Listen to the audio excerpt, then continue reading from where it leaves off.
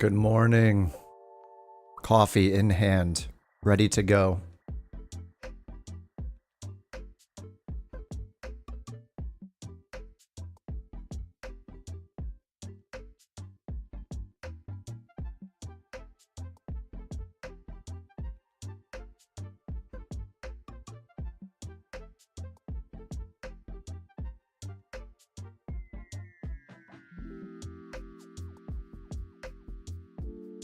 What's up, Steven? What's up, Deadly?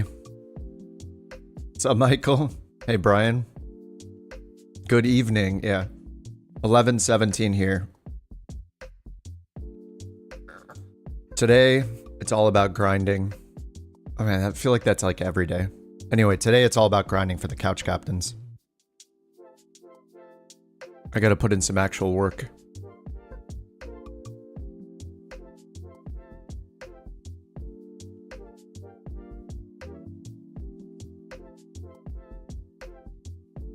Sunday fun day.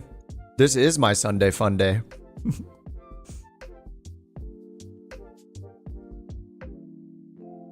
What's up, music? All right. I have 153K. I feel like I should get another plane. Maybe. I mean, the PC-12 has been great, but I don't know. How do I make more money?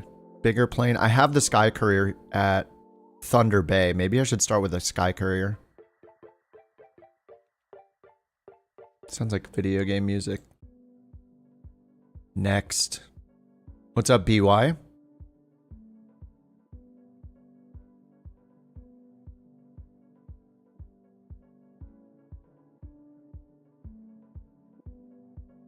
$12,000. The Sky Courier is not bad. Does it take long to be able to fly a narrow or wide body airliners? No, when you first, so On Air Company, even though we're doing VA stuff, everybody has their own personal company.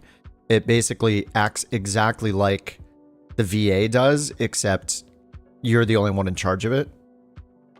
So you get all the same features. You can build FBOs, manage a fleet of planes, have multiple employees, all that kind of stuff. When you first start your company, it gives you the choice between bush pilot, starting with absolutely nothing and like almost no money, or starting with like $1 million something loan and the skill required or the endorsement required to fly jets. So you can start as an airliner pilot if you want. But just keep in mind, it's a $1 million loan. So as soon as you take the $1 million loan, then, you know, good luck. What's up, Alan? You caught up on the chat from the other stream, but a live events sound engineer for over 30 years. Heck yeah. So you can be the one to tell me if I need to add more treble or bass. I switched back to my my big boy microphone. I was using a headset all last year that I really liked, but the way the ears are shaped, like the ear cups are shaped on the biodynamic stuff, they're not compatible with my ears. So after a while, I just, always hunting for the perfect setup. But yeah, back on the big boy mic. But that's awesome, Alan. I'm into audio stuff. I enjoy it. I did it for a couple years, just only as a hobby. I get new ears, I know. I have those tall ears. But yeah, I tried to, I don't know. Yeah, audio stuff is great. I think anybody that's done like photography or audio, there's like such a cool balance between, being technical and being creative. You need to have an ear or an eye for it. And you have to know the technical side enough to pull off what you're trying to do. So yeah, it's fun stuff. But man, I can't imagine the chaos of doing live events. It's crazy. I've seen a lot of videos of people that run live events and, on the board, and they're doing all the setup, whether it's a small club or a huge venue. I love those videos. What's up, Law Dog? Hey, Dev. Jeremy says foot and ear model. Definitely not an ear model. What's up, McCoy? Spent 30 minutes trying to get top 10 in the world in each challenge. 2 seconds is so close, but so damn far. Less than a few thousand points. Man. Still ready to retire? Yeah. I feel like anybody that Anyone who works is ready to retire. Yeah, that would be nice. What's up, Jack? Man, what is with the startup time to... Oh, what the heck? Quit to desktop. What? I was sitting here like, why is it... Okay. Didn't one of you guys have this happen yesterday? I can't even... I can't even play the game. There's no start button. I've been cut off. No.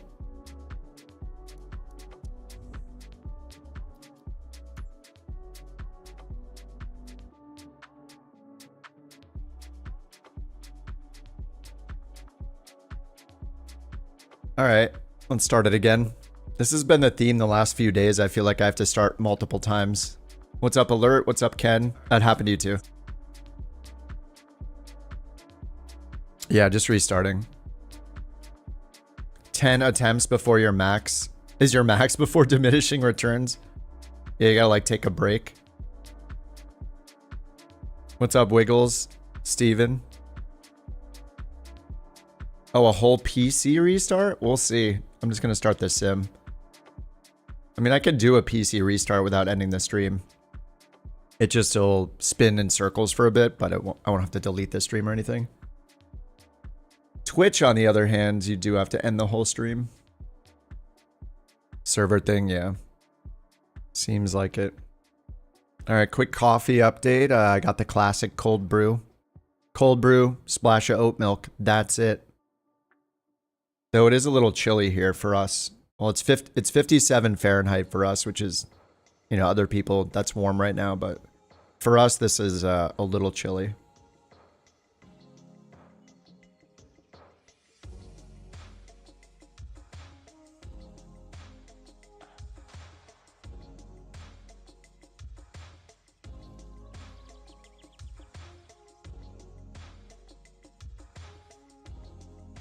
I'm in Los Angeles, Steven. 23 Fahrenheit, high of 12. Holy crap. 28 Fahrenheit there too. Yeah. I mean, yeah. I don't know that you ever get used to temperatures that cold, but when you're used to it being like 80 every day, 50 feels cold. Highs in the close to single digits. In San Francisco, nice. -3 in Minnesota. Yeah. I've lived places where it's gotten in the negatives before, and holy crap.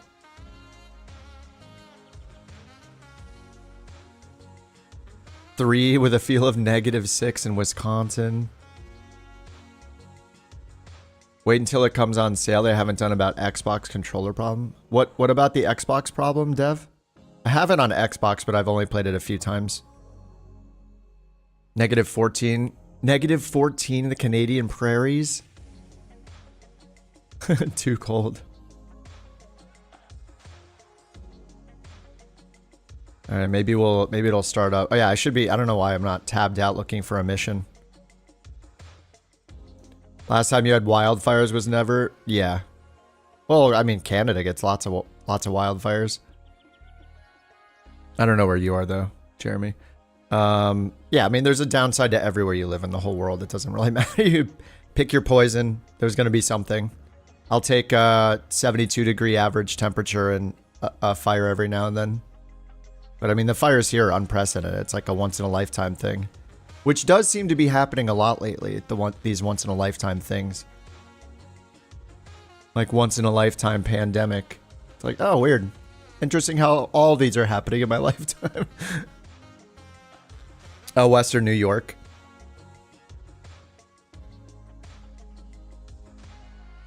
Okay, what should I... So there's Sky Courier missions. You know, this is so weird getting missions in On-Air Company. Like it doesn't list any VA missions along here. Like you have to be very specific with what you do for a VA. I think it's more based on doing airline stuff and longer routes. Like once you set up regular routes between your hubs, that's where it becomes easier to fly for the VA. But until then, you either have to open a separate VA management window to accept the jobs, or there has to happen to be a VA mission available already that was generated. So it's a bit of work. What's up, Canadian? Your heating's broken. It's 10 degrees Celsius. Is that cold or warm? 10 degrees Celsius. It sounds like it's like what it is outside here. 10 C to F. Oh, 50. Yeah, that is what it is outside here.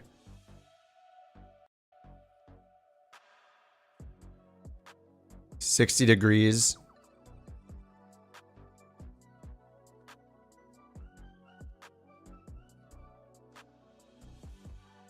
You can't remove the camera from the thumbsticks. PC version, but the Xbox controller acts up and you can't remove camera from thumbsticks? Really?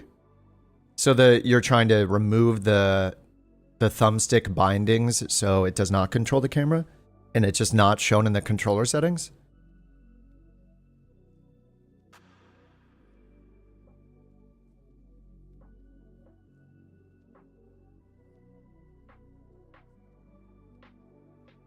Interesting. Okay, here are the current VA jobs. I was trying to get back to DVN. Yeah, if I can do Davenport and do some back and forth missions in Davenport, that would be good. Can do a bunch of shuttle runs, a bunch of back and forth routes. Okay, so my PC-12 is closer. I think I'll just start with the PC-12, try to get it to Davenport, and then and we'll go from there.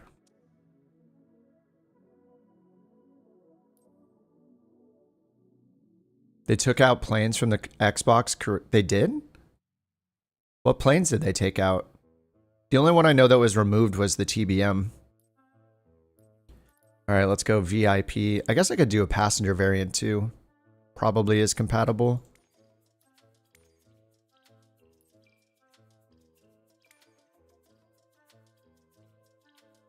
The VIP one has the best liveries though. What's up, Dorian?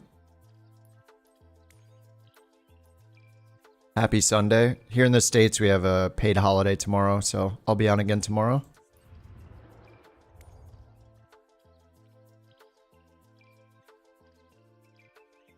What's up, Dave? Looking forward to riding along. I'm going to do some shorter, well, hopefully shorter hops. I mean, we'll see. I'm just trying to earn money for the couch captain, so we'll see how it goes. Lots of management here with the virtual airline stuff. Well, I'm not doing the managing. Big Old Bear's been doing like everything, which is amazing. But I'm trying to actually chip in a little bit more. I did a couple last night.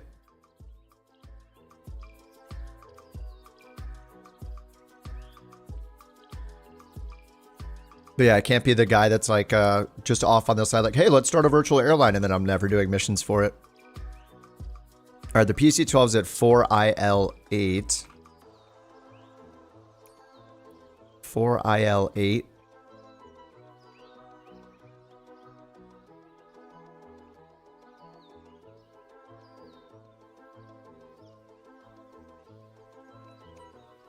Oh, there's no parking spot here. It's just the runway. Okay. What am I supposed to do? Custom? 0 feet. Oh no, that's... I have to start on a runway. Oh, wait. Oh, you can do this now. Wait, what? Is this new? On ground shut down? What? How? I have not known you can do this. You can click anywhere, set as departure, and then change to on ground? I guess I'll go close to live time. It's been in since release. I've never used it. The only time... Oh, wait, no, I do remember. I saw that as an option in like the photography missions or something, but I remember at the time testing it on the world map and not being able to do it. And since I wasn't able to do it, I never looked for the option again. I distinctly remember back early in the release, I tried to do that on the world map and it didn't work. But so maybe they fixed that. But yeah, I haven't touched it since then. So now I'm like, wait, you could do what the? I do remember seeing it and being stoked about it and then not being able to use it. It's amazing. Good job, Microsoft.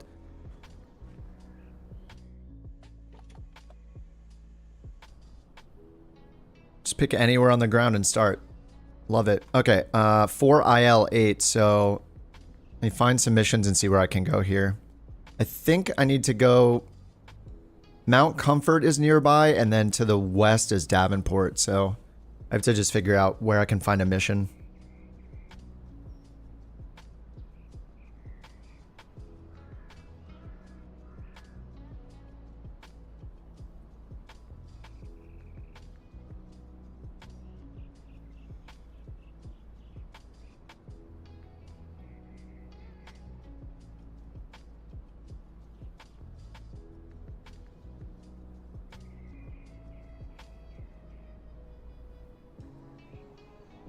Okay, so I think if I hit show aircraft, I'm going to see planes that are at our other spots already. Okay, yeah, there's one here that's idle and one up here that's idle. So those are the two bases. I guess I flew to the south more. So I want to fly... Ideally, I can fly towards one of our bases. So I could just type in KDVN... It's probably unlikely that there's a mission from here to there, though, because this is a little tiny airport. What's up, Joseph? Oh my god, there is one. Oh, it's 2 legs? Do I have to come back? Perfumes? Okay, I can take all that cargo. Okay, so we drop off some perfume at Washington Municipal, COG, and then a little tiny hop back to Davenport with some live animals. For 3,000. Okay, sweet. I can get home. Let's do it. Delta, holy crap! What's up, dude? Delta's here. Long time no see.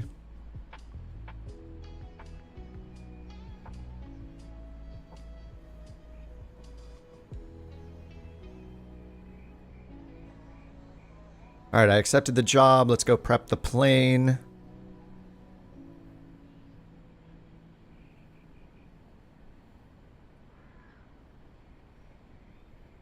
All right, we got perfumes and we got live animals on the PC-12.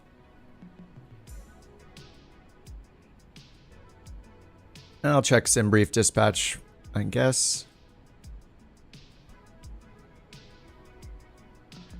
Oh, I replaced the keys on my keyboard.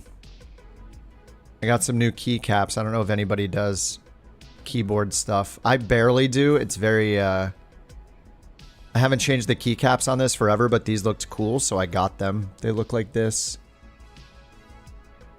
With the red return and escape key. I feel like it's like a computer in Lost or something. Like, don't hit the red button. But they're like caved in a bit, the keycaps, so they're taking a little getting used to. That's basically the keyboard I have.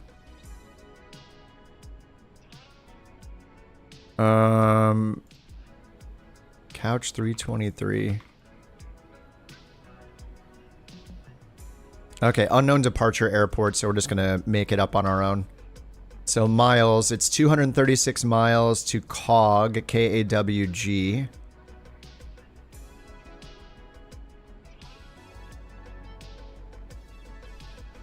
Okay, let's throw that in Volanta, and then...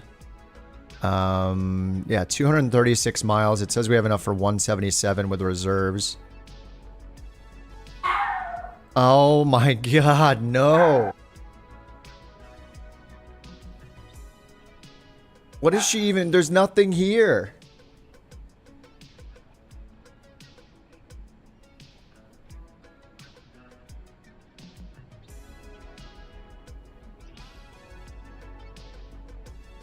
Man, that came out of nowhere. She's just been sitting there like a little angel eating her little treat. And then bam, the borks. Sorry guys, I feel so bad every time she borks, but... Okay, 1,000 pounds of fuel, that's good. And we'll fly in real time, I guess. We give her a cut of the bork coins, yeah. That was a yeah, that was a big one. All right, start tracking. This will be a fun takeoff. Yeah, only because I'm live. Yeah, this is the first bork of the day. Well, she's just sitting in her bed, staring over at the front door, just barking. Just like looking towards the front door, like there's literally nothing over there. Is she looking at the mirror?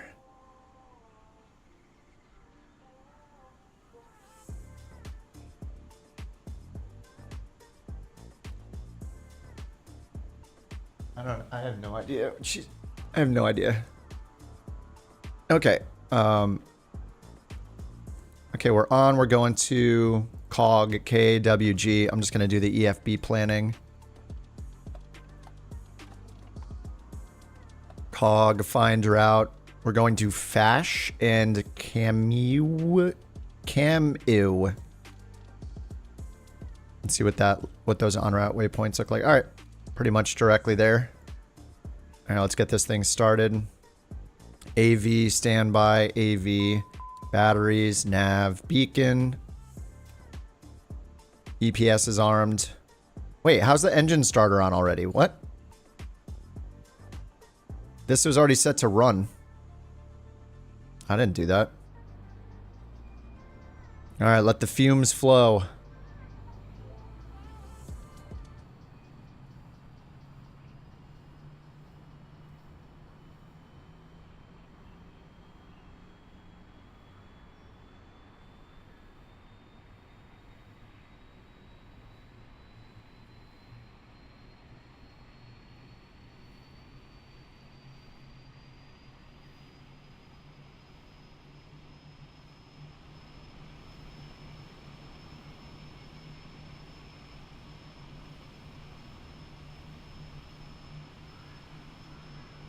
Had it queued up on the enter key.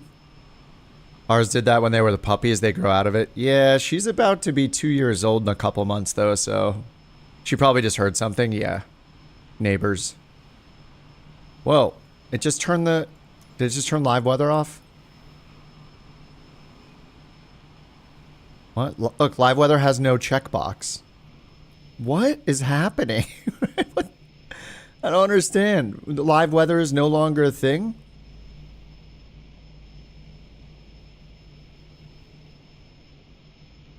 All right, Delta, have a good one, man. Thanks for stopping by.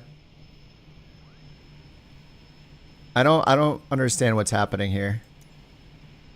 Okay, now we have live weather. So, allegedly. I don't know. The skies are too clear for it to be live weather. All right, we'll let the altimeter do the talking, I guess. All right, this is all set up. Enter engine 1 generator. And is it running? 213 NP. Why is the prop speed so low? Everything is on. Starter's on, ignition's on auto. The prop speed is really low for some reason. Right pump is on, but the left pump is not on.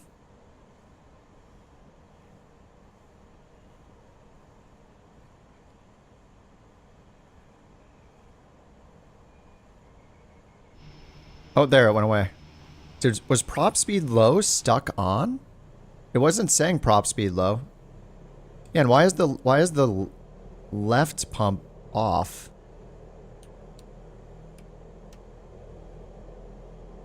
Okay, the RPMs are back to normal. Yeah, only the right pump is on. I have no idea. Alright, maybe that'll go away in a second. Seatbelt on. How do you change the cockpit instrument panels? You're trying to add Garmin old school radios. Oh, how did they do it now? So, in Flight Sim 2020, Noble, the classic panel with like a 6-pack in the Garmin GNSs was part of the deluxe edition. And it was called the Cessna 172 Skyhawk Deluxe. I don't know what they did to it, except if you go to the 172, I believe I chose a variant of the 172. There are a bunch of different variants like skydiving and whatever. Like, I forget which one I chose exactly, but one of the ones I loaded into had the 6-pack in it. I don't know if you need... I don't know if you need to have purchased the deluxe edition in Flight Sim 2020 to get it though. But one time it worked for me and I was surprised. I was like, wait a minute. Why do we have the 6-pack in the configuration? Yeah, there's somewhere, in some way, when you choose the 172 and hit configuration, whether it's through like the variant or the livery, I assume it's the variant maybe. I was able to get a 6-pack at one point. I don't know if that's available to everybody or what though. I don't know. I happen to own the deluxe version in 2020, so I always had that plane available. It used to be a separate plane. But yeah, I think they're trying to make it so you can choose what configuration you want in the plane you're in if it has options. All right, flaps 15. Let's get the trim up to the red and then down into the green. All right, max nose up trim. The right pump will stay on, I guess. Let's hit comma for the altimeter, 3034. And we're flying on our own here, so let's just see. I don't know what altitude to go to. I think we're like 200 and something miles, so. And this thing climbs like crazy, so we're going westbound. So we can go pretty high, and then we'll go up and down and dodge clouds if we need to. So westbound, that'll be even altitude, so like 14. I'll go 20 to start so we can use standard altimeter and we'll see how it goes. All right, flight level change and nav mode are on.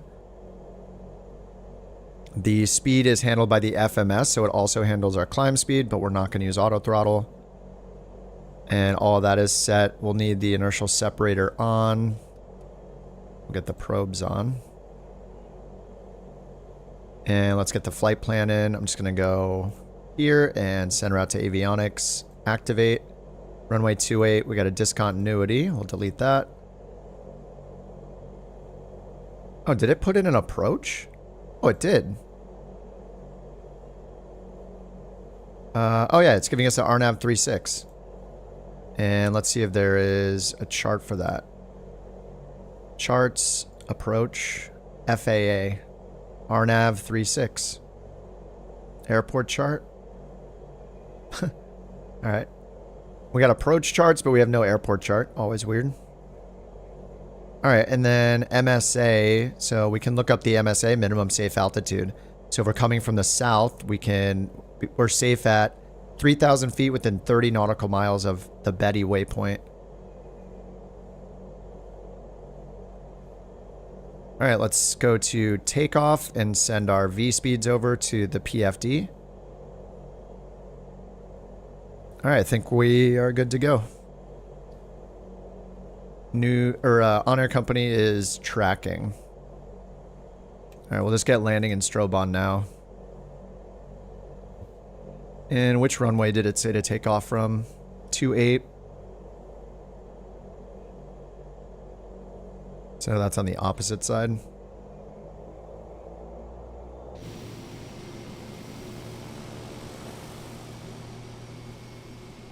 Nasty crosswind gusts. Nice. Do we have a windsock here?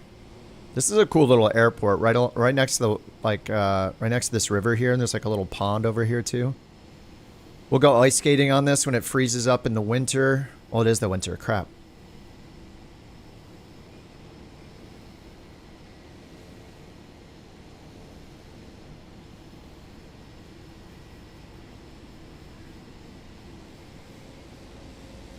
I feel like the sim is too soft, right? Do I need to turn the sim volume up? Alright. What's up, everybody? Ooh, is that a sky... Wait, that's not a Sky Courier. Is that the EC30?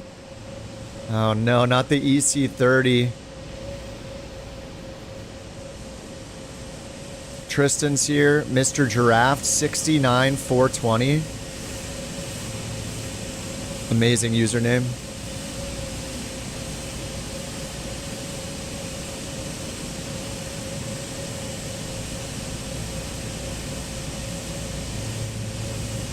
Testing my volume on the side here. Okay, I think it's good. All right, we got our flaps set. We got... Yeah, everything is set here. All right, parking brake is off. We already had our landing lights on. You know what I could do is a flaps 30 takeoff and rotate at 76 knots. Let's try that. As soon as I get the gear up, it's going to yell at me for flaps 30 though. There's 76 knots.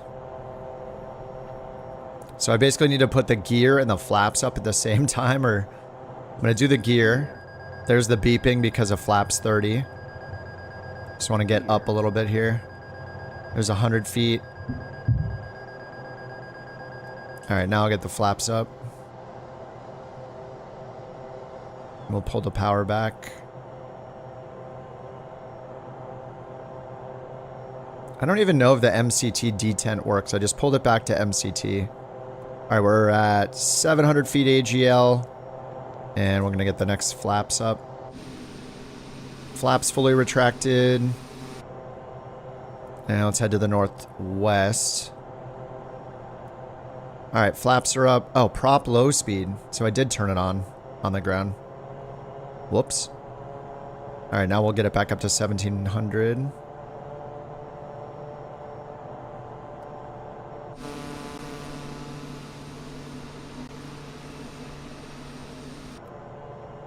All right, we got livestock and perfume on board.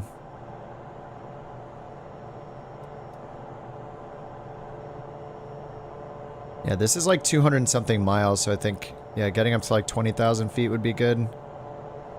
Hey, MCT might be working? This is why it's good that I didn't make the Pilatus video yet. I still like, I feel like I'm still learning this thing.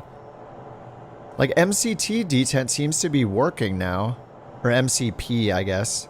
Max continuous power. Alright, let me get auto on. So if I can just use MCP, like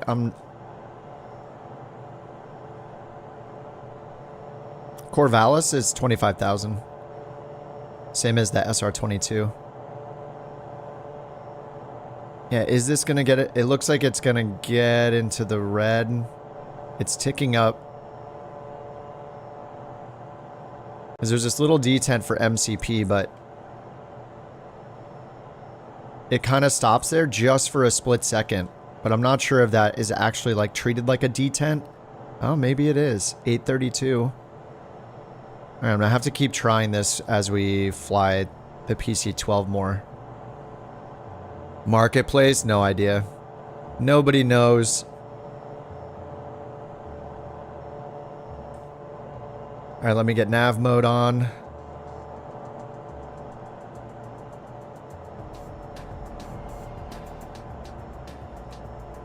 Does the 930 have its version of 850 mode? No, it does not.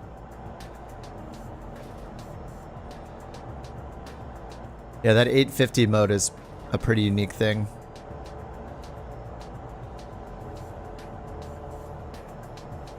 Alright, 9,000 feet.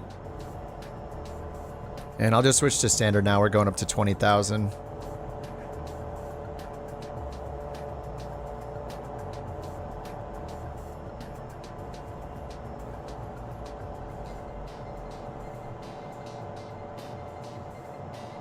I mean, the TBM's already really fast. But yeah, the 850 has like its turbo mode. Now let's get this set to standard. Oh, I finally watched the end of Silo last night. The season finale. That was pretty good. It was pretty good. I don't know when the next season's coming out. Is it like a year? Because when I started watching it recently, there was already a season 2 out. So I was behind. Check barrow set. Nah, we're good.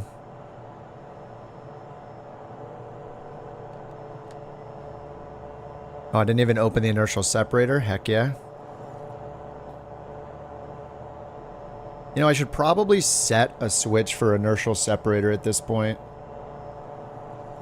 I think that would be a good idea if there's a switch for it. Controls, panel, inertial separator. Nope. Whoops. Inertial. If you spell it right, maybe. Separator. Nope. That's too bad.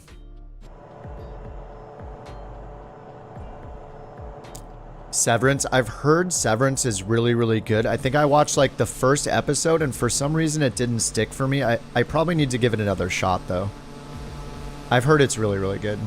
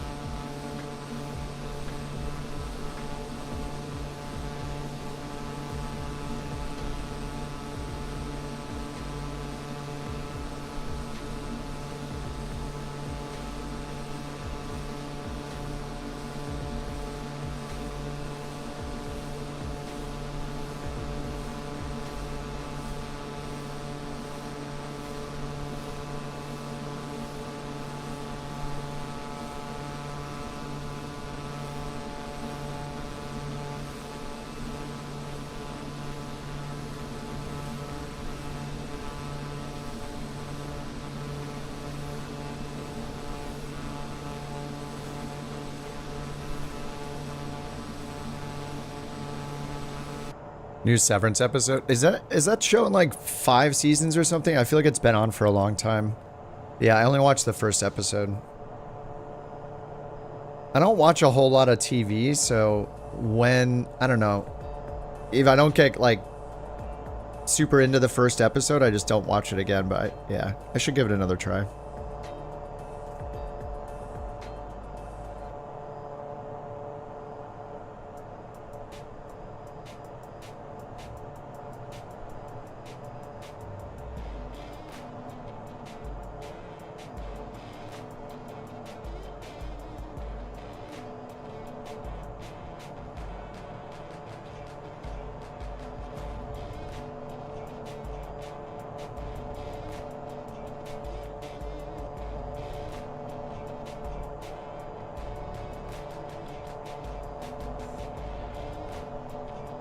Oh, it's just in season 2? Yeah, see, I guess I know nothing about it. I've heard, maybe it's just because every time I sign into Apple TV, it's like pushing it for me to watch it. There we go.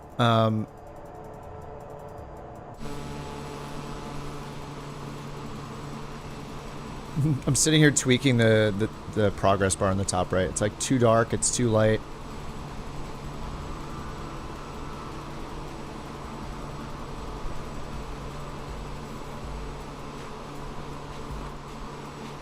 Yeah, now that I'm caught up on Silo, maybe I'll give Severance another shot. All right, we're at 20,000 feet already with 221 miles to go. I think I should just go up higher. We do like 28,000 flight level change. And I don't know, MCP seems to be okay. Just leaving it in MCP.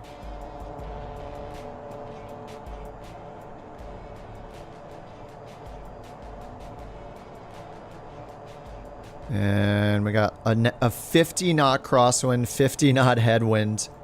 Maybe the winds will be a little better higher. We'll see how they change when we get up higher. 54 knot headwind. I picked the wrong altitude.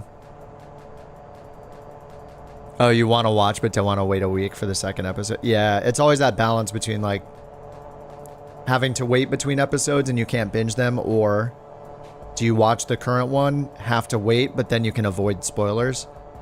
I prefer to watch it as soon as it's out just because of spoilers.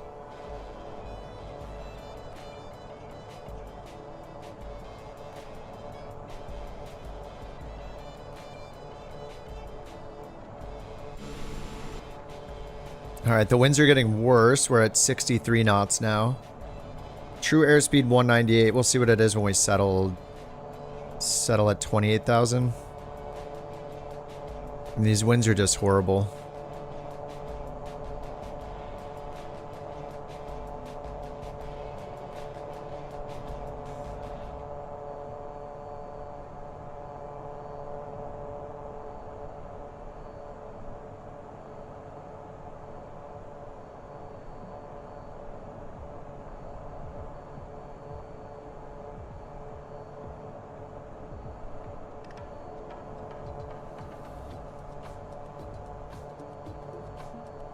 You know, I never use aviationweather.gov. I know it's like one of the best resources.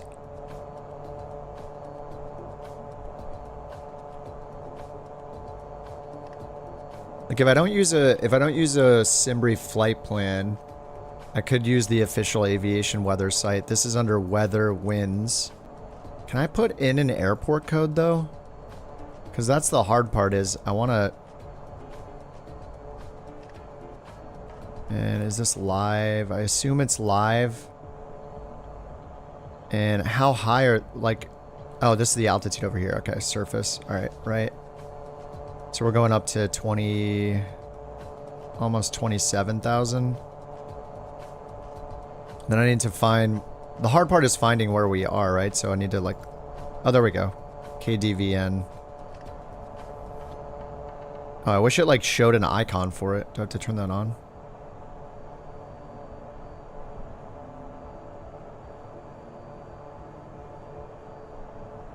Anyway, what is that? That's 55 knots.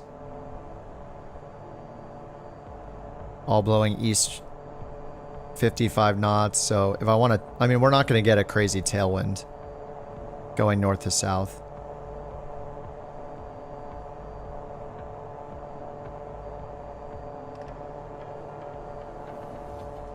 It's a little better at 21,000, but that's up here. No, it's a little worse there. Yeah, we'll have more of a headwind if we get lower. So, I don't think those are a good altitude. Yeah, we're at 67 headwind now.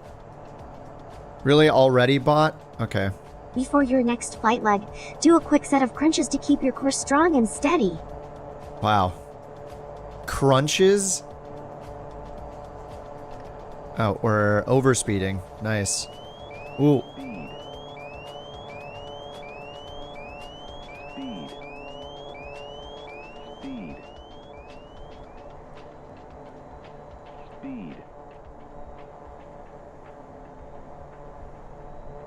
Alright, there we go. Auto throttle's back on.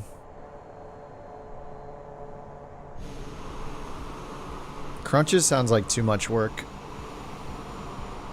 I gotta do what the bot says, though.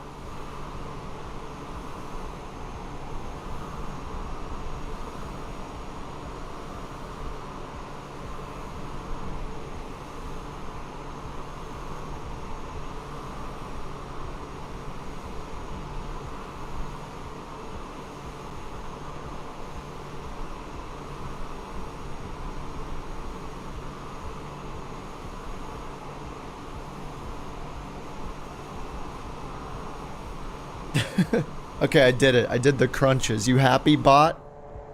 I added like 50 new messages to it until I can get the ChatGPT stuff going where it'll like vary it automatically every time. I just have a text file of like 50 responses that it picks from. How many is a quick set? I did 10. I don't know. I got a plane to fly here. A quick set. 2. Yeah, I muted the mic. Nobody needs to hear that. But the dog...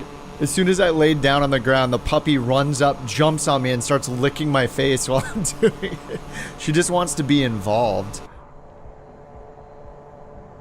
Yeah, I muted the mic so nobody has to hear that. Reset selected altitude. Okay. Yeah, I guess down here we'll do 2.8. Keyboard mode. 28,000. Enter. I think this is gonna become important whenever they fix this plane, which I guess will be like a couple months from now in Sim Update 2. I just don't see this happening. Like, there's no way we get... If we get Sim Update 1 next week in beta, I doubt that. So, let's say it's the week after that. So that's like, what, the last week of January? Maybe Sim Update 1 will be in beta? And then... when it's in beta, it's gonna be at least a week in beta. So we're not going to have Sim Update 1 until February, probably. And then what, Sim Update 2? I bet it's like April. So, I don't know, we'll see. I hope it's way faster than that, but I'm not going to get my hopes up. But I think when we do get pressurization working in this, I'm guessing the pressurization system will be based off this cruise altitude setting right here. Unless there are some more... options down here. We have temperature, cabin temperature. I don't know what low cab does. And then destination elevation is already automatic, right? So we're going to put in our cruise altitude up here, probably for the pressurization. And then it knows our destination elevation down here. Oh yeah, I never looked down here for destination elevation. I'm always looking in the tablet, so I should start looking there. But yeah, it's probably putting that in will help automatically adjust our pressurization and cruise.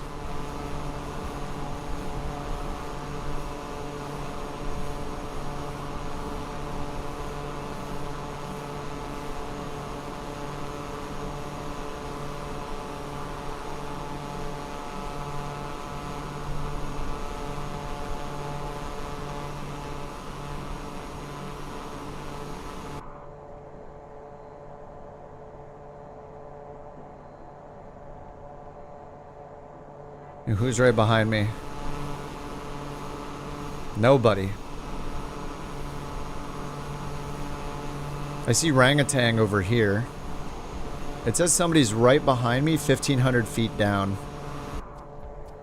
1,300 feet down and climbing. We're being stalked. What's up, Rust? Yeah, this is the PC-12.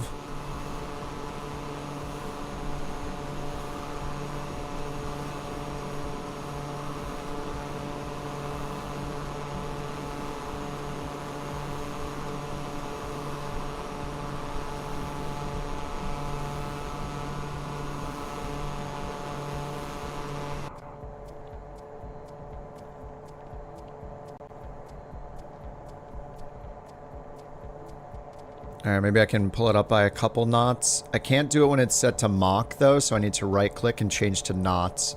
If I do it with Mach, the next notch up is going to be higher than the barber pole. But if I do it in knots, then I can more precisely bring it up. Flying over an airport? No, it's somebody in the air, because they're only 400 feet below me. And I'm at 28,000. Except I just don't see them. There's nobody here. It's all a lie.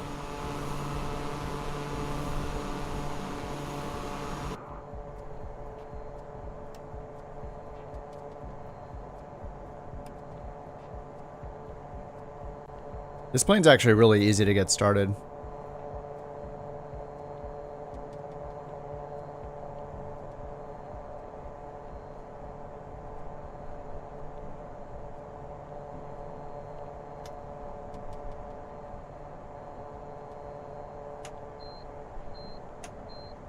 Oh, it's not even a three-way switch. Well, that's a bug. Wait, we have no oxygen.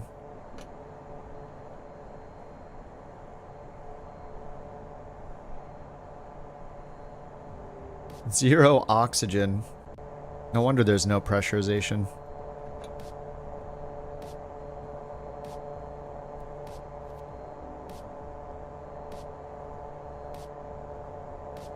And I'm guessing when we go to the info here, CG fuel cargo, there's no like oxygen setting. Live time? Yes. Well, I think I should be pulled back 1 minute from live time. Just so I can see everybody. Unless it messed it up. There, I reset it. That might be why. Maybe it's just multiplayer things. When Beyond ATC says to descend and maintain, is there a good vertical speed? Yeah, your ground speed times 5. And the easiest way to do that is do ground speed times 10 divided by 2. But the easy way to do that is take the first two numbers and cut them in half. So 22 is 1100 feet per minute. So 228 times 5 would give us 1140. But the quick way is, yeah, assuming your ground speed's more than 3 numbers, yeah, you'll just take the first two numbers, cut them in half, and that's hundreds of feet. So 22 equals 1100. If it was 30, it'd be 1500. 35, it'd be between 12 and 1300. Or, sorry, 16 and... Wait, 35 divided by 2, 17? 17 or 18? Yeah, so whichever way is easiest for you. Multiply the whole number by 5, or add a 0 and divide that whole number by 2. Or take the first 2 digits, cut them in half, and that's in hundreds of feet. I usually do the last one. All of a sudden, math got hard. Dividing by 2. Yeah, just cut the first 2 numbers in half, and that's your rate of descent. So in this case, it'd be 1,100 feet per minute. 22 becomes 11. It's almost 23, so if you want to do 1,200 instead of 1,100, you could do that. You know, add or subtract 100 feet per minute to taste. If you want to go a little faster, a little slower.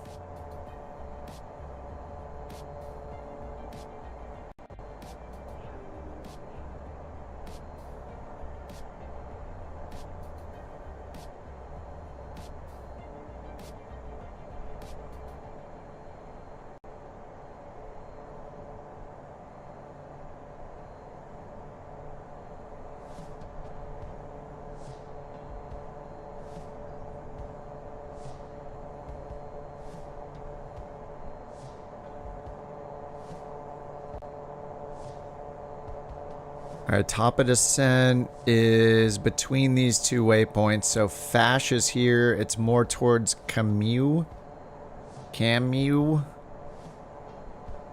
So that's 30 minutes away. So that's what, 15, 20-ish? A little more than 20 minutes till top of descent.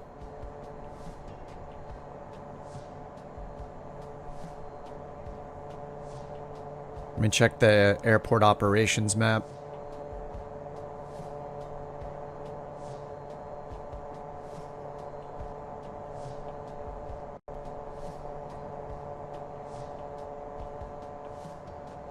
So we got 2 Corvalises, 2 Corvali.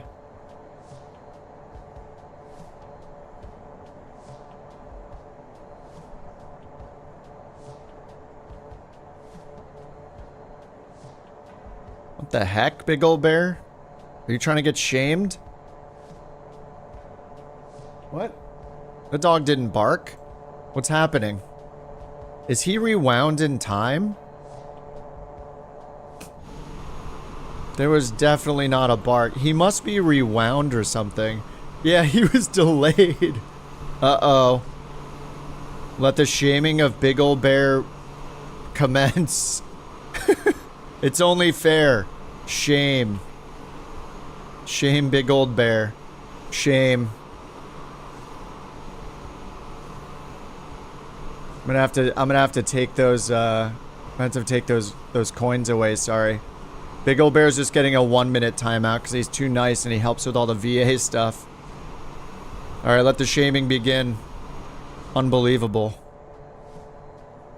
Now hear ye, hear ye. Let the shaming of it big old bear begin.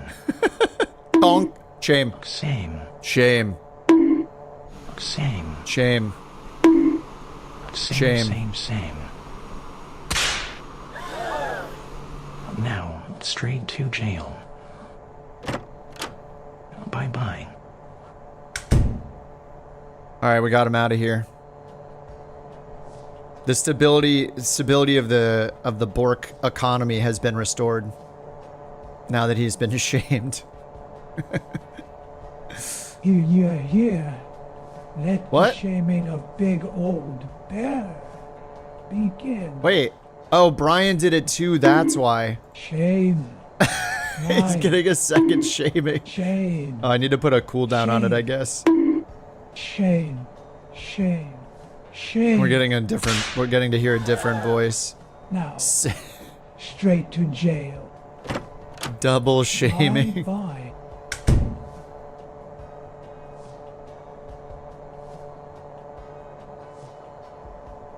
Wait, how did that happen? There is a 600-second cooldown.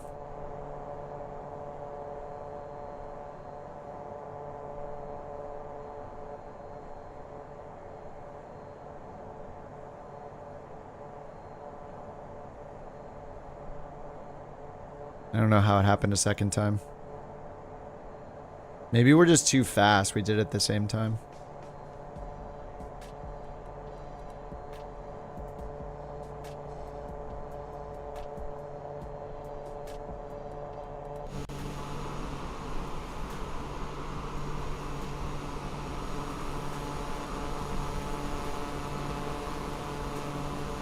Internet being weird. It's just when it comes into my bot software, basically.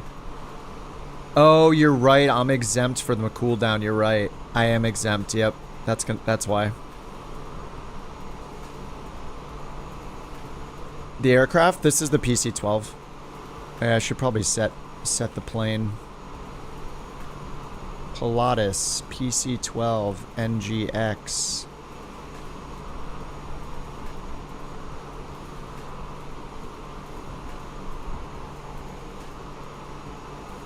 Different names. That shouldn't matter. It's just when the command is called. It's because I'm immune from the cooldowns. That's why.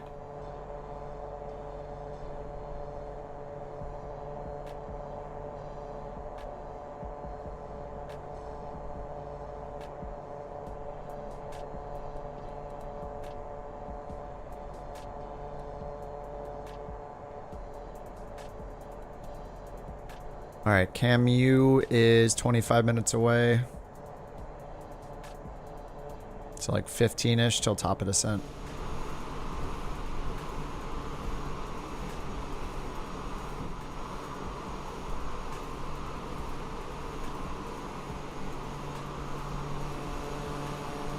I see Zep fan now.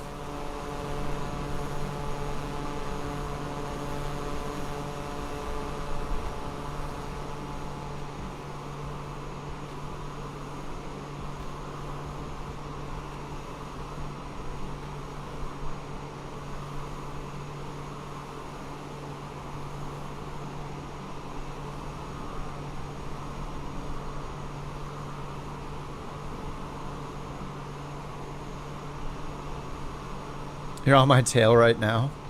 I see nothing. Are you in live time? I went to live time, but then I just pulled the minute back by 1 minute. And I think maybe on-air company might mess with the time a little bit because it changes the time itself.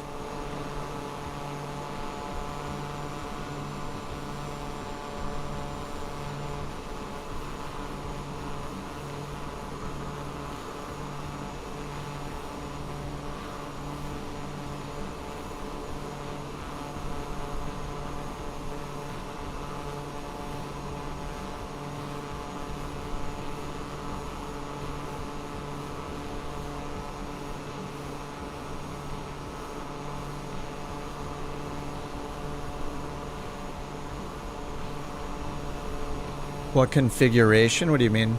Of the plane? This is the VIP. VIP with the blue like metallic livery.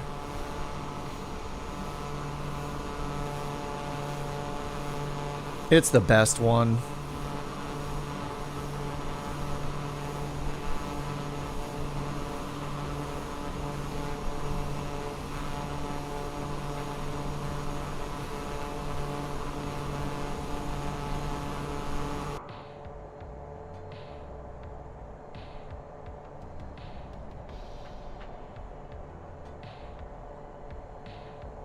Nope, we don't know when the marketplace is coming. It has not been announced. We don't know when any dates are for anything. It's pretty rare they announce any dates. Like, the only dates we're likely to get is like the full release of a sim update. Or we'll eventually probably get one for the marketplace, but yeah, they haven't told us a date.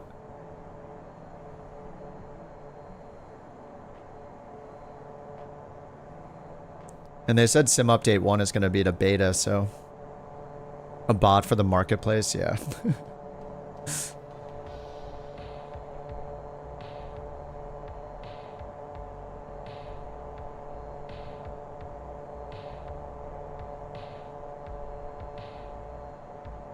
EFB is recommending 3-1. Is that what I got too? I got 3-6. Oh, we have weather there. Nice. 300, 14, gusting 24. Alright, 300. If we go to the chart again, do we get the magnetic variation? We do not. And there's no airport chart for some reason. I don't know how there are approach charts and there is no airport chart.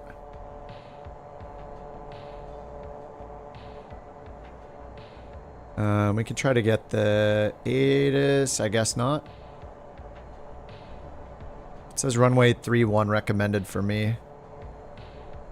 Yeah, runway 36, it says 12 knot crosswind. This one's only got a 4 knot crosswind for me.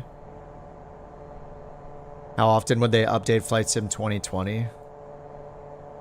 I mean, I think it was usually like several months between updates, but eventually they did like a world update versus sim update, and then the marketplace updates were every Thursday. But yeah, the big updates were like, I don't know, 2 months apart or more. So I mean, the sim has only been out 2 months.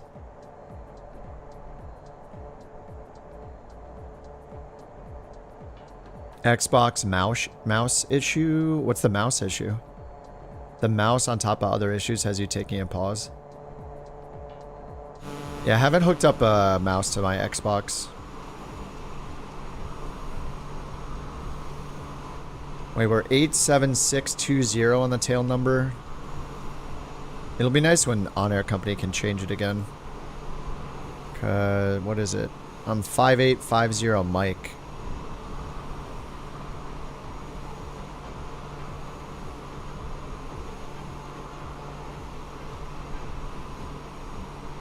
Oh, it caught my overspeed error. Crap. Okay. The mouse moves 200 miles per hour. Oh, yeah. I think that's getting fixed in the sim update 1. I think that'll be... If I had to guess, I'd say it's like beginning of February. But there's going to be a beta, so I don't know. I'm not sure that we'll get a beta for sim update 1 next week. So maybe it's a week after. But yeah, I think that was included here in the updates.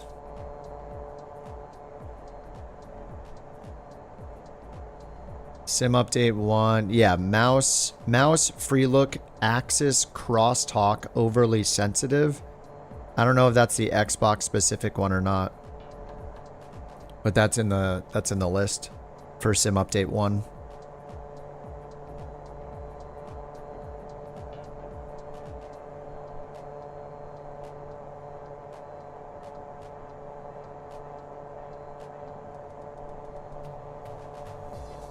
Oh, yeah, Game Pass? That's a good question.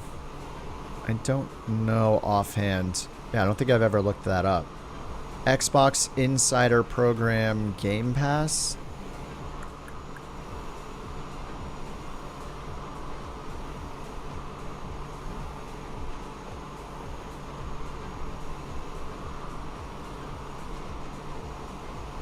I'm not sure. I mean, I guess you could find out just by getting the Xbox Insider Hub app. I'm gonna open mine right now just to look. It's not nothing's available yet, but yeah, I don't know if the Xbox itself. I think it has its own Xbox Insider app, right? So you would just have to launch it and see.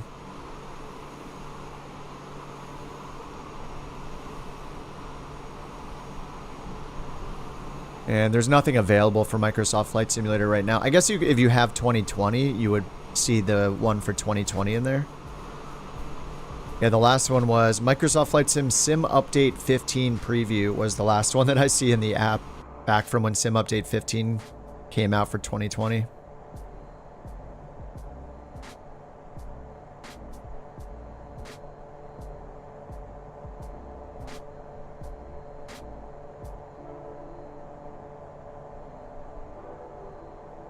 I feel like this playlist plays all the same. I have it on random with like hundreds of songs. Give us different songs.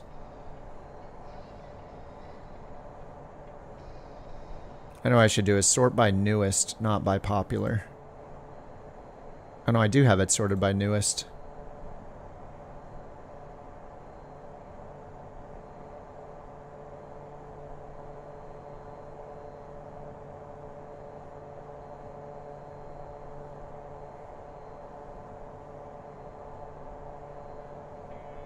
Half pilot, half DJ.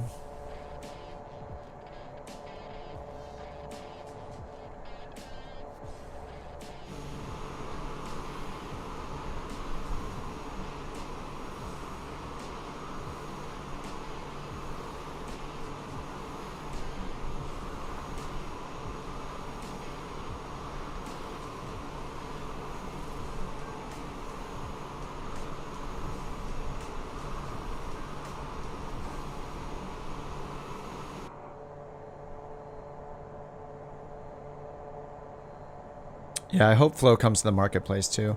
I mean, they Parallel 42 made an announcement like after Flight Sim 24 came out, and they listed all their products. They said that I think everything except for Taboo is going to come to 24 natively. I'm sure they're working on it. Yeah, like the 3 that I want are Flow. Number 1 is Flow. They're all from Parallel 42. Number 1 is Flow. Number 2 is SimFX. And number 3 is Camp Out Utility. I don't know that I'll use Camp Out Utility much though. It's just with the first person mode, it's kind of an awesome idea. Walk around your campsite in first person mode instead of just pretending to do it with a drone. That'll be fun. What is Flow? It replaces the top toolbar.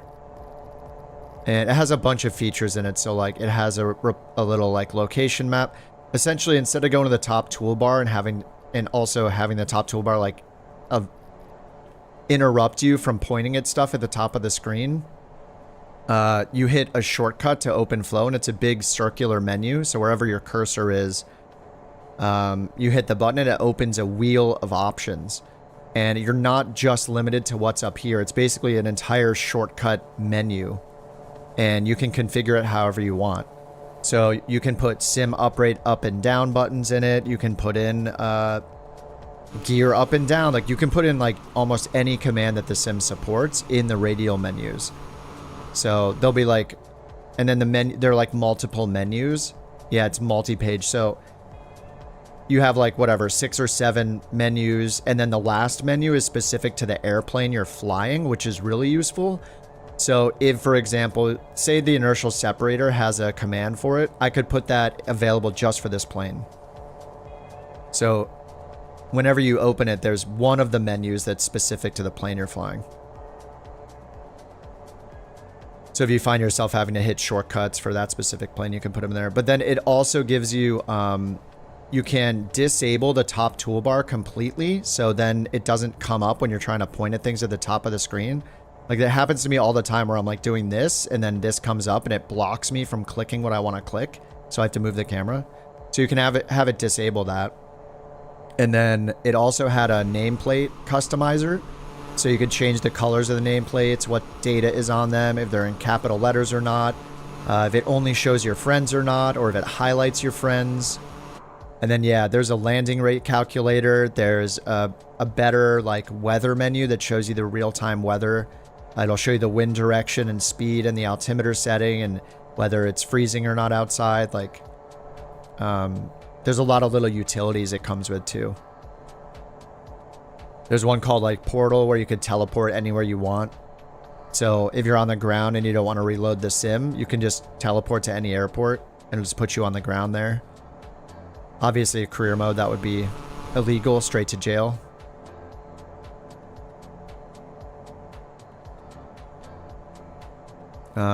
Yeah, it had like an improved moving map. Just a lot of stuff. I guess I could have just brought up the website. Flow. Yeah, this is what Flow looks like. This is the Pro version, which I don't think anybody really needs. But yeah, it's like this radial menu like this. So goodbye toolbar. So you can put in whatever you want.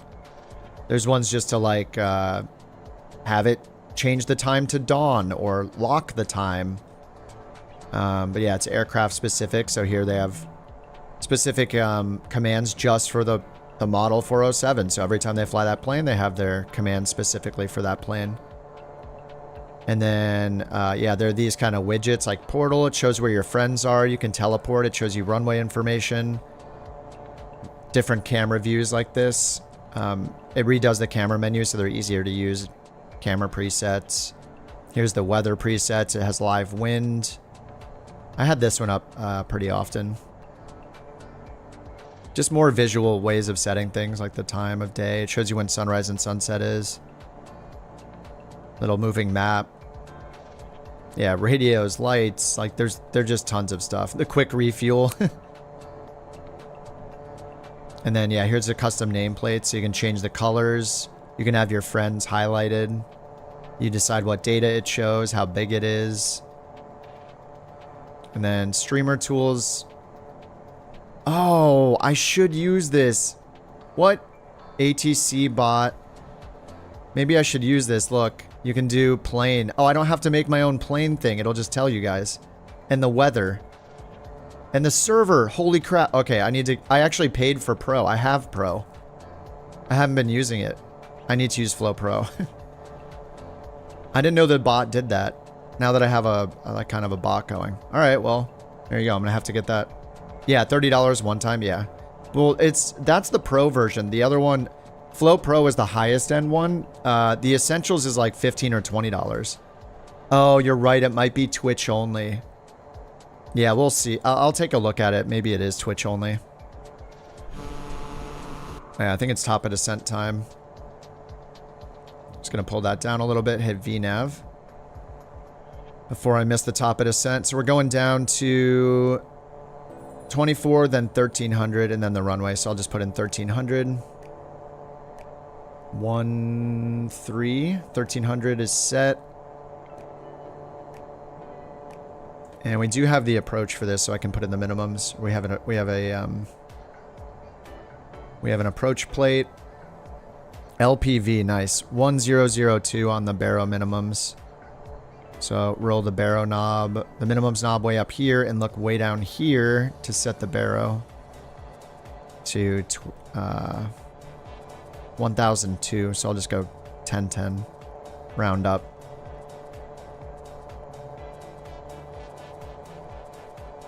All right, 1010 baro. LPV approach. Oh no, looks like 2400 is our bottom altitude at Senok. Or 2400. 2400 at Senok, and then when we cross the missed approach point, or actually there's the missed approach point's 1 mile to the threshold. But here is, we're expected to be at 1300 when we get to Jalel.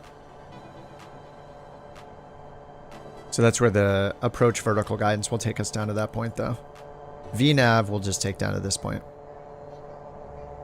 And then 3000 was the minimum safe altitude within 30 miles of Betty, which is our next waypoint up here.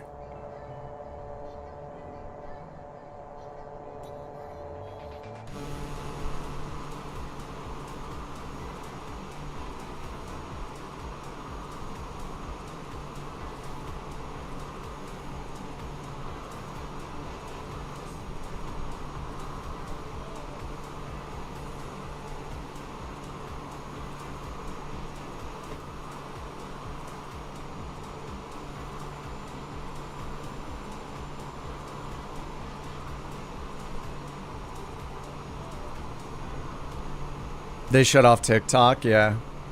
Well, now they're turning it back on, right? Easy win for Trump. Every kid is going to be like, yes, he saved TikTok. And we were talking about it a little yesterday. I was like, I don't think they actually are going to shut it off. No way. Like, it's just all talk. But yeah, it's back on. Yeah. So I guess technically I was wrong. They did shut it off, but now it's back already. How many borks yesterday? Oh, I don't have the stats saved from yesterday. I think it was like 1, 2 maybe.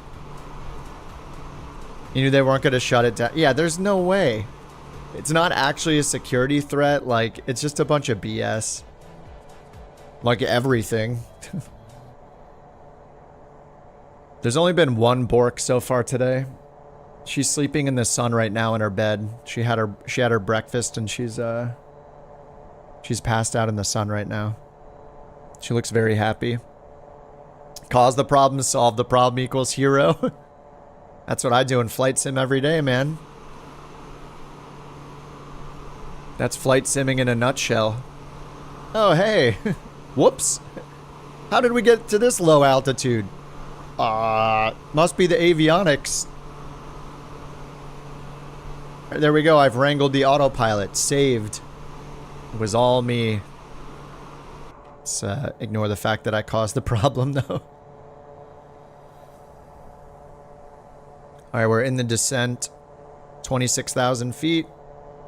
Let's grab the altimeter at our destination. Weather. Altimeter 3038.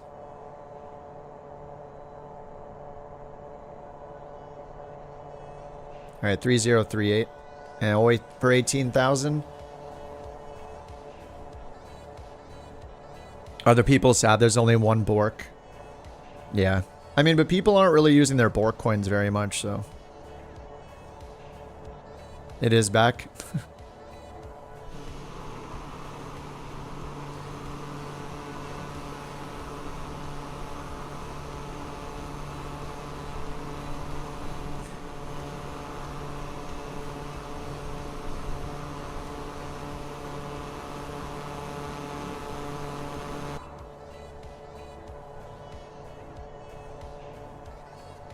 Oh, this coffee's so good.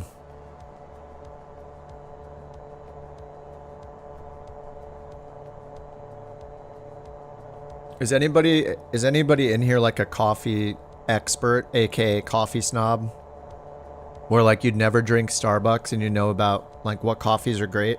Because my question is there a cold brew coffee that's like, I assume it's the same with hot coffee and cold coffee, but I don't know, because the process for cold brew is different, right? Is there some like insanely high quality, life-changing cold brew I could find? Should I branch out and try more than Starbucks someday and have like my favorite cold brew? Because I'm a super basic coffee drinker. My question is it coffee? And if the answer is yes, then I will drink it. And if it tastes bad, then I add stuff to it, like milk. If you make it yourself, it's better? I don't think so. Starbucks and other chains don't actually make cold brew. Well, whatever it is, it's absolutely delicious. And I continue to drink it because it tastes good. Thousands of dollars deep in a home espresso setup? Really? But wait, home espresso, is it like a professional Nespresso machine or some similar one you'd see in like an office setting, but you just have one in your house? Wandering Bear? Wait, let me check out Wandering Bear. Wandering Bear coffee? Wandering Bear cold brew? Oh, it's on Amazon. Wandering Bear. Big smooth coffee. I mean, it looks good. Wait. Oh, it's coming out of a... I was like, what is he squeezing and coffee's coming out of it? Is he squeezing a cherry or something and there's coffee coming? Okay. Straight black cold brew. Nespresso. Dude, I don't know anything about coffee. I'm not trying to insult you. Cold brew 32-ounce cartons. 6 cartons for $48. 5 servings. Shelf stable until opened. Like, I would get this and some... Like a boxed wine? No, that's... Dude, sure. Yeah, why not? So I could save 10% on 3 cartons and just try it. Straight black Wandering Bear cold brew. So I would just get some oat milk, splash it in there if I even need it. I guess I would probably try it straight up first. Okay, I'm adding this to my notes. Maybe I need to branch out. I still need the daily tradition of getting Starbucks though. I mean, otherwise I'm never leaving the house. I leave the house once a day and it's to get Starbucks and then I come back. That's it. A Breville espresso machine and a grinder and a ton of trinkets. All right, let's get the Barrow set here. 3038.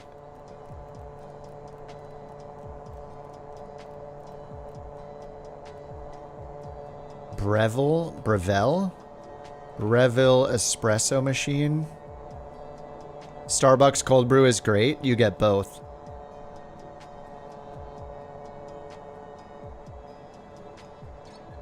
Why are there so many websites that block me because my web browser uses a VPN? I have just my web browser use VPN for ad blocking, and like so many websites just block you instantly if they know you're on a VPN. It's weird. Like, fine. You know I can still spend money while using a VPN, right?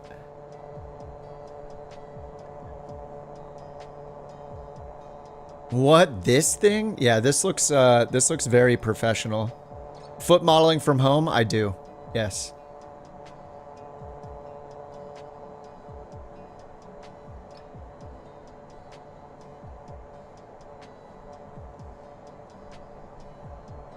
So we're going a little slow here. All right, check Barrow. We're fine. It's warning me because we're still in the flight levels, but I changed it.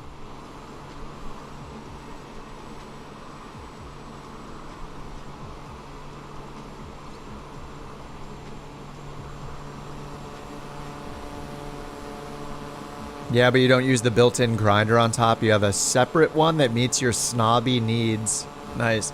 I mean, is it really that it tastes better, or that you think it tastes better because you made it yourself? And because you grinded it yourself and all that? Is it like a mental thing where it's not actually that much better when it comes to just trying the coffee? It's that you think it is because of the effort you put in to make it, you know? What's up, SM? Oh, no problem, dude. Yeah, if you have any questions, let me know, SM. The Gastrobach has a grinder inside, like an espresso from Italy. It's a bit of both. Yeah, it just tastes so good because you made it. See, for me, I'm like, I didn't even have to put in the effort to make this coffee, so it tastes so good. It's the opposite. Oh, you guys made this coffee for me? And then I give you the money, and then you give me the coffee? Heck yeah. Oh, the bot is on it. Don't wait for turbulence to remind you. Hydrate now and avoid that dry feeling. Okay, Forrest. I didn't even know that was a voice. All right, I don't have water, but I'm just going to take a sip of coffee. I'm hydrating with coffee. That's how it works, right?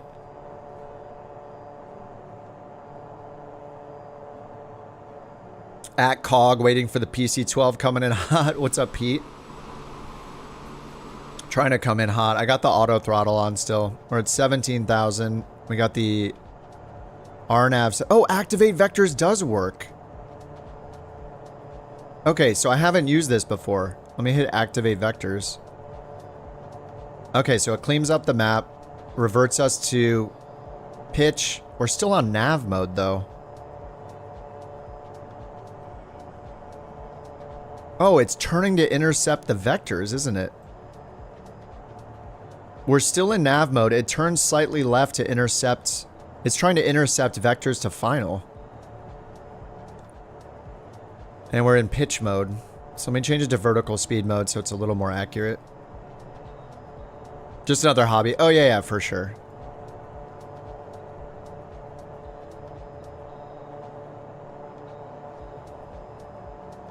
I'm not bashing you making your own coffee. I'm sure it's... I used to make coffee every now and then, like, or make espresso, and... yeah, when I was making coffee, I just did, like, a simple whatever grinder. What was that grinder that everybody has in the US? Like, the Cuisinart, whatever that is. Yeah, I used to at least grind it myself and, like, French press it. I did that for a long time, but that's probably frowned upon in the community of people that know what they're doing. What's up, Svi? All right, 15,000 feet, descending.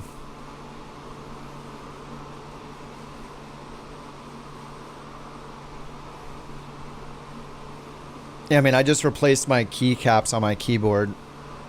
I wouldn't call mechanical keyboards a hobby, but... you know, everybody's got their hobbies. We're here flying internet airplanes. I just had this really nice, like, stainless steel French press that I loved because it was just so durable. I had it forever.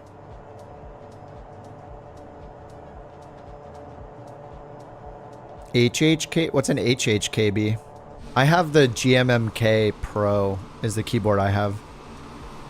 The GMMK Pro, like glorious GMMK Pro with tangerine switches, linears on it. I think they're the tangerines. Pretty sure they're the orange ones. And then I just got some keycaps literally yesterday. I just got some drop keycaps. I got these yesterday just to replace it. Pretty much looks exactly like this.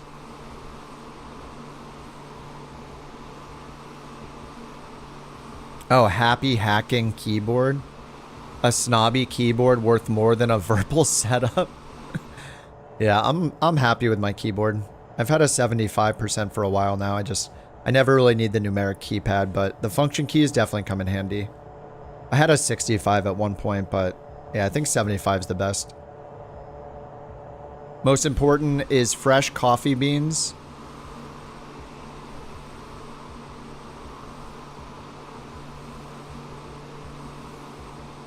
%90 for espresso or cappuccino, grinding them fresh, very tasty.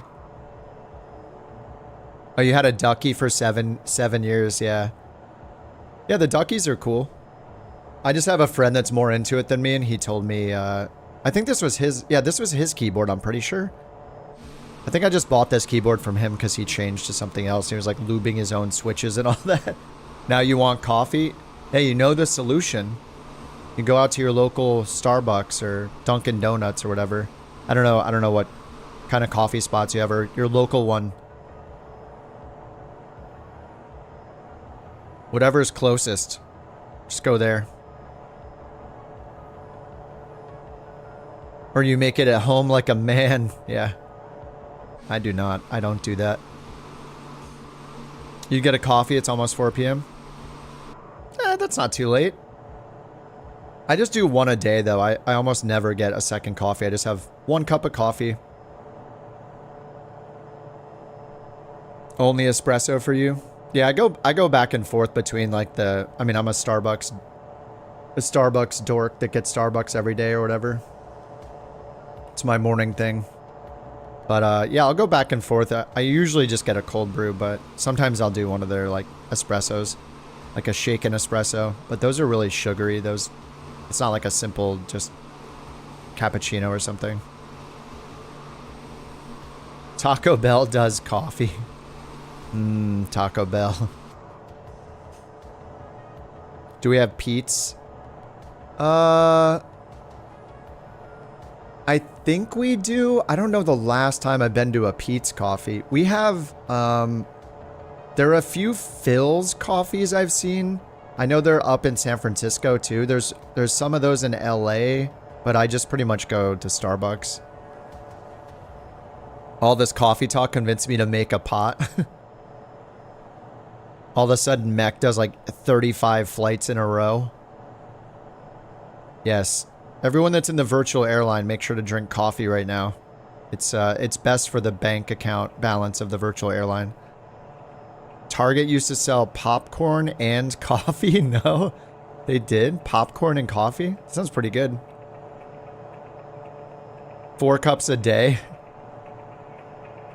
I could probably do more than 1 cup a day. I just do 1. It's just the morning thing.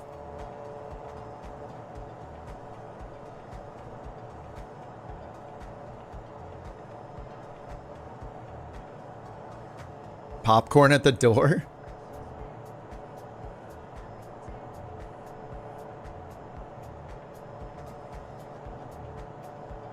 This is so weird. So I had never done the activate vectors before, but it's bringing me towards the vector for final right here. We still have a top at ascent. It's kind of weird that it doesn't draw an extended vector like line all the way out. But it's still in nav mode. It didn't revert. I thought it would revert to a heading mode or something, but it doesn't. We got the heading bug synced ahead. Let me take control of the throttle. Let's bring us down to 220.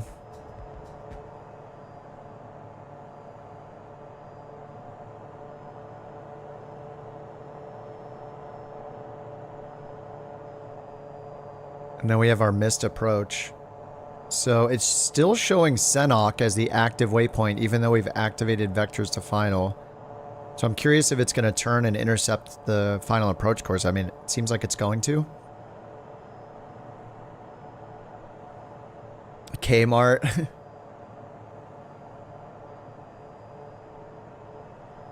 Is like Costco the only place that's like that anymore? Oh, it's 7,300 feet. Let's see if the weather's changed. 3038. Last updated at 1144. And it's, wait, 2048. Oh, right. So this, I don't know what this time is. Is that this time? I guess it's this time. It updated an hour ago. This is showing 1915 Zulu. So there should be a new one, but there's no refresh button. 1915 Zulu. So we have to go up here, try to find weather somewhere else, and then go back. 2035 Zulu. 3038 still. 10 miles of visibility. Winds are 310 at 18, gusting 26. Excellent. What's up, Stefan? No, they haven't fixed it in career mode, but it works fine in free flight. Alright, let's see if it intercepts the final approach course.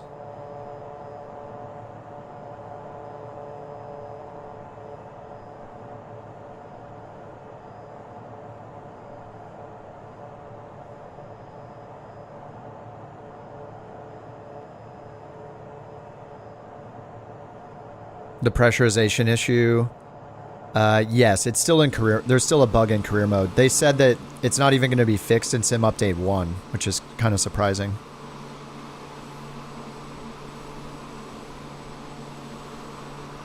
Yeah, I think they said it'll be in Sim Update 2. I just had the dev report up.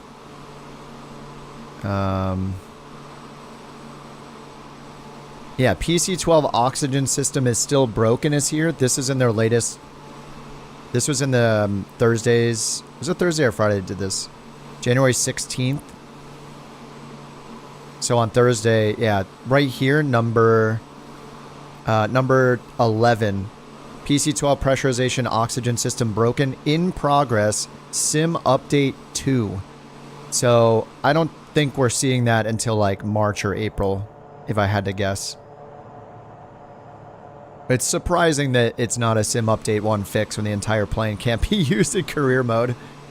Like, are they going to disable the plane? Probably not, but it's not a huge deal. Like, it's kind of annoying, but you can get up to 19,000 feet in it safely. Oh, looks like it's starting our turn to intercept final. Hey, this is pretty awesome, actually. You just hit activate vectors to final. I believe in the Garmin, whenever you do that, it reverts the roll mode to roll mode on the autopilot, but here it's holding nav mode and turning to intercept the final approach course. Whoops. Oh my god, bumping the mic. I'm just flailing my arms around. Yeah, that's this is awesome. See, I'm kind of glad I didn't make the video yet. I mean, yeah. There's still stuff to learn.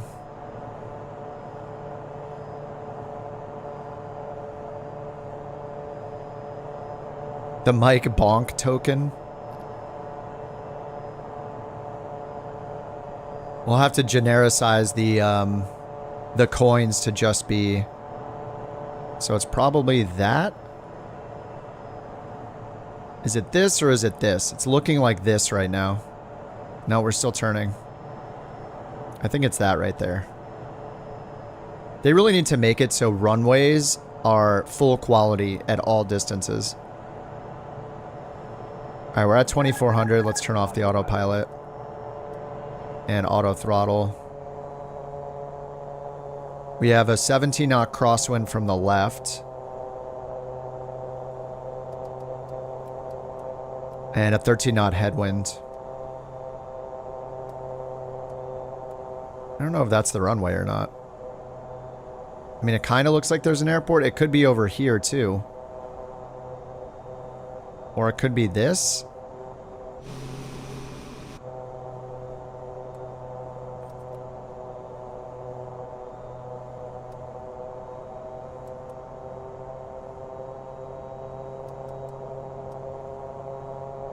Or we're we're still 16 miles out. It's none of those.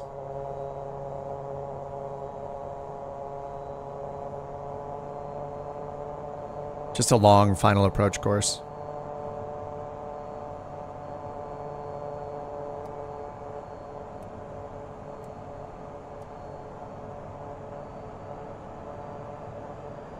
.22 knot headwind on 3-1.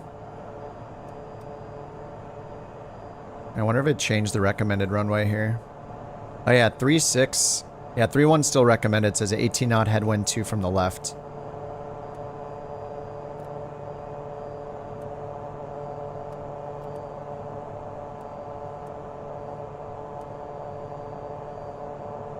Alright, it's an LPV approach, so I should really just be following the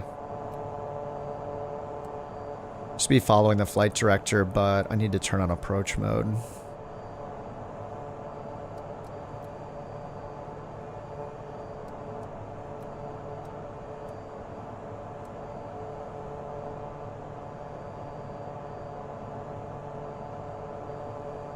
Alright, still 13 miles out. What's the best climb speed in the 208B? I should know that. Is it 105? It wants to stall a lot. You don't keep the throttle to 100% because in a turboprop, that's generally going to break the engine.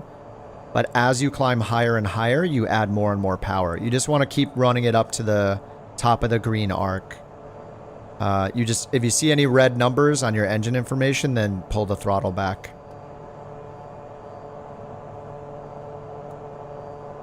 Is the Grand Caravan 95 VY or 105?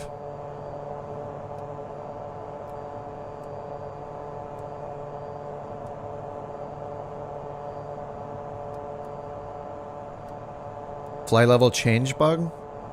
Really? Yeah, make sure you're not using Coffee Farmer. Use flight level change for your climb. Do not use vertical speed. That might be part of the issue too. If you use vertical speed, as you get higher and higher into the air, since the air gets thinner and thinner, your climb performance is reduced. So if you keep trying to hold like 1,500 or 2,000 feet per minute, then it's likely that you're going to stall the plane as it gets higher in altitude. Flight level change doesn't work. What? Really? I flew the Grand Caravan a bunch in career mode. I didn't have any problems. You nudge up 300 feet per minute. It should be climbing at like over 1,000 feet per minute, but you should use flight level change when you can to climb because it's going to be way safer. I mean, unless it's a new bug, I didn't have any problems climbing with flight level change in the Grand Caravan. 104 for VY.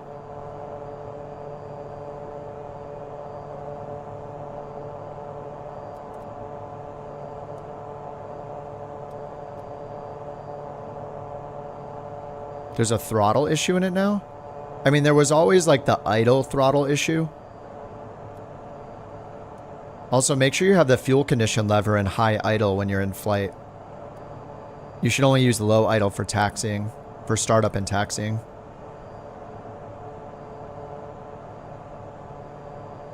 Alright, there's the runway. Alright, let's get the inertial separator on. Anti-ice is off. Taxi lights on. Alright, we're under 180, so we can get the gear down.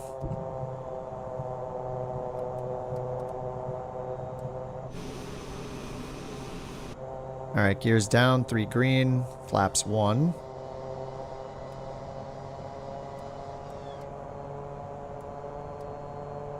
You're flying the PC-12 most of the time because it's much easier. Yeah, all you have to do is, yeah, just stay. Well, everybody's saying, or a few people have said 19,000 is a safe altitude, not 17. So more seat time and mating the Cirrus Vision. Oh, the Vision Jet, nice. Dude, the Vision Jet's great. The Grand Caravan is just, it's really not fun to fly. It'll make you a lot of money, but it's not very fun to fly. Unless you're doing like grass and dirt strips, then it's fun, but yeah. No reverser detent on the controller? Oh yeah, if you're moving your throttle back on the controller, do you mean like an Xbox controller? There is like a little detent where it holds into, like if you use like an Xbox controller, if you hold decreased throttle, or say you're using like F2 and F3. Here, I can demonstrate it real quick. If I hold F2, here, I'll hit F3 a bunch. If I hold F2, it will stop at the ground idle. See how it just stopped? And then I can hit F2 again to bring it back into the reverser position. But when you're holding decreased throttle, it will stop at the ground idle spot, or the flight idle spot, which is really nice. And then you have to let go and then hit decrease again to bring it back into the detent. It's actually perfect. That's how I think it should work. Because obviously if I think it should work that way, it's perfect. But no. But it's really convenient. Like, yeah, you can be comfortable not worrying about going into the reverse detent by accident. You can just hold decreased power and it will bring it back to ground idle and hold it there. And then when you let go and press again after landing, it will pull it back into the reverser in the PC-12.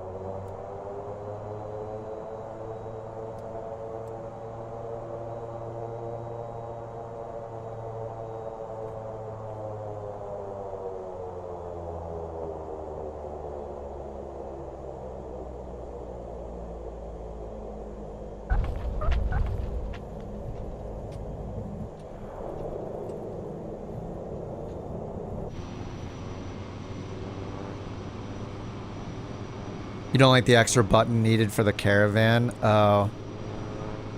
In caravan, you have to do the reverse. I see, yeah.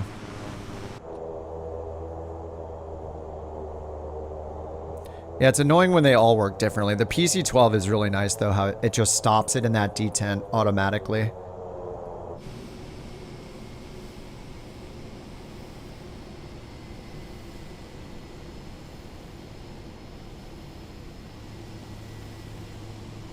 Alright, let's get the flaps up. Grinding for the virtual airline. Though this was another non-virtual airline mission. Though from here, it's just a quick...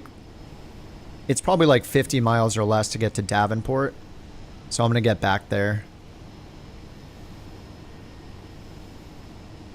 Alright, let's get the... No, that's all good, actually. 208B's amazing in real life, yeah. It's just, it's a workhorse. I flew it for a long time in the sim.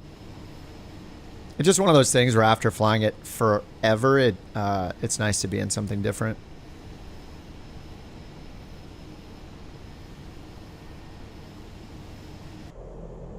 Alright, inertial separator off. I'm going to reset the pitch trim here for takeoff. So we got to go to Davenport now. Finally back home. Alright, nose up until the red, then nose down. Alright, max nose up. And then let's just get the engine off, strobe, beacon, and lights, and generators.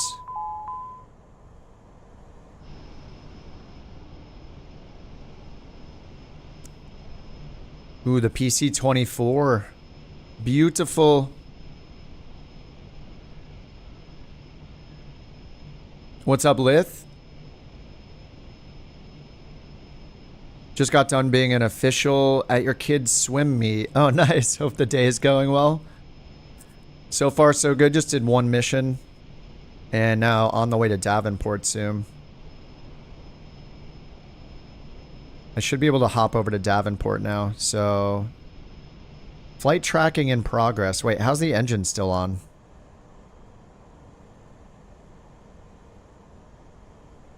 I turned the engine off. What the... Huh? How is it still on?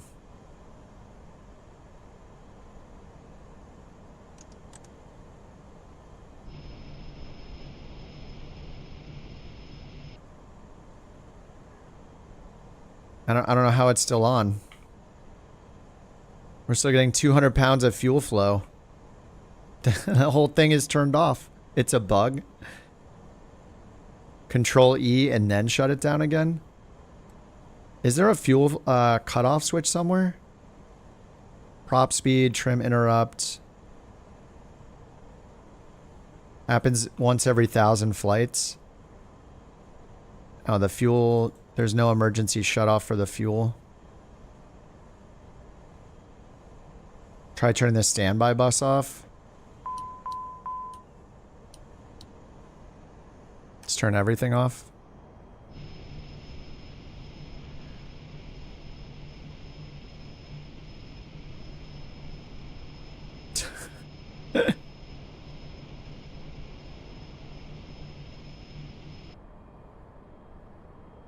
Is it slowing down? It's so funny. No power. You can't stop the PC-12. It just wants to go. All right, yeah, I'll try Control E and then Control Shift E.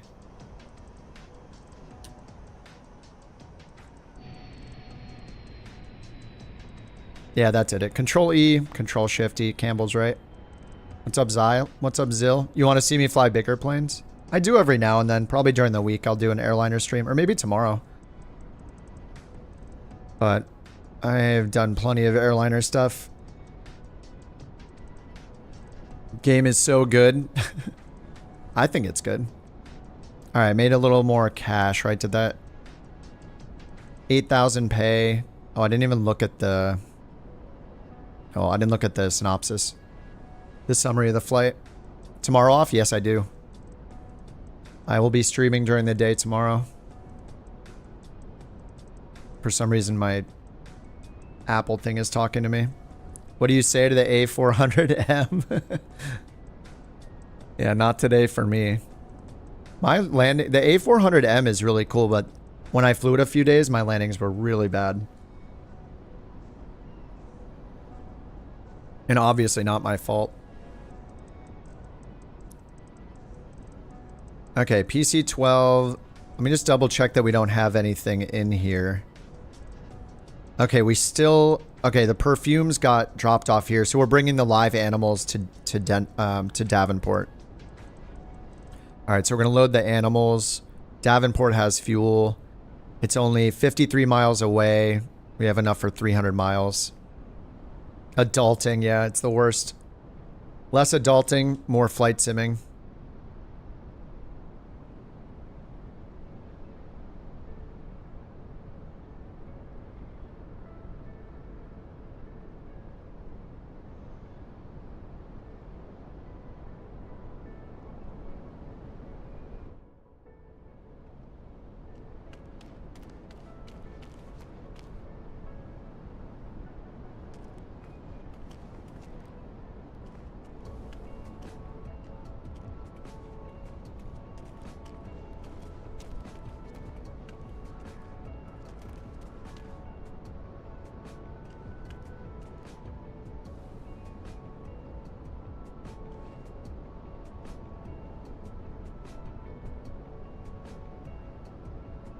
Alright, I accepted the mission. Start tracking.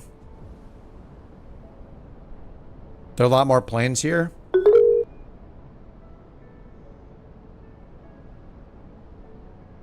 And this is just because On Air Company messes with the time. Like if I reset it again, maybe it'll work.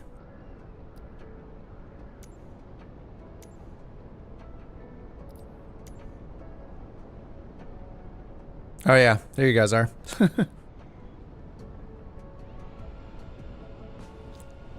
Holy crap. Yeah, there's a bunch of you guys here. Whoa. Yeah, it's just I think On Air Company messes with it a bit. Oh, what is that livery? Oh, the ATR. Nice. Yeah, that's a cool looking livery.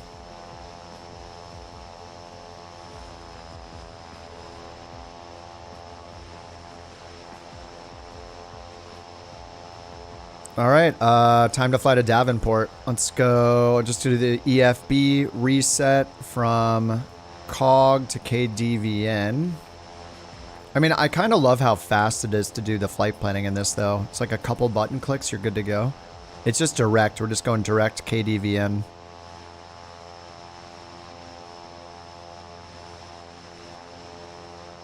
All right, direct Davenport. It's only like 50 miles. It's got us set up for the RNAV 3.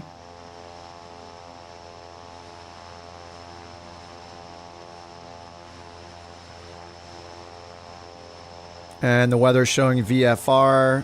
Gusting 25. 290 gusting 25. So yeah, we want to be on a north-ish, northwest facing runway if we can. Runway 33 is recommended with a 15 knot headwind. We have an airport diagram. And runway 33 has a GPS approach. Alright, so we got our charts. Davenport 33. Take it down to 2,700. Minimum safe altitude is 3,100 from all directions. And it's only 50 miles, so I don't know, let's just go up to like, we're going what, eastbound? Let's go like 5,000 feet, 7,000 feet, something like that. All right, let's get it started back up. All the buses on, batteries on, nav, beacon, EPS armed, engine, start.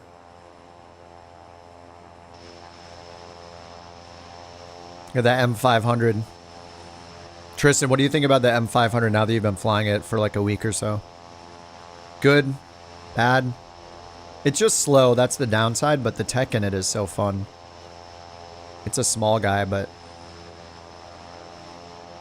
I like that plane a lot. I still have yet to get a bird strike in the M500. It has like simulated bird strikes.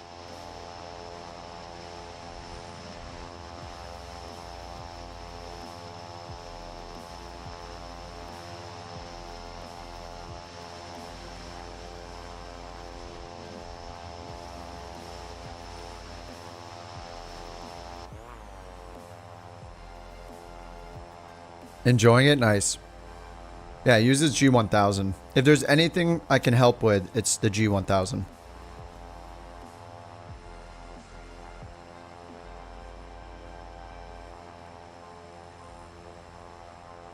Alright, generators are on. Let's get the new flight plan in. Send route to avionics. Activate. Delete the discontinuity. Activate. And this is a short flight. Look at that. We just go to the east and then we're lined up for the approach.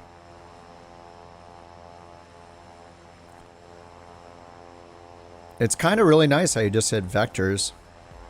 Once you get close, you hit the activate vectors button. Alright, in flight plan, I think I'm just going to go up to like, I don't know, I'll do 7,000 feet. Keyboard mode, 7,000, enter. B speeds. RNAV runway 3. Alright, taxi light is on. Flaps to 15. Inertial separator open. Probe heat is on.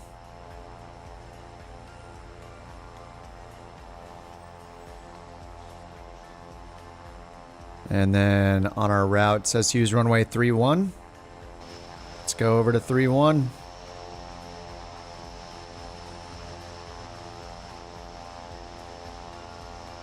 See you guys in Davenport. Join the virtual airline. Do it now.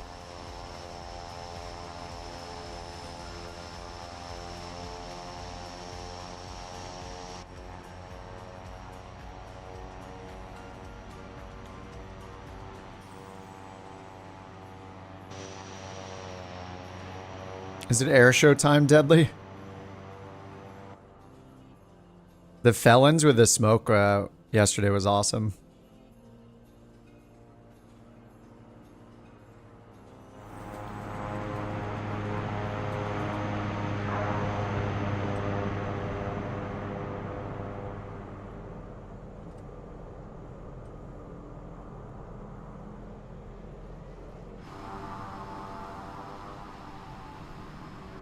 Oh, birds.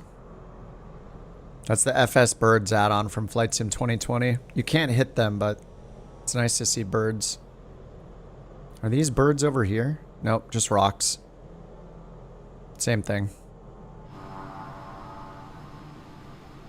Strange how sometimes a chart works in the EFB. I know. It's very hit or miss.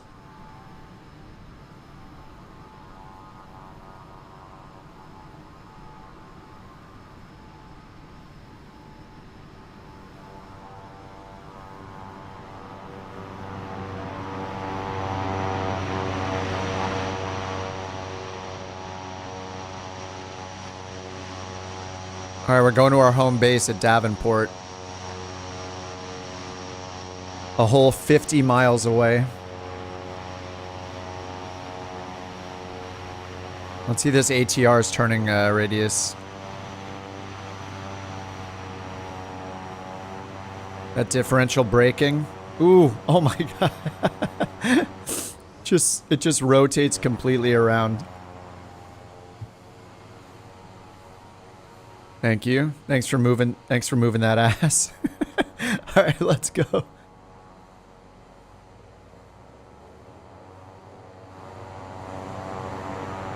All right, flaps 1, so we're going to rotate to 82.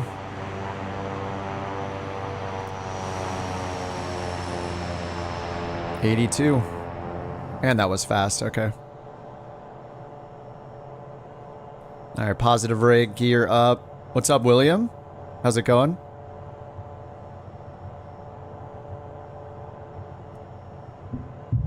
All right, sync the heading bug straight ahead.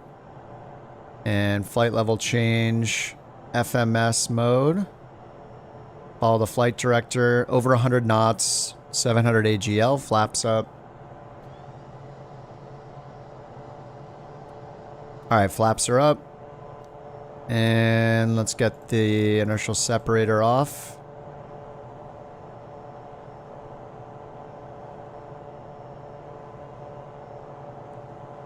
All right, let's get turned around. Direct Davenport.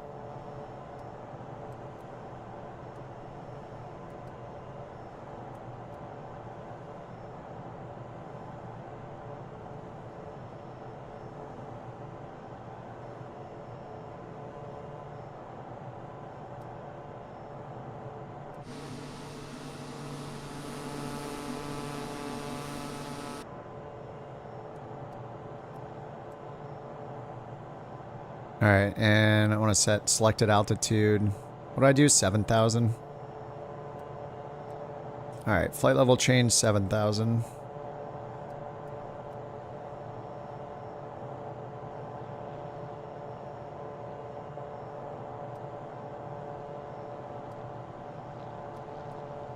All right, autopilot on.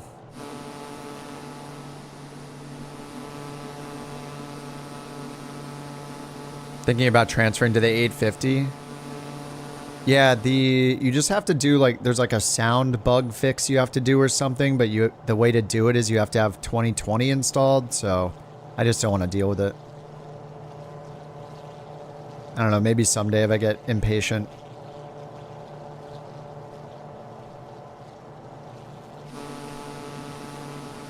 What is that sound?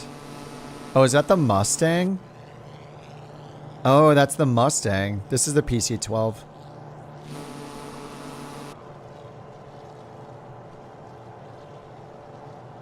Alright, pulled it back to MCT. We're already up at 7,000 feet. Compare fuel quantity. No. Okay. Looks fine. We have 48 minutes of fuel. And we will be there in 15 minutes. It breaks the 2024 930. Yeah, it adds the 2021. Yeah, that sounds annoying. I don't know, the TBM is awesome, but I don't want to deal with that.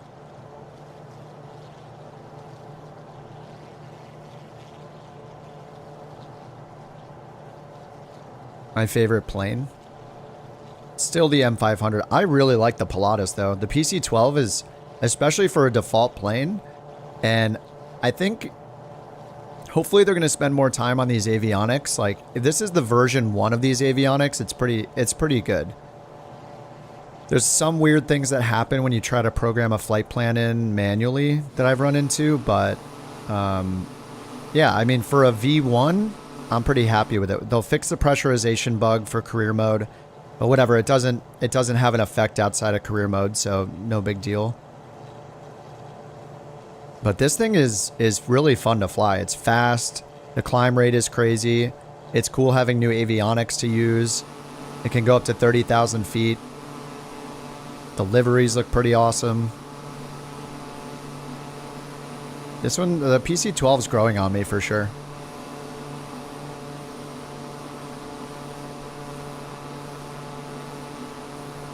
I think I have to try the Titan at some point.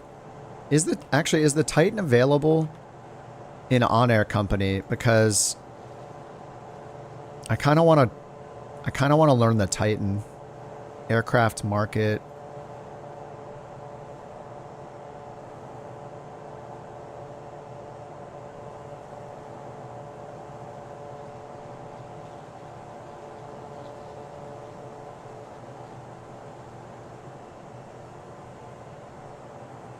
Aircraft database is huge. The autopilot sucks in the Titan. Or not the 414. Is it the 404? Yeah, 404 Titan. Okay. Compatible add-ons. Okay, yeah, it works with the Microsoft Flight Sim 404 Titan Cargo Loaded is the variant that it works with.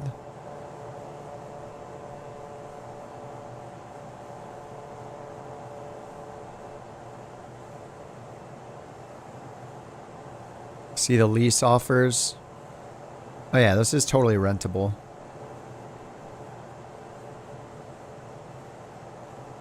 What's the closest one to Davenport? What's wrong with the autopilot?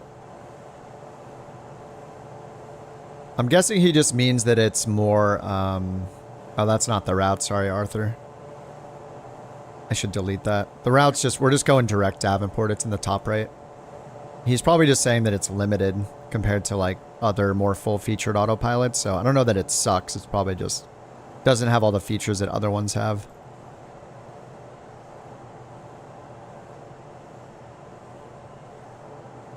Let's clear the runway for some leg stretches. Get up, stand tall, and shake it out. Sounds like a fitness instructor or something. It's the timing is totally random on that, and it's been, I mean, we're in cruise half the time, and we're on the ground the other half of the time, so it's kind of always convenient. Fine, I'm standing up. I'm doing it.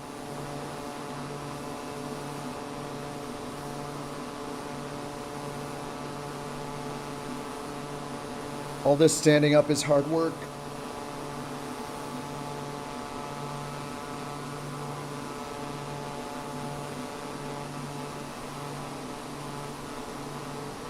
Okay, thanks, bot.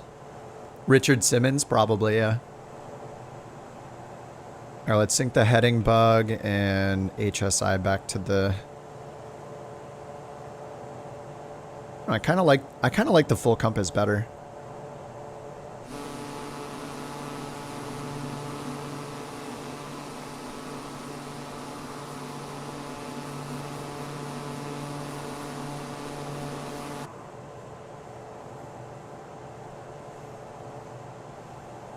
All right, let me turn on terrain, situational awareness just to make sure. Yeah, everything is, everything's fine.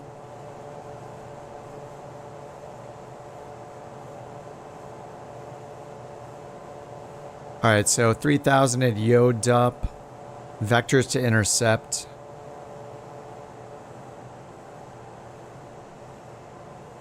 I'm gonna try the vectors again.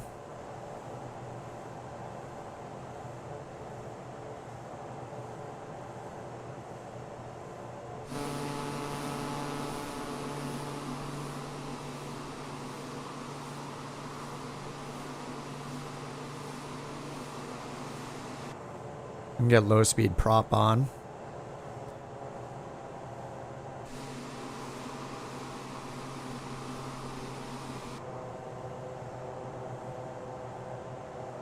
And auto throttle is off, and yeah, this is just working out well. I'm at max continuous power, and we're just holding 226 knots.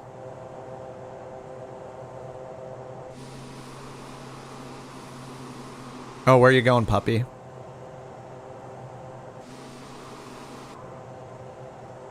All right, top of descent coming up soon. Down to 3,000 vectors to intercept, and then ultimately down to 1260. So I'll put in, round that down to 1200. V-nav it so I don't miss the top of descent, get yelled at by the bot. Neofly, I'm using an on-air company. Neofly is great too, though. On-air company just lets us do a virtual airline with it, so we're trying that out. Both are great. On-air company has a trial and is paid. Neofly is free with optional like paid upgrades for more features.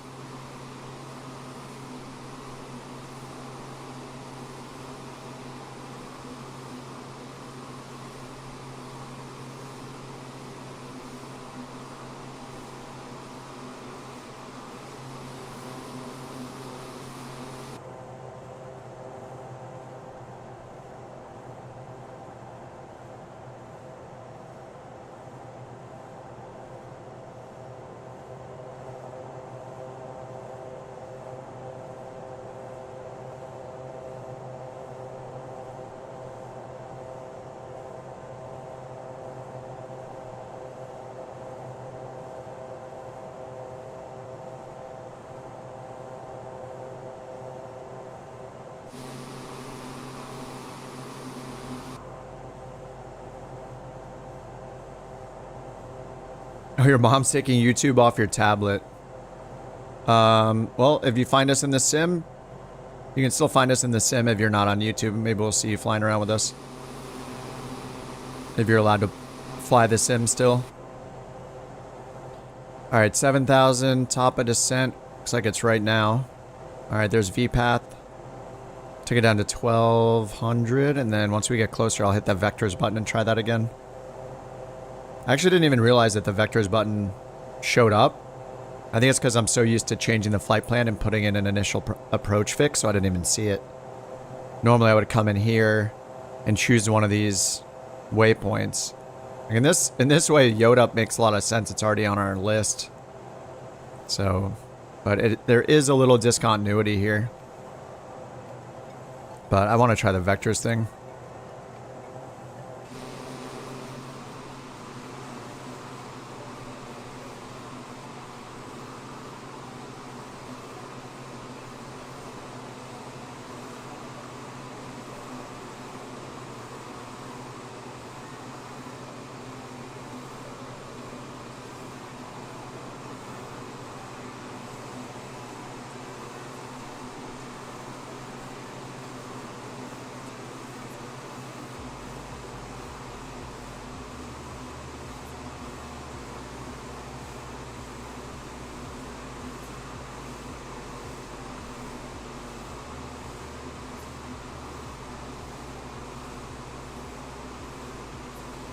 Just following the Mississippi. What's up, Mike? You're on the sim flying the PC-12. For setting the altitude, you rounded down if the runway altitude is 64. 64 feet? I usually, like, the visual approaches, if that's what you're using. Like, it matters which approach type. If it's a visual approach, I personally put my selected altitude at, like, pattern altitude because I want to make sure I have a visual of the runway. So if you look down here at your landing elevation and just add 1,000 to that and round up. So here's 748, call it 800, 1,800. That would be a kind of a safe altitude around the airport for like a traffic pattern altitude. Usually I do something like that and then try to get a visual of the runway. If you want to like, you know, risk it in the sim and you don't care and the weather's bad, like, yeah, you could bring it down as low as you want. If you bring the selected altitude to 0 and you're using VNAV, VNAV is still going to follow whatever is in here. So even though mine says runway 3, 796, like 800 feet, it will stop at 796 if I'm using VNAV. It won't go all the way down to the selected altitude. The selected altitude is just like a limit, like a stop altitude. So yeah, you could just set it to 0 every time and click VNAV and not even look at the altitude. But I usually look over like what's my absolute minimum I want to be at to be safe. So for the visuals, yeah, it's a good idea to at least be at like a traffic pattern altitude. And then when I'm doing that, another thing you can do is go over here, click terrain, and turn on the SA, situational awareness terrain. And this will show you terrain that's dangerous near your plane. So if you're seeing like the yellows and reds come in, you can navigate the terrain around it so you know if you're at a safe altitude or not. That's a really useful thing too.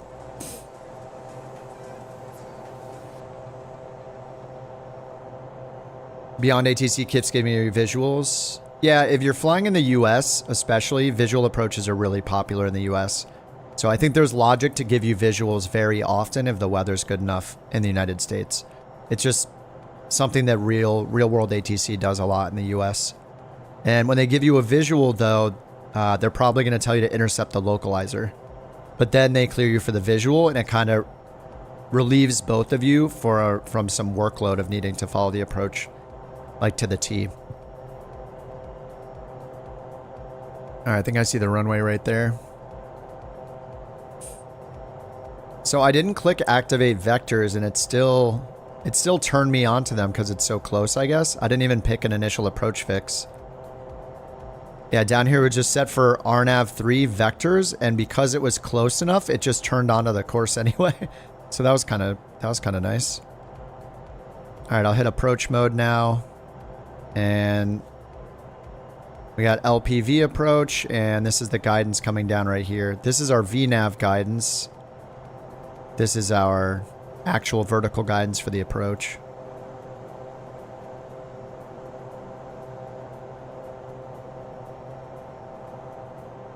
All right, Davenport weather, altimeter is 3035. 3035 set. Sync the heading bug straight ahead. All right, we're on the glide path now. LPV. And we can see everything, but if we want to put in the minimums down here. Oh, it's only showing LP minimums, not LPV. So this differs from what we're actually getting. This says LPV, which is better minimums than LP. LP is just lateral. It's localizer precision, so it would just be lateral guidance.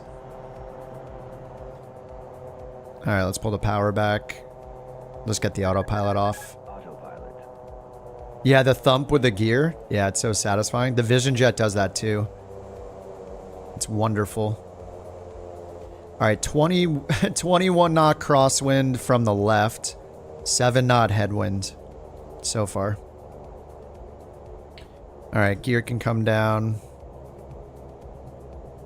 Flaps 15. Inertial separator. Whoa, that wind.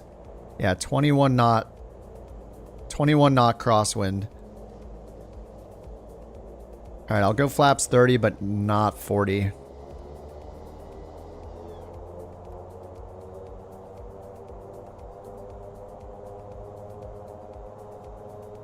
Dude, this crosswind is nuts. 20 knots.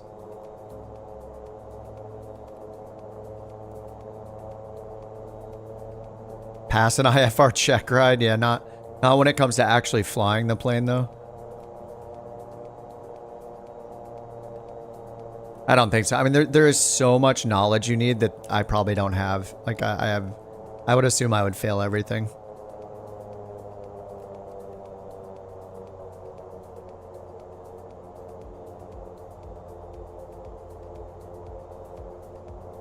All right, 24 knot crosswind. Why did we get set up for this runway? 22 knot crosswind.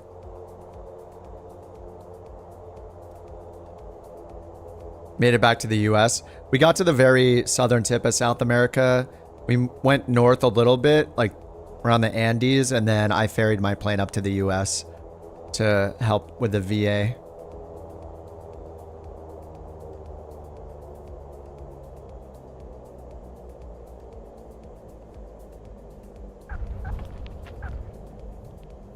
Whoa.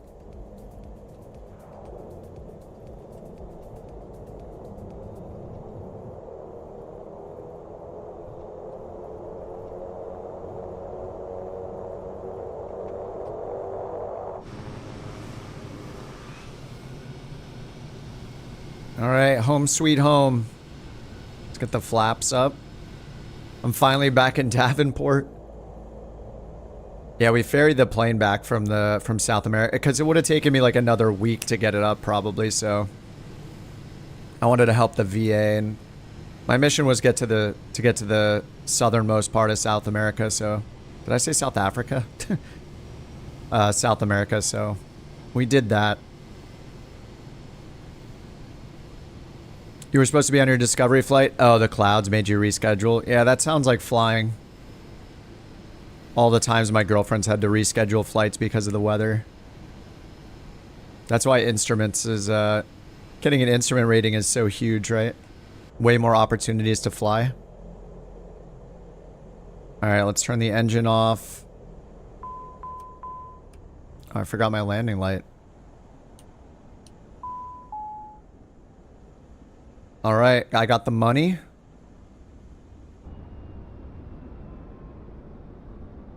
I don't know if there's any scenery for Davenport or not.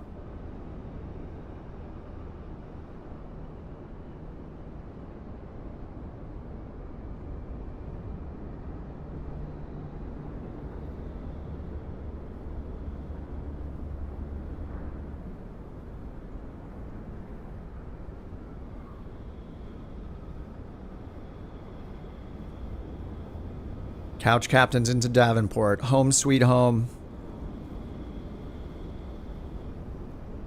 Man, that thing is fast.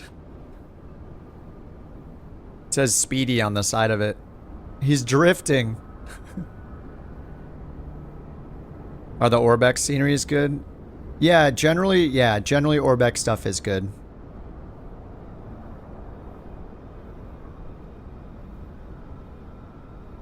Entire hangar full of couches, yeah. We're getting that background image for the virtual hangar that Sushi's been working on. She took a break for the holidays, so.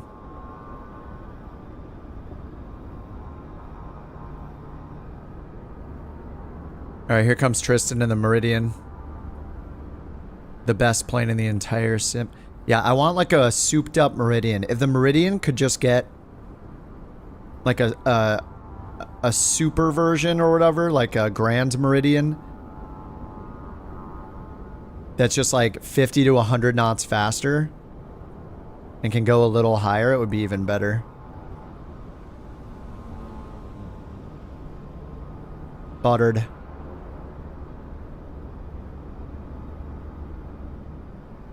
Alright, here comes Danger Noodle crabbed. Oh, look at the 1 FPS birds. Watch out for those birds at 1F. What is going on with the birds? Oh my god, that's a crab. Straighten the nose out, straighten the nose out. Ooh, ooh. Ooh. What's up, Raver?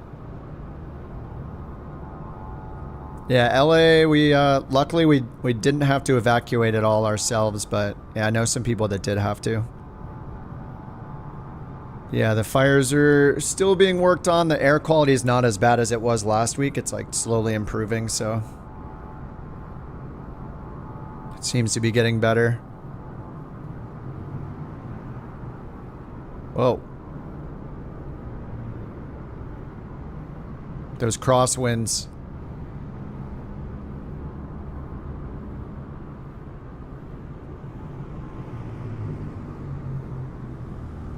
Oh, cheese here. 172.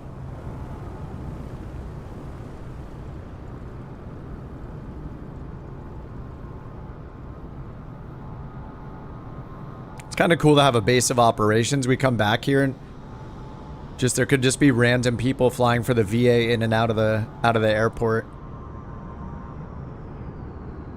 I mean, we might not have much, but we have a sweet like water wait. What is this? I was gonna say water tower, but this is some sort of radar installation. It is definitely not looking like a water tower. It's weather radar. Oh yeah, there we go. I found a real world one. Yep, it's a weather. That's where we get our METAR from. That's cool that it's actually here. Thank you so much for the metars. We love our metars. We love our ATIS and metars. Whoa. Holy. Alright, now I can finally get a mission for the VA. My flight has been monitored. Only a smooth landing. That wasn't very good. Alright, 3,400 credits.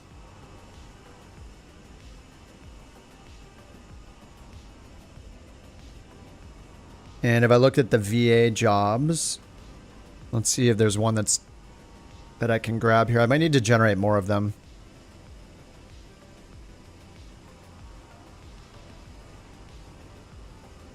Alright, so somebody has that one.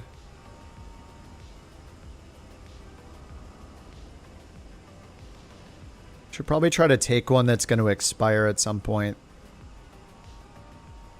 Okay, this one's going to Mount Comfort.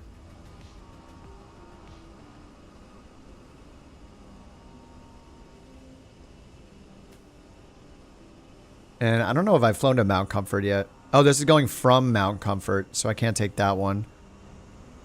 I can only take these. I might need to generate a few more.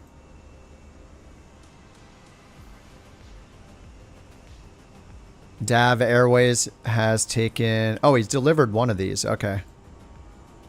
Oh, there's still 2 pieces of cargo here, though. Oh, there's things that need to be brought back here. Okay, I think I'm going to go to FBO queries and generate some more missions. Let me check my plane first, make sure. I think I can take 6 passengers and 3,000, or is it 9 and 3,000? It's 9. 9 passengers, 3,300 pounds. So I want to generate some missions for that. So I'm going to go into the VA. Actually, can I do it from here? Nailed the parking in the ATR. Are you on a building or something?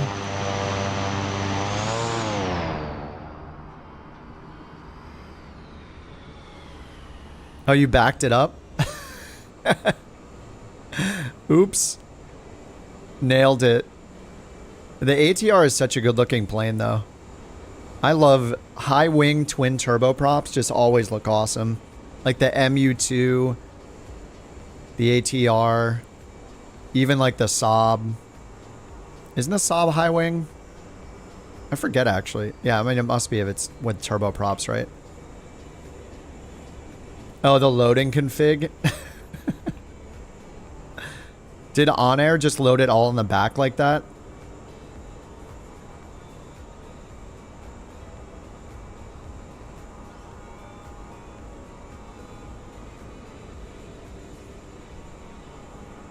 Alright, so let me go FBO. Yeah, I need to go into my virtual airline, so manage VA.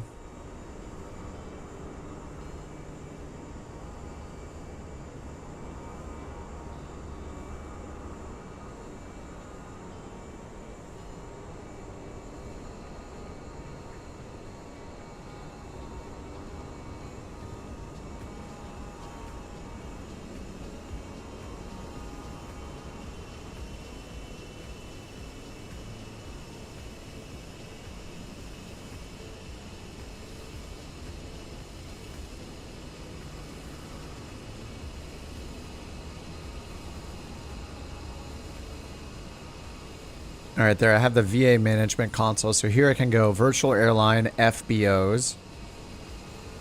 And I need to go to Davenport. Workshop, manage workshop.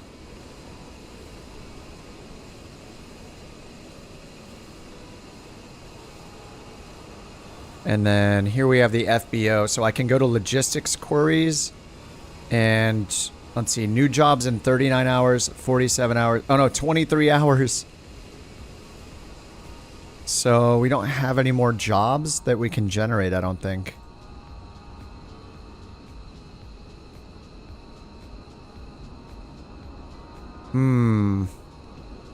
So wait, what happened? We had like 7 logistics queries and now we only have 3.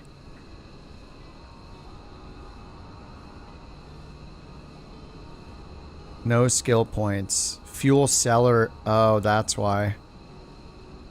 Yeah, I think Bear put the...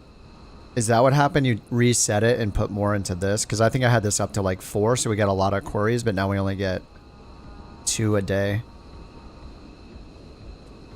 Logistics query?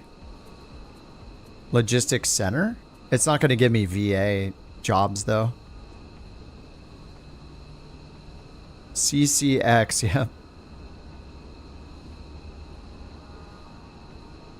It will?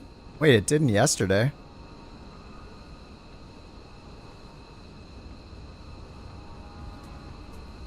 Oh, take them as the... Oh, no, I know I can do that. That's just so annoying, though. I'm trying to make it so people don't have to launch the VA window and do that. Because then you can't even filter by your plane, right? It's just so annoying to have to manage that in a second window, yeah. We used to do it that way, and I hated it. And then every time somebody got into on-air company, you had to teach them how to use the second VA window. It's just so annoying. I don't know why they don't make it so you just can't accept any mission. You should be able to just accept literally any mission and choose, do you want to fly it for the VA or do you want to fly it for yourself? Like, that's all they need to do. And then maybe there's a permission thing where you have to have dispatcher permission or something, but they need to automate that. It takes forever. And then everybody has to know to manage 2 windows, and yeah, it's so annoying. So if I go into, and I can't search based on my own aircraft, I have to put in the information manually. So if I go to Logistics Center,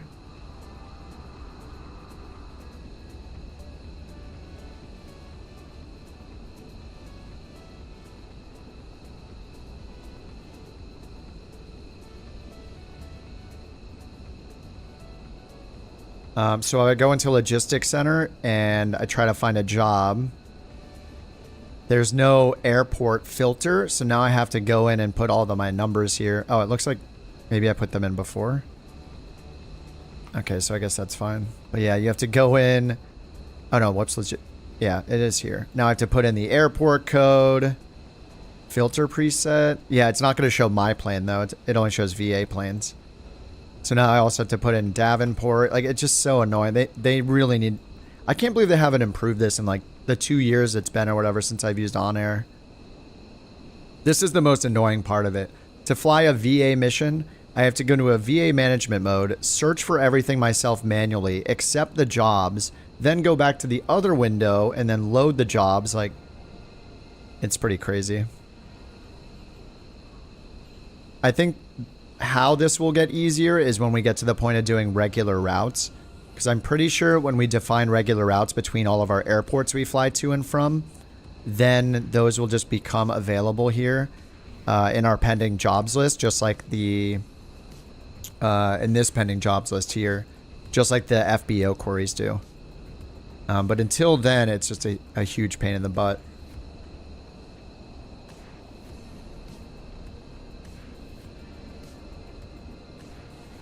I don't know why they ever thought this was a good idea to open a second window. You can make regular routes or just, oh, once a week. Yeah, it's a lot of initial setup, yeah. Alright, well, I'm meant to make money for the VA, so I'll put up with the double UI necessity right now. Live time? I'm at the closest to live time I can be without having real time checked. Whoa, it just took everybody away. I turn on real time and then I just hit the minus button to move it back like a minute. So then everybody shows up. Because, yeah, live time just doesn't... people don't... not everybody remembers to tick live time, so it gets a little confusing. They just need to remove that feature. It's just... the filtering is dumb. We don't need it, Microsoft. We never needed it.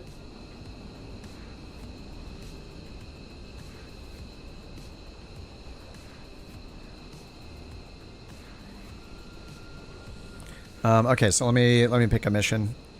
Pay per mile, 13,000. I want a one leg. It could be a round trip. I'll just do a one leg.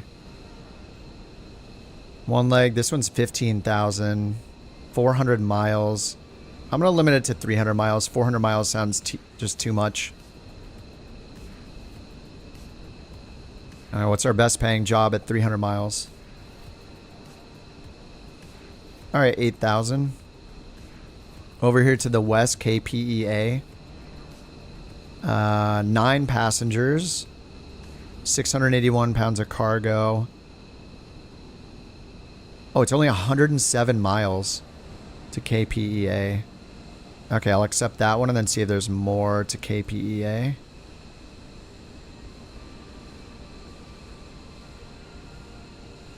Yeah, the app could do so much more work for us than it does. Like, it should also show other missions going to the same airport automatically if there are any, but it doesn't. You have to search manually. Alright, accepted that.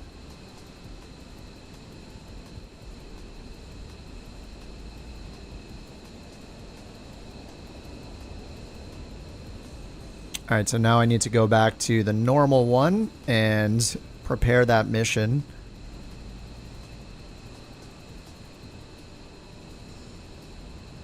Yeah, this is why I think the FBO logistic queries are so nice to max out, because then we just click a button and it generates like 5 jobs or 10 jobs or whatever. And we just do that for each logistics query and we don't have to go and do all this stuff. I think that's a much easier way to do it. But now that we're limited to 3, we're not gonna have enough jobs.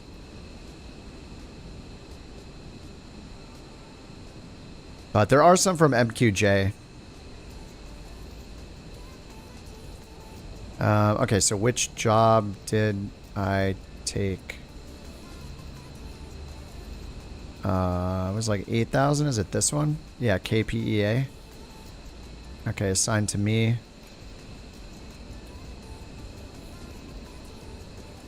Alright, prepare. And the Pilatus. We're going to use our own plane. Saves the company even more money.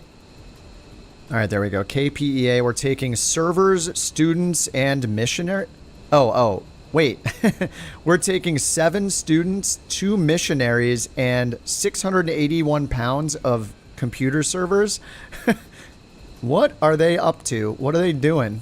They're going to set up a new base. Missionaries, students, and servers. Alright.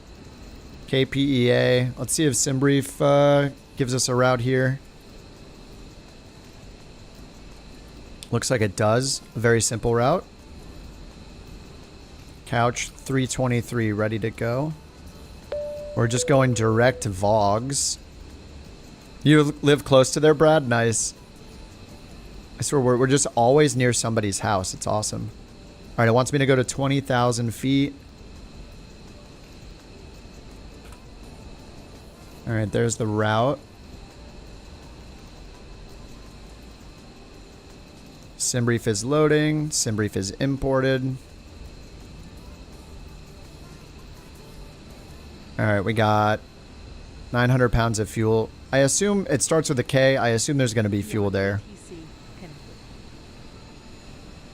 Alright, validate fuel and payload. Let's go here. SimBrief, view, and get this imported.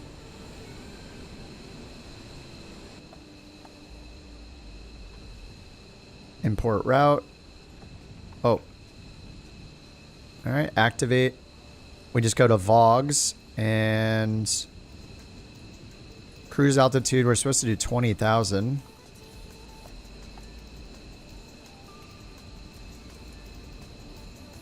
Runway 33. Okay, and it should have pinned any charts. We have our Davenport stuff pinned already. And then we'll see if there's anything at KPEA. Charts. Yep, we got approaches. And it just got us for a visual, and then oh no, it doesn't have approaches. Or does it? It has approaches, it has no airport diagram. Again. It's so weird. All right, let's go to Beyond ATC. Fly now in real time. And then Beyond ATC, I'm going to tune into clearance. Start tracking in the sim. All right, tracking is started from on-air company. And let's just get this thing started up. Beacon, strobe, engine, starter. We'll get our lights on. Seatbelts on because we got packs. Let's get our clearance while it's starting up. Davenport clearance, couch 323 IFR to Kilo Papa Echo Alpha. What's the name of this airport anyway? Pella. Couch tree 23, Davenport clearance, cleared to Pella Mun. Radar vectors VOGs, then as filed. Maintain 5000. Expect flight level 200, 10 minutes after departure. Departure frequency 125.905. Squawk tree 56 tree. Alright, cleared to Pella, vectors VOGs, then as filed. Climb maintain 5,500. Expect flight level 200, 125.905. Squawk 3563, couch 323. Alright, I read back the altitude wrong. On purpose. Couch tree 23, read back correct. Ooh! Start or taxi at pilot's discretion. Ooh. Hold for release. Report holding short runway 21 with quad I said city 5,500. 125.905. It didn't get the 500 part. RIP? No readback enforcement. Okay, let's get the generators on. I'll try another readback thing in a minute. Strobe landing. Alright, that's all set. Couch tree 23, read back correct. Start or taxi at pilot's discretion. Hold for release. Report holding short runway 21 with quad city departure 125.905. Alright, we'll report when holding short runway 21 on 125.905, couch 323. What's up, Rigo? Not on topic. You were playing career mission. If it's about flight sim, then it's on topic. You use the sim rate to speed up once you got about 40 miles off. Slowed it down, turned off autopilot, and it crashes the plane? What do you mean it crashes the plane? Check your settings under assistances and see if turning off aircraft stress damage fixes it. Go down here and disable aircraft stress damage. It says adjust whether you want to prevent the aircraft from suffering stress damage if flying at high G-force during free flight. I don't know if that's the solution, but a few people have been saying that lately.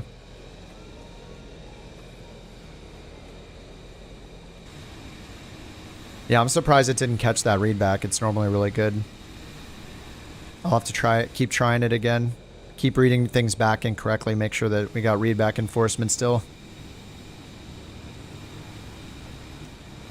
Alright, we are going to go hold short of runway 21.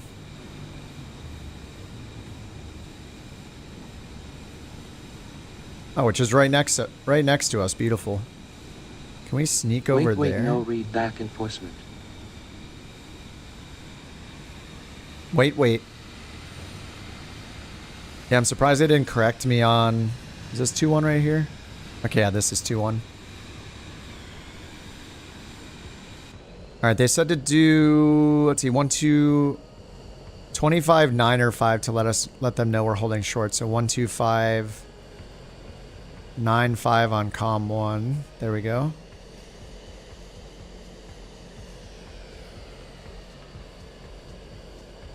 Okay, we're on with Quad City. Quad City, couch 323 on the ground at Davenport, holding short runway 21, ready for departure. Couch 323, released for departure. Clearance void, if not off by 2215 Zulu. If not off by 2215 Zulu, contact no later than 2225 Zulu. Time now 2156 Zulu. Cleared for release, couch 323. Let me see if I don't read back the times if they care. I'm not sure if technically I need to. I usually do. Okay, yeah, all I had to say was cleared for departure. Alright, let's get our flaps and pitch trim set.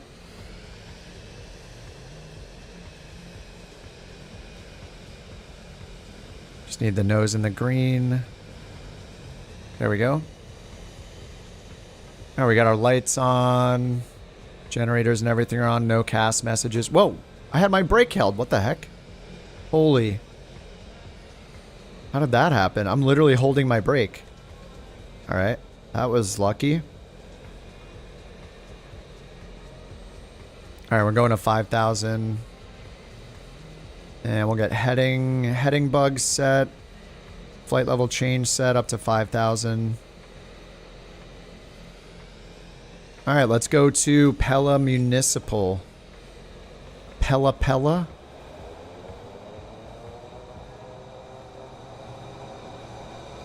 Alright, runway 21.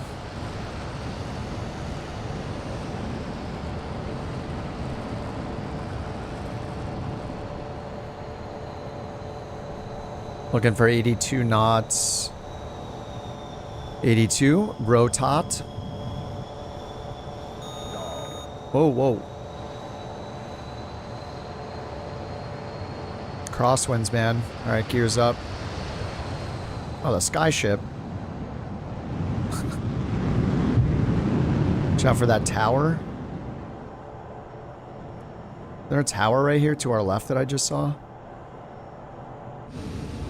Oh yeah, there they are. The pylons. Alright, gears up. Flaps coming up. Get that back to MCT.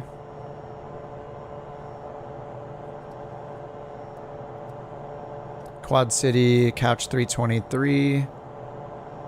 1600 climbing 5,000. Couch 323, Quad City departure, good day, radar contact, climb and maintain 10,000 feet, altimeter 3035. Climb maintain 10,000, altimeter 3029er, Couch 323. I read a wrong one. Couch 323, turn right, heading 330. Turn right heading 230, Couch 323. Negative, turn right, heading 330. Turn right heading 331, Couch 323. Negative, turn right, heading 330. Turn heading 100. Negative, turn right, heading 330. 330, Couch 323. So she didn't... Couch 323, reset transponder, squawk Oops. 3563. 3563. Whoops.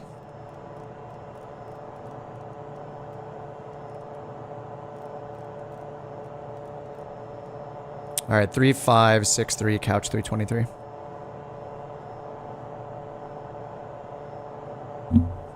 Oh no, I hit the mic. Sorry. Couch 323, cleared direct fogs. Resume own navigation. Clear direct. Donut. Couch 323. Oh? She didn't care that I said clear direct Vogs. I said clear direct donut. So the LLM, no. No LLM. Yeah, she doesn't... There's certain things she cares about and certain things she doesn't. I didn't even say resume on nav, but maybe that's okay. But I didn't say Vogs. Couch 323, contact Chicago Center 118.75. 118.35, Couch 323. Negative, Chicago Center on 118.75. 1875, Couch 323. Wait, why did that just change? The heck?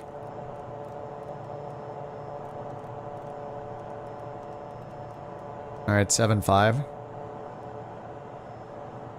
Oh yeah, I have... Oh my god, sorry. I have the auto change frequency turned on. Chicago Center, Couch 323, 8,600, climbing 10,000. Direct. Donut. Couch 323, Chicago Center, climb and maintain flight level 200. Climb and maintain flight level 205. Couch 323. Negative, climb and maintain flight level 200. 21,000, couch 323. Negative, climb and maintain flight level 200. Why? Negative, climb and maintain flight level 200. No, I'm not going to do it. Negative, climb and maintain flight level 200. 200, couch 323. Yeah, so it looks like altimeter 3207, contact Chicago Center altimeter settings she didn't care about, and then the name of the fix she didn't care about. She cares about the altitudes, she cares about the headings. Chicago Center, Delta Tree 61, flight level tree 40. Yeah, she sounds a little more irritated, yeah. Chicago Center. The key for names of players, Alt 2.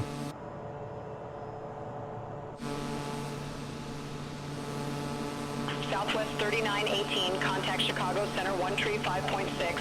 All right, we're going up to 20,000. So that'll be the flight levels. So I'll go to standard baro. Get this down to 2992. Done. Inertial separator still on. Classic.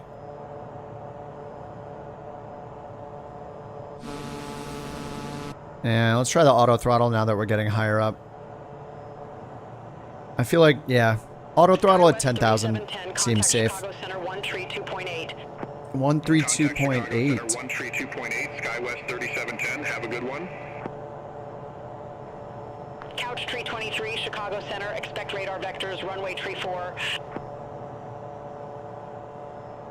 Hey, sorry about that. I was eating a donut. Expect radar vectors, runway 33, couch 323.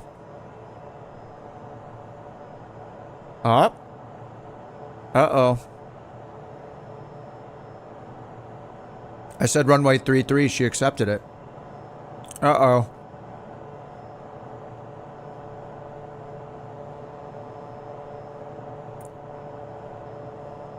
It doesn't care about the wrong runway. Maybe it's because that runway doesn't exist, but I didn't say 3-4.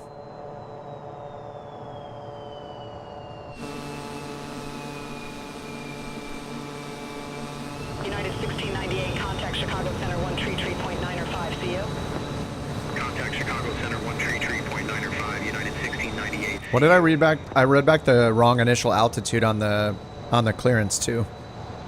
Couch tree 23, turn left, heading 255. Turn left heading 245, couch 323. Negative, turn left, heading 255. 255.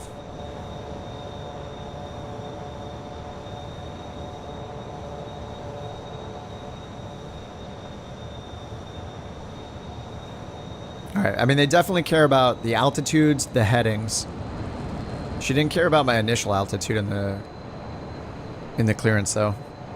That is concerning.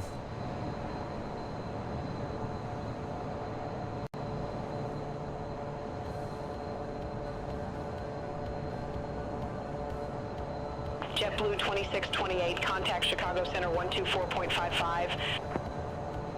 Contact Chicago Center 124.55, JetBlue 2628. What's up, Steve-O? Yeah, she doesn't care for donuts, or she really likes them, so donuts always the right answer. Our right pump is just on. Why does it always say pump here and not here? 323, contact Chicago Center 132.8, see you. 132.8, you have a glorious evening, couch 323. Alright, 132.8. Chicago Center, good evening. Couch 323, flight level 290. Couch 323, Chicago Center, good day. Yeah, it doesn't care if I tell it what altitude I'm at. That could be, maybe that's a future thing where, like, when you tell it fake information, it calls you out and it's like, I see you at 20,000 feet. Can you confirm your transponder's not broken?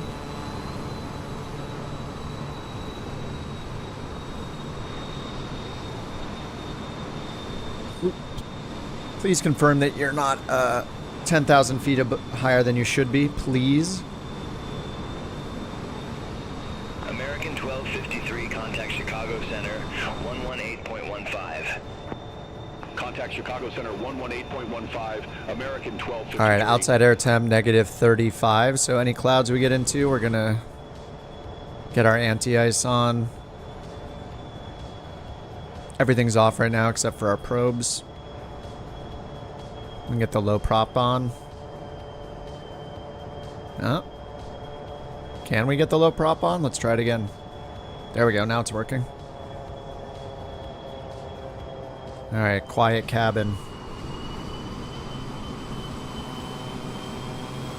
Quiet as the wind.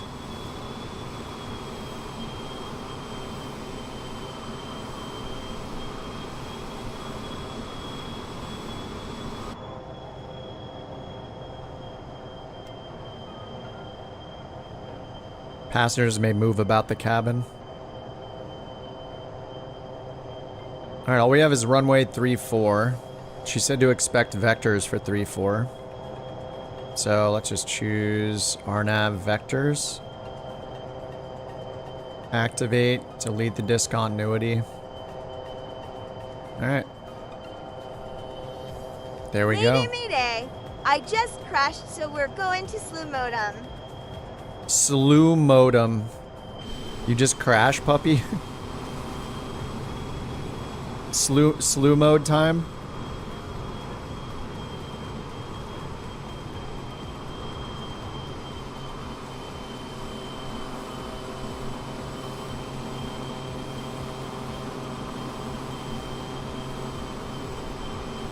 Spent your last coin. And the dog's behaving, so... Sun Country Tree 17, contact Chicago Center 135.6. Contact Chicago Center 135.6, Sun Country 317, have a good one.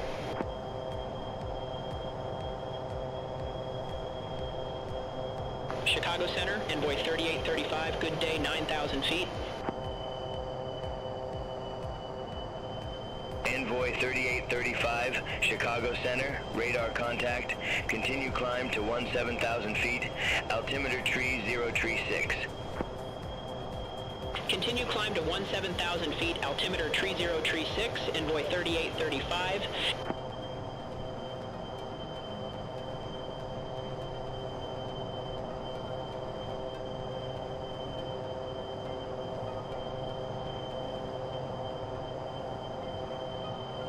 Chicago Center, United 1698, good day, flight level tree 60. United 1698, Chicago Center, good day.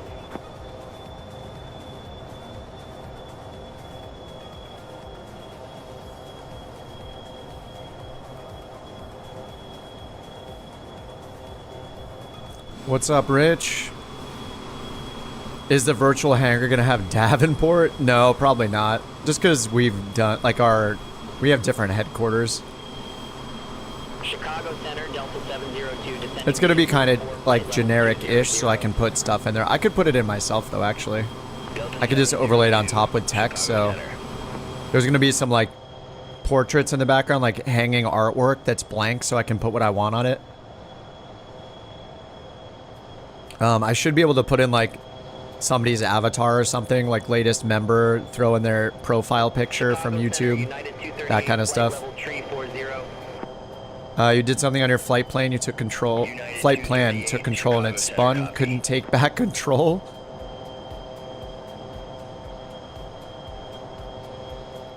Crash by a, death by autopilot.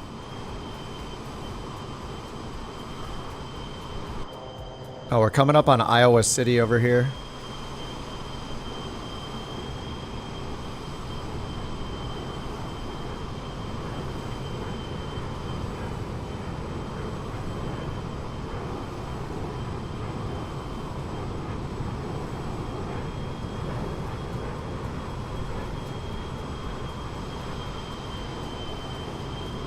Sun Country Tree 63, contact Chicago Center 135.6.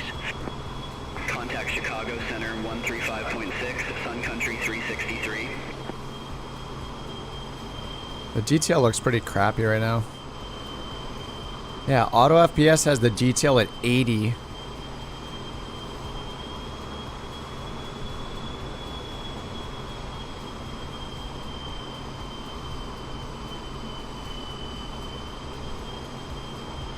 I do have it targeted at 50 FPS though.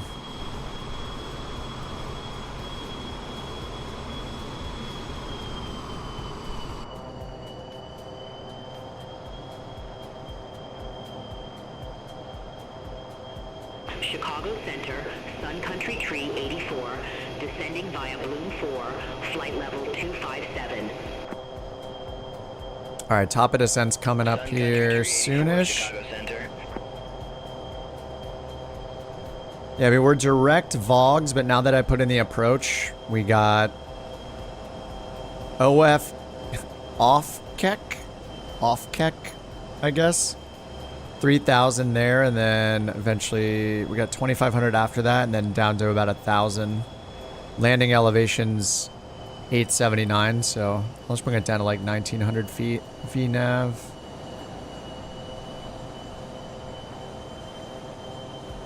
All right, 1,900 feet. VNAV's on. Chicago Center 127.05. Take care. Contact Chicago Center 127.05, Delta 1654. Take care.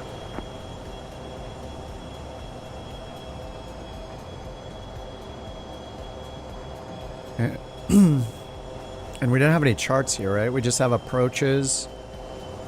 It's giving us the... Well, I put in for the visual. She said expect vectors, runway 34. All we have is the RNAV approach. RNAV GPS 34. And that goes down to 2,500. And we're coming from the east, so minimum safe altitude's 3,000. 1,300 foot obstacle right here. And then no airport diagram. But the approach will give us a miniature airport diagram, which is kind of nice with the FAA. FAA charts. So yeah, looks like parking is going to be on the right side. 345 degrees. And we have 347 here. So it might just be a difference between the sim and the real world. Or this outdated chart. When is this chart from? December... Oh, this is new. December 26th. To the 23rd of January. This is current. Well, that makes sense because it's FAA charts and they're all public. So we'll have the current ones. Whereas the Jeppesen charts, we'll get outdated ones with Navigraph pretty often. Approach procedure. I don't know if you're using ATC yourself, but for me, she just told me to expect the visual for 3-4.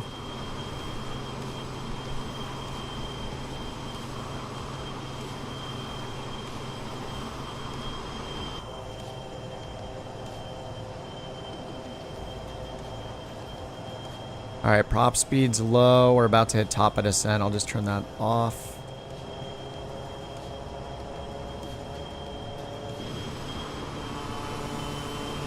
Oh my god, there's two of you guys now. Thank you for the escort, boys. What's up, Rory? Delta 361, Chicago Center. Oh, it's so nice to have tomorrow off, too. No more working for anybody. Just all play video games. That's it. No more work. Flight level 274. United 1840, Chicago Center. Radar contact.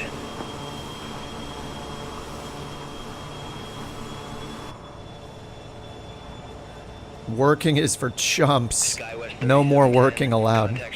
Except for the virtual airline. That's allowed. Working for couch captains, grinding, working 16-hour days for couch captains, acceptable. Doing that in real life, extremely unacceptable.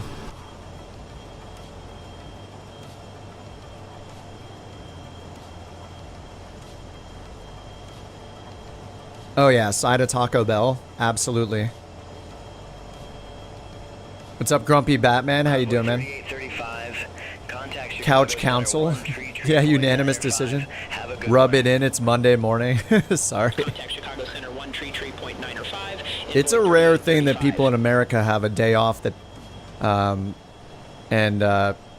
anyone outside of America, it's like way more likely, especially in Europe, that you're gonna have a good amount of time off. Here, we got to celebrate it because it's a rarity. It's like, wait a second. Couch 323, contact Chicago Center 135.6. 135.6, Couch 323. Bye-bye. All right, 135.6, Chicago Center. 3 days next weekend. Nice. Chicago Center, United 1865, flight level 380. I was just about to transmit. United 1865, Chicago Center.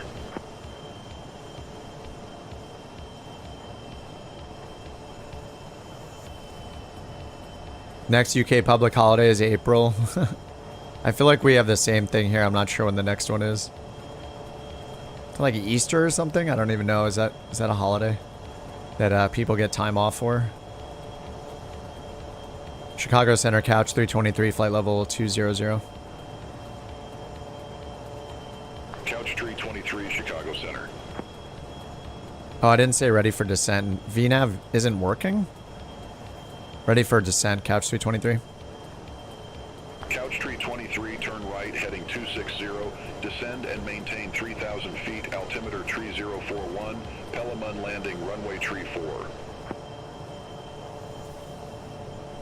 right, turn right, heading 260, descend and maintain 3,000. Altimeter 3041, and we're expecting runway 34, Couch 323. Man, did I get all that right? 230 knots. Couch 323, descend, maintain 2,700 feet, vectors for the approach. Descend, maintain 2,700, Couch 323. Negative, descend, maintain 2,700 feet. 2,700, Couch 323. I gotta descend faster Chicago here. Center, United 2325. Good day. Descending via Bradford Niner. Flight level 213. I'm gonna go 2,000 feet per minute because I was slow on the descent. Chicago Center. All right, 2,700 feet, vectors for the approach. And altimeter 3041, so we're about to go to transition altitude, or transition level, so Barrow 3041. Altimeter 3046. Descend via Bramer 8 arrival, Kansas City Airport landing, runway 27, altimeter 3046, United 8. You installed our livery as the community folder doesn't show available to fly, which it matters the livery in the plane, and if you're in Flight Sim 24, sometimes they just don't work yet. Couch 323, contact Des Moines, approach 123.9er. 123.9er, Des Moines, Couch 323. Des Moines. All right, 123.9er. Des Moines approach, Couch 323, flight level, or correction, 17,000, descending 2,700. Couch 323, Des Moines approach, altimeter 3041. Expect the visual approach, runway tree 4. All right, visual 34, Couch 323. All right, 3041, visual for runway 34. Still in the descent.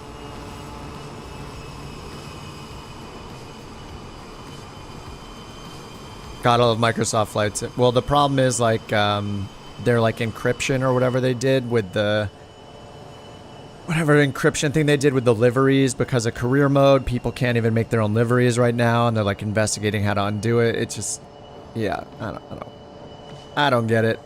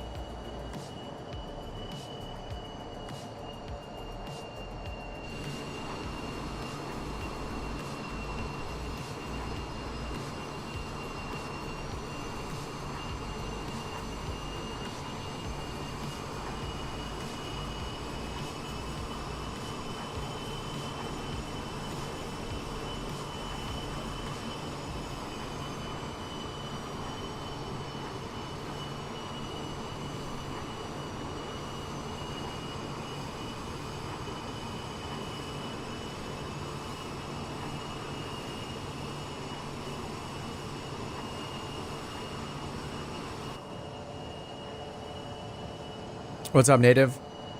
Yeah, one day they'll fix it so everyone's skin shows. Yeah, it's weird. Like, even right now, you can't, right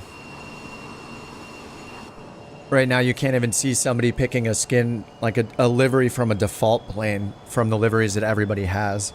So, yeah. Yep. We are experiencing all the bugs because it's relatively new still, so... You know, we'll finally look back at this moment and be like, oh my god, we made it, guys. We got through the first 6 months of Flight Sim 2024.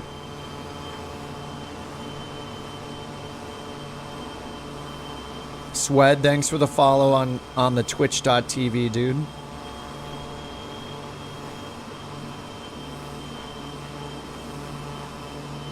There's a city coming up called Oskaloosa. Yeah, seeing planes that we don't own, I know. I can't believe that's not a thing. Maybe it is gonna be a thing. Maybe it will be a thing. I don't know. Hope so. Yeah, they need to take the Fortnite approach, the approach that every other game takes. You see it, you want it, you buy it for yourself. 2 months old, yep. 2 months. I mean, to be fair, we got like 3-4 patches already, so they haven't been doing nothing. We'll just see how long it takes to get the beta for Sim Update 1. I'll probably install the beta.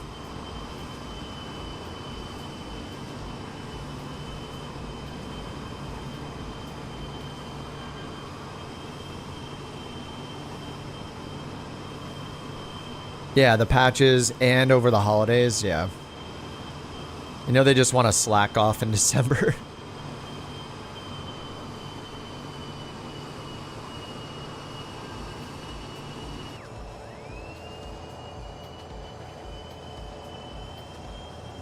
Sim crashed? Just randomly?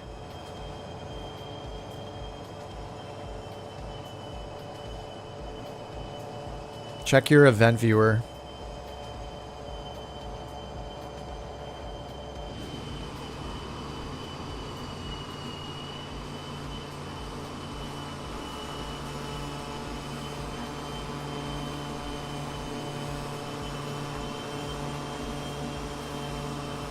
Yeah, everyone slacks off, to be fair, yeah. Yeah, exactly. Like, they're probably like, oh, holidays are coming up, vacation time, and they're still pumping out patches, like...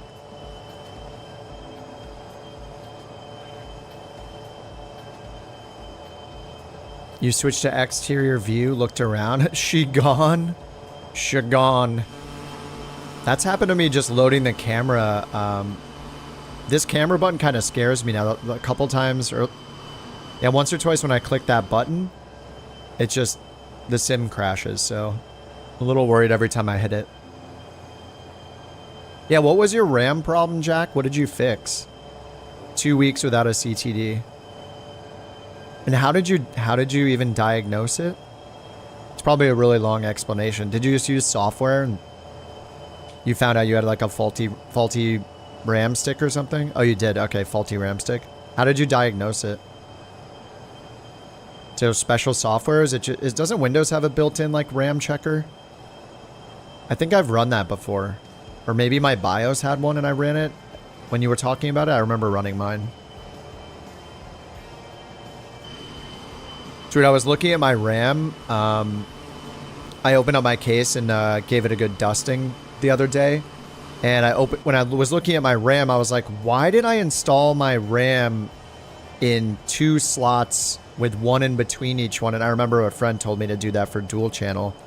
So that's another thing to check that I forgot I even did, which is make sure that your RAM is in the right slots. You don't just, if you have 4 slots for your RAM and you have 2 sticks, you don't just put it in the first 2. In mine, you put it in like number 2 and 4 or something like that. Or maybe it's 1 and 3. But you space them out for dual channel. So there's rules. There's rules, Smokey. Memtest said there was no issue. Thought to remove 1 stick and it stopped. Huh. What's up, Danny? SR22, there is, but the SR22 is part of Premium Deluxe. And I'm in the PC-12.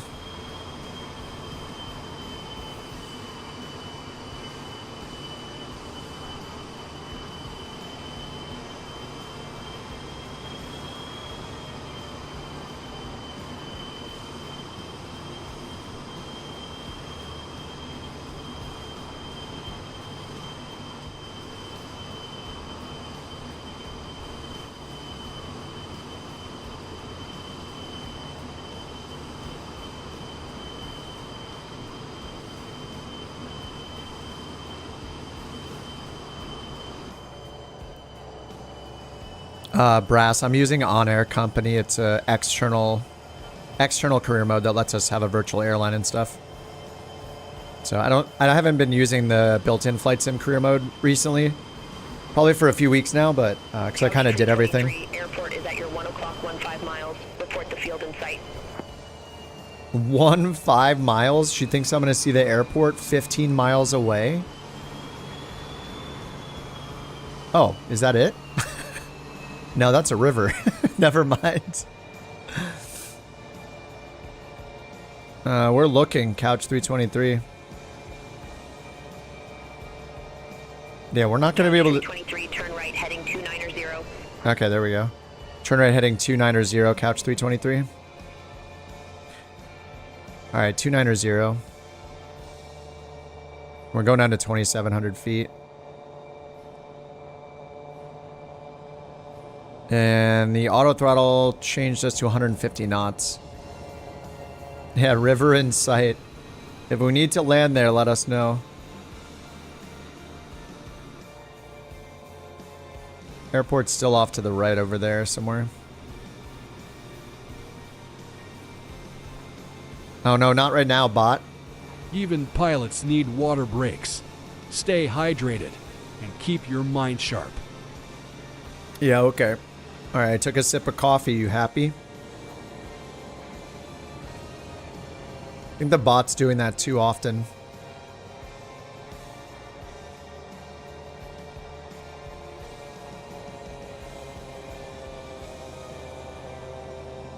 Thanks, John Wick.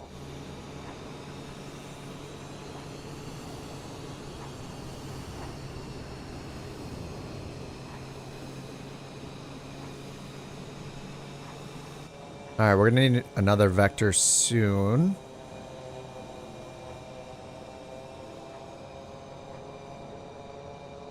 Alright, I'm gonna switch this to manual. I'm just gonna turn auto throttle off. Give it some more power.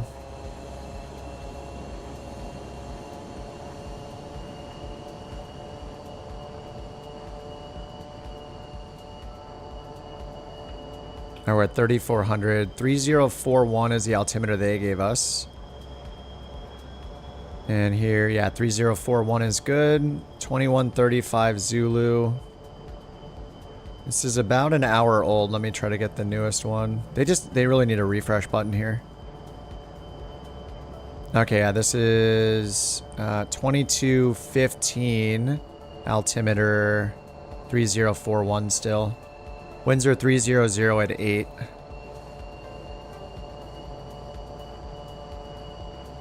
What's up, Shadow? What's up, Evo? Do I see any AI traffic ever? Yeah. Oh, not even multiplayer? Are you in... So... 23, turn right, heading 325, descend and maintain 1,000 feet. Turn right, heading 325, descend and maintain 1,000 feet, Couch 323. If you're playing in career mode, you can't see multiplayer planes. But you can... Yeah, give me vertical. Alright, turn off VNAV, vertical speed. But you can turn on the ability to see AI traffic, but it's a separate option under your online settings. And it turns off every single time you start the sim. Airport in sight, Couch 323. Couch 323, request not understood. Yeah, she asked me that earlier, but now she's moved on. Oh, wait. Report field in sight. We have the field in sight, Couch 323. Couch 323, cleared visual approach, runway 34. That's where the LLM will help probably, like interpreting what I'm saying a little better if I don't use the right phrase. Cleared visual approach 3-4, couch 323. Couch tree 23, no tower services available at Peliman. Frequency change approved. See you. Frequency change approved. See you, couch 323.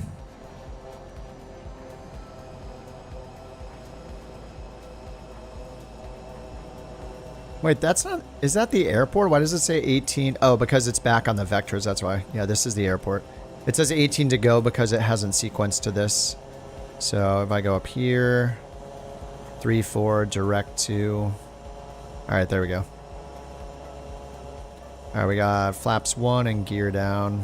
Inertial separator on. Little low.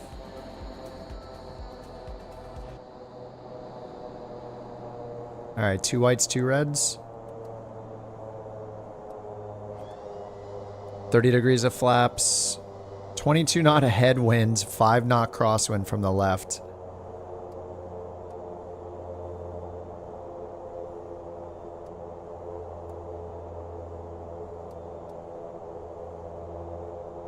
Localizer? No, there's no ILS here.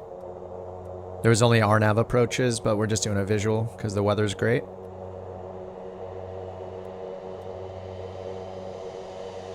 Alright, 500 feet above the ground. 15 knot headwind, 9 knot crosswind from the left.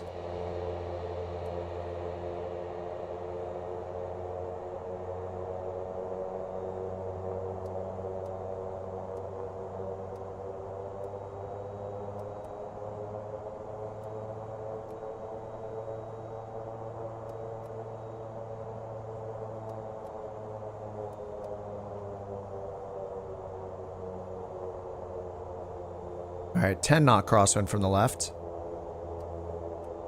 10 knots a headwind though.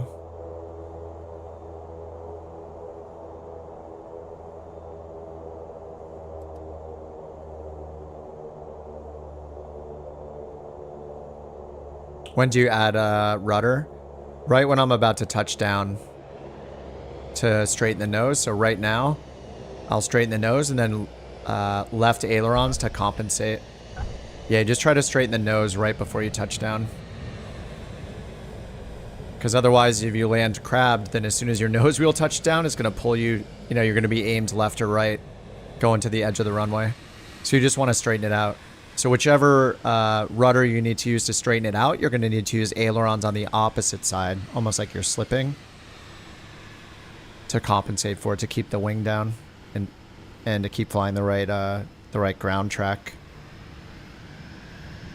People can take same missions. It matters how many are available. But what's cool is, like, basically, if we're all flying for on-air and we're flying out of our hubs, like Davenport, for example, you know, we're not necessarily, just like in the real world, right? Say we have a real airline. We're probably not launching 10 planes from Davenport to Pella, which is where I just landed, right? We'll all be going mostly different ways, different directions to different airports to bring passengers different places or cargo. So it's more like we will see each other when we happen to be flying to the same airports, especially the ones we have FBOs at. So like we have an FBO at Davenport and another one at Mount Comfort in Indiana. We're trying to pick all the comfortable sounding airports.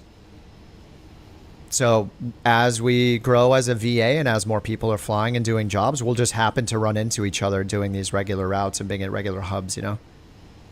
So now I'm doing one here, and once I get paid for this, I probably want to go back. If I can find a mission back to Davenport or to Mount Comfort, I'm going to take one of those missions. Thanks, Mike.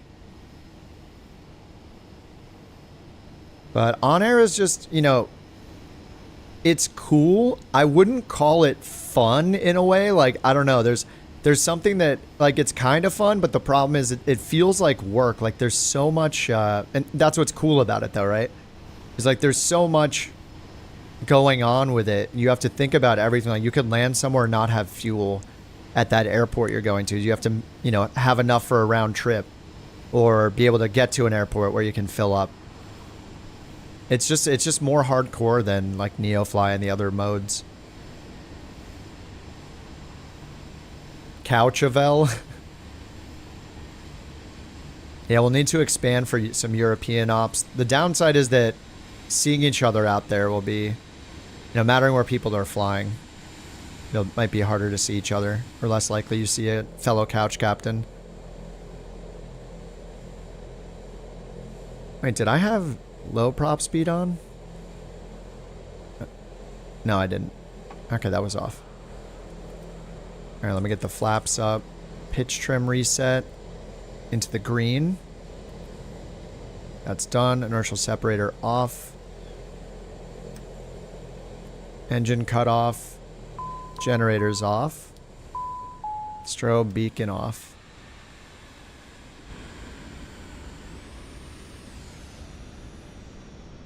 Alright, nice. Got the pay. Delivered passengers, delivered cargo.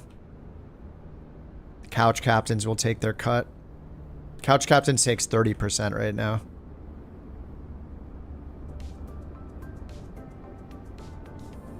Have I ever had a plane pitch wildly for no good reason in 24? Yeah. Yeah, definitely. What's up, Bunk? Whoa. He's in the Tomcat, but it's not showing up.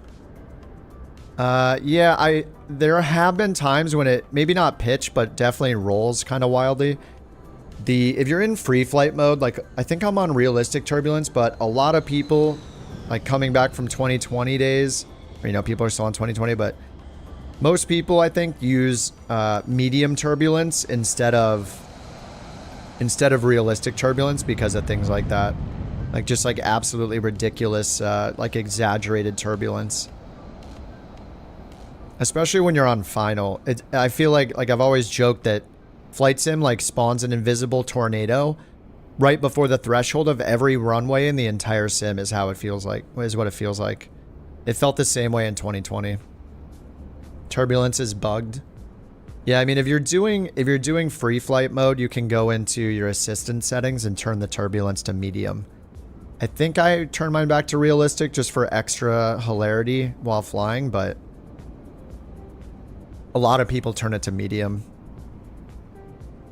It's just one of those things where I feel like they should just delete the supposedly realistic turbulence setting and tone it down, because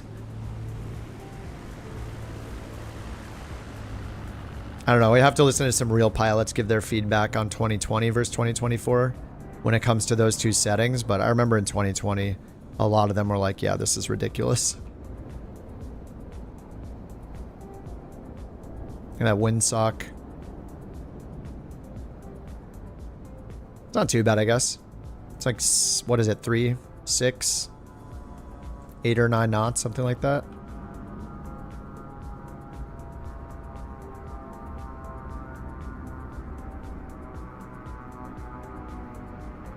You have yours on medium. 1,000-foot sudden drops is not standard turbulence. Yeah. You've run realistic since launch, yeah. I switched to medium for a little bit, but I think I'm on realistic right now. Let's check. Oh, I'm on medium. I lied, I'm still on medium. Yeah, medium feels good. It's still enough where it feels challenging, but yeah, I thought I turned it back to realistic, but I guess not.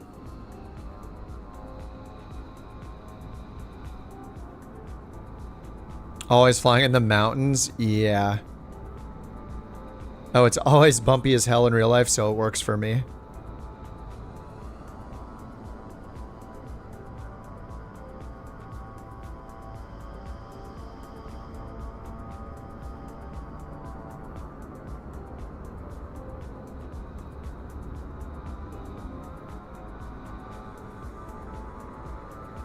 What's up, Y? Pass the ATP license, landing on your belly, forgetting to put the gear down, got 100% on feedback. Nice. Yeah, just slowly walk away and take your ATP license then. It's fine. They saw nothing. You got away with it. The game said I've never had a student do a belly landing before. Here, I'll change mine back to realistic because I thought I had it on realistic. Why is the G effect set to jet pilot by default? There's civil aviation.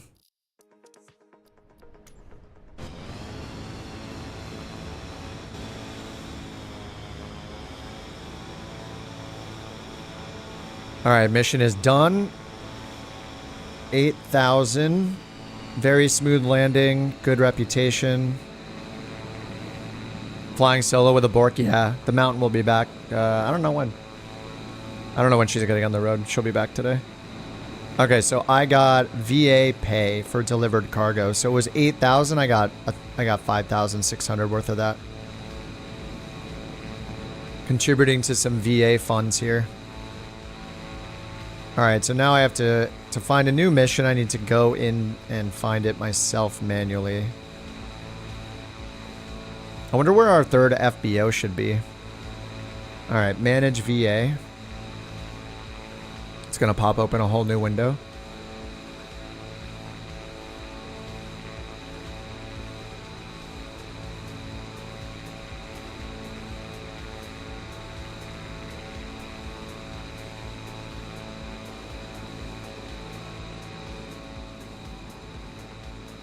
Alright, loading couch captains. Alright, couch captains has 78,000 and 2 FBOs.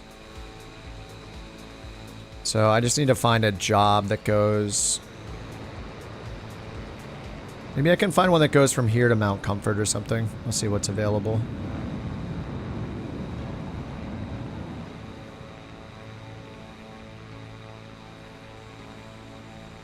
Alright, logistics center. From KPEA.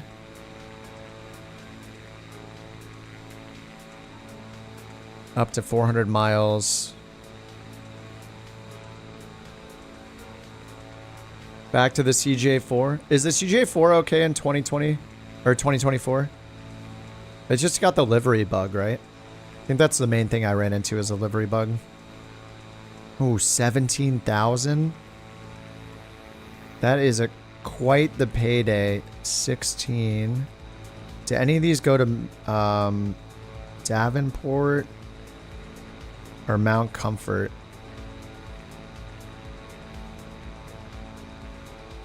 That's KDVP. That's not Davenport.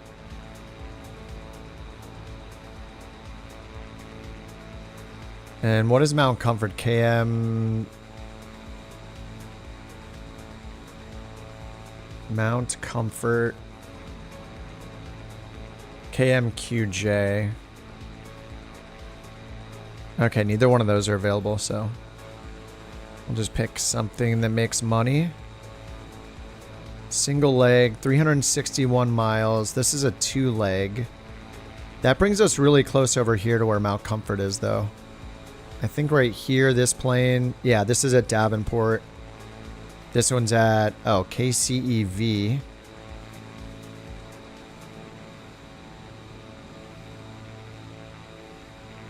CYCH almost says couch in the code. It just matters where it is, as long as it's like, you know, down south a little further or maybe up north. We just need to start building a network of FBOs. But they are weekly maintenance and stuff like that, and yeah, we just need to figure out where to spend the money, really. Big Old Bear's been mostly handling it. He's been doing like 90% of the work. New Brunswick. Once we start getting bigger and bigger planes in the fleet, though, we each start getting bigger planes, we'll be able to cover more miles, make more money. This one looks pretty good. KEVV, Evansville, size 4. This is a big airport for 12,000. 321 miles away, bringing 7 passengers. This one is 16,000, just a few miles more. 9 passengers. I think I want this one. KFWA, Fort Wayne. All right, to Indiana we go.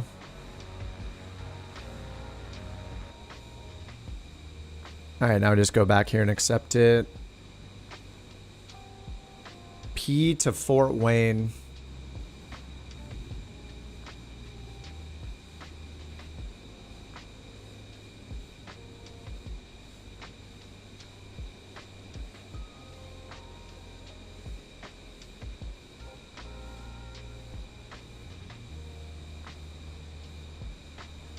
Which career app? It's On Air Company. No cargo available. What? Oh, it's because I have to assign the mission first, isn't it?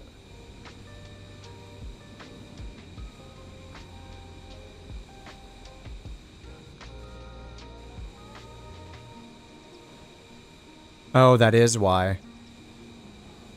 Okay.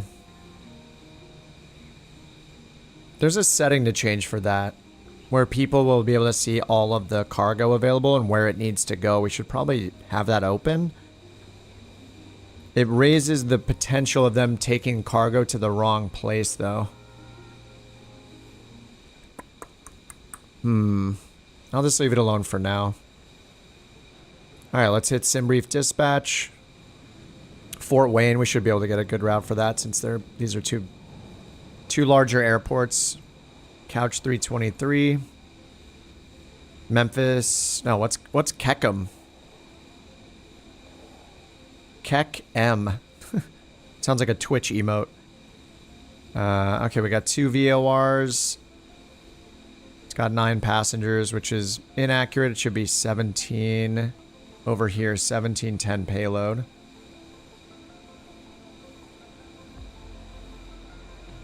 I should just do 0 fuel weight, 7184. And then we can just turn these to auto. There we go. So it's a little more accurate on the fuel. Oh, whoops, I didn't have that up. Generating a flight plan. Hour and 16 minutes in the air. And it wants us to go up to 25,000 feet.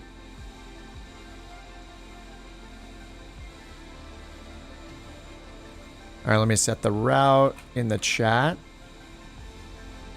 There's the route. I'll get Beyond ATC going.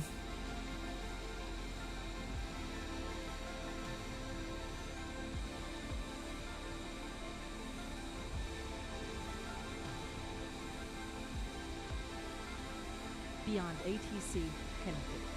Connected. Man, I'm all out of coffee and I ate my pastry. Sad times. I'm gonna need to order that Wandering Bear and have it delivered within the hour.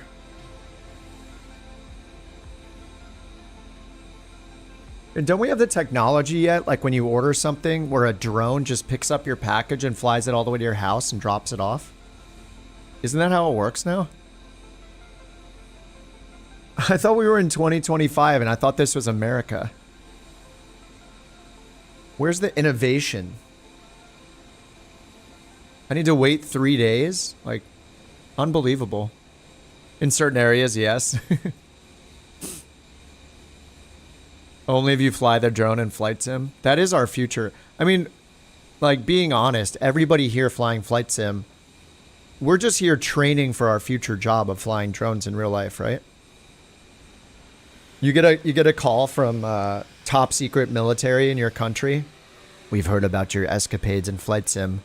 Now is your time. We're going to need you to fly this plane remotely, of course. We'll provide the coffee. Okay, I've been waiting for this moment. That's the more realistic thing, not hey Captain on the 737, if you need a flight simmer. I'm right here in row 14 if you need me. It's more like I've been sitting on my butt here playing flight sim for 7,000 hours. Your country needs you. We're gonna need you to load up Microsoft Flight Simulator, but install this. Put this top secret mod in your community folder. Some general calls you up. We've sent you a mod by certified mail. Put the zip disk into your computer and move it into your community folder. Your country needs you. Oh no.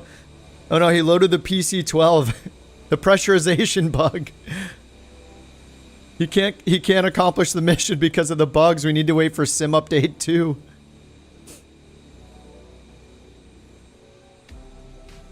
I need to accept this job. All right, import sim brief data. All right, 1,100 pounds of fuel. 9 passengers. Ooh, it's going to be dark soon, but we'll fly in real time for one more.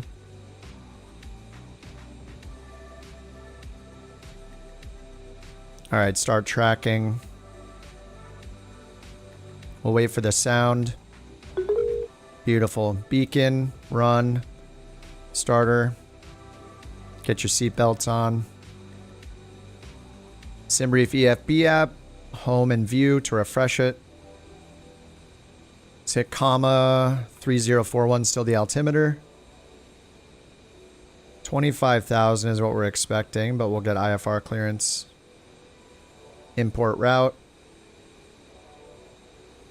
All right, activate. So direct MZV, direct Eon, and runway 32. All right.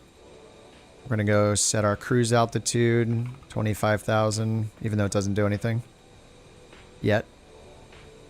Send the V speeds.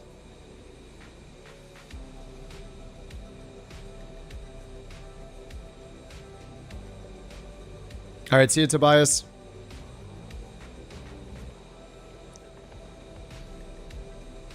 Innovation in North America is taking longer than expected. Yeah. Contact the flight simulator team. We need them to patch this immediately so we can accomplish our mission. Now let's get the generators on. Gen 1, Gen 2.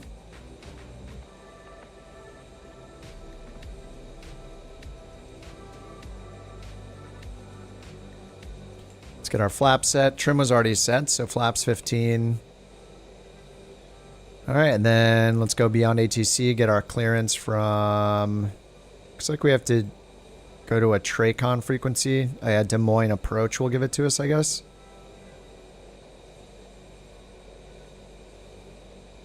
And where are we going? Fort Worth?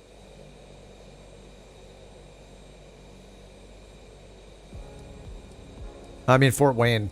Fort Wayne. Not Fort Worth. That's in Texas. Fort Wayne, Indiana. Des Moines... Couch 323 on the ground at Pella, picking up IFR to Fort Wayne. Couch 323, Des Moines cleared to Fort Wayne. Radar vectors Moline then as filed. Maintain 5,000 feet. Expect flight level 250, 10 minutes after departure. Departure with me. Squawk 560 tree. Cleared to Moline as filed. Climb maintain 19,000. Departure with you, Squawk 5603, Couch 323. Couch 323, read back correct. Oh no! Look at the altitudes. Next time I'll try to say something wrong besides the altitude and see if he gets that. Alright, start and taxi our discretion, hold for release, and we'll report holding short runway 05, Couch 323. Alright, I read back the wrong runway. Doesn't care about that either. Yeah, there's only certain things that are enforced. So the altitude seems like a big one. I need to report that bug. BATC, IFR readback, altitude, ignored. I feel like I've tried it so many times where it worked and I put it to the test and it would just work. So either it's a bug or, I mean, it's probably just a bug because that's worked before. It used to do the readback and just tell you the part that you got wrong, which is the way it should do it. It must just be a bug. I'll check their Discord after the stream and see if anybody else has reported it and what they said. Because I've put it through its paces like on stream so many times and tried to irritate it by reading back the wrong altitude over and over again. All right, so we got 5,000 and then flight level 250, Squawk 5603.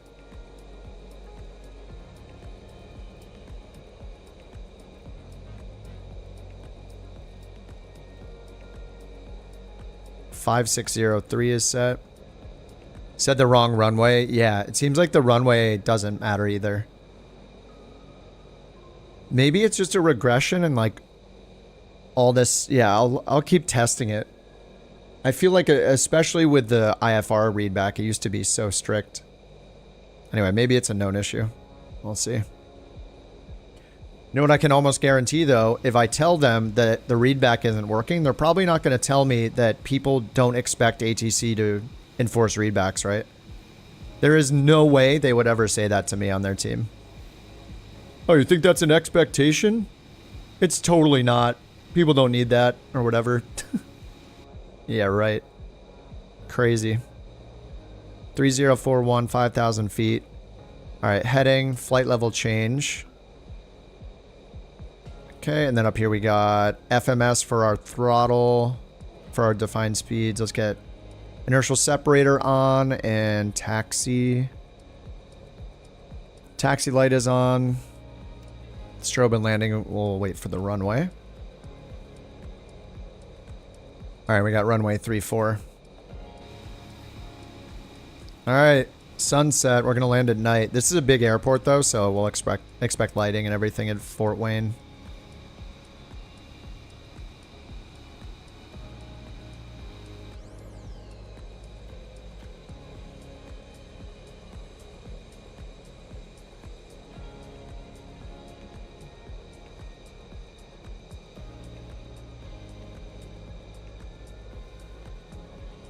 I guess we would switch to the CTAF right now and tell them we're back taxiing for 34.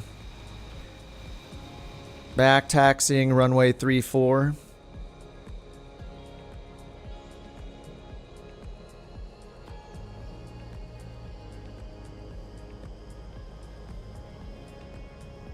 And then he said we're with him, so we don't have to change frequencies. Alright, landing and strobe on.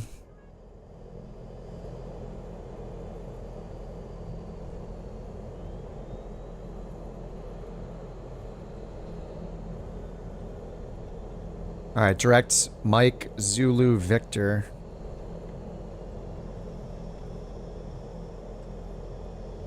Oh, and I also told him I was cleared to Malin or whatever, which is the Mike Zulu Victor VOR, instead of cleared to Fort Wayne. That didn't seem to matter either.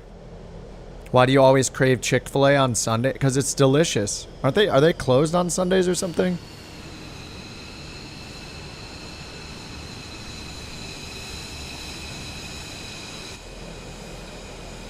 You only see 2 people? Turn it off live time.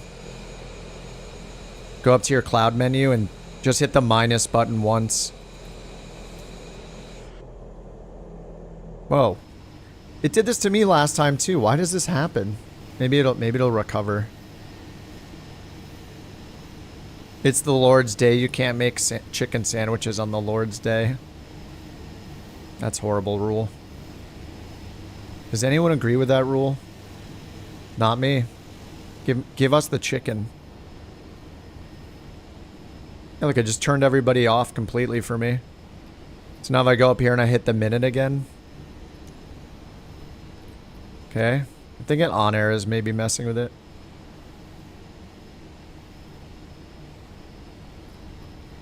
I gotta do it again. Chickens do? Yeah. Chickens are fans. Okay, now we're getting the spinny circle. Load the planes in.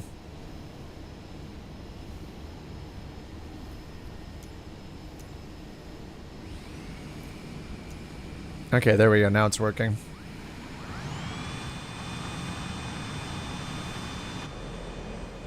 Alright, we're back.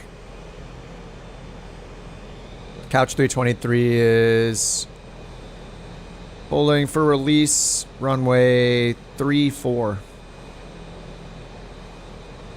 Couch 323, release for departure. Clearance void if not off by 2320 Zulu. If not off by 2320 Zulu, contact no later than 2330 Zulu. Time now 2300 Zulu.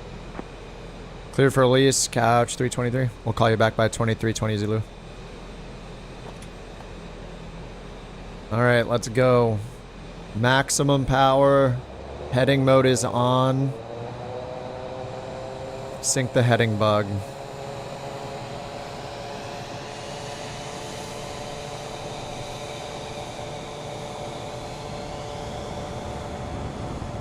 82, rotate.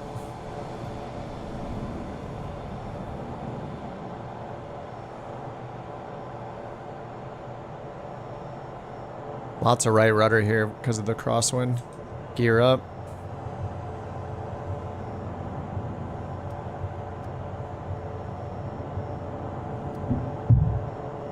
Thunk. Okay, yaw damper on. Dodge the bird. 500 AGL. Flaps up. Turning out to the right. Move our heading bug over. Follow the flight director. And we're going up to 5,000.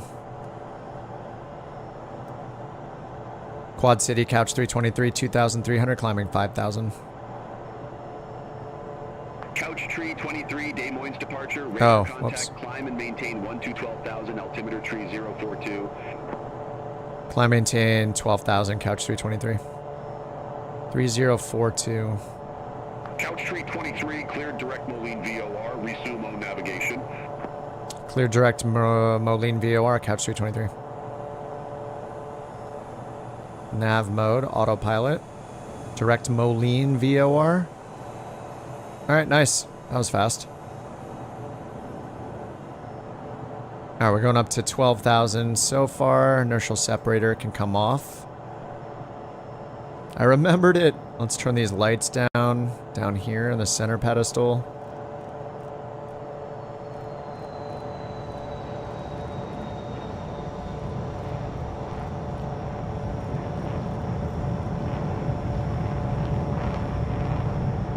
Alrighty.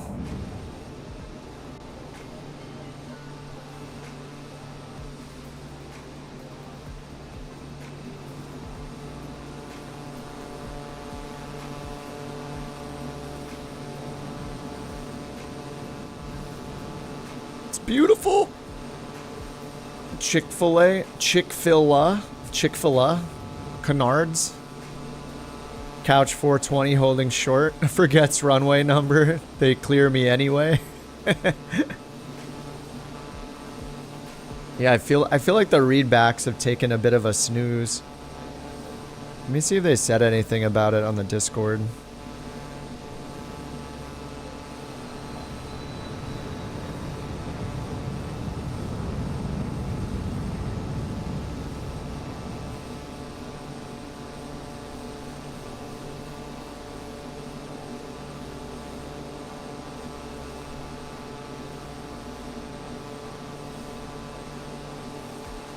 Couch Tree 23, contact Chicago Center 127.05.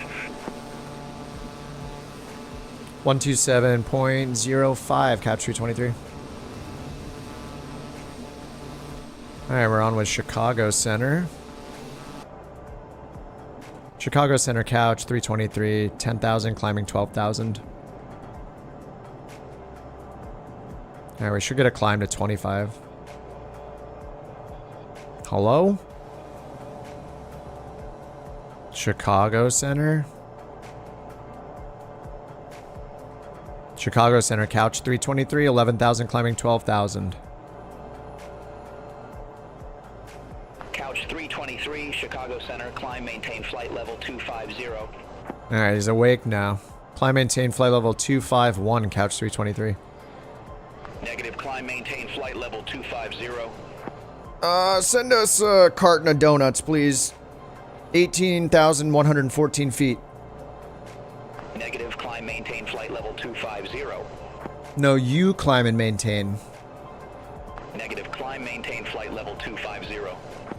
Climb, maintain flight level 250, fine. Delta 718, contact Minneapolis Center 134.0. Sorry, Delta. Contact Minneapolis Center 134.0, Delta 718.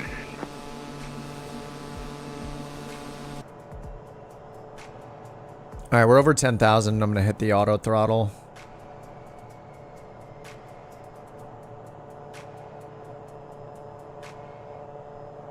Heading bug is all synced. Couch 323, contact Chicago Center 118.15. Take care. 118.15, Couch 223.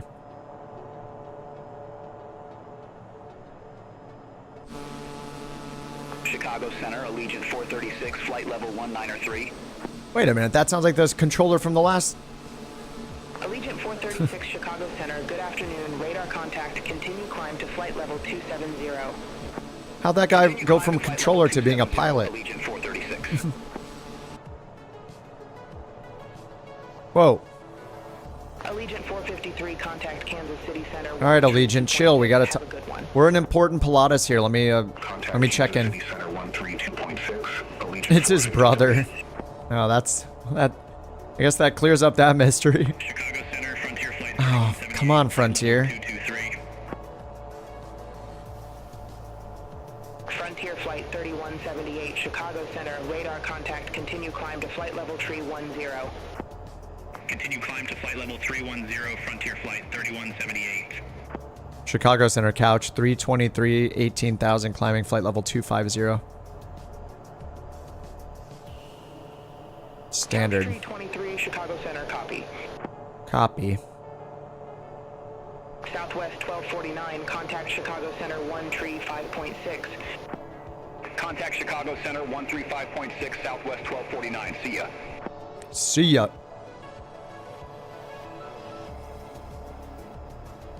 Alright, tracking is going fine.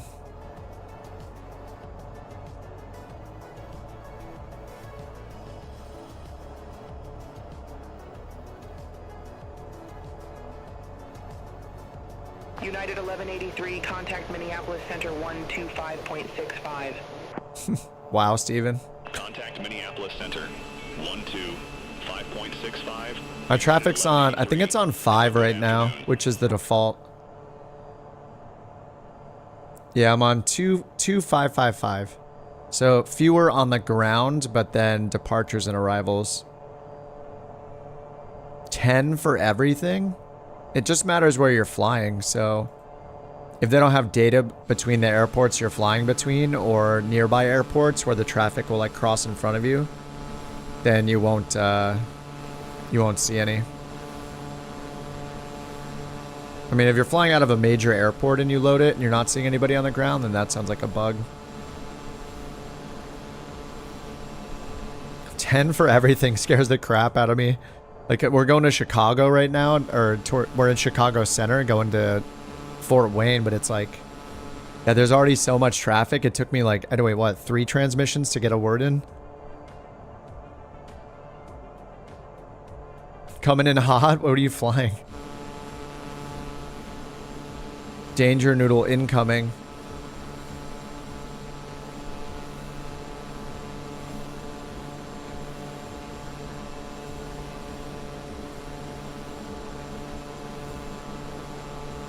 United 1527, contact Minneapolis Center 125.65. Contact Minneapolis Center 125.65. United 1527, see you. I didn't even see what that was. Uh-oh. Ejector seat deployed. It's a UAP. What is it? It's a flying car seat.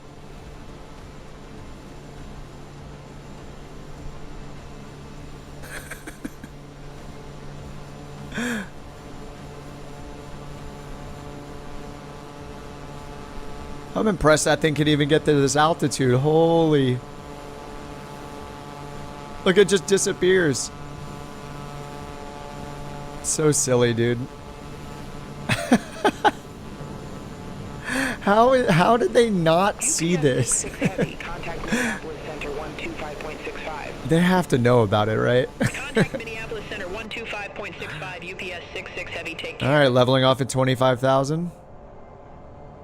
That's our cruise altitude.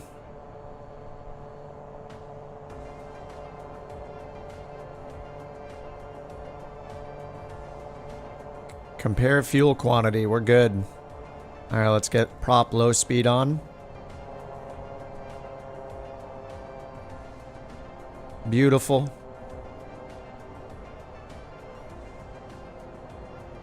Oh, sorry. I need to make a mod command that will hide it. Oh my god, I think I can make that actually. Hold on. It's that time where we play with the bot.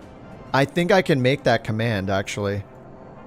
So if I leave it, a mod could say hide BATC or something, and it'll hide it automatically. City Center 132.6, Frontier Flight 3178. Have a good one.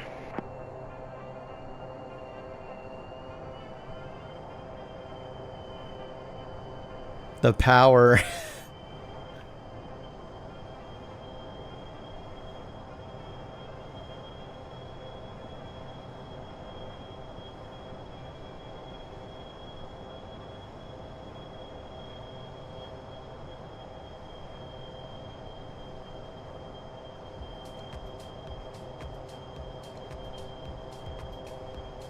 Yep, OBS sources.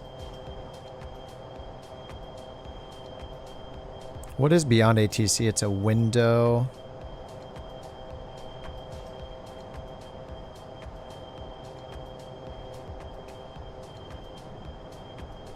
Set source visibility.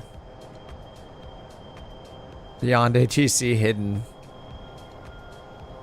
Okay, let's try this out. Hopefully I made it correct. So if I show it and I test the trigger, it hides it. Yep. All right, I'm going to show it. All right, Brian, my hands are off. It's called hide BATC. Wait, let me make sure that's the command. Yeah, hide BATC. Allegiant 436, contact Kansas City Center. Is a mod only command. It worked. Wait, what was that sound? 132.6, Allegiant 436. It worked. Here, try it again. I'm showing it again.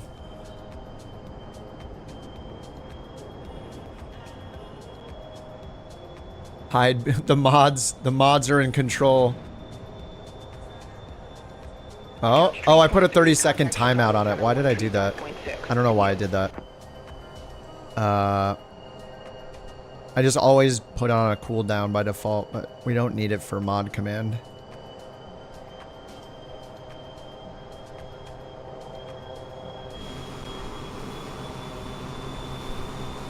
In control. Couch 323, contact Chicago Center. That's the power of this bot. It's awesome. Look, I forget about it. I wonder if I could make one like do a key command.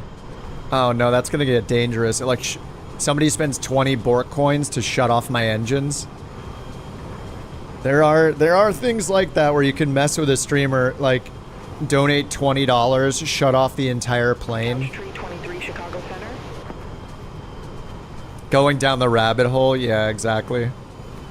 There are some funny apps that do that, but they don't support Microsoft Flight Sim, unfortunately. I've looked at them before.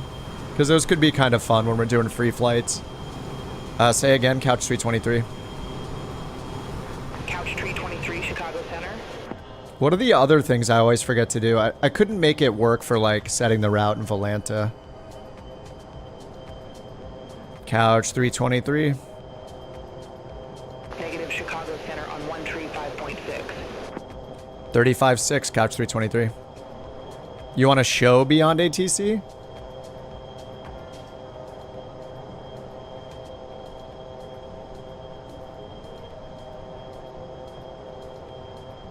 I don't know what the use of that would be, but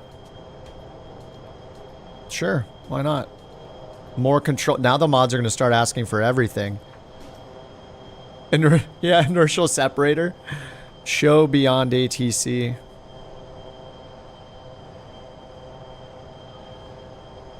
This is why this bot is so nice to use. I really like it, even with the enable beacon, even with the like even with the limitations with YouTube, it's still really powerful. It's great.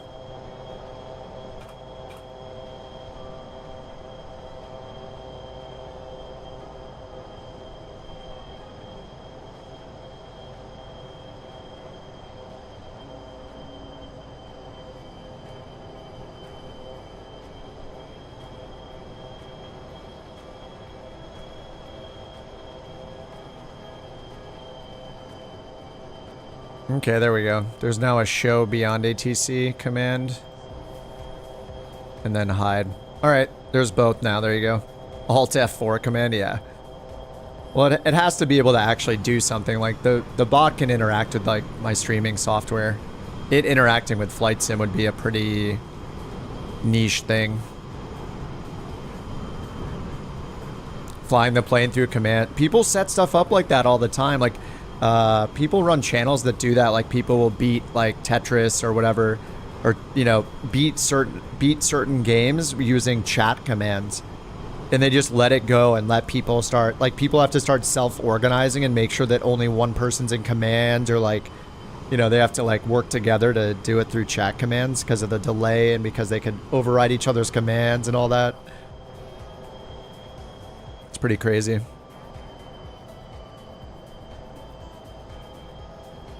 Stream time opens the PC, orders coffee, triggers the alarm clock. Yeah, makes the thumbnail, sets up the title. You know, opens the streaming software, puts the notification in Discord. Man, I would love if that command worked. That would be incredible. There can be commands like setting the title, setting the plane. Well, you guys can already do set route and set plane. Yeah, set route is a moderator command. Set plane is a moderator command.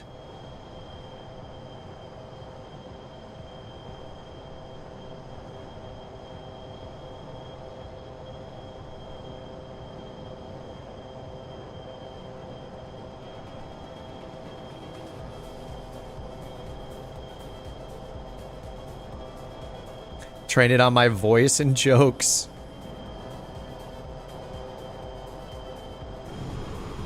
Yeah, I mean, just give it a little while. I won't have to even sit here anymore. It'll just run the stream. That sounds so fun, not playing the game. All right, what's our... We don't have an ETE yet. We have no discontinuity or anything, so we don't have a... we don't have an ETE here. We also don't have an approach set. So I'll just put in a... Oh, there's an ILS. Let's see which one looks good. Zoom it in, skip to the end. Tele. FWA. Oh, that looks like it's over the airport, then we turn around. That might be the best one, actually.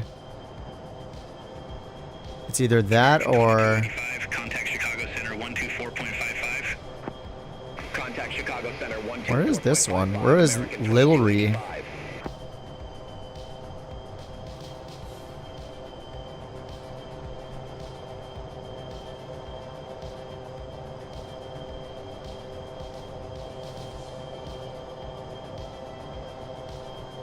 Oh, it's right in there. It's the same thing. I guess we'll do FWA.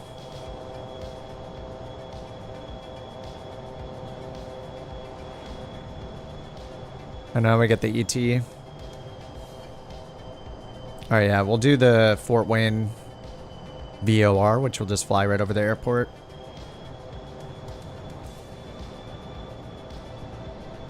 Jegpoo. So this has a reversal. Maybe they're end up vectoring us. 55 minutes en route, top of descent. I don't know, probably like 40 minutes or something. We don't know yet.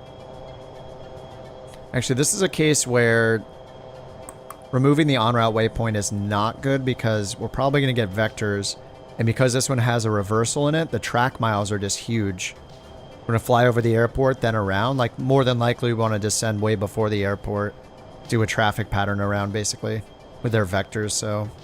Envoy 3984, contact Chicago Center. I guess I'll just put in vectors for once. Contact Chicago Center 124.55, Envoy 3984.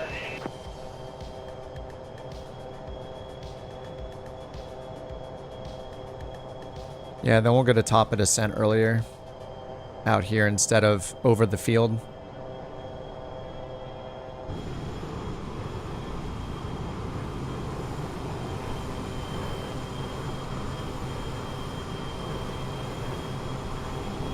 $480-mile flight in the TBM 930, 40-knot headwind.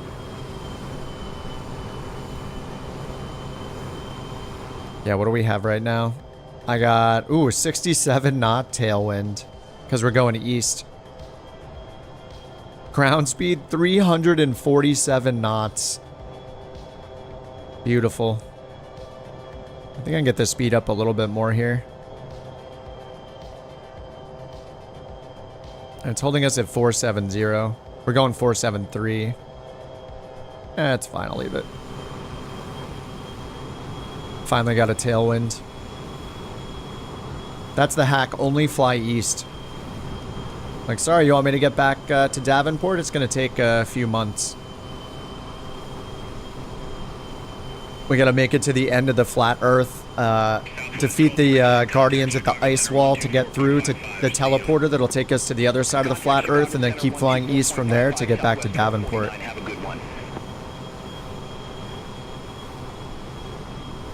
Vanilla latte.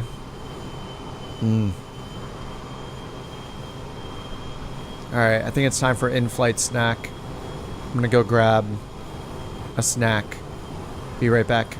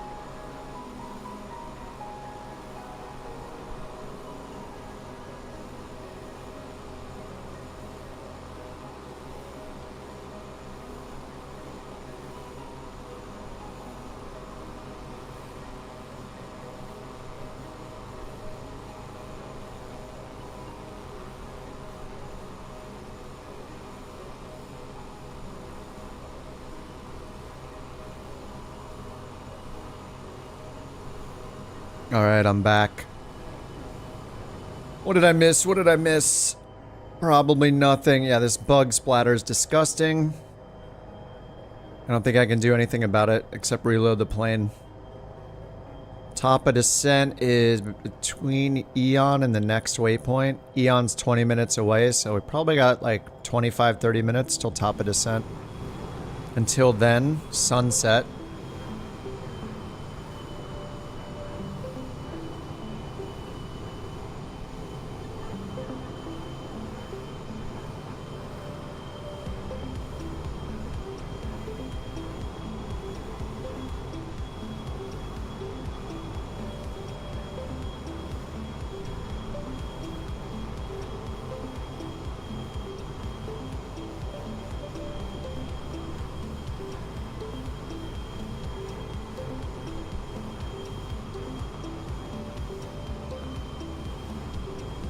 Watch your plane. All right, we got you.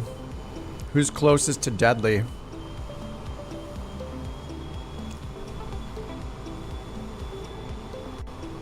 You gotta love the PC-12. Look at it.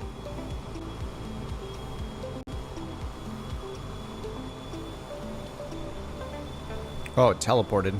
Whoa. Dude, we can see Tommy's nav light from here. See that? If I zoom in, it'll disappear because it just makes sense, but you can see his nav light. It's so... when are they going to fix this? When I zoom the camera out, I can see his lights better. When I zoom in, the light disappears. How does that make any sense? The further I zoom out, the brighter the light is. It's like doing the opposite of what it should do. It looks awesome. I can even see the like strobe flashing in the beacon. Like the tiniest bit of red and white flashing. It's awesome.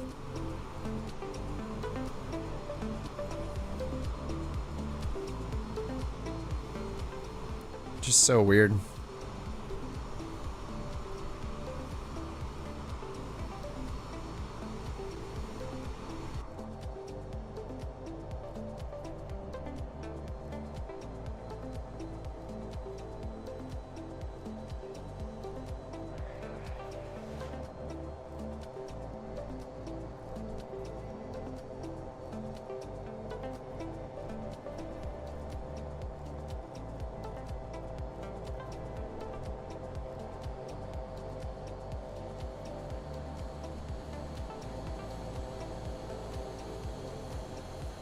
All right, there we go. Lights set for nighttime operations.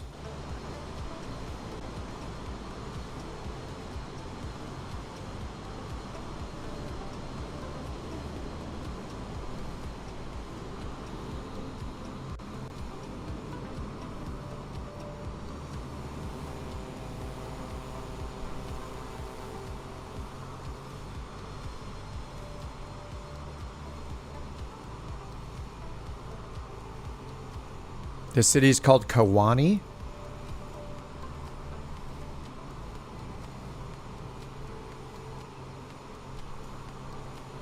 Yeah, I'm talking about the lights.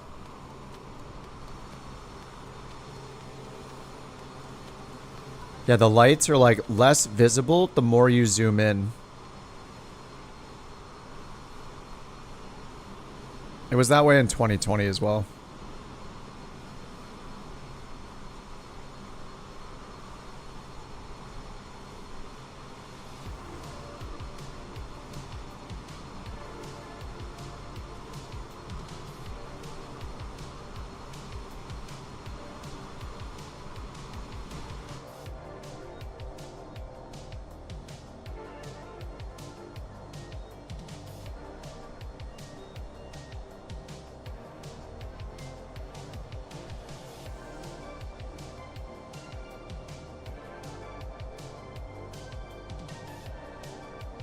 Default F-18 is so unstable under 250 knots. Yeah.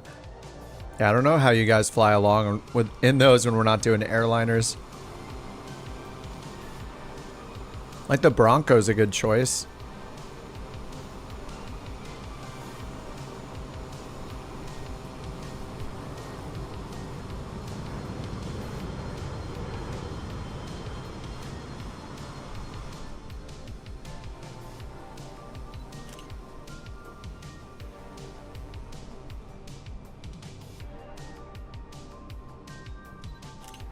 Beautiful.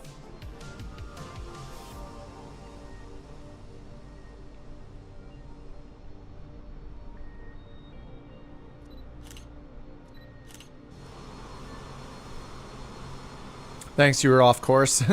Oh, that's you, Mott. No problem. That reminds me, am I on course? Okay, yeah. We're like picking up some VOR over here.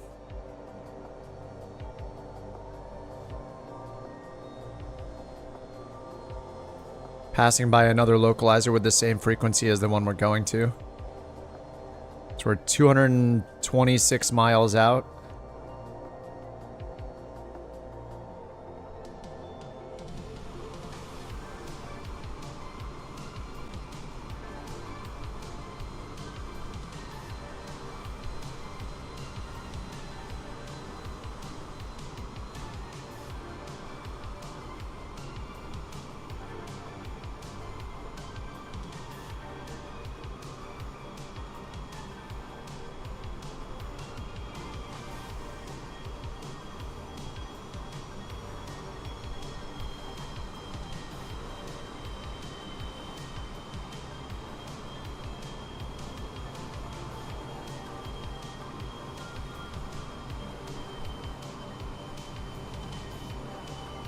Perfect lighting.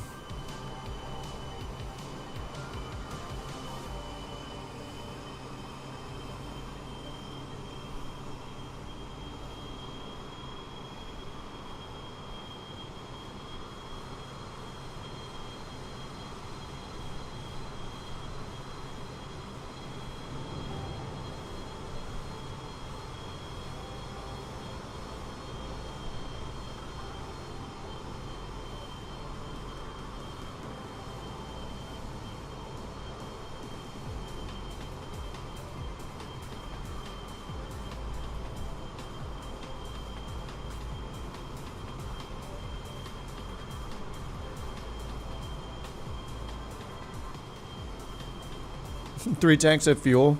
Yeah, on the rare occasion I fly a jet or like a military jet like that, I'll just turn on unlimited fuel.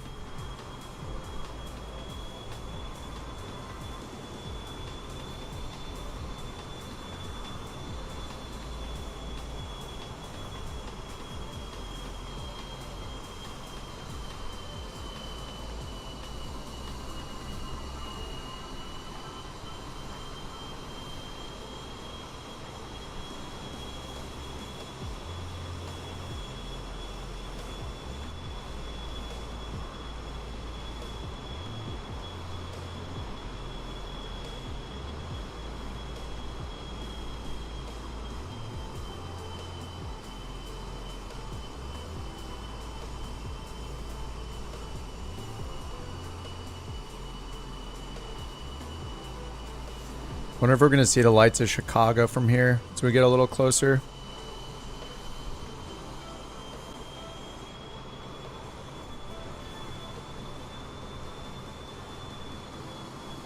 Snack your report. Smooth, but your legs are probably a little turbulent. Time for a stretch.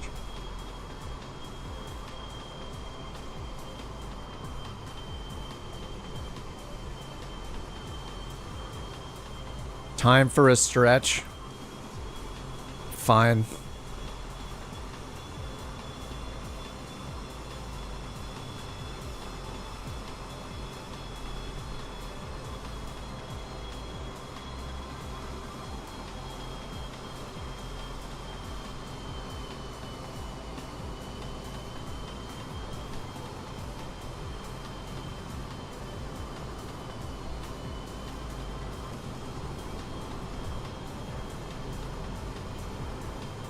Doing it, I'm stretching.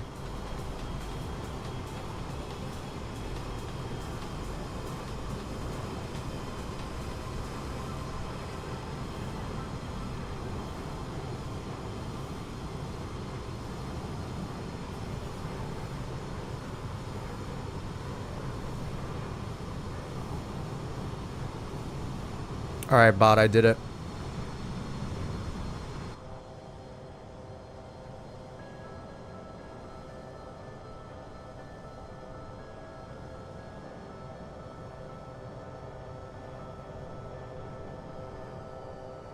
Chicago Center, Endeavor 4958. Good evening, flight level 1906. I didn't check in with Chicago. Endeavor 4958, Chicago Center, radar contact. Continue climb to flight level 350.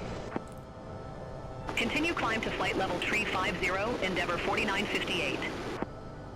Chicago Center, couch 323, flight level 250. Couch 323, Chicago Center. Couch 323, contact Chicago Center 123.75. 123.75, couch 323. All right. Chicago Center, good evening, couch 323, flight level 250. Couch 323, Chicago Center, copy. Copy.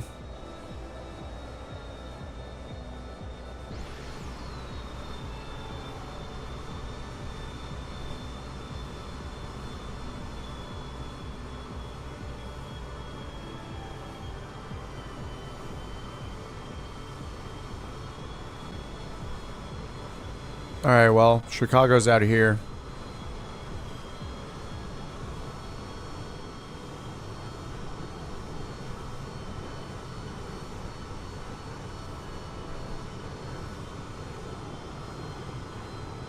We're gonna pass right by.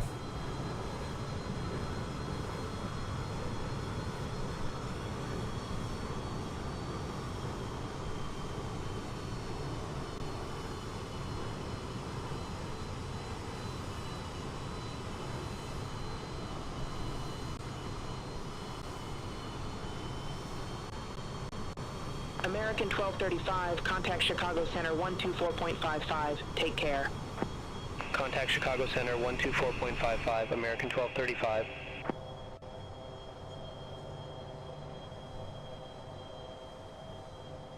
I don't know if we have any strobe lights in this.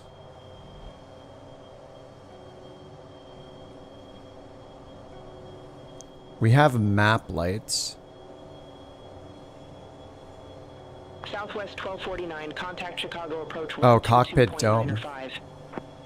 Contact Chicago approach, Southwest 1249. Oh, does it not work? Oh yeah, the dome light doesn't work. I think we just have... Oh.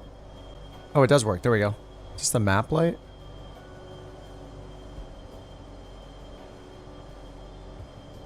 Panel flood.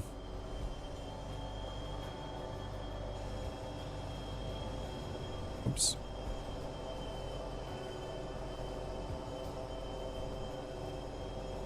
Oops, that's just the screen.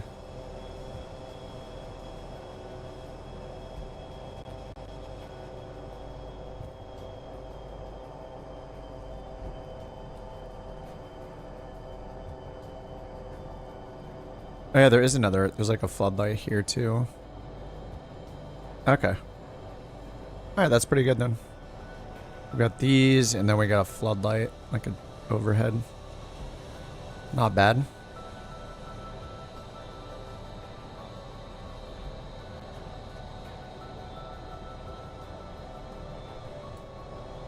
Yeah, I'm using WASD, yep. Shift WASD. I think WASD are set to like input controls for the plane, so like rudder and weird stuff, ailerons, and it might be ailerons and pitch actually. But you have to hold shift.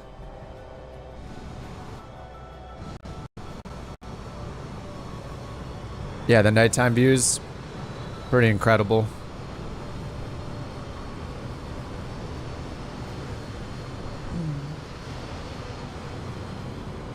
Yeah, they did a really good job with the night lighting. All the lighting in general looks amazing in the sim.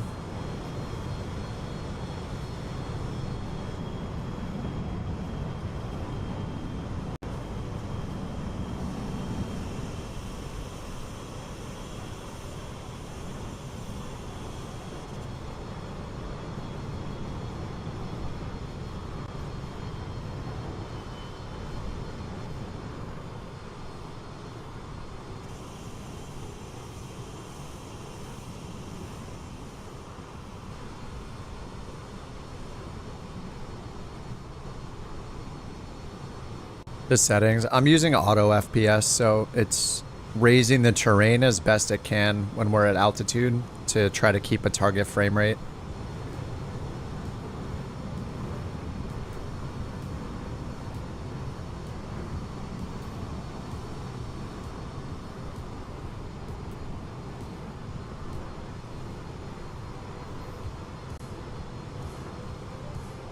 What's up, Agile?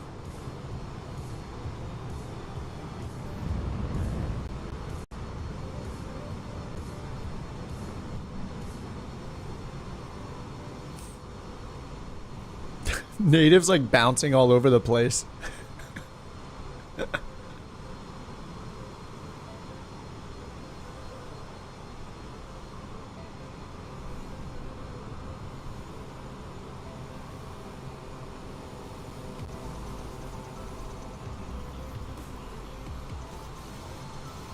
Do we have a blue light? Oh, it's like a greenish blue. Where's that blue coming from? Is that coming from the landing light?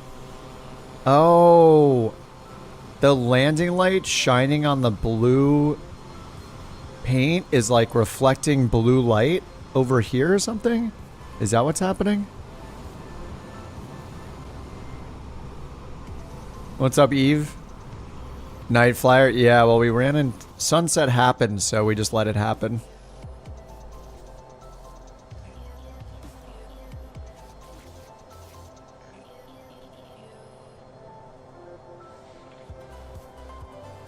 right, Chicago it is.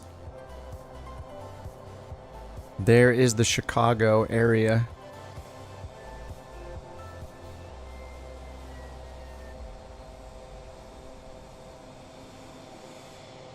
What's up, Patrick? Streams have gotten you back into Flight Sim 2020. Nice. Picked up a lot about having to navigate to approach an airport. Heck yeah. Yeah, if you have any questions, let me know. I'll try to answer them. Glad to hear it. Pick up a career mode if you don't have one. If you're playing Flight Sim 2020, get Neo Fly for free and start there. If you have trouble finding where to fly or like finding a reason to fly, like dude, it's all about the career mode apps. You don't need Flight Sim 24 to play one, just use one of the ones we've had for like years. NeoFly is free. It's got some paid add-ons, but yeah, you can use it forever for free. It's like Beyond ATC. Oh no, it's not like Beyond ATC. Beyond ATC, it's paid, but there's a paid add-on for more features. Or if you want to get early access. Couch Tree 23, contact Chicago Center 120.125. Oh, you got it? Nice. Is a taco technically lasagna, or is it more a pizza? Is taco lasagna? But lasagna doesn't have like a vessel to transport the lasagna, right? Like you consider the outer noodles like the shell? The taco is a sandwich 100%. I mean, it's surrounded by tortilla and you can hold it with your hand to eat the insides of it. Say again, Couch 323. Couch Tree 23, contact Chicago Center 120.125. 120.125, Couch 323. Alright, over to Chicago Center. Top of descent's not too far away. Chicago Center, Couch 323, flight level 250. Couch 323, Chicago Center. Taco is a Mexican hot dog, but a hot dog is a sandwich. Turn right, heading 10. Turn a hot dog on its side. It's a sandwich. Taco is 100% a sandwich. Hot dog is a sandwich. Taco is more pizza than lasagna. Yeah, I agree. Pizza is an open-faced sandwich. Calzone's a sandwich. They're all sandwiches. You surround them, or either on one side, two sides, or all sides. There's something you can use to transport the rest of the things into your mouth. Using, like it's a sandwich. You eat it with your hands. It's not a soup, that's for sure. Say again, Couch 323. Couch 323, turn right, heading 105, vectors for Fort Wayne. Turn right heading 105, Couch 323. Alright, 105. Couch 323, contact Chicago Center 132.5. Already? 132.5, Couch 323. Bye-bye. Alright, he puts us on a heading and then he transfers us off. Chicago Center, Couch 323, flight level 250, heading 105. Couch Tree 23, Chicago Center. Copy. Your buddies think pasta is bread? Wait, how? Wait, what? No, pasta? What? How is pasta bread? What? No, lasagna's... No, lasagna's more like a soup. You could, like, eat it with a spoon. It all, like, melts together, basically. No way. You're not gonna pick up lasagna with your hands, are you? It's not a sandwich. No way. The pasta's not the bread. You're gonna pick up lasagna with your hands? Unless you pick up lasagna with your hands, it's not a sandwich. It's more of a soup than a sandwich. The melting pot of cheese and... Melting pot of cheese and sauce and stuff. Lasagna command. You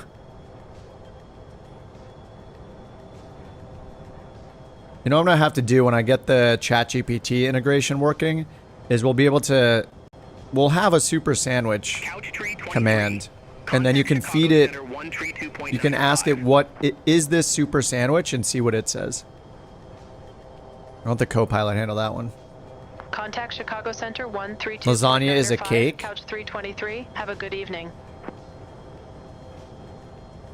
I don't know. I don't think you'd never eat lasagna with your hands though. That's a problem. A sandwich? You need to eat a sandwich with your hands. That's part of it being a sandwich. That's why a hot dog and a taco are a sandwich. Show me somebody that eats lasagna. Someone that eats lasagna with their hands. And I'll show you somebody that needs a sink to wash their hands. There's no way. If your friend eats lasagna with their hands, they shouldn't be your friend anymore. Like, what do you want to go out to a restaurant with somebody and they're going to order lasagna in public? As soon as they make the order, you're going to have to leave the restaurant.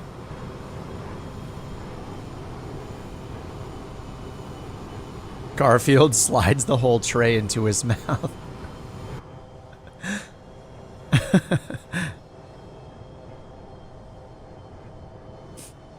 No, the plate and a tray is not the bread. Because then soup would also be a sandwich. Because you could just hold the bowl and drink the soup. And then you'd say it's a sandwich because the bowl is the bread? No. Though, bread bowl, soup served in a bread bowl, is that a sandwich or the soup? That's the real question. Bread bowl soup. Because you could probably pick it up with your hands and take a bite out of it and it's filled with soup. It's an open-faced soup sandwich. It's both. That's the confusing part. What is a dumpling? Is a dumpling soup or sandwich? I mean, they're filled with soup.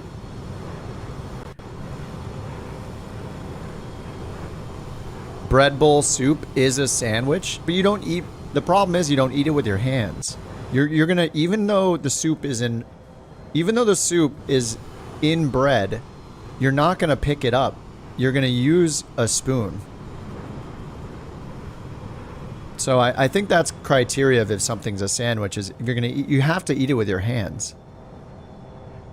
I mean, there's a one weird friend that eats it eats a hamburger with a fork and knife, but we don't talk about them. It's all sandwiches and soup. Right.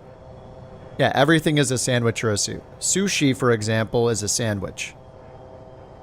Traditionally, people eat sushi with their hands. It's wrapped around so you can pick it up, and the contents are inside. It's a sandwich.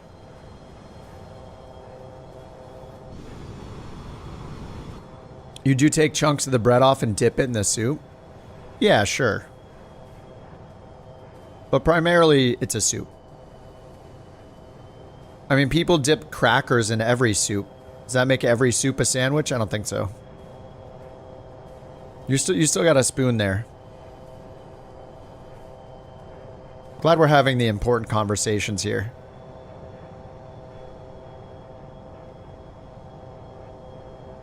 Alright, we ready for top of descent yet? 20 minutes is our ET. Top of descent's coming up here. Fondue for the win. Fondue dining.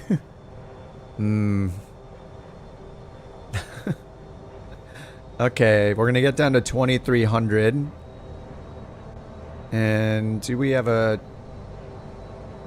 We have a Fort Wayne facility chart through Lido. That's cool. I'll choose the ILS FWA. We do have an ILS Lido chart. We probably have an FAA chart as well. Oh, the charts broke, didn't they? Every day. Super sandwich?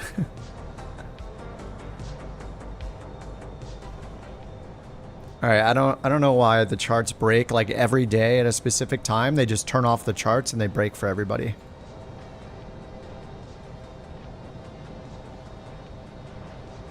They're gone. No more charts. Will load. What if I go here? Charts. FAA approaches. Yeah, now it finds no charts. It literally has a Lido chart that it pinned automatically for me, and now it won't load the Lido chart. There are so many bugs with the charts. Yikes! Alright, well, we got the info in the database, so that's fine. We'll just put in 200 for our minimums. We'll just do radio minimums 200. Alright, radar altimeter 200.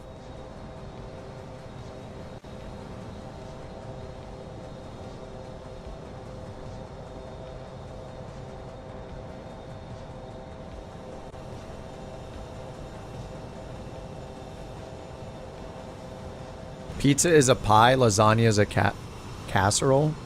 Pizza is a sandwich, lasagna is a soup. The only answers are super sandwich though. That's the only two possible answers. You have to pick from those answers only.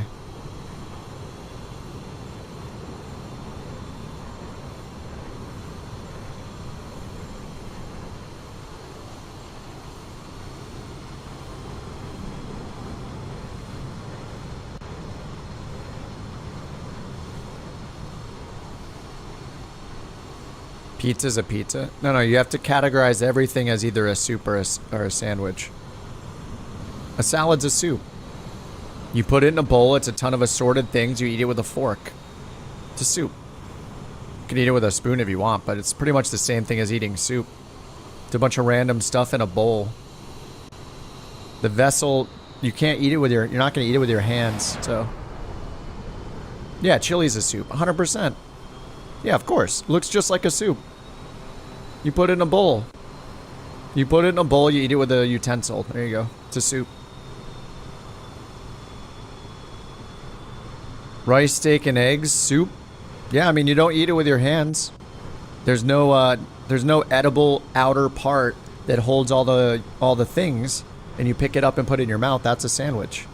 That's why a hot dog's a sandwich. You grab the bread, you eat it. Sushi's a sandwich. You grab the rice, you put the whole inner part in your mouth, the whole thing in your mouth, bam. Now nigiri though, nigiri sushi, is that a soup? No, that's also a sandwich. It's an open face sandwich. You pick it up by the bottom on the rice.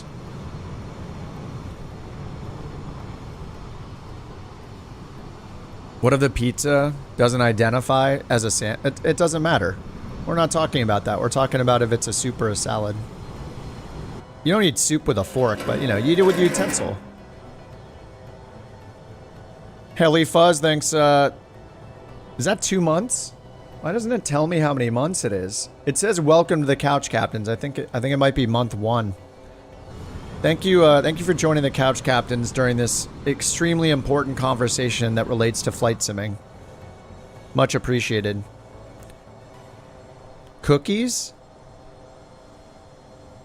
Cookies is a hard one. I mean, I feel like cookies is basically a sandwich. Like the chocolate chips are on the inside and the top. You pick it up with your hands. Everything's self-contained. It's not going to fall apart when you pick it up. I mean, unless they're right out of the oven. Oh, that sounds so good. Target FPS. I keep changing it. I just set it to 40. I feel like anything below 40 starts feeling kind of choppy. We're ready to start our descent. Couch 323. Couch 323, say altitude. Flight level 250. Couch 323, Chicago Center. We're ready for our descent. Couch 323. Beer's a soup. Aircraft calling for descent instructions, say call sign. I mean, if it's all liquid, it's a soup.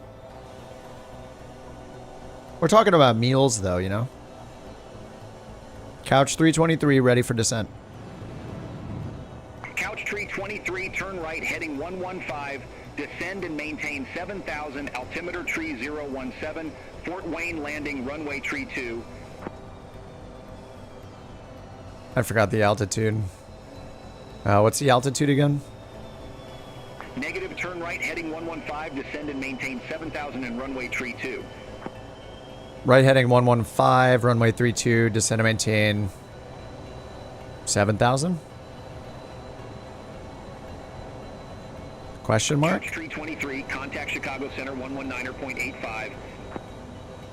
119.85, Couch 323. Alright, down to 7,000.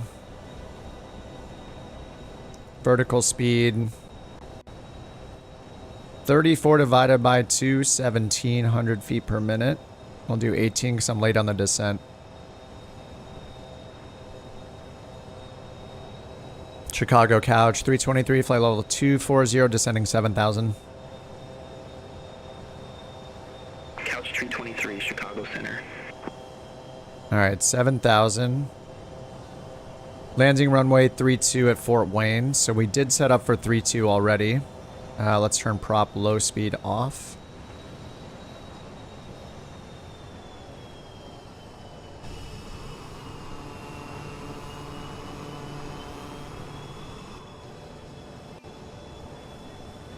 The hesitation, 7,000? Yeah, ice cream's a soup, 100%. It'll turn completely to liquid if you leave it out. You eat it with a spoon. It's in a bowl. It's soup. Yeah, utensils. 100% of soup. The cookie one is a really good point. But you do eat it with your hands, and generally it's not going to fall apart in your, if you try to eat it with your hands. Trying to eat chicken noodle soup with your hands. Well, have I got an invention for you? What if it's on a cone? Oh man, ice cream on a cone? Oh man. I mean, I think it's still soup. The cone is just serving as the utensil. But then I guess you could argue that bread on a sandwich is serving as the utensil. Is a chili dog soup in a bread bowl? Contact Fort Wayne, approach 135.325. The cone is a spoon. Yeah, but then we'll say bread is a spoon. And then everything is a soup at that point. Soup in bread bowls. But soup in bread bowls, if you start reaching in and eating the soup with your hands, they're kicking you out of the restaurant. It's not allowed. You go straight to jail. Couch 323, contact Fort Wayne, approach 135.325. You eat chicken noodle soup with your hands? Well, yeah, okay, you're eating soup with your hands. You're not eating a sandwich. Soup is not a sandwich. There's no way. No, it's not. You're picking up the soup with your hands? No. You do it all the time? Yeah, well, that's fine. And you're just eating soup with your hands. Yeah, sorry, we're talking about what's a super sandwich. Can you say that again, Couch 323?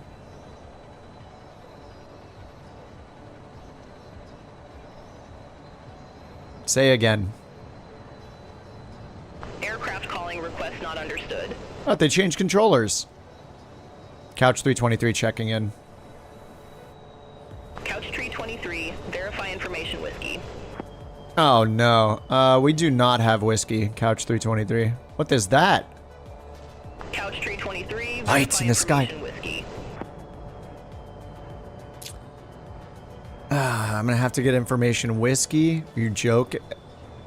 Yeah, we got. Yeah, we totally have whiskey. Couch 323. Couch 323, verify information whiskey. Oh no, she didn't take the bait. Yeah, we got whiskey, Couch 323. Couch 323, verify information whiskey. We have whiskey. Couch 323, Fort Wayne approach. Good evening. Altimeter tree 017, expect radar vectors for ILS runway tree 2. Expect ILS vectors runway 32. Couch 323. 3017, ILS vectors for 32. That's what I put in, right? ILS 32 vectors, yes. That's what we got. I did put in vectors. Is this a rare circumstance where I think vectors is actually really good in avionics? Soup in slushies, what? We finally have the whiskey.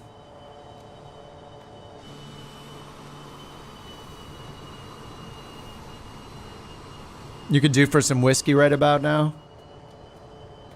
That does sound pretty good, actually.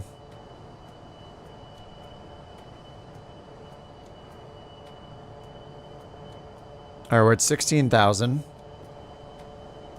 Yeah, whiskey's a soup. 100%. Every liquid is a soup. What liquid is a sandwich? The problem with an ice cream sandwich is that when soup, aka ice cream, melts, is it still a sandwich? Because then it's liquid. If soup is a soup, but soup made with sandwiches, then it's a sandwich soup. I guess it'd be a soup sandwich. A sandwich soup would be like you take a club sandwich and you bash it to pieces and put it in a bowl and eat it with a fork. That would be a soup sandwich. Or a sandwich soup, I mean. Soup sandwich means it's a sandwich with soup in it. Sandwich soup means that it's a soup made of sandwich.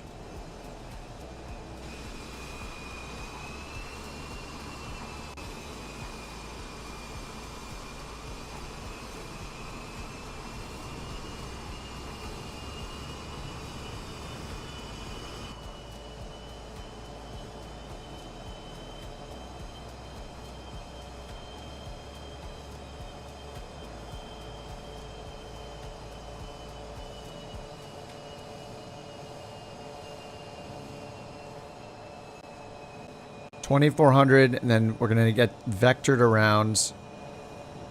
I need the. We can't load the charts, so let's see. If I go to runways, we're getting runway 32 ILS. I should be able to look it up here.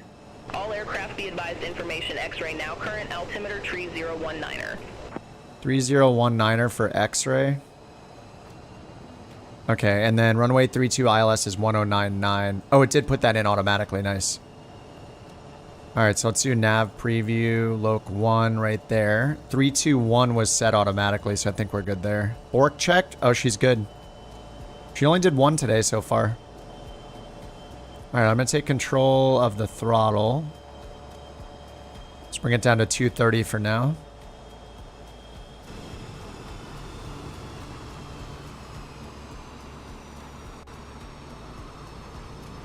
Or 220. I said 230, I said 220.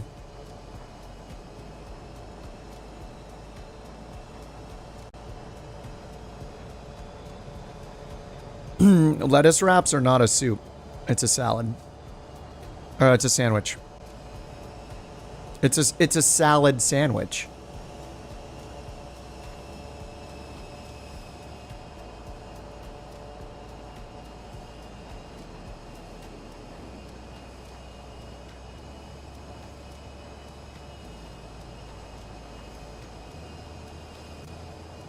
It's 100% a sandwich. I already gave you the Bork update. Why are you asking again? Stop with the mod spam.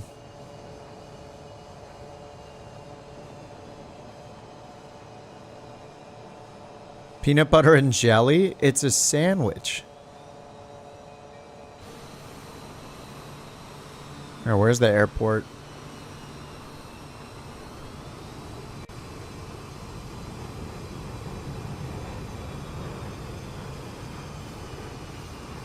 Tell you sandwich and caked mixed? What do you mean? Like bread with cake filling? It's a sandwich. If you're putting it in a bowl and eating it with a utensil, it's a soup. Alright, 8,600 feet.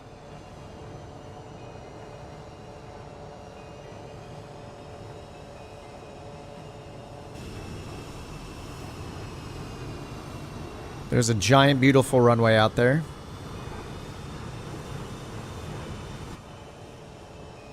But that looks like runway, like 6 maybe? Is it 9? I know, runway 5 probably. Runway 32 is decent. 27's recommended. Oh, this one's way longer. Alright. Yeah, we're gonna stick with 32. And we got information X right now. We didn't get the whole information, we're just pretending. Soup inside of bread? Like a dumpling? I don't know the answer to like dumpling. If it's something like a dumpling that has soup inside of it, it's very strange. I think it's more like a sandwich. You're getting soup, but you're essentially it's almost like the noodle around it is bread in a way. You could just pick it up and eat it. You're not gonna pick up liquid soup with your fingers and eat it. I mean, you're licking your fingers over and over. It's super weird. You would go to jail doing that, so Nobody would risk it. Soup and rice? What do you mean? Soup and rice? Soup? Some soup has rice in it. Yeah, it's a soup. Yeah, spaghetti's a soup. 100%. You're eating with a fork. When you're eating something with a utensil, it's most likely a soup. Couch tree 23, fly present heading, descend, maintain 3,000 feet. Altimeter tree 019er, vectors for the approach. Expect further clearance in about 15 miles. Fly present heading, descend to maintain 3,000. Couch 323. Alright, vertical speed it down.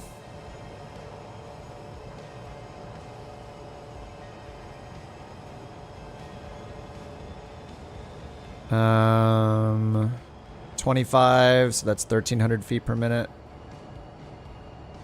Let's bring it down to 200 knots.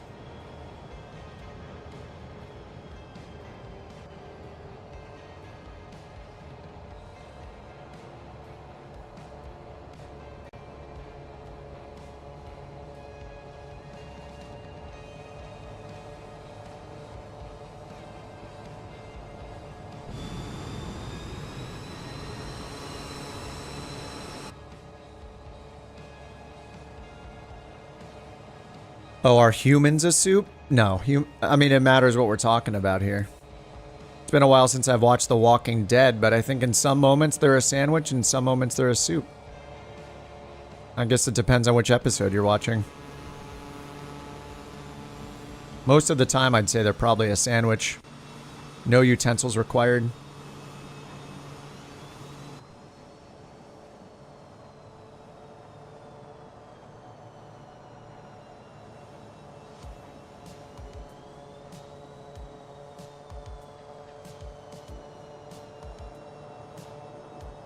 Over easy eggs? Yeah, definitely a soup. You're eating it with a fork.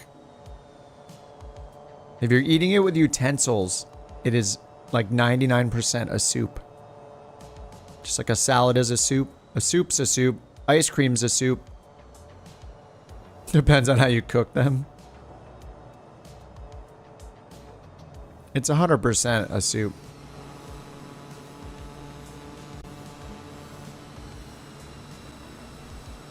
Most of the questions are just answered by, am I eating it with utensils? Then it is a soup. If you're eating a sandwich with utensils, then, you know, you're just being weird. It's fine. Some people eat hamburgers with utensils. But that's the restaurant's fault.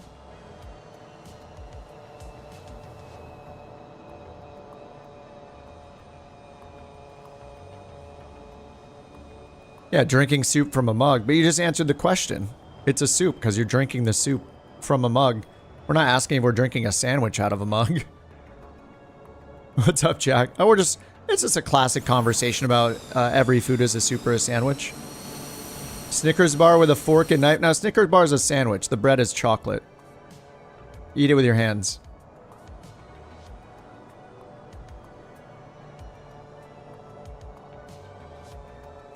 All right, leveling off at 3,000 feet.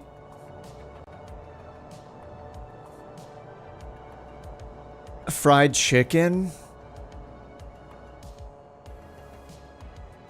Yeah, I mean, fried chicken's more of a sandwich than a soup. You're picking it up with your hands. The chicken, the meat itself is surrounded by the skin, especially if you're deep frying it. Yeah, fried chicken. I mean, the fried chicken is the bread. It's 100% a sandwich. Steak is a soup? You eat a steak with your hands? I don't think so.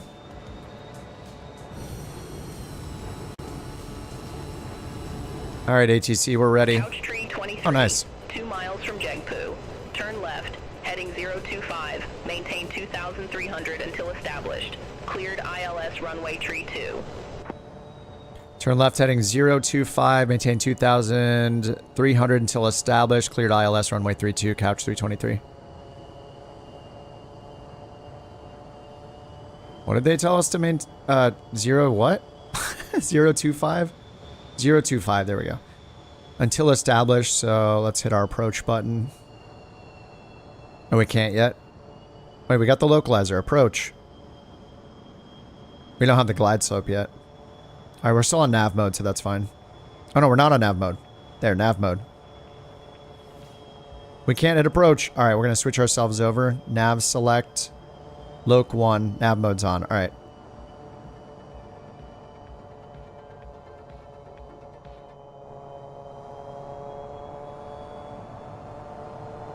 Ooh, we're iced up.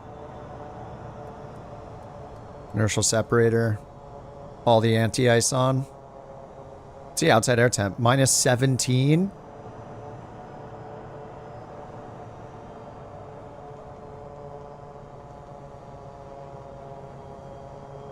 Oh, no, we're Here good. we see Kip in his natural habitat, forgetting to start his descent or cruising over the destination airport at 30,000 feet. He's just staring at the chat as if this No, is I'm an good. AOL chat room from 1997. It's sterile cockpit time, you fool. No, I got it. I'm paying attention. All right, we're established. Couch 323 established on final ILS 32. Couch 323, roger. All right, auto throttle's on. Heading bug is set. And 3,000. I think we need to get down to tele 3. Oh no, we're good. 3,000.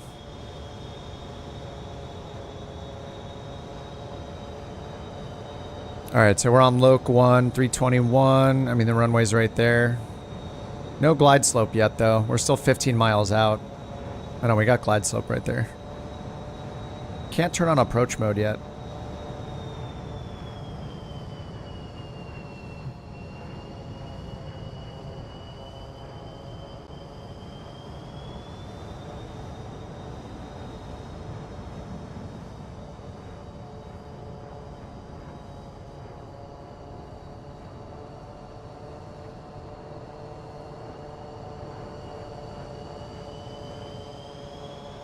All right, 170 knots. We got a ways to go. 14 nautical miles. DME. Campbell's Chunky, the soup that eats like a meal. But you're asking if Campbell's Chunky soup is a soup? It's in the name. It's in the name of the product. How is that even a question?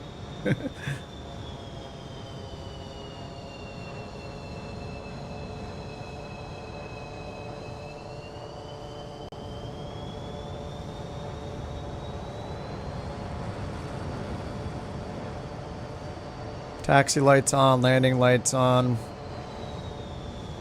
We never turned the seatbelt sign off. Those 9 people had to sit this entire flight. All right, let's get auto throttle off. It's doing the thing where it's going forward and backwards over and over again. Computer, not as smart as human in this case.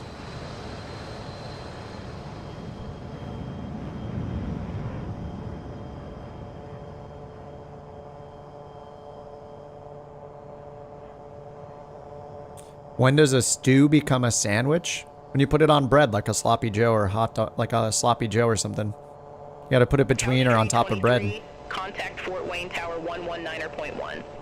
119.1. Couch 323. Bye bye. We'll see you. Bye bye. Okay. Fort Wayne Tower, Couch 323, ILS 32.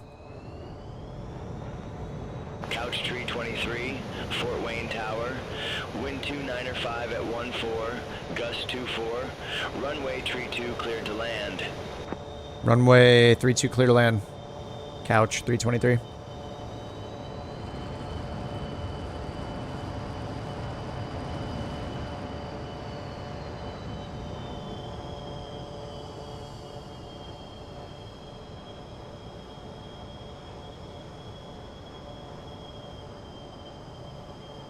All right, we're clear to land.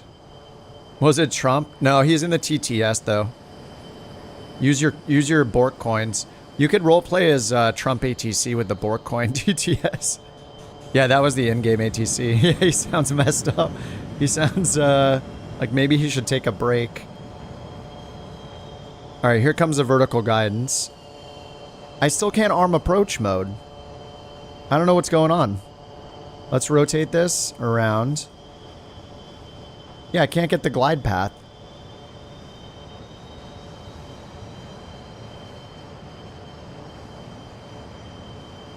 Yeah, approach mode is messed up.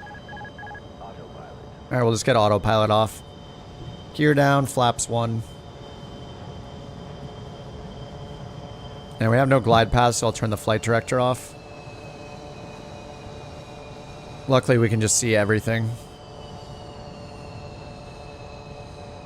Alright, 7 DME. They already cleared us to land 3-2.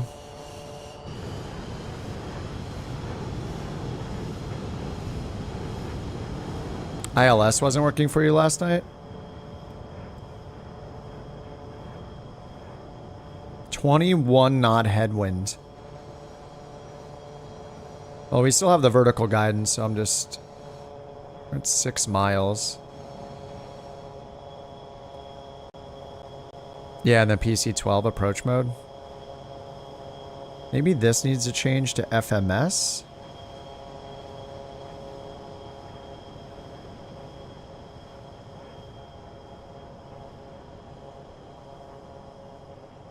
Yeah, I'm not sure.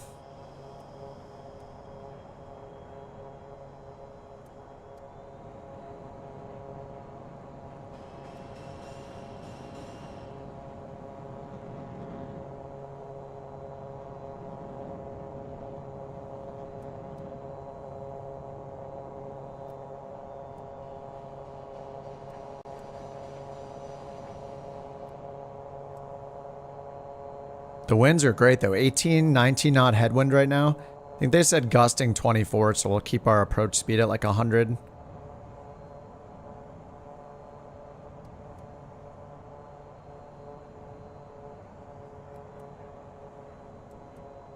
Alright, DME still 4 miles out.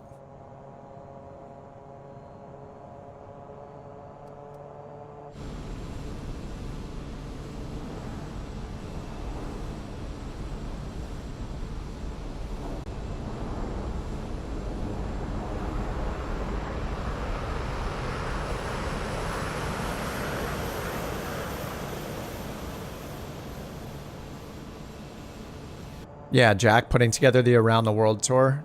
Yeah. A few people have finished it. They just like went at it. I feel bad not doing the Santa one though. Too many flights to do. Alright, let's get the speed down. Flaps 30 degrees. 19 knot headwind.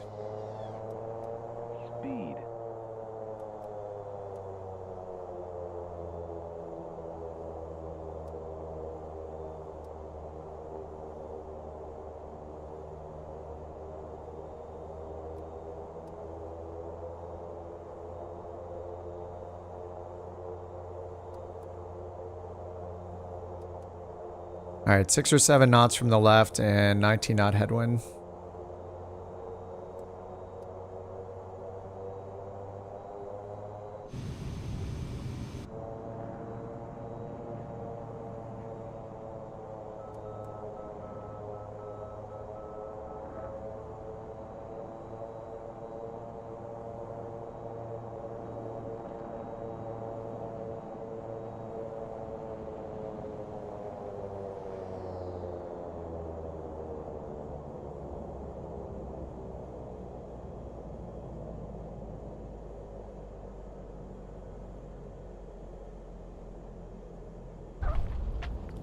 Ooh.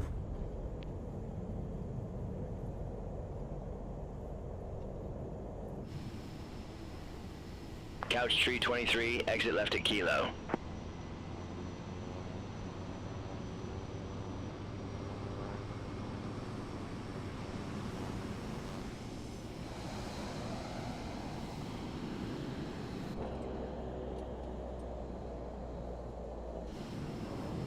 Exit left? Couch tree 23, exit left at Kilo. We exited right at Kilo. Couch tree 23. The weather looks like soup? Yes. Is the weather super sandwich? Contact ground 121.9er. See you. Are you doing okay in there? Negative ground on 121.9er. No, he's not. You're not doing good in there. 121.9er. 21.9. Couch 323. You stay conscious in there.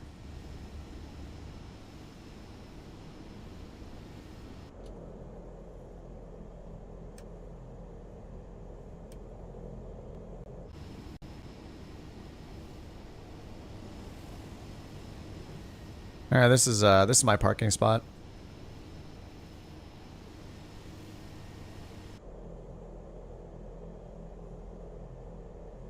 All right, flaps up. Reset the pitch trim. Turn all the anti-ice off.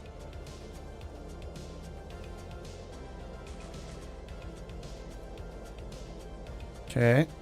And we'll get the engine off, generators off. Taxi light, seat belts, beacon. All right, money. We got paid 11,000.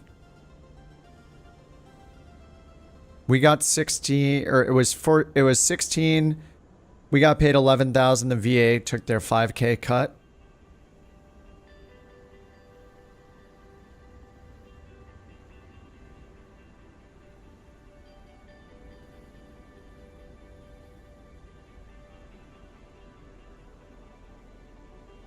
And I just want to make sure that was everything I had to drop off. It was just a one leg, I think.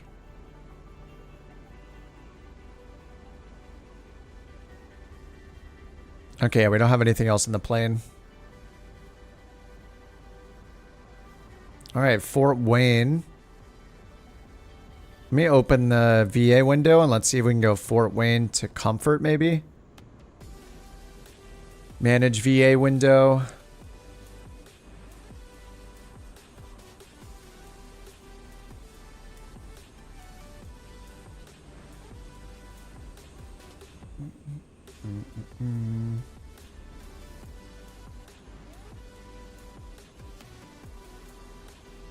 Crackers are a sandwich? No. Bread is not a sandwich. I mean, it's just an ingredient, you know. We're talking about meals here. OPPI to OPKC. Oh, I remember that. Wait, is it? Where is that? Is that in the UAE?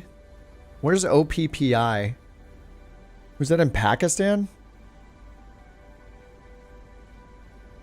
Nothing makes me so happy in the Around the World tour than the name International Airport. Yeah. Agreed. All right, let me find another mission out of Fort Wayne, or one leaving Fort Wayne. Logistics. KFWA. Hopefully we can find one to Davenport or Mount Comfort.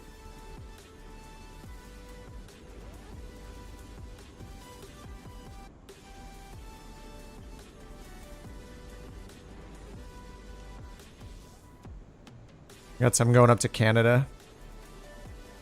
Alright, no Davenport because that's KD. And there's no Mount Comfort. That's KMQJ.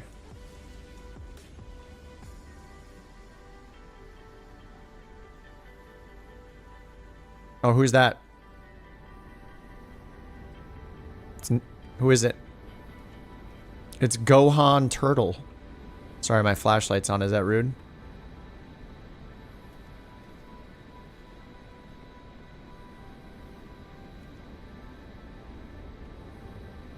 What's up, Lolich?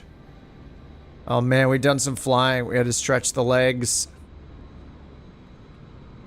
Yeah, nice to have the odd challenge, yeah. What's up, Johnny? Is Johnny the Jaw a boxer name? My god, twins. Shooter and Deadly are twins.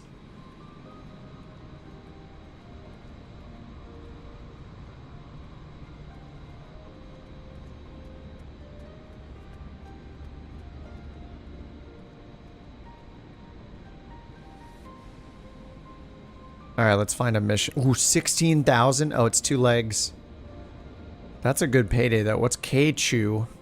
Making me hungry. K-Chu, Houston County, size 1 airport, 11,000 for 321 miles.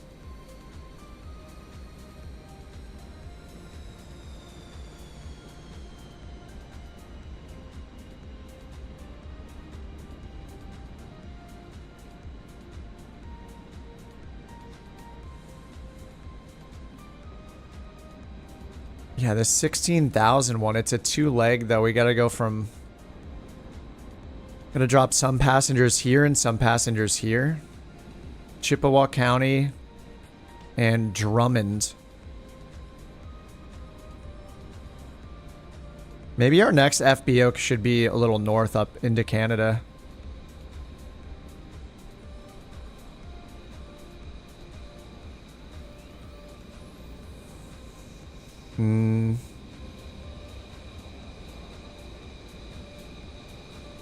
This one's 11,000 though.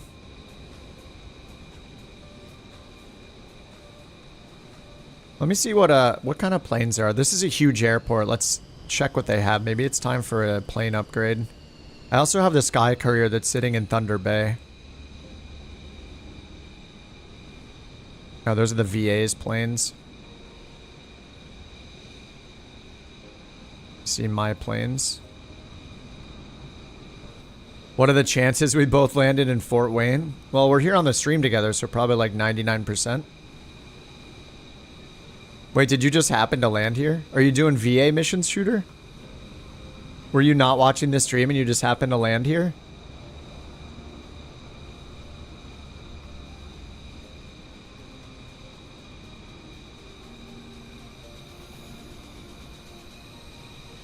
Lola's just trying to get people to get on his Joby.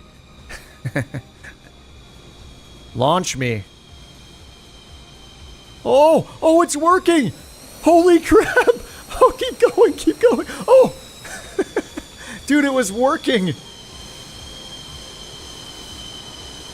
Elevator to heaven in one way or another.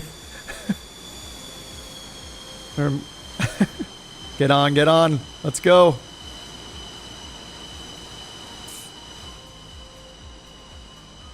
Oh, I fell off right away. Dang.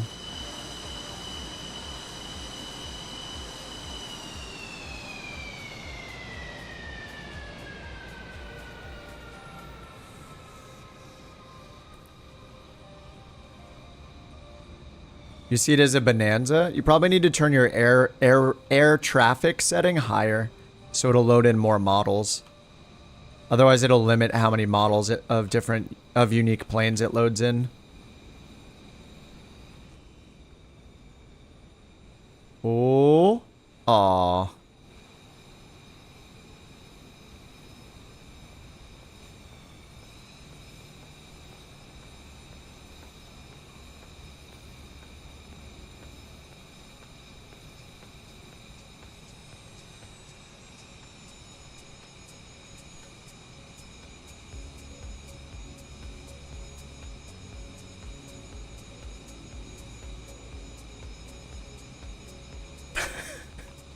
No. It's if I have to turn around, the character like sidesteps every time you turn around. It's hard to turn around. I know you can't just go vertical in that thing either, right? You have to go like a little forward too.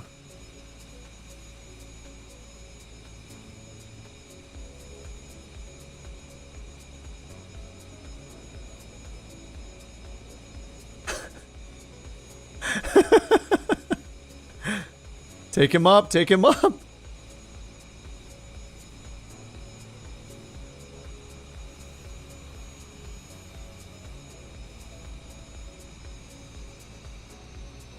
This might be the strat to keep walking in circles, so I'm ready to go any direction at any time.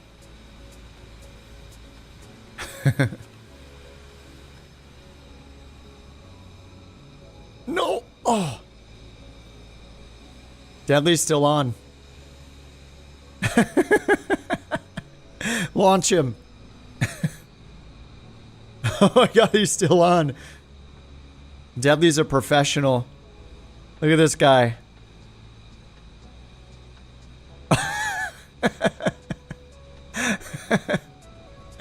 An actual aircraft? Yeah, isn't it the Joby? I mean, we see it right here. Oh, you mean in the real world? I don't know if they're like real or experimental or what, but it's like a quadrocopter kind of thing. What is this? Lolich is trying to pull everybody into the air. I mean, it's classic. Classic Flight Sim 2024 break.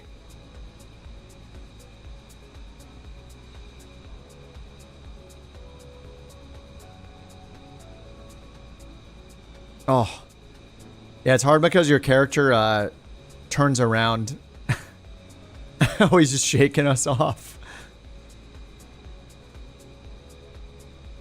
This is the town hall from our very serious virtual airline. Exactly. We're doing research here, okay? It's not all just flying planes. Sometimes you have to figure out, you know, you have to innovate. This is America. Okay, we're at Fort Wayne.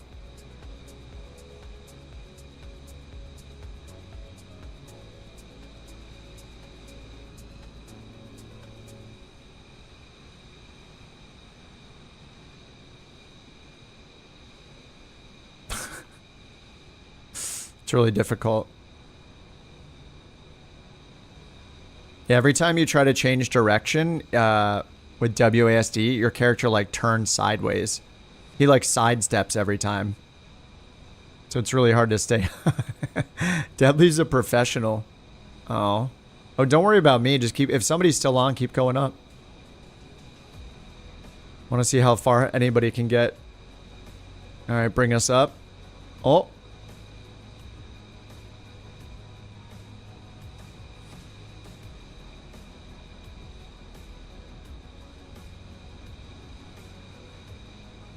Oh. I'm bad at this.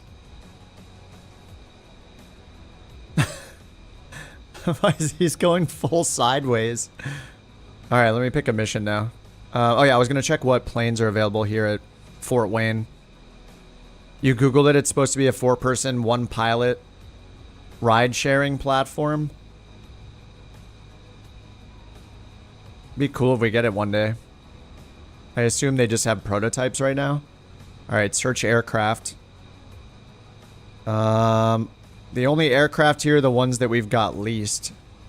I don't think this is right though. I think this has a problem where it only shows aircraft that are affordable, so it's not showing me anything where I can't buy them. Because if I go up to... Man, they got rid of this. They had a thing that was called aircraft at airports, and it was the way to find them, and now they like broke it. Like I can go to Fort Wayne, search aircraft, but I think it's gonna filter it. Yeah, like there's no way there's only 3 planes here. It's a giant airport. Like if I go to aircraft market and I search for a plane, then I'm probably gonna find it here. And I'm probably killing my PC-12's battery right now. See, show affordable only. What might I want to fly? Is the Titan? Should I fly the Titan? Does the Titan have... Do you guys know if the Titan has anti-icing?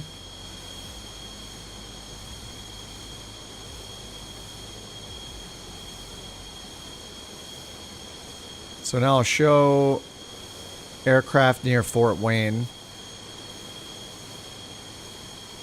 Okay, the closest one is 35 miles away.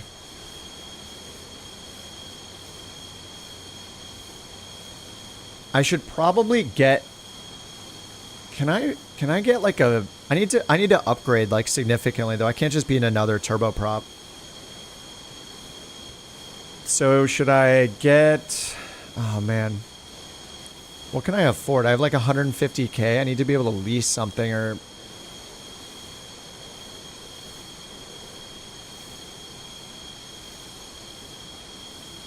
I mean, the Sky Courier doesn't seem to make that much money. Let me look at the Sky Courier jobs again real quick. Oh yeah, I brought the Sky Courier to Davenport, didn't I? Oh no, it's at Thunder Bay, which is fine. Sky Courier can hold 12 first-class passengers or 5,000 pounds of cargo. And I feel like the missions I get for it are still around the same as the PC-12.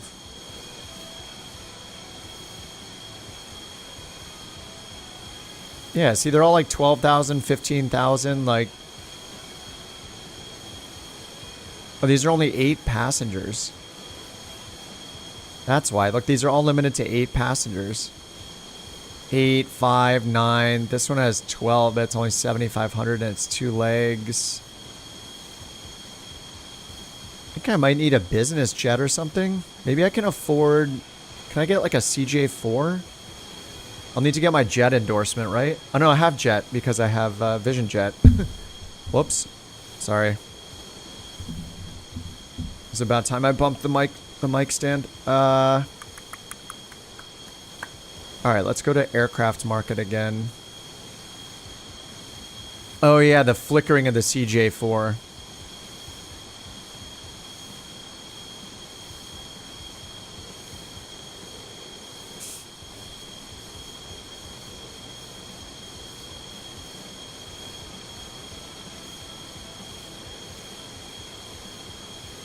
So I guess I would do the longitude. It's going to be way too much, probably.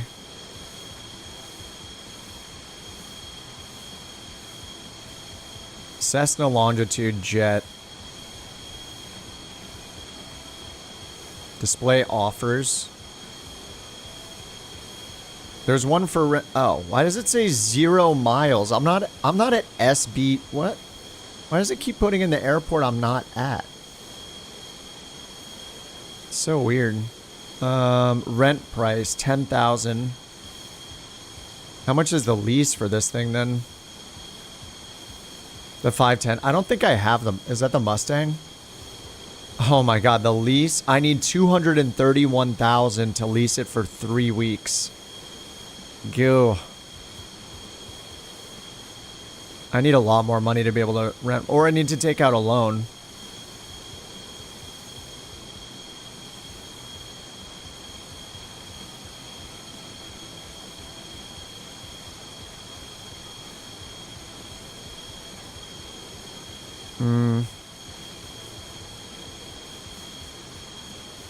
Yeah, okay, I'm not going to be able to afford this for a while. What do I have, 140k?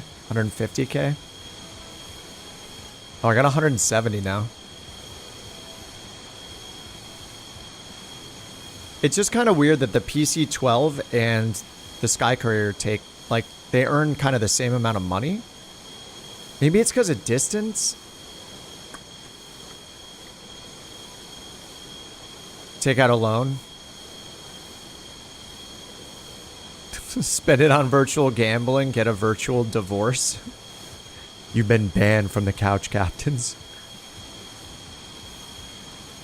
The hovercraft thing? Yeah. I haven't played much around with a Joby, but people say it's really fun. I think I flew like one time. A Duke? The Duke, I don't think that's going to get me much more, though, than we have, right? I need something that takes like a lot more passengers or flies a lot further. Like a jet or something. But I have the Sky Courier. I could do like the ATR. But that's why I got the Sky Courier. Maybe I should have gotten the Sky Courier without the first class seats. But then I feel like it limits what you can take. Like which missions you can take.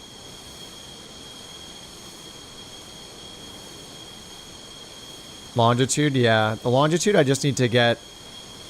I need like 100k more. Let me check the skill tree. Do I have the ability to take loans?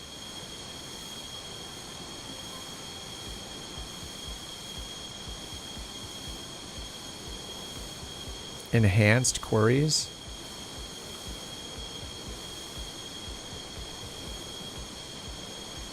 Guess I should get the last minute jobs.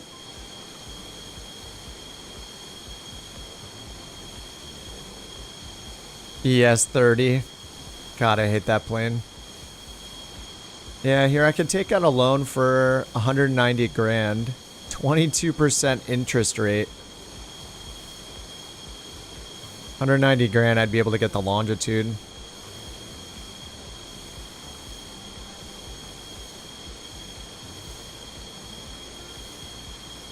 You know what I'm going to do real quick is rent the longitude for a second. And then search the missions and see how much more I can make on the missions. The mod that lets us all be passengers. I don't know if it works in Flight Sim 2024, but it's called Your Controls. Okay, so aircraft market. Find the longitude, rent it, and then see how much we get for missions in the longitude.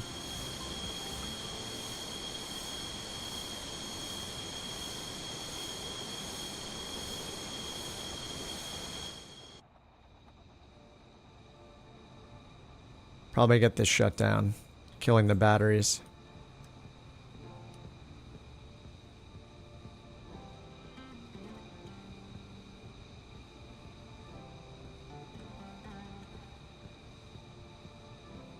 Alright, Cessna longitude. I don't know if there's one for rent here. It doesn't really matter where it's for rent. It just matters that I have it so I can search for jobs. Alright, so the closest one... This one's in good condition at KVES, Drake County. I can rent it for 105 grand. Okay, it can hold 18 full economy seating. Full first class holds 12. How much does the real longitude hold? Longitude, how many passengers? Cessna longitude.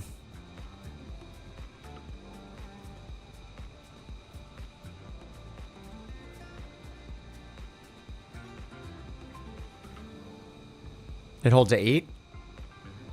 Oh yeah, 8 people in the double club. Alright, so 12 is more than generous. But I feel like I never know whether to choose full eco. I think I'm going to do full first class. Because then you can take anybody, but that limits me to 12. Alright, I just rented the longitude for 100k. Now we'll search the missions. I just want to see if we can earn more than like 15 grand in a mission in the longitude. I'll have to extend the range, but...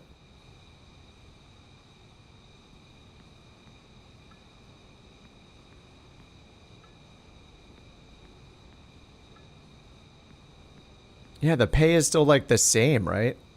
Oh, this is limiting it to 400 miles. So if I go 1,000 miles, am I going to be able to make a ton more?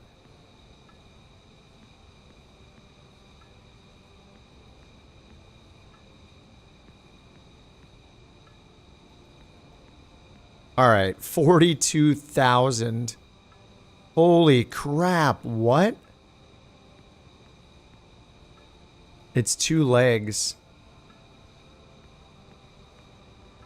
Okay, here's the 1 leg. We can earn 39,000 going 871 miles. Is that going to take like an hour and a half or so? I mean, the longitude is so fast. 871 miles, like... So that's from renting it. I rented it for, what was it, 100 and... Like 100 and something K. 3 hours? In the longitude? What app? This is On Air Company. This other one is 700 miles for 30k. 870 miles for 40k. I need to go to KVES either way to pick up the longitude.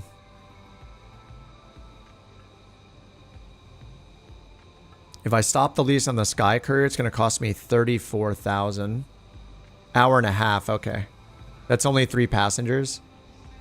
I have 67,000. So then how much does the longitude cost to rent per hour? So I'm going to make 40 grand by going 800 miles. Let me check the details. Do I find it better? They're just different. On Air Company is a lot more... you have to deal with the economy side of things a lot more, but it lets us do a virtual airline, so that's what we've been doing a little bit. Just kind of getting started. Alright, economic details. The crew... This aircraft can transport... Blah, blah, blah. I know you guys don't see this. It's in a pop-up menu. Total maintenance costs are 7,000 per flight hour. Renting potential benefits. So I'm renting it. It says rental total cost is 11,000 per flight hour. So if I do 40 grand, I'm still making like, I'm only making like 20-ish grand for that flight. 11,000 per flight hour. So maybe 30 grand at the most. No, less than that. All right, Jack, have a good one, dude. See you around. Denver to John Wayne is 1,000, takes 2 hours. Okay. The lease, it says renting potential benefits. 5,000 per flight hour. I mean, I'll fly the Pilatus over to, I mean, we'll know after I do some flights in it. So I need to fly the Pilatus to KVES. So let me see if I can find something going that way. Yeah, I think I want to turn the lights on here. Prepare your eyeballs for sunrise.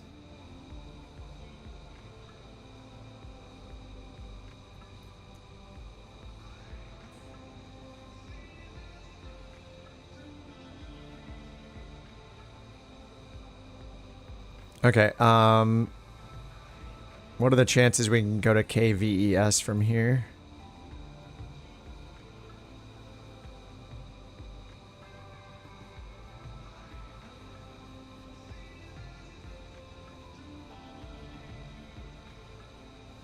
No missions. RIP. Alright, we're just gonna fly the Pilatus to KVES on our own dime then. 300 miles is 1 hour at cruise. Yeah, this is like 800 miles, so that's gonna be like 2-something hours. Oh man, maybe it's not worth it. Because if it's gonna take me 2 to 3 hours, I'm gonna lose all the money through rental. It's 11K per flight hour. Yeah, maybe it's too ambitious right now. Yeah, I could just check, right? Like we were doing. If I looked at that mission again, what was it? KVES to. Let me just do the sim brief flight plan and see what it says.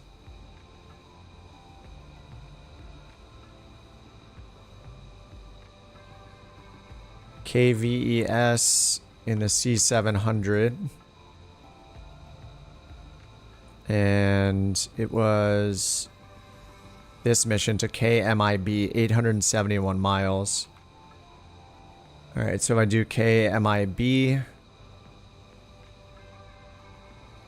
generate the flight and the longitude.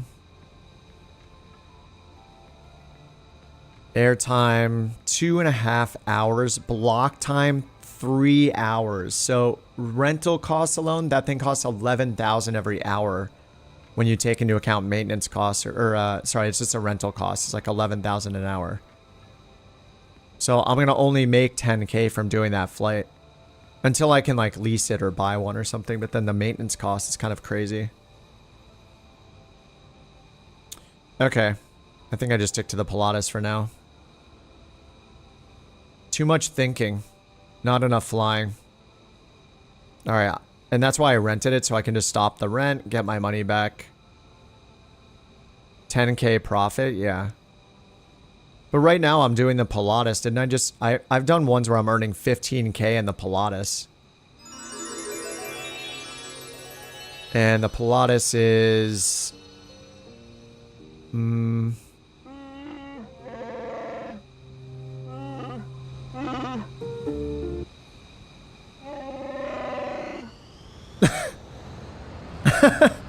When you do Chewbacca, it just translates it into Wookiee. Finally got a chance to tune in. What's up, Eric? Thanks for the super chat. Hello. I love that it doesn't even try to do English. It just translates it into Wookiee. Yeah, so the renting the PC-12 is only 2,200 per flight hour, a max of 4,000 per flight hour, it looks like. But I'm leasing it, and when you're leasing it, the hourly cost is like 3,000. So yeah, 3,000 an hour, 6, and then I've been earning 10 to 15. I don't know. Do not think, fly. Yeah, let's keep flying. I mean, we're making money in the PC-12.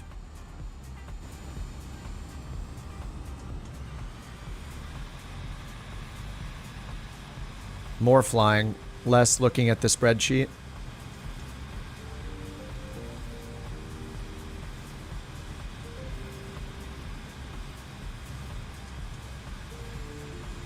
Look at this one, 26,000 to go 450 miles.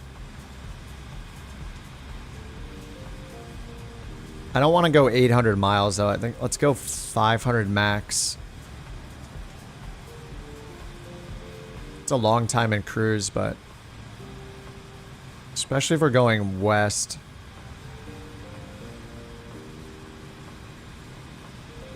It's going southwest. This one's 19,000 going directly south, only 423 miles. Dude, we got to get the payday, right? I got to get the money. We're going to Kuta, K-U-T-A, Tanika, Tanika Municipal, size 4 airport.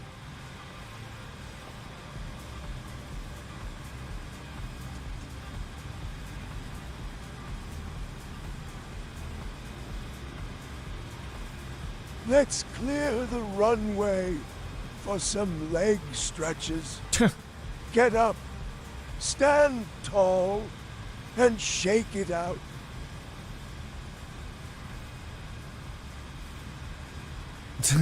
All right. Stand tall.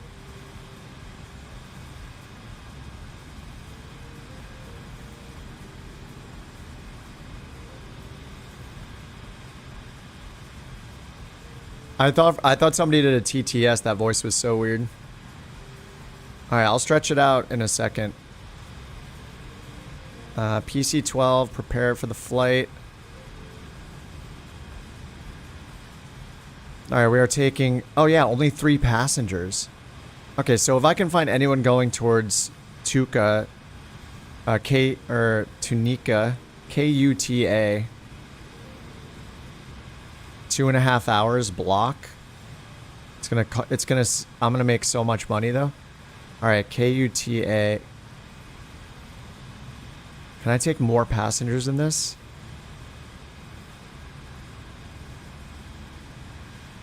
It seems like it's so rare that there's more than one mission going to the same airport that you can stack.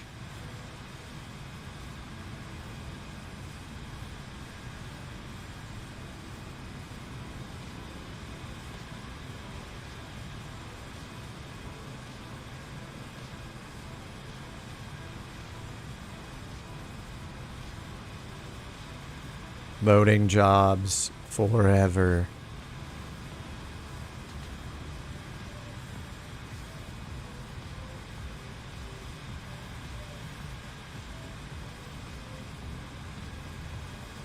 Nope, there's only one job.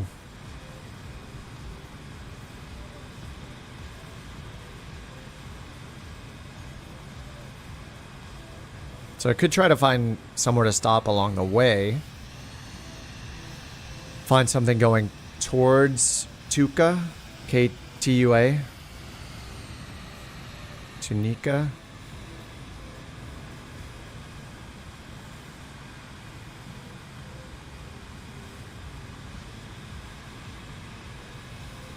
What is it doing?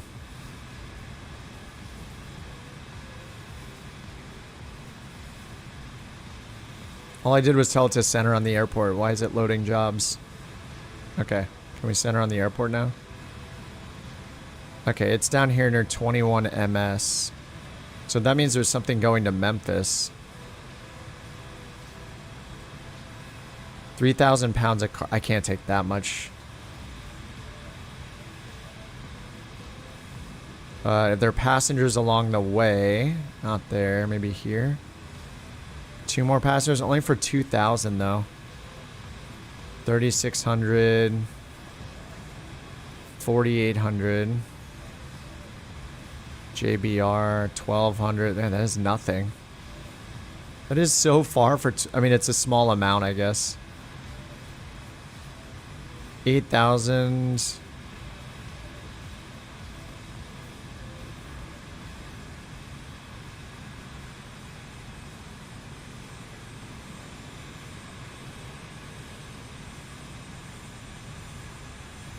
Nope, nope, nope. stacking jobs is just not easy. They gotta do what Neofly did and make it so like every airport has commodities like of some sort you can trade, or like at least have a good chance that you can trade stuff. Because I'm just flying only 3 passengers when I can hold so much more, and there's not anything convenient to take with me. That's the hardest part, I think, about on air. Alright, SimBrief dispatch. Our zero fuel weight is 6044.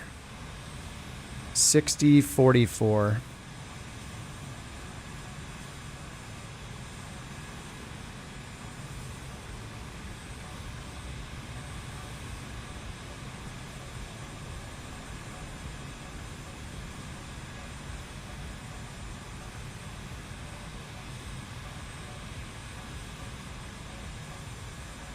All right, 20,000 feet. There's the route. Set route. Route is set. 850 mode. I wish. What's our wind going to be? Wind component minus 45. 45 knot average headwind. 2 hours and 15 minutes in the air. This might be a sim rate.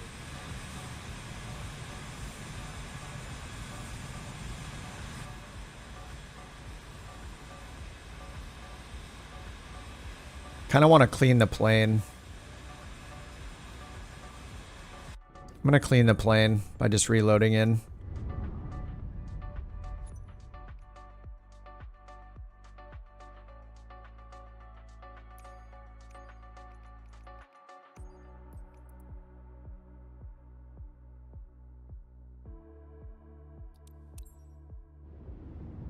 Gotta wash the plane.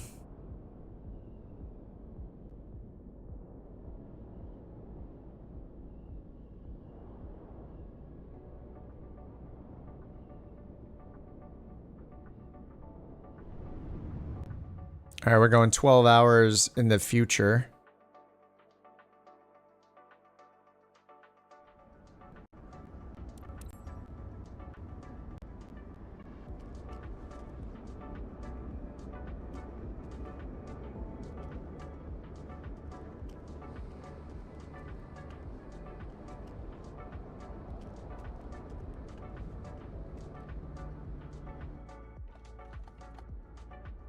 All right, start the tracking.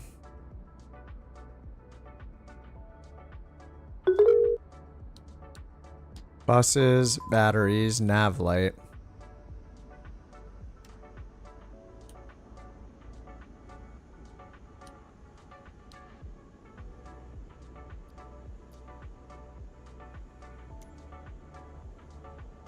UTC 1302. All right, beacon. Start the engine.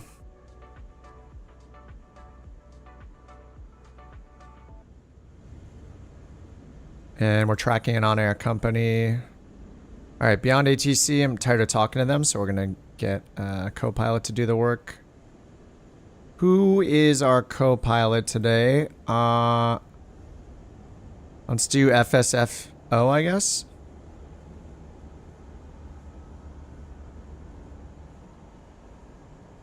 All right, IFR clearance. Couch 323 on our way to Tunica Moon. Tunica. Couch 323, Fort Wayne clearance. Cleared to Tunica Mun. Radar vectors Brickyard, then as filed. Maintain 5,000 feet. Expect flight level 200, 10 minutes after departure.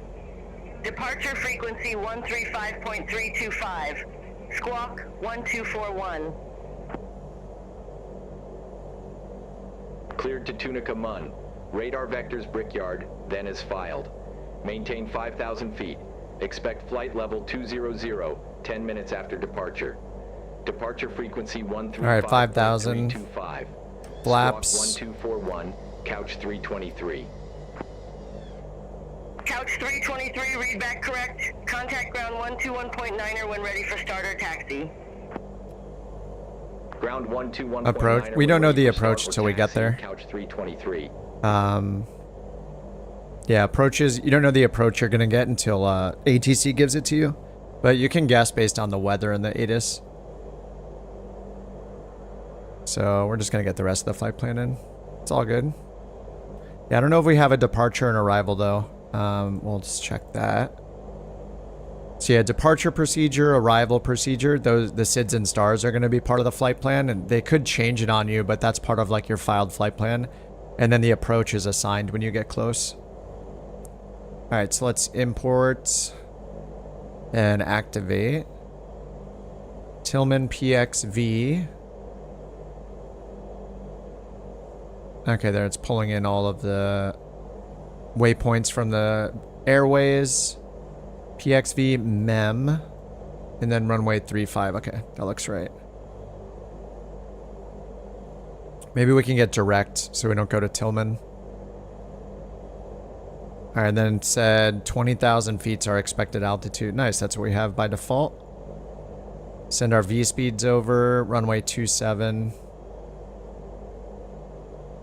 I wonder if I'll get charts since I reloaded in the plane. Probably not.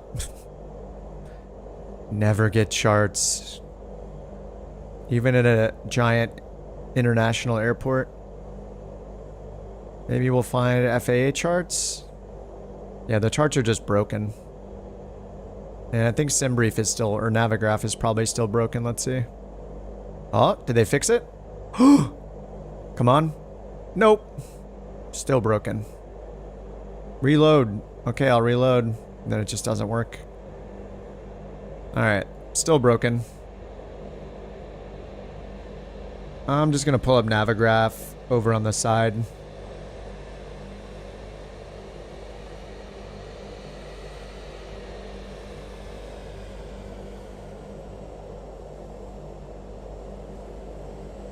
Alright, I'll get Navigraph going over here on my little baby USB monitor.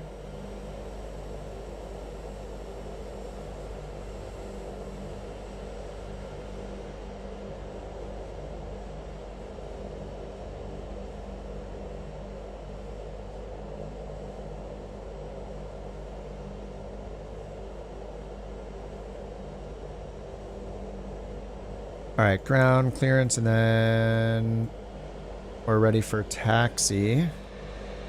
Couch 323 ready to taxi. Aircraft calling for taxi instructions, say call sign. Couch 323. Just what I said. Couch 323, runway 27, taxi via Echo Delta Hotel. Hold short runway 32.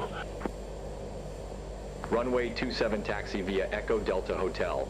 Hold short runway 32, couch 323.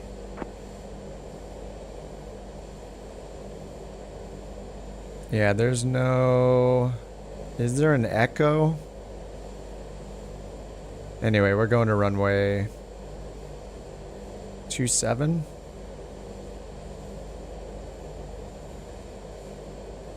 So yeah, it looks like we'll just take Tango, cross runway 23 to Yankee 5.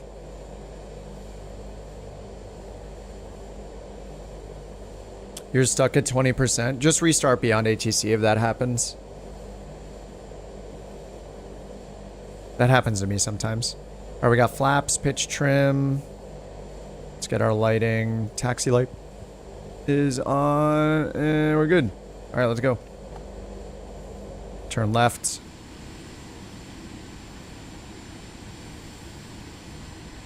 I don't know how Navigraph is completely broken now. No Navigraph EFB.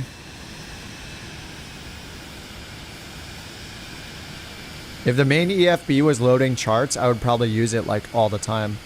It doesn't auto pin FAA charts like it does Lido charts.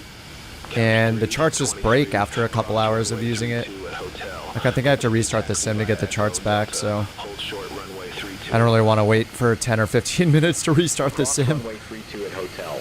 Continue taxi via Echo Delta. Hold short runway 32, couch 323.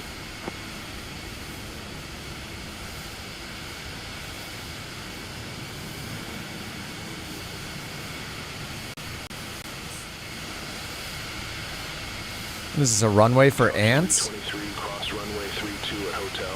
Continue taxi via Delta Echo Hotel. Cross runway 32 at hotel. Continue taxi via Delta Echo Hotel Couch 323.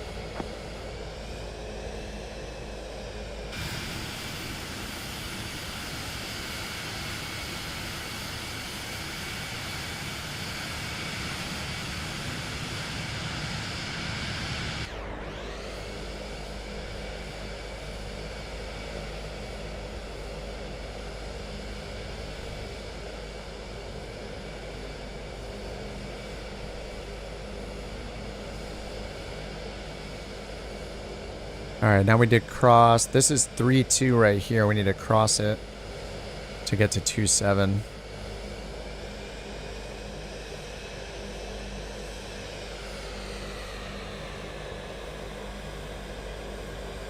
Delta Echo Hotel. Tower Sim 3. No, is that ATC? No, I've never played it. Is it on Steam? Oh yeah, we are getting the like super warm sky, aren't we? Yeah, that was cool yesterday. It is? Yeah, I haven't played it before. Couch 323, contact Fort Wayne Tower 119.1. Have a good one. Over to Tower 119.1, Couch 323. Oh, we got the 2 FPS birds.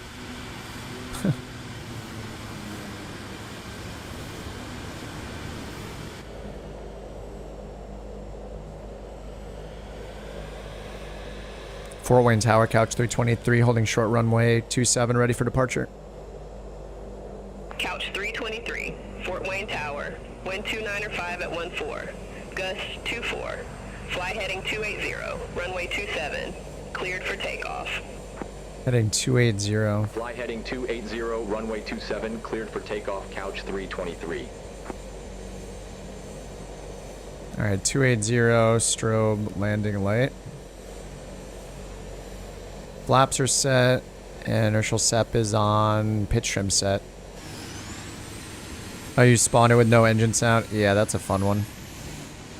Look at this little runway they gave us.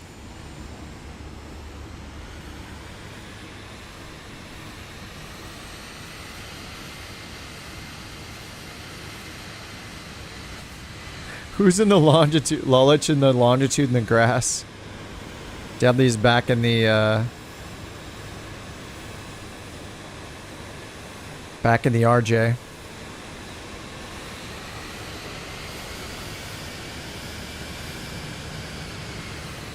Natives in the Red Bull plane. Alright, we got clear for takeoff. Let's get out of here.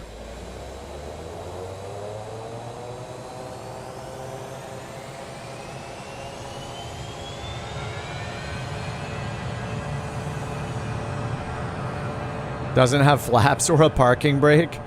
Sweet. 70 knots. 82.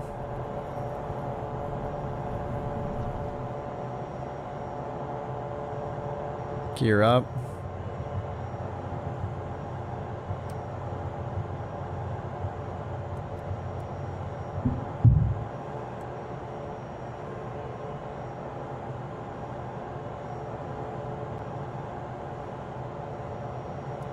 All right, flaps up. 23, contact Fort Wayne departure. Have a good one. Contact Fort Wayne departure, Couch 323. All right, let's get back to max continuous. 1,500. Couch 323, Fort Wayne departure, radar contact, climb, maintain 1010,000, altimeter 3019er. 10,019er. Climb, maintain 1010,000, altimeter 3019er, Couch 323. Couch 323, turn left heading 225. Expect further clearance in about 25 miles. Turn left heading 225, Couch 323.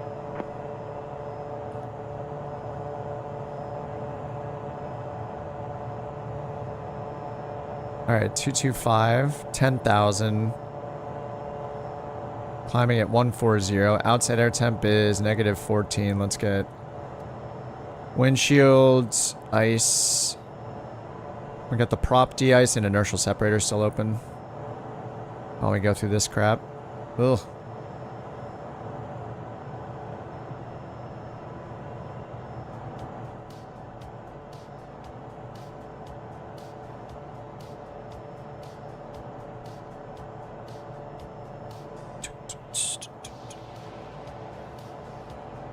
Gross.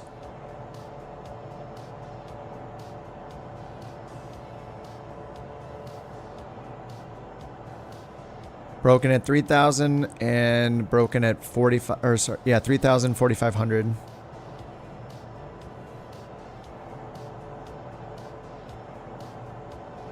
And so let's see, we should 4,500. Is that 50, 45? Contact Chicago Center 135.9 or take care. So 5,400. Yeah, we're at 7,000. Okay. 135.9er, couch 323. Ooh. Chicago Center, couch I was passing through. Well, the METAR gives us the bottoms. 7,500 feet for 10,000. Couch Tree 23, Chicago Center. Climb and maintain flight level 200. 200. Climb and maintain flight level 200. I think we don't know how thick the clouds are. Whoops, wrong. Oh my god, wrong button. I meant to raise the altitude. 200. Oh yeah, 200. Let me make sure I'm not time accelerating. All right, I'm at 1x. Whew. That was a little dangerous.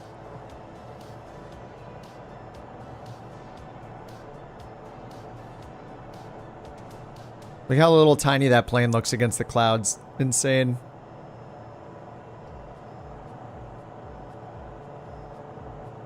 I see you.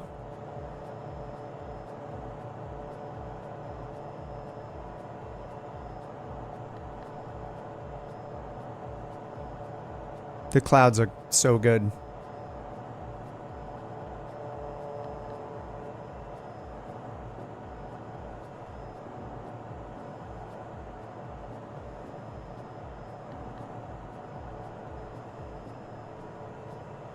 You love waiting 15 minutes for passengers to load, only to not be able to get IFR clearance? Wait, why'd you have to wait for passengers? Are you doing like a 737 mission in career mode or something?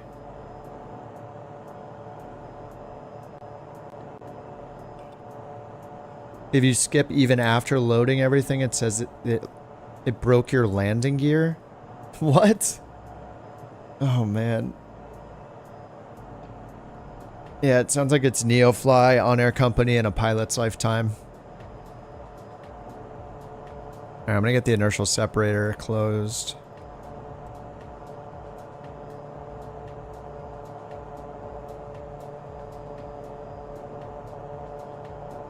Yeah, that's super annoying. Tim, what's up? Greetings from Budapest. Holy crap.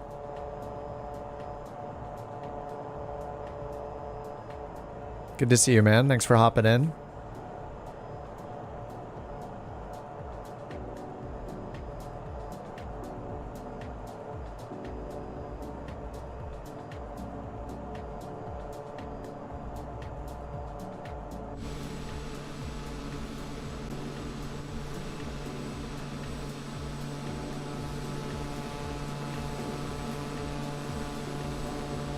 Yeah, in career mode, the pressurization's still broken.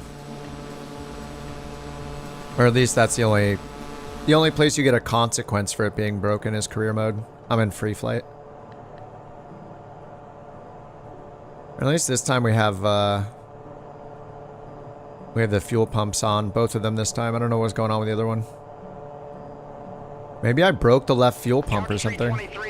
Contact Chicago Center 119.85. See you. See you. Contact Chicago Center 119.85, couch 323. Most beautiful city you've ever seen. Chicago Center. Suffocating the passengers. Yeah, I mean they'll be fine.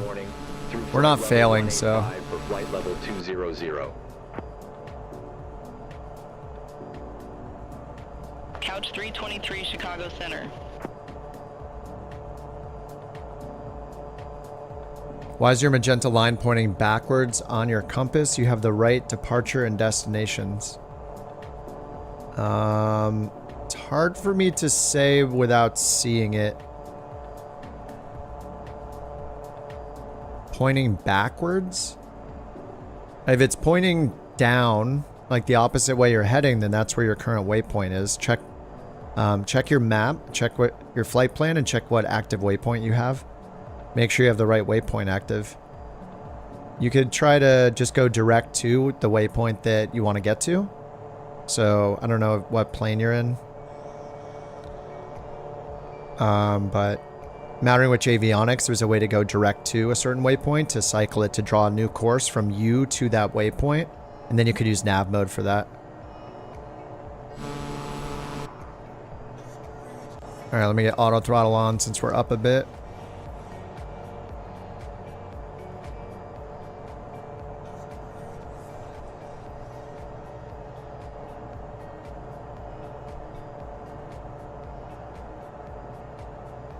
This is a pretty long flight.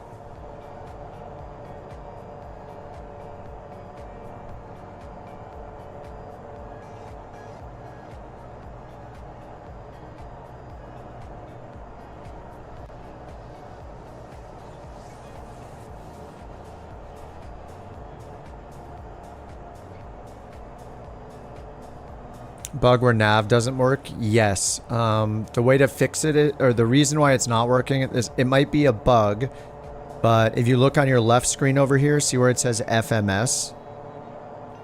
And then if you look on your right screen, it probably says something other than FMS here.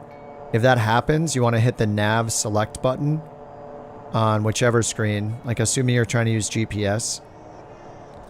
You'll use nav select to make sure FMS is on both screens. The nav mode should work. So this is the nav select button in the top left on this one. It's on the inside of the screen. Make sure they're both on FMS if you're trying to use GPS. Couch 323, cleared direct Brickyard VOR. Resume on navigation. Direct Brickyard? Direct Brickyard VOR. Resume on navigation, Couch 323. Is VHP Brickyard? It is. VHP is Brickyard. So we're going to turn on nav mode first. Nav mode, VHP, direct to, activate. Alright, nav mode's active. Yeah, no problem, Connor. I've run into that. BYOO. BYOO, bring your own oxygen. Yep. That's true. They'll be fine. They'll be alright. See if we have any icing. Looking okay.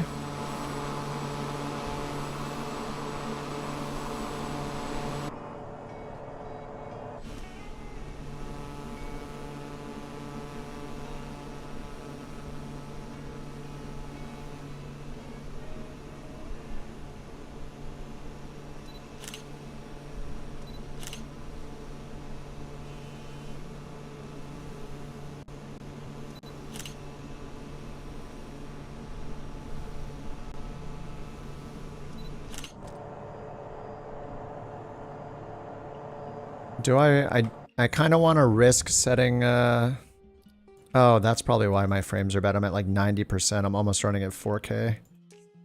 Now let's turn it down a little, see if that helps my frames. I don't really want to risk using frame gen because of how often it breaks in the sim.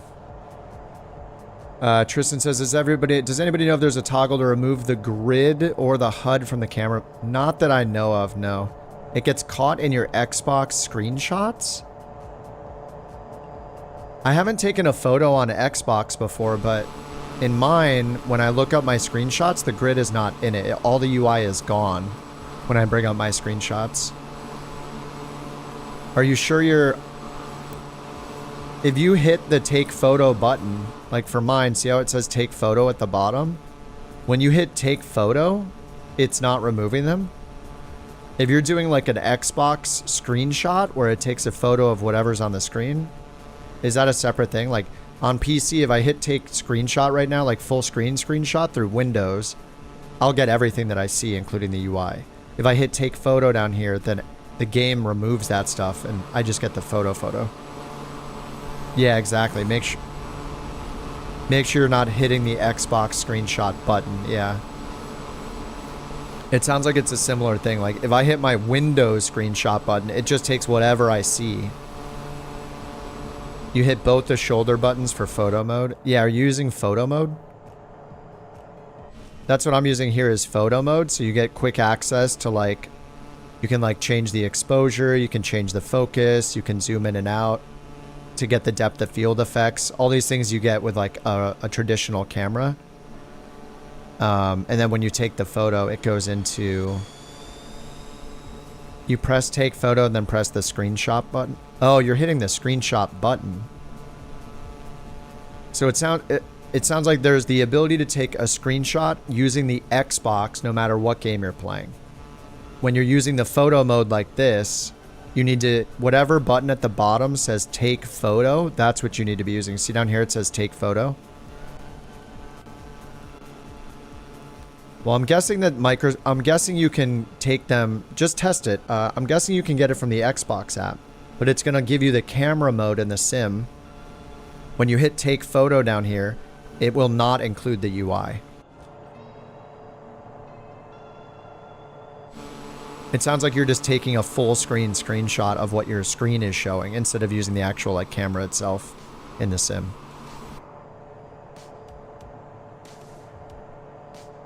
Oops, we should be at standard barrow. It feels like my, let me check one of my settings here. Feels like my glass cockpit is not on high. Oh, it is. Glass cockpit high, motion blur off. Medium textures.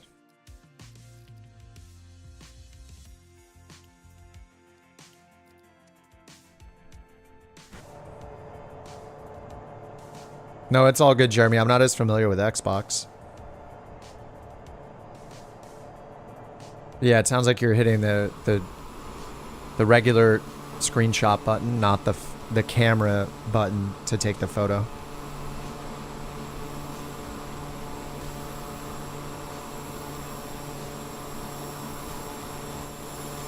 Tim said, I finally got to see 2020 and 2024 on the Xbox. No wonder it got so popular this time. 2020 is like playing on my old laptop. Oh, man.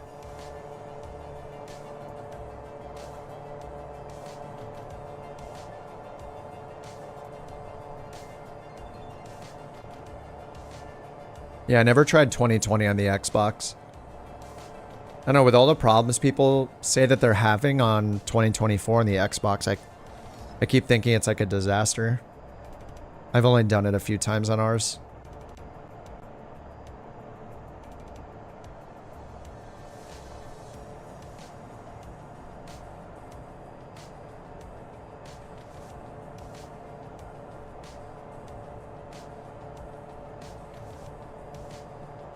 '24 worked great. You noticed the difference between the PC graphics wise.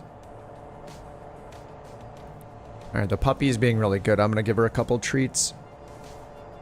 She's not giving away any BorkCoins, but that means she gets a treat. She's being a very good girl. She's been sleeping in her bed all day. All right, I'll be right back.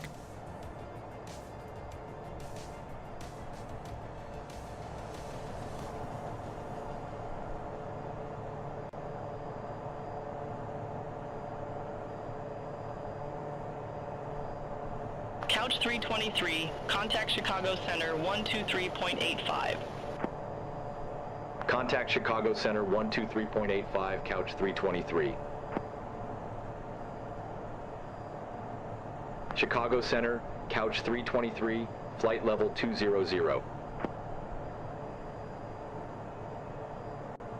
Couch 323, Chicago Center, copy.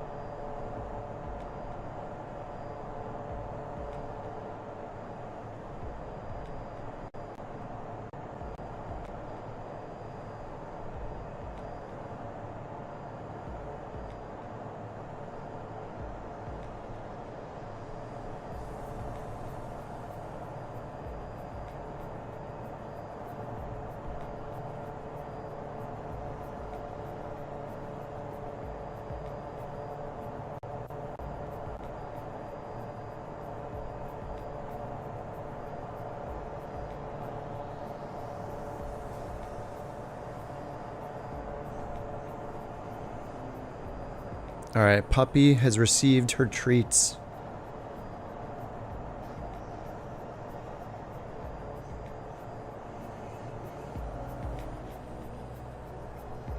It's a pretty long flight. Agile's looking majestic.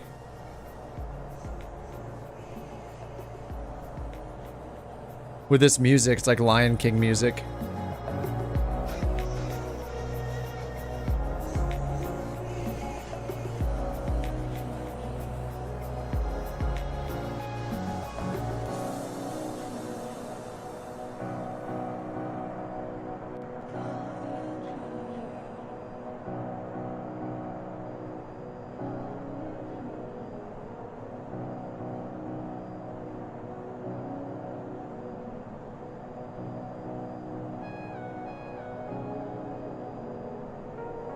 Beautiful.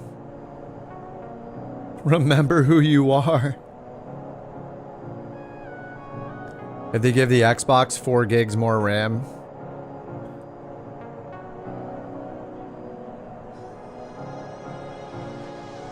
I'm excited to see what happens if I can get my hands on the better hardware this year. Like, if I can max this out, 9950 X3D, 5090. But I mean, right now, my computer, 70% GPU, 51% CPU, 63% VRAM, 55% RAM.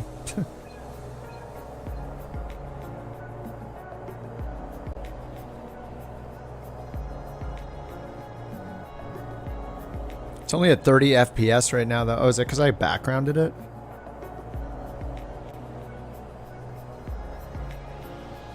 Because I'm at 30 FPS. Yeah, it is chonking along. I think it might actually be the smoke trail from that thing.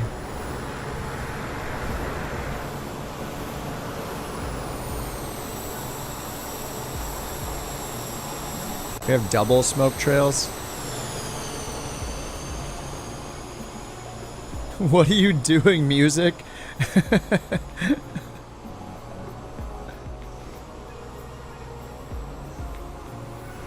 You're hearing the blimp? Glitching like crazy?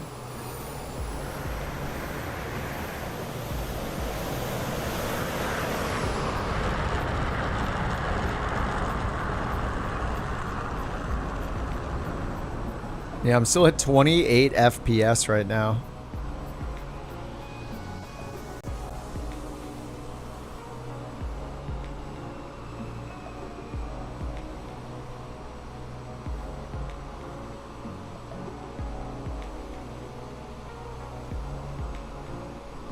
I think it might be the clouds. We tried this last time, yeah. I even brought terrain level of detail down to 20 just to allow it to see what it would do. FPS is still 30. So if I hit decrease cloud quality, FPS, it took it from ultra to high. We're still at 30 FPS. What the heck? It just stuck at 30 FPS for some reason.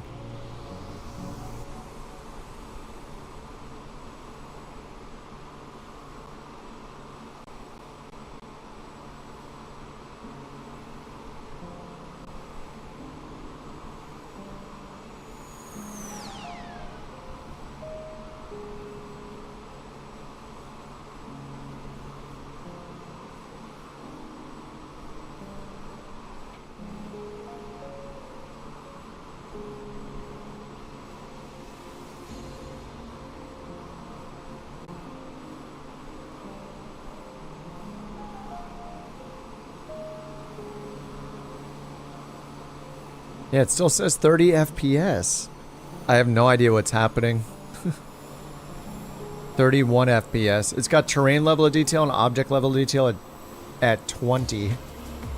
So there's nothing down there below the clouds that's messing with it. And it's not the clouds either. Yeah, it happens after a few hours, right? Probably just need a sim restart every 4 or 5 hours. It's not a bad idea anyway.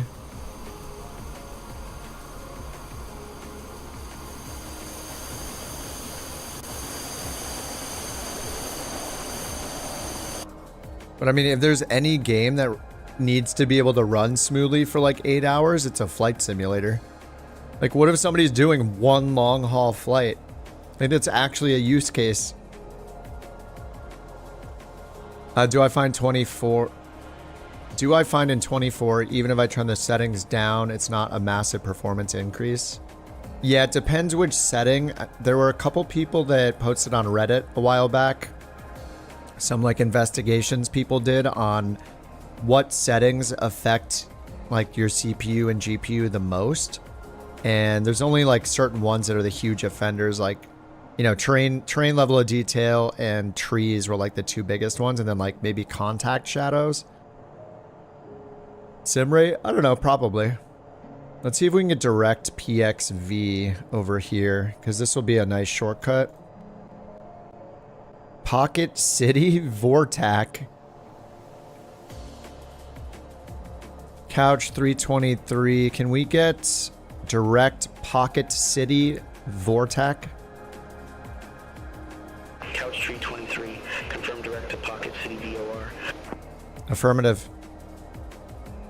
Couch 323. Roger. Clear direct to Pocket City VOR. Heck yeah.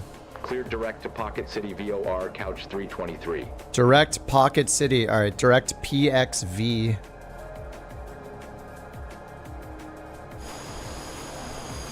Yeah, my frames are kind of taking a dump right now. Let me turn on frame gen and see if it explodes. Couch 323, contact Indianapolis Center 119. Frame gen, when it works. You know what I want? Contact Indianapolis Center I want Couch 323. I want a mod just like auto FPS, or a feature in auto FPS where when you get below like 10,000, oh, the escape key, yeah. When you get below 10,000, it turns off frame generation. Or like when you, like 10 seconds after you land in an airport or whatever, it when you get on the ground, it starts a 1 minute counter. If you're still on the ground after 1 minute, it turns frame generation off. Because frame generation glitches out so badly in this game only. Is there even any hope to run Flight Sim in VR? Oh yeah, what? I run it in VR now. Yeah. You can run Flight Sim in VR. I have a 7800X 3D and a 4080. And I've run it in VR. It's fun.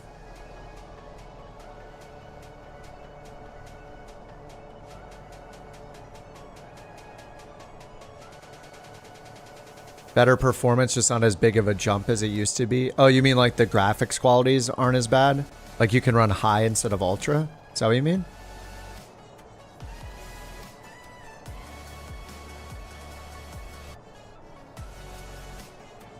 Hoping to VR and DCS?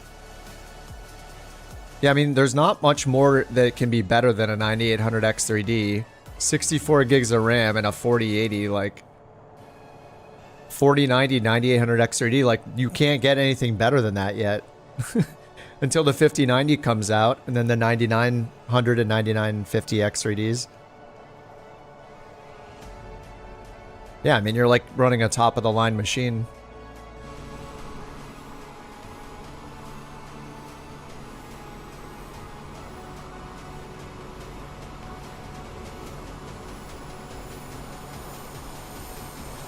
I mean, frame gen looks great in a game like this. Like, I'm not against the AI frames. I just want... I wouldn't have such a bad opinion of frame gen for this kind of game if it wasn't so glitchy in Flight Sim. And using DLSS swapper never seemed to help me either. It's like always had the glitch. But I mean, when it's this smooth, this kind of game, it's great. It just, whatever the crazy like stuttering glitches that happen, once they've finally fixed that, which was present in the entire time they had frame gen in 2020, once they fix that, it'll be incredible. It's gonna help a ton. I just can't get away from that glitch. No other game has that glitch. It is a unique Microsoft Flight Simulator glitch.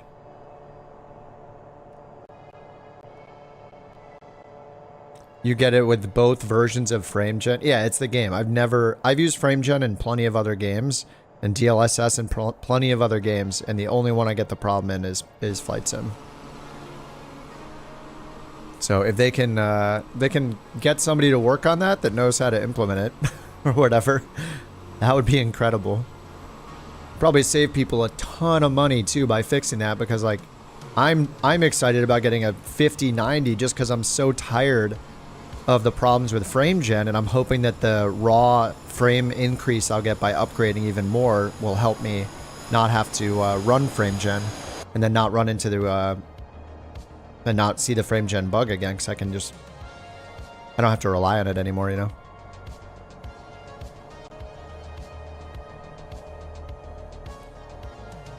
What's our fuel endurance? 2 hours and 50 minutes of fuel endurance. And we don't have an ETE yet, so let me put in the... Alright, we'll just put in vectors for 3.5, I guess.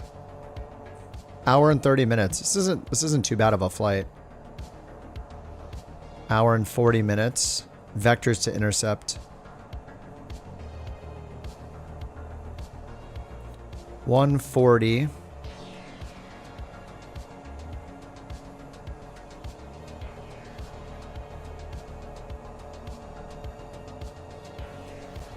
And we can probably just go... I mean, if we get a visual, it's even a little less time. That'll save us like 5 minutes there.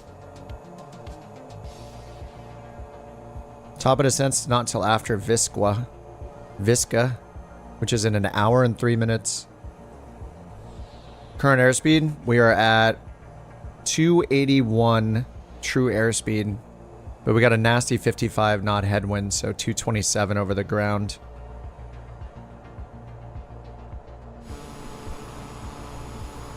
Alright, I got my coffee protein shake. I'm topping up on the caffeine, topping off.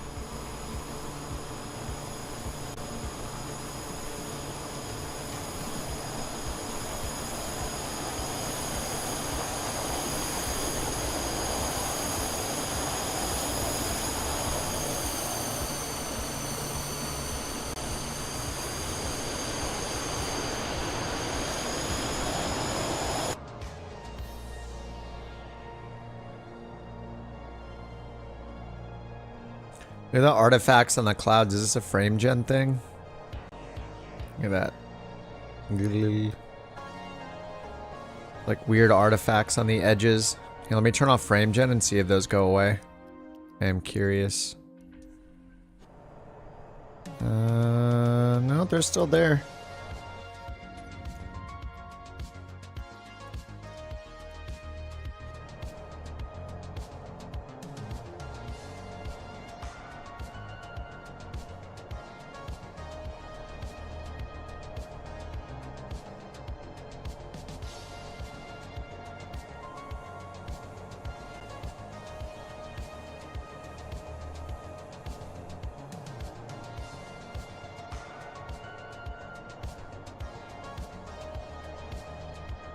Coffee protein shake sounds good, but hard on the stomach.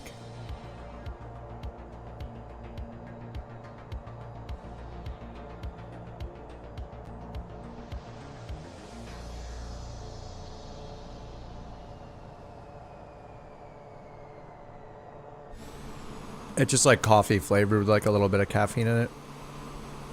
Like half a cup of coffee. What's up, Wiggles? You want to buy a PC? You do not need to buy it again if you have it through Microsoft. No, it'll be available in the Microsoft store.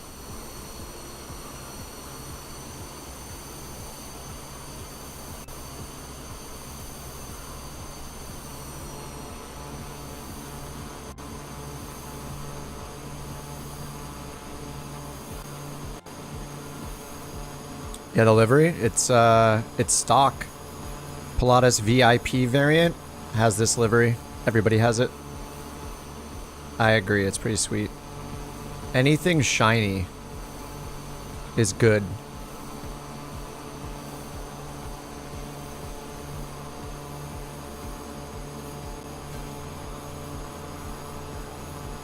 When it comes to liveries.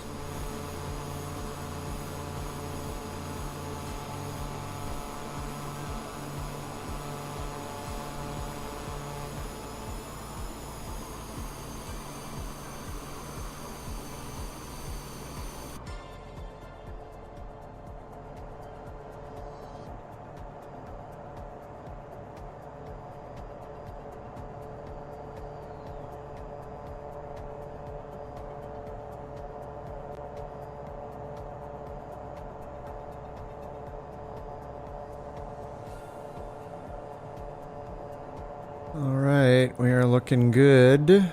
I don't see any icing happening either, which is nice. Negative 37 degrees, but...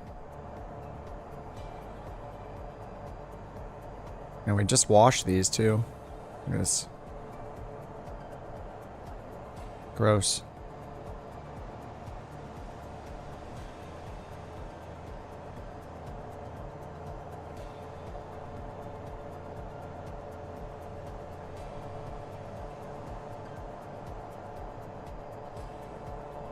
When you put food coloring in food, are you just adding a livery to your food? Yeah. Yeah, I guess so. Unless it's in soup, then if you put food coloring in it, it becomes a sandwich.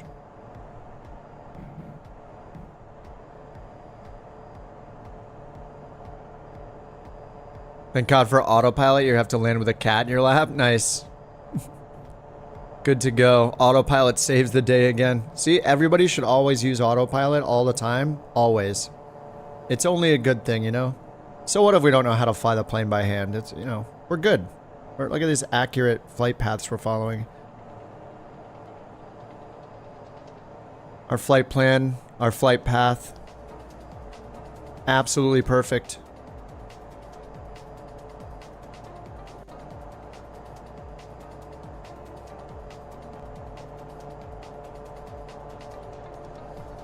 Are you doing a catch-up flight, Brian? Nice. Yeah, we flew quite a bit. I think we did 4 legs yesterday. I'm glad we stopped towards the end of the night, though, because it would have been... yeah, I thought we should stop because I kind of was down for another leg or two. But I didn't want to leave other people too far behind. I feel like tomorrow maybe I should do some airliner stuff. It's been a bit... I don't know if I want to do a pilot's life or maybe just do... I think I'll probably just do some freelance routes in on-air company. Just do some real-world routes in the Phoenix. I miss showing off couch liveries, so... The Phoenix is how I can do it.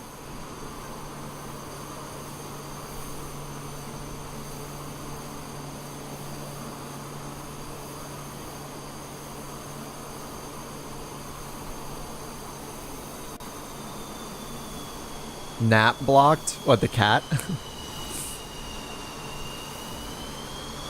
The Longitude doesn't have auto land though. Yeah, you'll have to hand fly it. Can you explain how to read the different minimums on the approach chart? Yeah, I'm not sure which. Well, where are you landing? I don't know if my charts are working. Are you with us?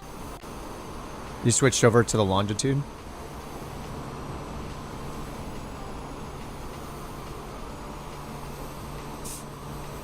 Same place. The categories are based on approach speed, so I think in the Longitude you're probably a category B. Couch 323, contact Indianapolis Center 124.775. Yeah, I don't think I'm getting any charts that are like broken. Contact Indianapolis Center 124.775, couch 323. Yeah, my charts are dead. Let me bring up Indianapolis Navigraph Center, though. 323, flight level 200. Oh, the longitude's a C? Okay. So here's the ILS. I mean, you just look at the bottom. Indianapolis Center, Roger. So yeah, if you see, I mean, a lot of the time you'll see them grouped though. See how here it says ILS? It's category A, B, C, and D. They're all the same. So I don't know if we're talking about approach category or if you're flying an RNAV and you're talking about like the GPS, like the approach capability. For example, like an LPV or an LNAV VNAV.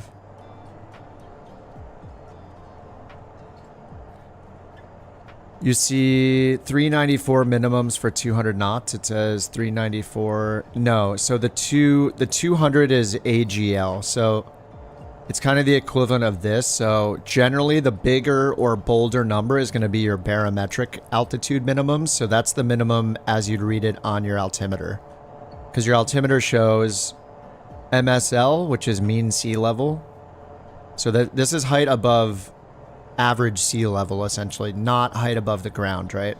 Because if this was height above the ground, every time like a little bump or dip or mountain or hill was below us, this number would be changing rapidly over and over again, right? So this is height above mean sea level, MSL. That's what our altimeter shows. So that's also referred to as like your barometric altitude or barometric pressure altitude. So 20,000 feet. That number, that's if we're at 394. 394 is our barometric altimeter. What it would read, our baro minimums. So when we look at our altimeter, when it's 394, that's minimums. We happen to be 200 feet above the ground. So the smaller number, the same one you're looking at, where it says 394 and 1/2, and then right after it, there's a smaller 200. That's the same thing. It's 200 feet above the ground for your reference. With an airliner, though, airliners can use radar altimeter instead of baro for their minimums. I don't know if they always do or what the rules are around when they use what, but even in this plane, I have the option, like, you generally will have the option, see where it says push RA/baro. When I turn the knob to set my minimums over here, it says baro 250. So in my case, I would enter this bigger number, 394. That's the baro minimums, which happens to be 200 above the ground. So I can put in 394 baro minimums, or if I want to do radar altimeter or radio altimeter, that shows us height above the ground. When we're under 2,500 feet, it'll be a little green number. I could instead switch this to radar or AGL minimums, above the ground level minimums, in which case I would just put in 200 instead. So when we are, for this specific approach, when we are 200 feet above the ground, our baro altitude would be reading 394. If our pressure is set correctly. So yeah, these two numbers are, are you going to use your altimeter for the minimums, or are you going to use a radar altimeter, like height above the ground, for the minimums? So it shows both. And then it looks like in this case, like this is a Jeppesen chart, so yours might not even show this, but in this case, see how down here there's a second category of minimums, or a separate section? 480. Couch tree 23, contact Indianapolis Center. So this one's showing 480, which is 286 above the ground. So it's 80 feet, 86 feet higher than this one. Have a good day. So the minimums are higher. We can't get down as low. And it has a note right here. It says with the Memphis, Tennessee altimeter setting. So this one says if we have the local altimeter setting, if we have the altimeter setting here for this airport, then we can use the lower minimums. I guess they put this in case that weather reporting station is offline or something. If you can't get the altimeter setting from this airport's AWOS. This is an automated weather observation system. So this is just an automatic weather reporting station. It's not updated by the staff at the airport like an ATIS is. So it's basically just saying if that's offline, then you can use the Memphis, Tennessee altimeter setting instead from Memphis. And in that case, because you're using weather information from further away than the airport you're landing at, the minimums are higher.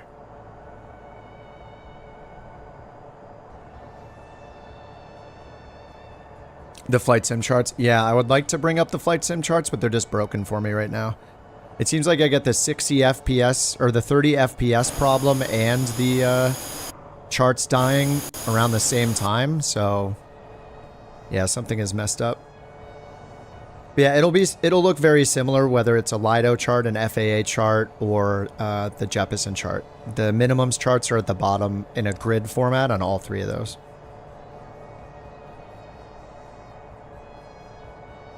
The other dashboard, this right here is Navigraph. If this is what you're talking about. I'm running it on Windows, so you can run it in the sim. It's kind of broken right now for me in the EFB. You can run it on a tablet if you want. But yeah, if you want another moving map with tons more charts, like these give you access to Jeppesen charts. These are really popular for private pilots and commercial pilots, I think. Not necessarily like airline pilots, but yeah, a lot of like GA pilots use Jeppesen charts. They're available like throughout the whole world, and it's nice. You have like a consistent format and one chart type. But yeah, Navigraph gives you access to those, but Navigraph's a paid add-on. It's like $100 a year. But you get moving map software, you get, you know, it does flight planning, and it's really, really useful. But because Flight Sim 24 has its own charts now, you can start with the Flight Sim charts first.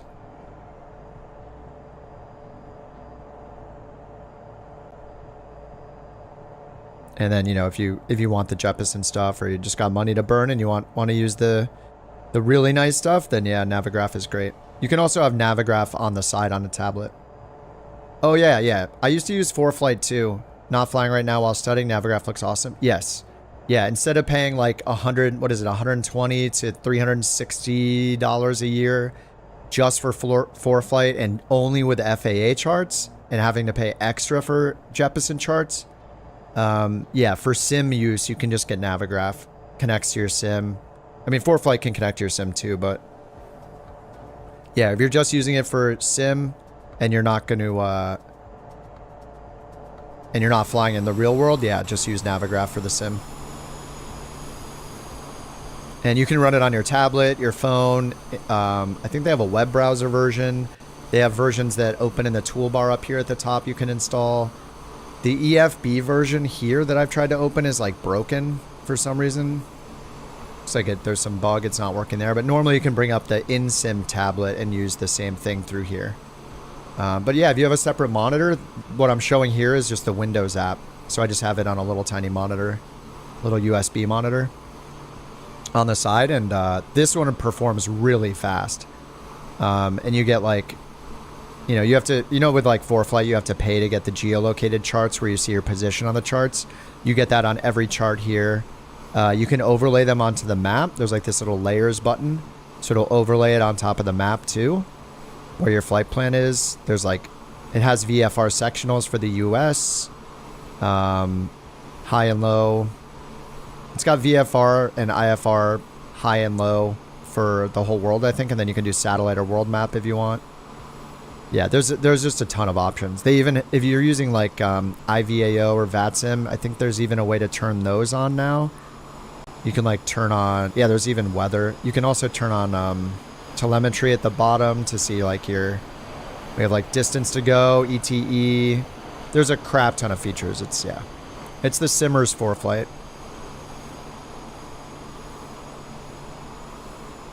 Oh yeah, it's this right here. This will show like traffic and ATC coverage for VATSIM and IVAO if you use either of those. Yeah, I mean, if you're used to paying for ForeFlight, then this is going to feel like a bargain for the sim. And it just performs really well. Like, I like using as much as I can in the sim itself, especially the stuff that everybody can access. There's just a bug where, like, after a few hours of using the sim, the charts just stop working. But, I mean, if you have Flight Sim 24, you might not even need Navigraph. Like, it's only really... I would only really recommend it if you've kind of outgrown the in-sim stuff, FAA charts and LIDO charts, or you just want more charts available, or you want it on like your tablet and stuff. Like, yeah, it's awesome though if you got the $100.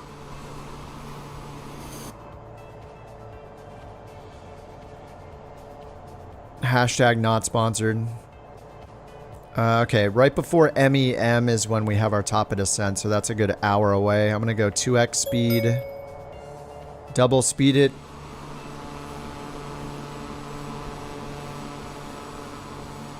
Let me set my elapsed timer while I do this. ET twice. Alright, and this counts up in real time, it looks like. So we'll just do like 10 to 15 minutes. Because if I do more than that, when I land, it's going to hold my plane.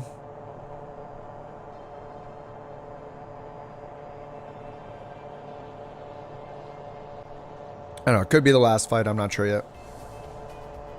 I know I need to make a PC-12 tutorial and I need to make a 737 tutorial.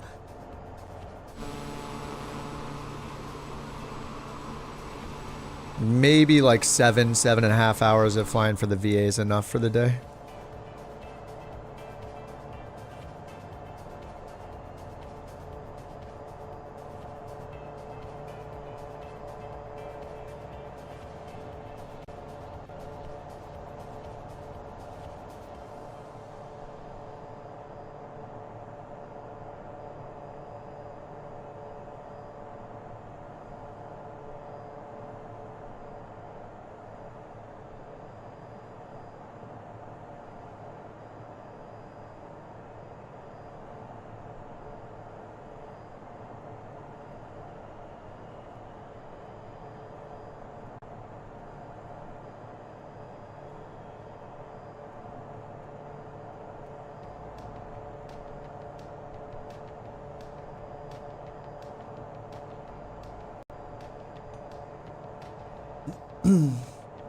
Those are rookie numbers. At 4/21/11, you promised us 16 hours of VA grind. Wait, did I? No, I didn't. 16 hours?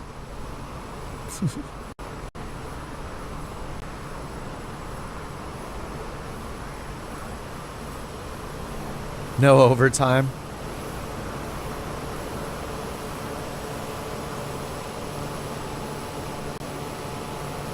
Agile can finally fly at normal speed now, with me going double speed.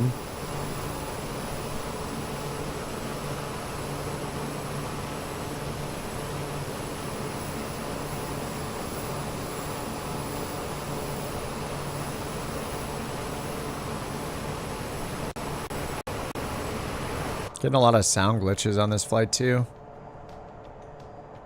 PC-12 tutorial. Pretty much gonna do the same thing I did with the Vision Jet.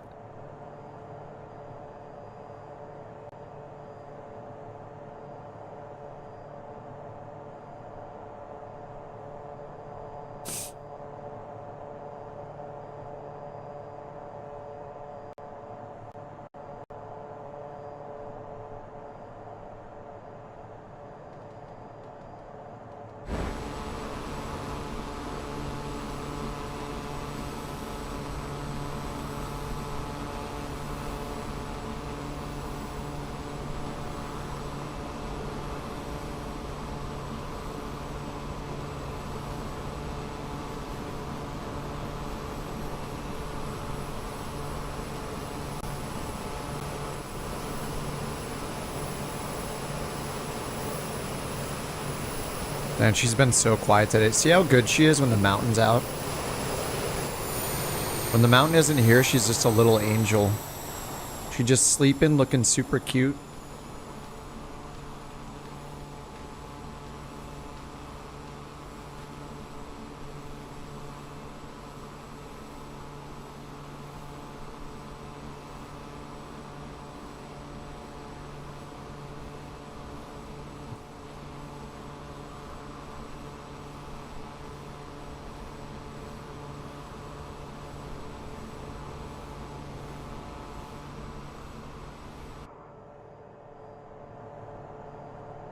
Those planes are so loud, though.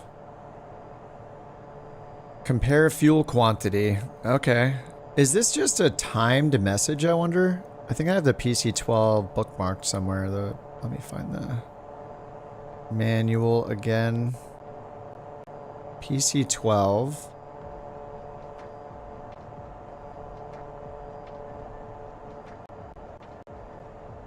Compare fuel quantity. It feels like a timed thing. A pick of the pup. Oh, there's one on the pets channel on Discord. Probably from like a week ago, though. Trying to find where why this message comes up. Compare fuel. Compare fuel quantity. There's nothing about it in the manual I have.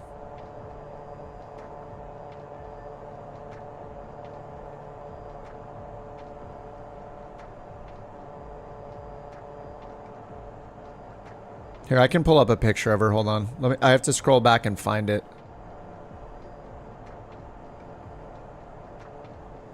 Pets channel.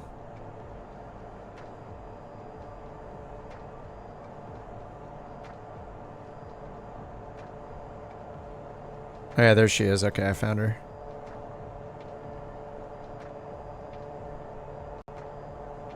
Alright, here she is. Oops.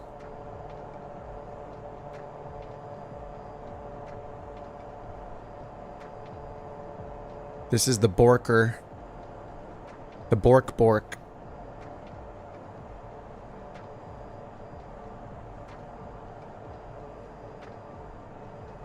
She's the one who gives away the BorkCoins. She'll be 2 in March. What's up, Mr. No One? What part of Missouri? Oh, are we going to Mississippi? I didn't even look where we're flying. I just picked it based on the money we're getting. Tunica? Yeah, she's very cute. If she wasn't so cute, she wouldn't get away with all the barking. Can't be mad at her.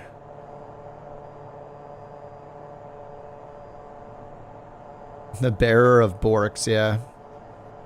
Yeah, I guess this is in Tunica. Is that how you pronounce it? Tunica, Mississippi.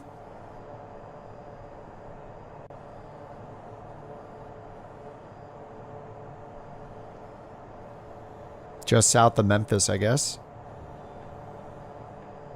Southwest of Memphis.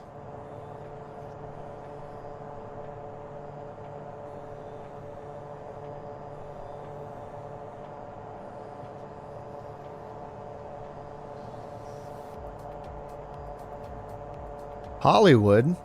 Hey, I know where that is. Tunica? Tunica? Tunica? Tunica? Moon landing? Moon landing. That's where they filmed it? We finally found it.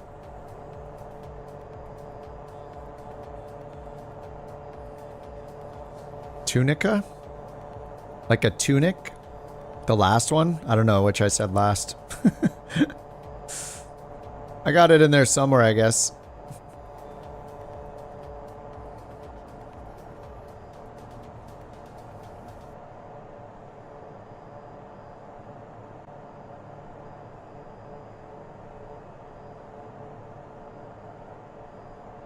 Alright, we're in 2x speed. Let's see, we've been doing it for 8 minutes.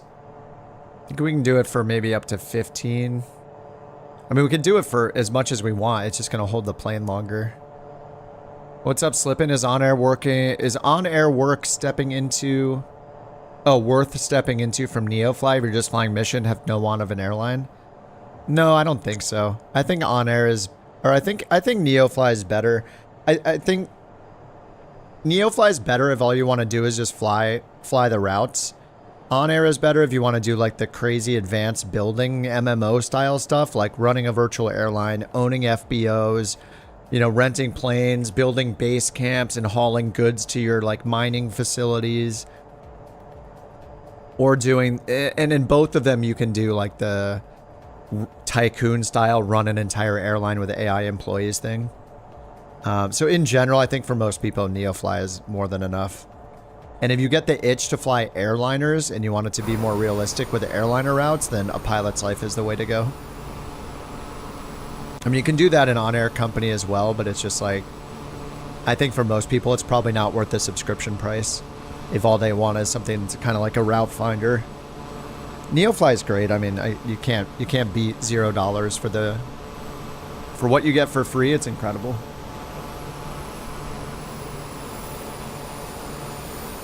You're on the fence. Yeah, I mean, just see if you outgrow, like, on-air company literally feels like a lot of work. Like, that's the thing. And some people, like, really want that.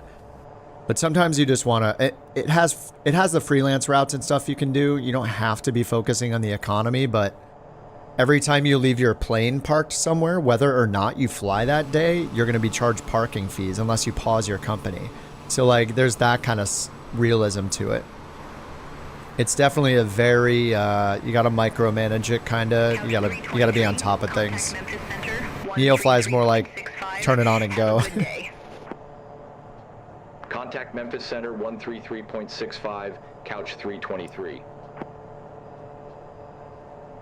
Memphis Center, couch 323, flight level Corvallis having a blast in the Bahamas. Nice. Dude, the Corvallis is great, man. What an awesome upgrade from the 172. Yeah, NeoFly is fun. I wish NeoFly would have a few more features like On-Air has, though, where it automatically loads the plane.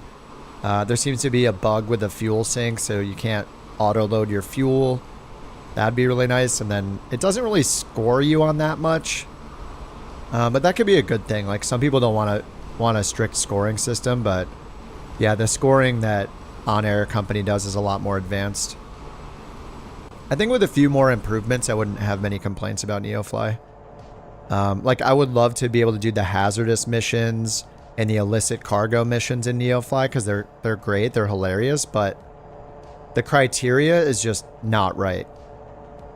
Like, they need to update it to use G-force instead of feet per minute, because that's ridiculous. Like, as soon as you do more than 500 feet per minute climb or descent it, you like fail the mission within like a minute. So it's like, or like 30 seconds or something. It's just ridiculous. In the illicit mission, if you're flying in a mountainous area, it's like almost impossible to maintain under 1,000 AGL. So it forces you to only be able to fly those missions in certain areas of the world, but yeah, the voice acting is something that Neofly does really well. Like, On-Air Company doesn't have like any. Like, maybe their campaigns do or something, I'm not sure, but or their tours, but I don't think so. On-Air Company could use much better voices. Even if they AI generate them, it'd be a huge improvement on what there is now. There's just not enough. Neofly does a better job with that for sure.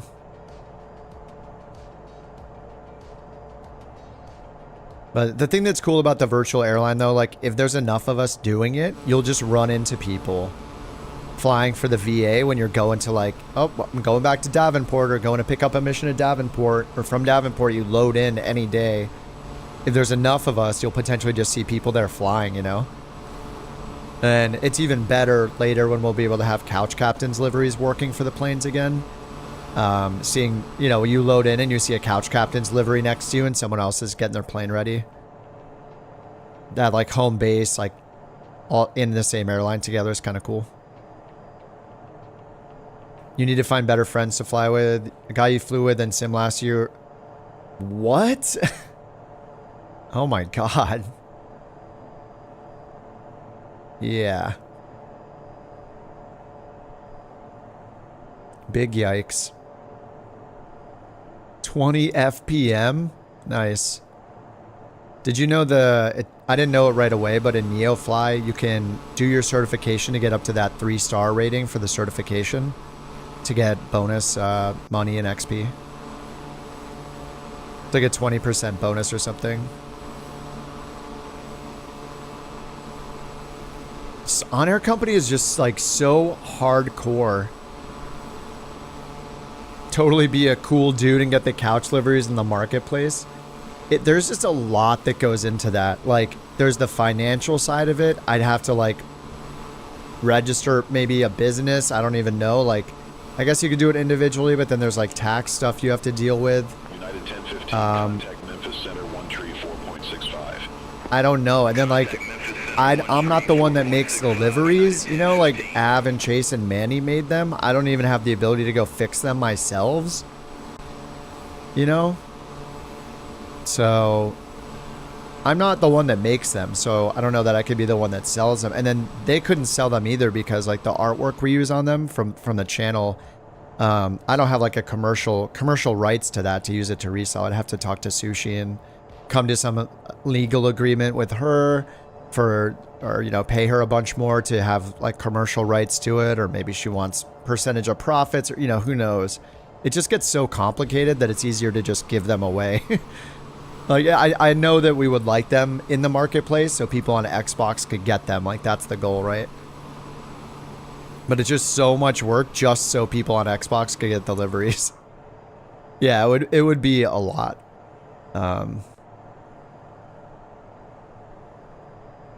So for now, it's just easier, yeah.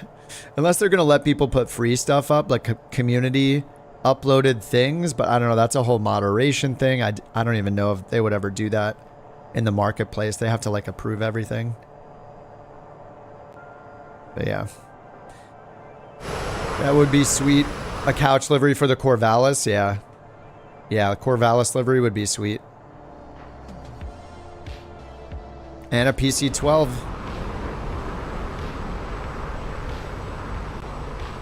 I'm really loving the PC-12. Like, I really hope this thing gets a lot of love from their team, from the Microsoft team on the avionics. They're going to fix the pressurization thing. They already said they are, so. But yeah, if the avionics get a lot more love too, that'd be super cool.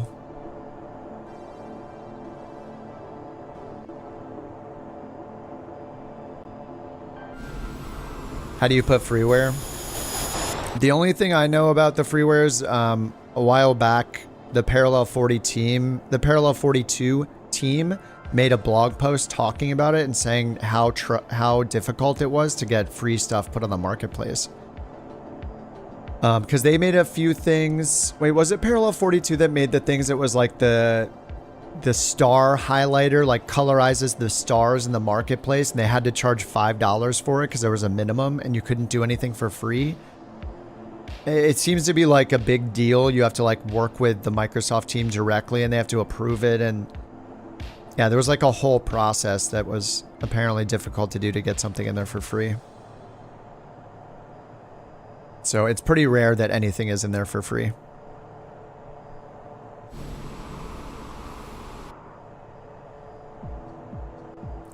Now I got to figure out with the PC-12 if we're going to do vectors or not, because the vectors feature in this kind of changes everything.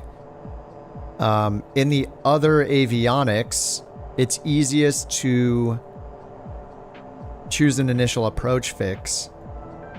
But with this new vector, yeah, this vectors feature seems pretty good. Like here, I just have vectors chosen, and there's a little discontinuity right here. But I'm pretty sure because this is so close, it's almost going to treat it like it's connected. Because as soon as it like disconnects here, it's going to be close enough to the course to turn around and intercept it. I don't know.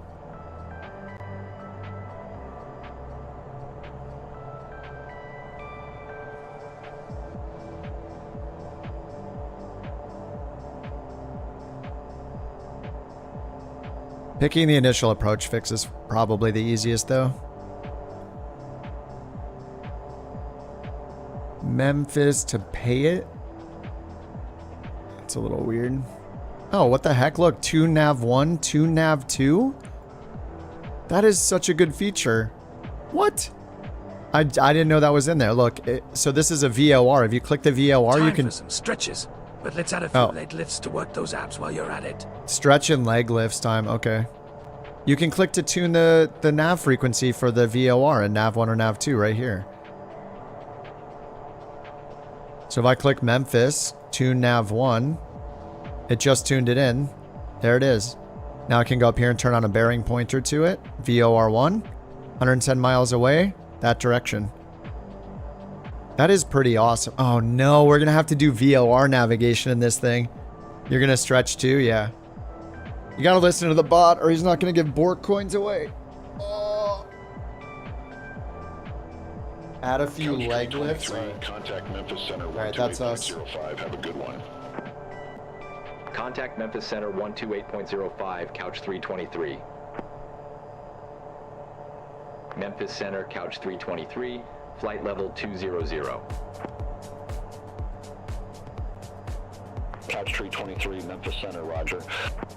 Oh, hi puppy. The puppy came in. Every time I get up to do the stretching, she comes in here and she's like, what's going on?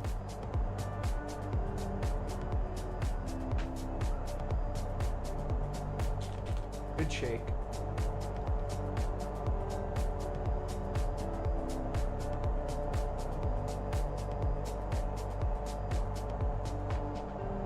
She's gonna need some playtime soon.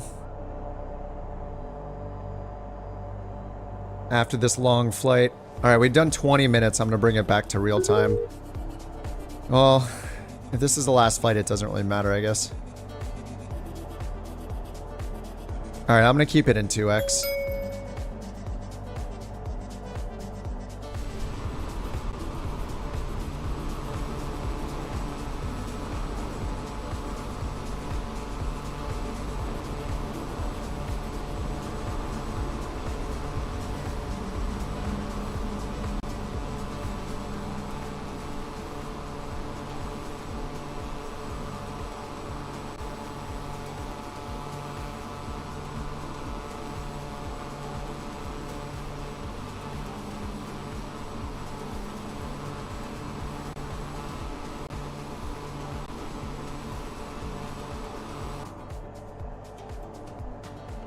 Oh, in the background, you couldn't hear what I was saying? Oh, I wasn't even that far from the microphone. The puppy just came in while I was doing the stretches. She's like, what's going on? What's going on? And then I said that she's going to need some playtime. Now that she's awake. Oh, she's going back to her bed. She's getting her own stretches in over near her bed right now.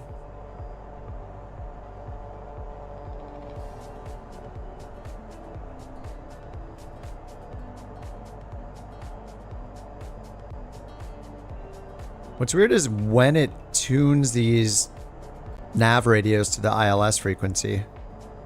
There's got to be like a moment where it decides to. So if I turn on vectors... Oh. Oh yeah, we were... Oh, that's kind of nice actually. Delete waypoint, now it connects it. There's no discontinuity now. Oh, there is. Yeah, okay, there still is. Top of descent. Oh yeah, then it says fly vectors to intercept. Amend route, delete waypoint. You know what would be cool is if I could click on the destination runway or something and tune the frequency, but it's going to do it automatically.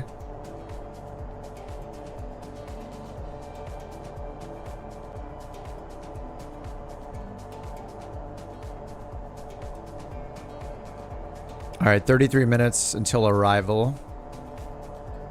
Top of descent is...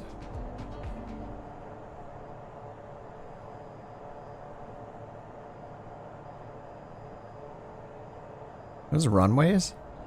Those are runways. All right, top of descent is over here.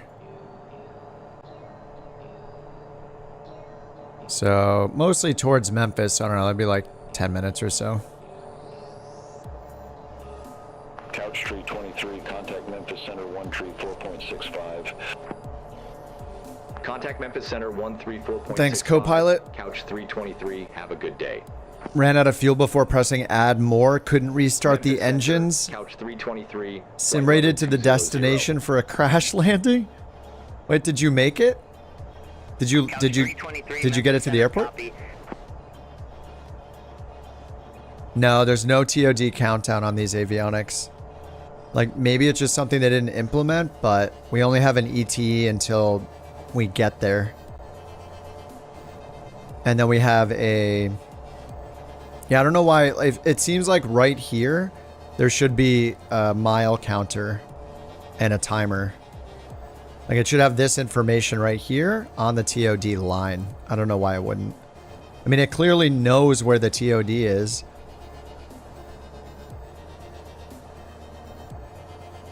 There's a mental crosswind at the destination airport. Excellent. Let's refresh the weather, see what we got going. Marginal VFR at Fort Wayne. Tunica? Is it Tunica or Tunica? Alright, runway 35 is recommended with a 4-knot crosswind. Allegedly.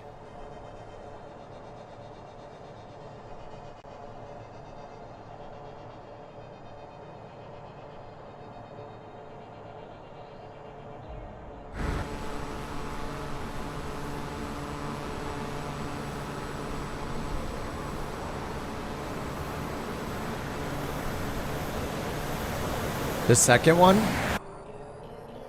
The soft sounds? Oh, I would call that the hard sounds. Tunica sounds softer than Tunica. Ika. You think Ika's the Ika? I don't know. I guess they both sound kind of hard. Ika and Ika, very similar. Tunica. This is the last flight. I mean, it doesn't have to be. It doesn't have to be the last flight. I mean, I do have tomorrow off, which is nice. It's only 6:25 p.m. and I've been hydrating. I've eaten several snacks. I'm stretching. We're at 7 hours so far, so. And what I'm doing doesn't really impact anybody. Like when we're doing virtual airline stuff, you guys that are in the VA, you could just be flying any missions. Take a puppy break, yeah. Yeah, she could use some playtime, and I wouldn't like keep the stream on while I go play with her.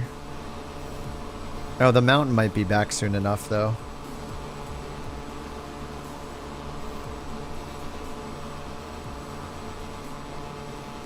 Couch 323, Memphis Center. Expect radar vectors, runway 35. Ooh. Since tomorrow is off, it's Taco Monday. Taco Monday. Ice cream break, 5 more hours. Expect radar vectors, runway 35. Couch 323. What did you say, vectors or ILS? He said radar vectors, okay. Right there. Radar vectors, runway 35. So we have the ILS set up, but he can give us vectors, that's fine.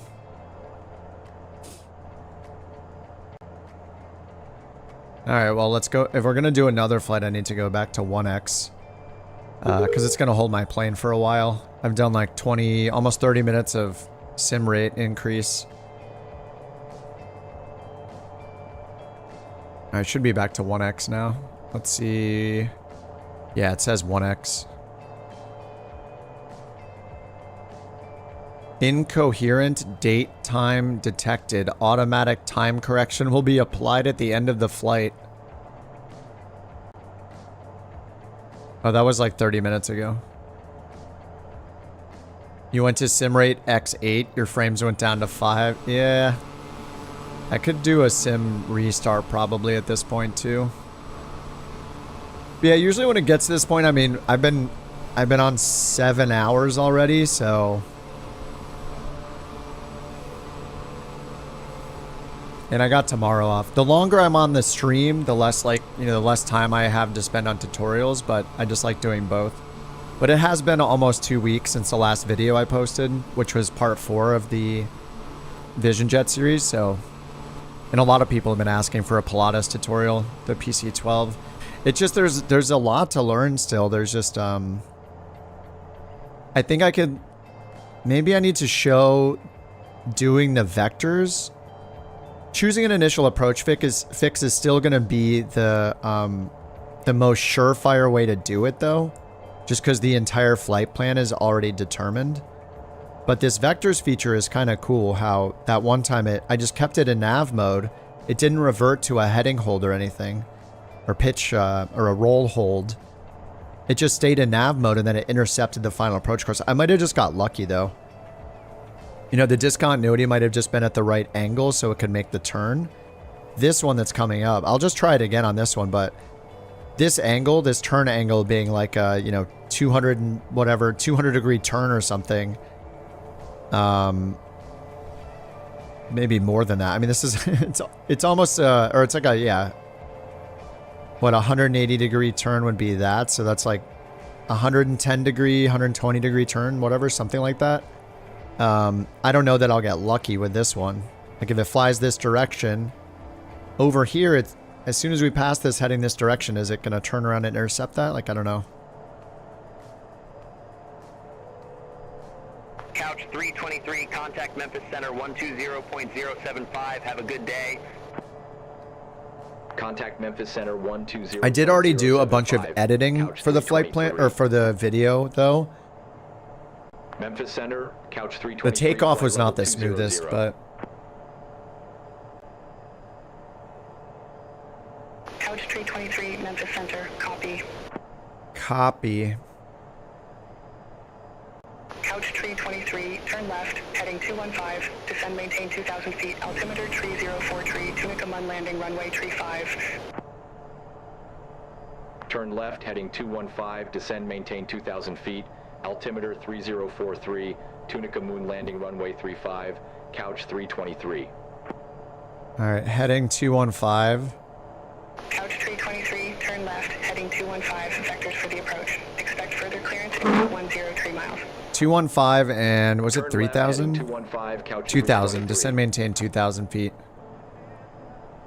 Vertical speed it down.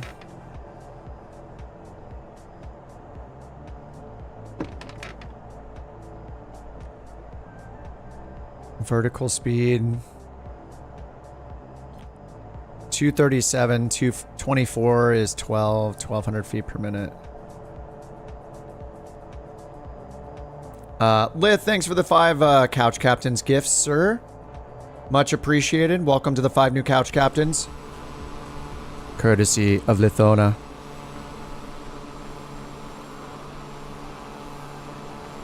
Welcome to Shane, Somnium, 80, and Dolly. Oh my god, are we at the end? It only gave 4. It only gave 4, not 5. We might be back to maximum membership. Welcome to the Couch Captains, courtesy of Lith.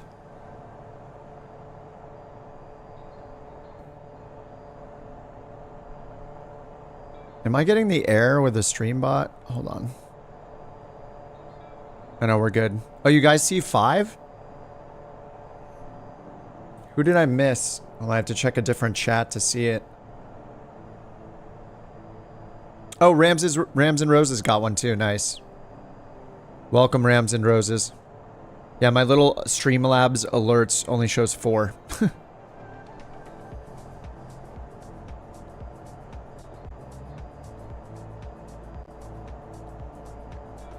Use the flight sim. Flight planner allows you to choose SIDS and stars.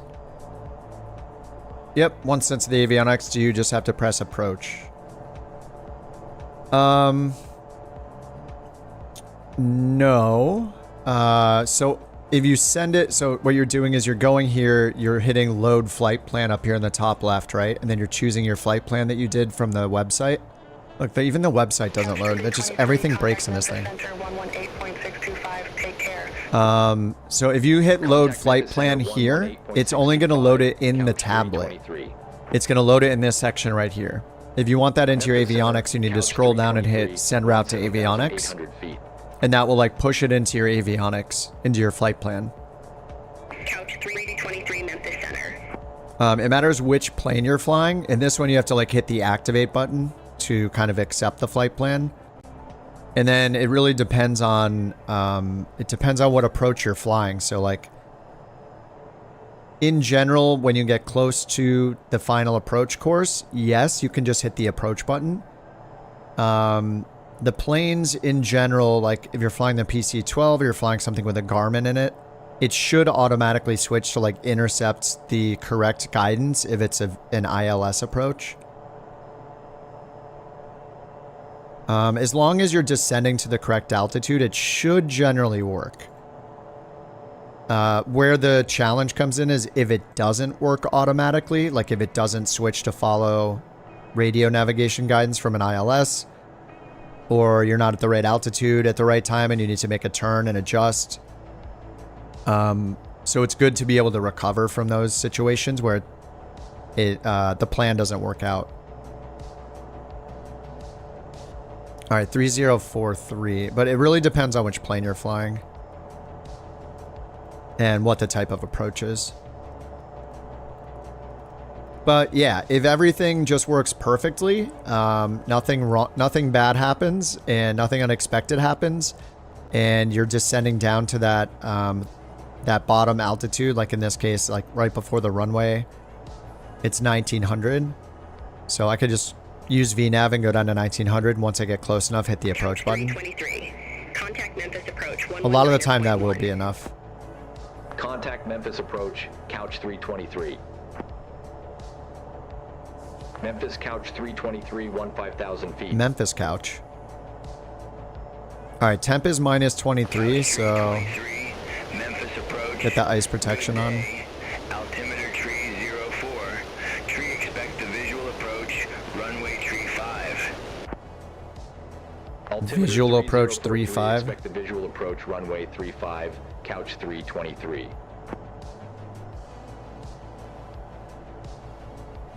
All right, do we have an ATIS frequency here? 118075.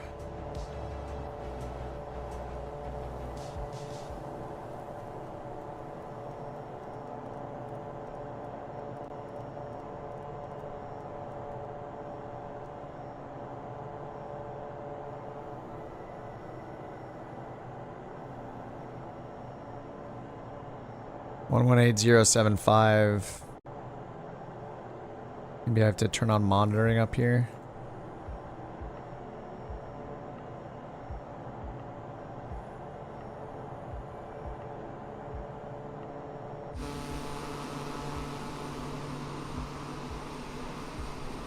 Ooh. Alright, we're gonna turn off the separator for now. I didn't get low prop speed on, did I? Looks like it's off.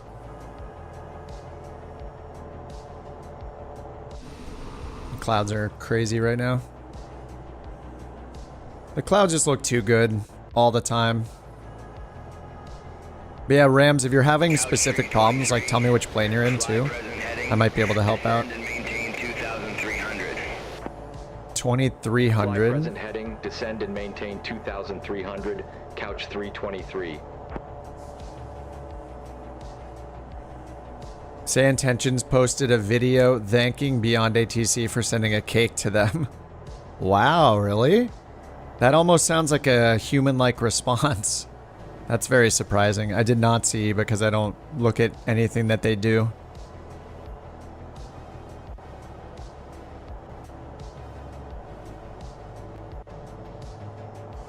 Did they say thanks Beyond ATC? I would be shocked. I would be shocked to hear those words from them. Absolutely shocked. But then again, I don't think that I would think that it's a genuine thanks anyway.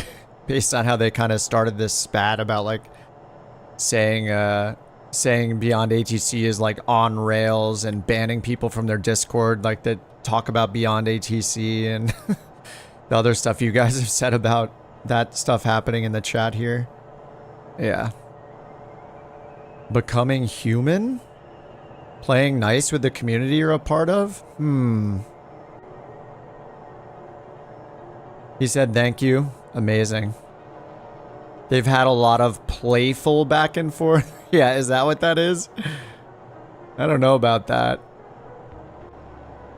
When you guys say that you've been banned from their Discord for mentioning Beyond ATC, is that really what's happening?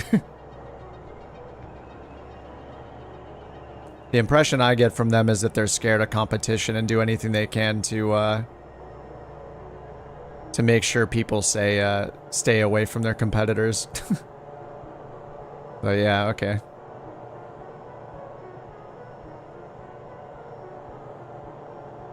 Oh, as soon as they start unbanning people that they've banned from their product for criticizing it, then maybe people would think differently about them. Descend and maintain. Scared of criticism, scared of people pointing out bugs, scared of people talking about competitors. Man, this is 1x speed?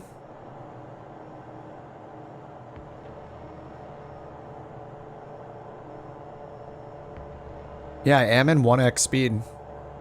Alright, let's get the inertial separator back on. Ooh, this is gonna be fun. They said descend and maintain 2200. So we're going down 2200. Altimeter's 3043. Let me grab the altimeter from here though. 3030 is the real one for my current weather. 1000 IQ move. Oh yeah, they'll be, I mean, they are a classy team. Like they've been nothing but classy all along.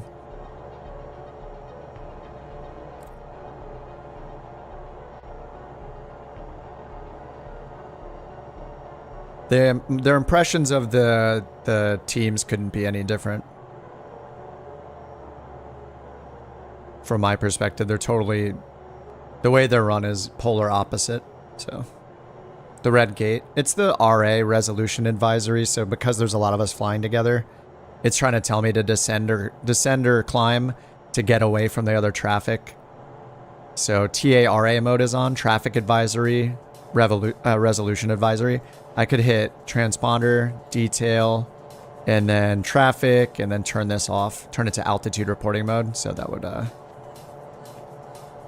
yeah, tradition of tech companies sending cakes to competitors. Yeah, for sure.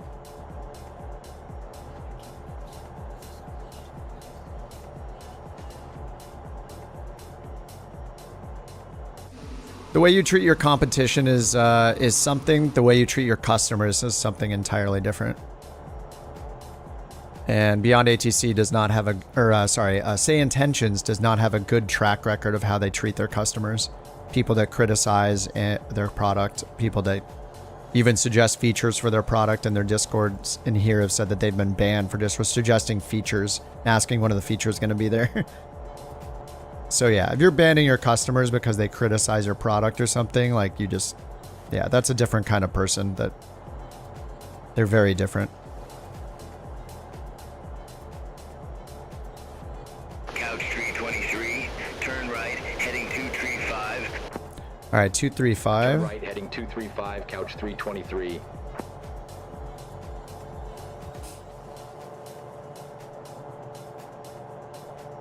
All right, so we have activate vectors here. Yeah, maybe I'm going to have to redo... Maybe I will have to split up the tutorial and redo some of the voiceover stuff, even though I switched microphones, and say that maybe the first tutorial... Maybe I have to do it exactly like I did VisionJet. And number one is really just getting the flight plan in, startup, you know, avionics, autopilot, takeoff, auto throttle, and then after that we do the descent videos. Because this activate vectors thing, this is kind of changing it. So as we get close enough, I don't know what the rules are. I'll have to try to figure these out, but... So now I can hit activate vectors. It's going to delete all these waypoints, and now it just leaves this. And we are still... Oh, we're on heading mode because we were already on heading mode, but I guess I can turn on nav mode now. And then we'll see if it just turns to intercept that. All right, I think I can slow my descent rate down here. Do the same. Yeah, it was meant to be like a choose your own adventure, like step one. Step one, start up the plane and take off. Step two, your descent is different, mattering the... Or all the approaches are different, essentially. How to control the avionics? Yeah, I have that in there. The other thing is, like, right now, hand doing a flight plan doesn't really work, so we're gonna have to rely on the EFB. I tried to hand import or hand program those certain flight plans. The problem is that I couldn't get it to even have the runway, like departure runway in there. It was really weird.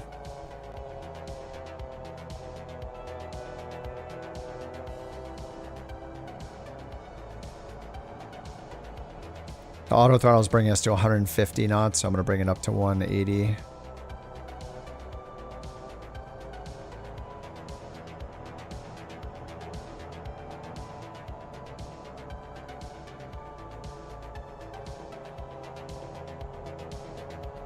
Curious what it's going to do when we get close to, because we're activating vectors for an ILS approach. So hopefully it's going to change us to use the approach. And then let me get Navigraph up over here.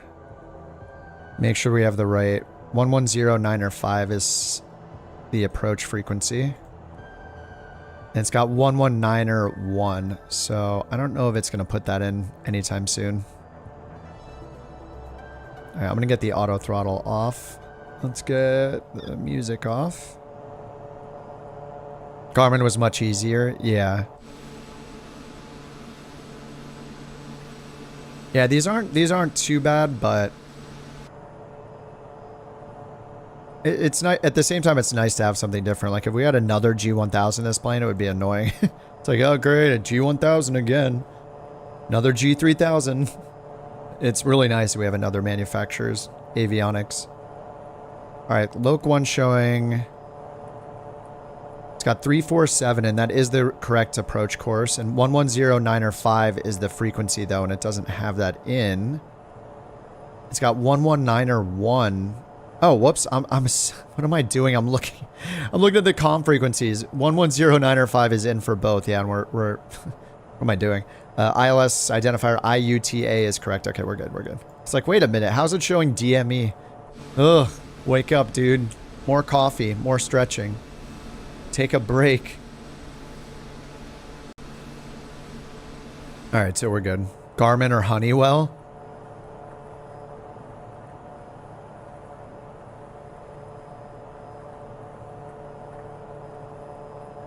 Garmin, I guess. I mean, I don't mind the Honeywell. I like the Collins as well, so. Yeah, I mean, the Honeywell is cool. It's just the newest. Heading 265. Turn right, heading 265, couch 323. 265. That's a pretty good vector. And we have nav mode on, so it's going to intercept this final approach course. We do need to get down to like 1900. Airport is at your 2 o'clock, 8 miles. Report the field in sight. So, we got our anti-ice on.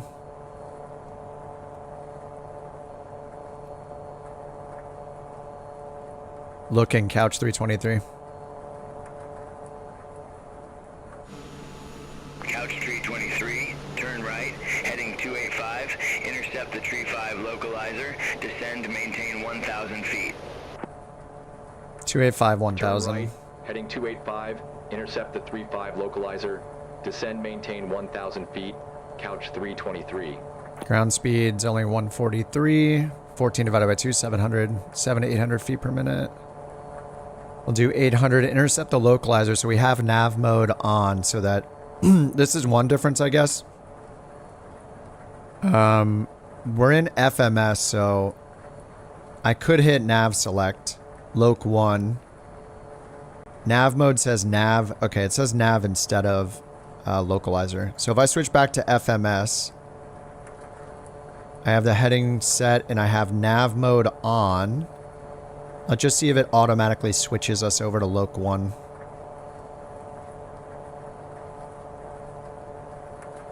So we have the loc 1 preview just like we do with the Garmin. We have the white instead of the gray dashed. Clean the windshield. I know, I just cleaned it before this flight too.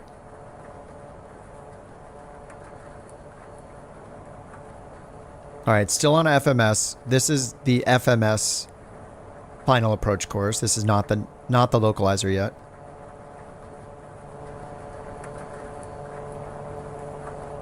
So I don't know if it's going to auto change.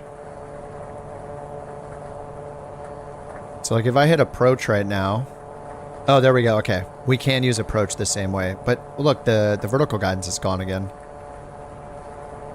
Approach mode is holding the localizer, but we're again not getting the glide slope. It's still on FMS probably, that's why. Fly runway heading, maintain 4,200. Affirmative, fly runway heading, maintain 4,200, couch 323. Yeah, I can't activate approach mode. Let me cycle the flight director. Autopilot. Loc altitude.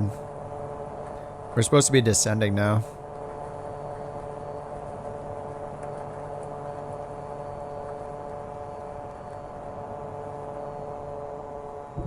I see the runway.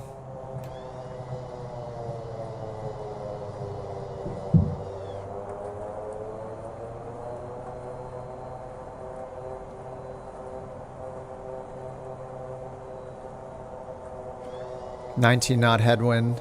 They told us to go around, but we're not going to do it. Takes too long. No thanks.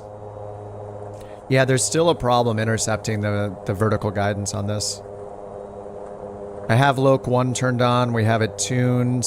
We see the vertical guidance right here, but approach mode does not work.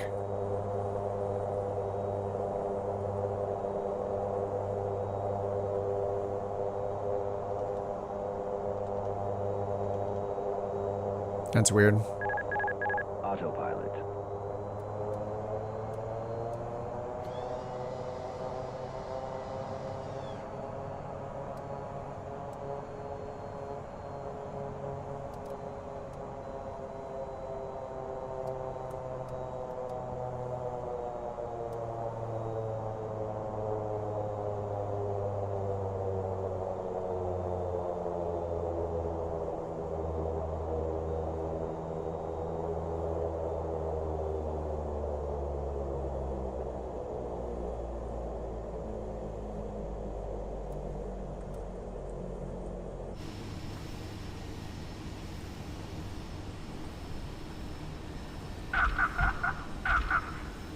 The heck?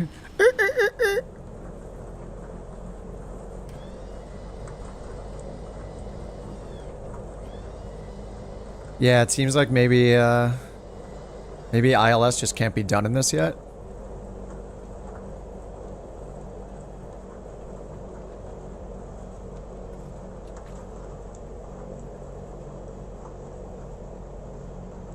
Seems like we're getting like rain and snow.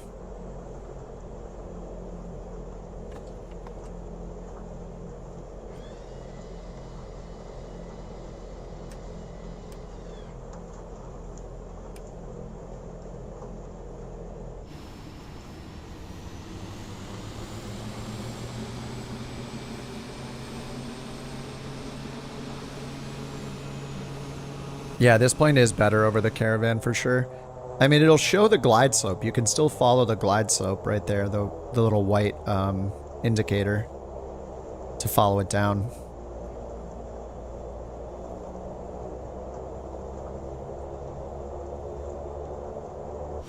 I actually like the way, I think the map is easier to use than most of the Garmin's. Like the fast, and this isn't a touchscreen normally. Like I was looking up this is called the Epic. It's either the Apex or the Epic avionics. The Honeywell Primus is like the overarching avionics name. I think the NGX has the Epic 2.0 or the avionics.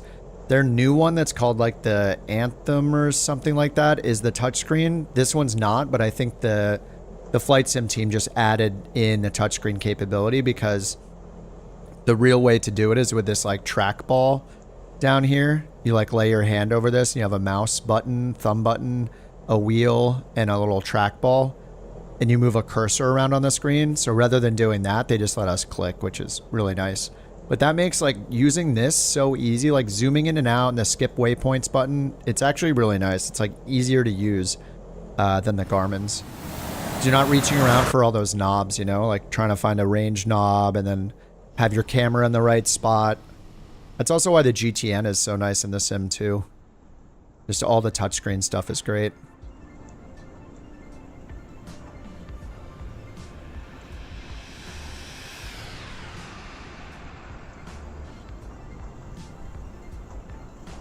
Oil warning comes on when you start dark. Turn on all systems. You start in the oil warning. Well, there's a lot of warnings that come on before you start the engine and during the engine startup process. Now, I'm not sure about starting on the runway, but as long as the engine's started, like, and everything's in the green when you look on your engine information, it should be good to go. If you're playing it in career mode though, you want to check your plane maintenance though. It could be that your oil needs to be replaced or you have some maintenance issue with the oil system. So like oil, what is it? Oil pump, oil filter, oil, the oil level. There's a few maintenance items in there if you're doing career mode. So just make sure it's repaired.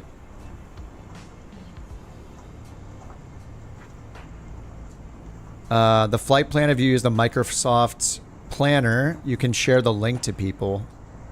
Oh, can you? Oh, I should try that for the next flight then. I'll have to restart though to get the oh, it was in free flight? Yeah, if it's in free flight then the plane should be fine. When you start it up though, like you will normally get the warnings. See ya, puppy. I'm sure we'll see you in the sim, dude. Hey, if you had to give one thing up, the sim or YouTube, which one would you pick? I would pick YouTube, right? Give up YouTube, still have the sim. Johnny's going for multiple touchdowns. Oh, 2 landings. Yeah, he's hacking. 3 landings. Oh, Deadly, I missed the touchdown.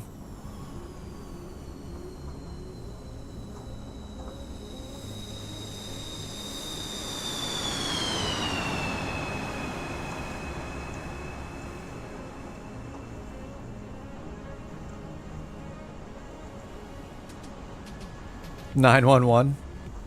I think he's okay. Oh, you can still watch on the family's TV? Oh, well, there you go. I mean, that's not it. You're not even like being banned from YouTube. You can just watch it on a different device.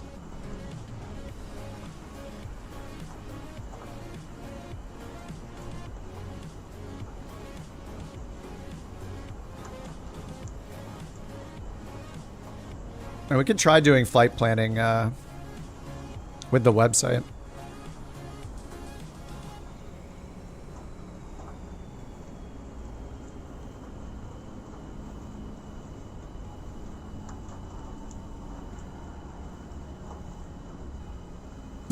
Put the route on the EFB. Could people on Xbox like follow the link somehow and then put it? Yeah, we'll try the link thing. You're saying I can share it? I'll try the flight planner. We'll try it for the next flight. All right, let me get credit for this one first. All right, flaps are up, pitch trim. Whoa.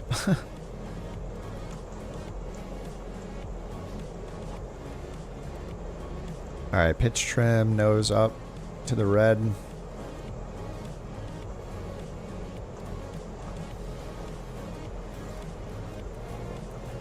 That's the advantage cross-platform. I'll try it out. All right, ice protection off, probes, probes off, inertial separator off.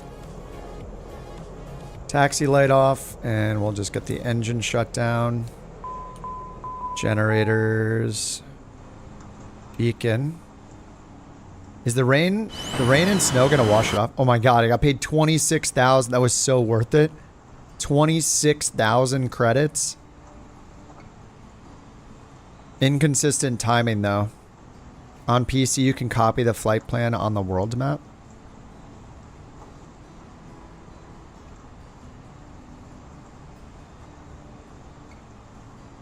Oh, you can like save.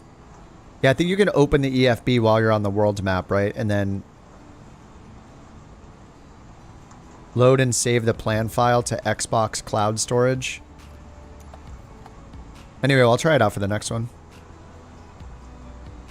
I'm going to restart the sim just because my charts and stuff aren't working. So if we want to try this, we're going to need to restart because my charts are dead.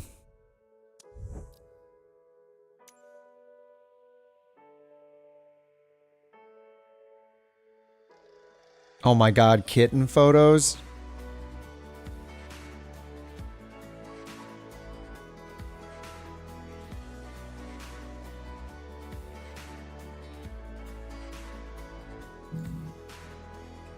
All right, restarting the sim.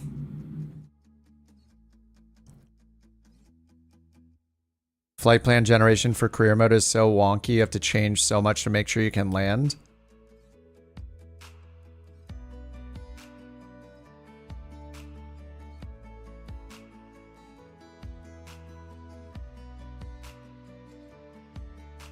Pretty sure you can just like give you, yeah, you can edit it enough with the EFB and refile it with ATC, and then hopefully you'll still get credit for the career mode mission.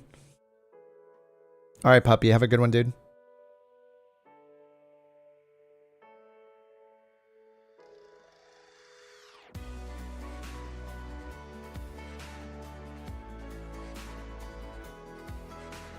There's so many kitty photos.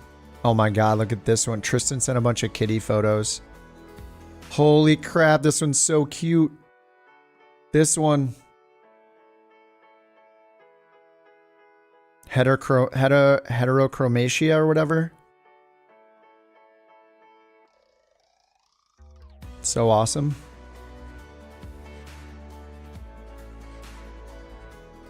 Yeah, you shouldn't have to edit it, yeah.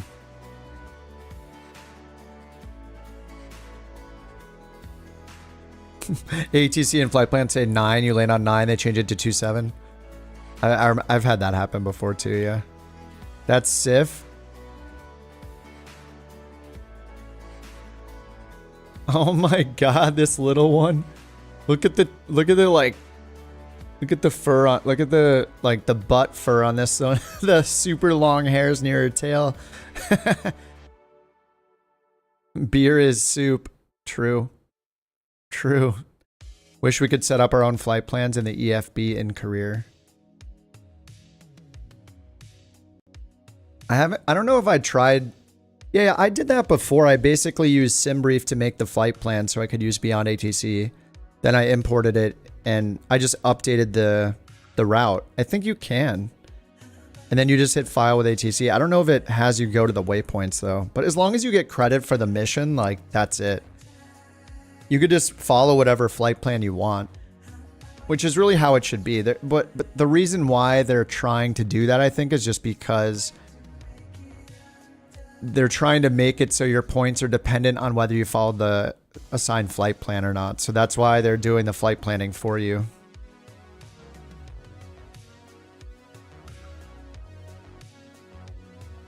All right, I got to pick a new job here. And how much did I get for that, actually? Let's go to the accounting system.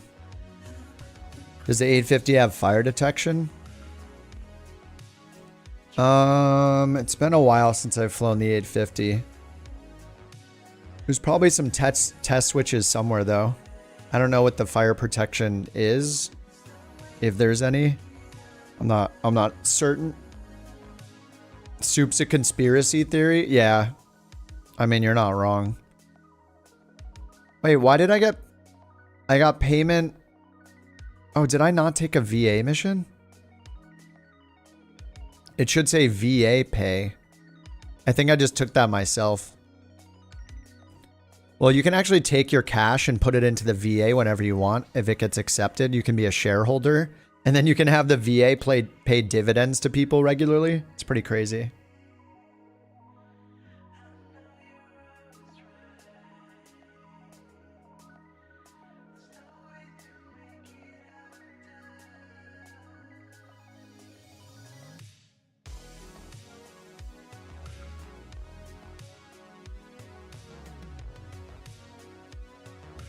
Yeah, I think I just flew a mission not for the VA and took all the money for myself. Haven't tried Beyond ATC, but wanted to try it out. Does it tell you what to say?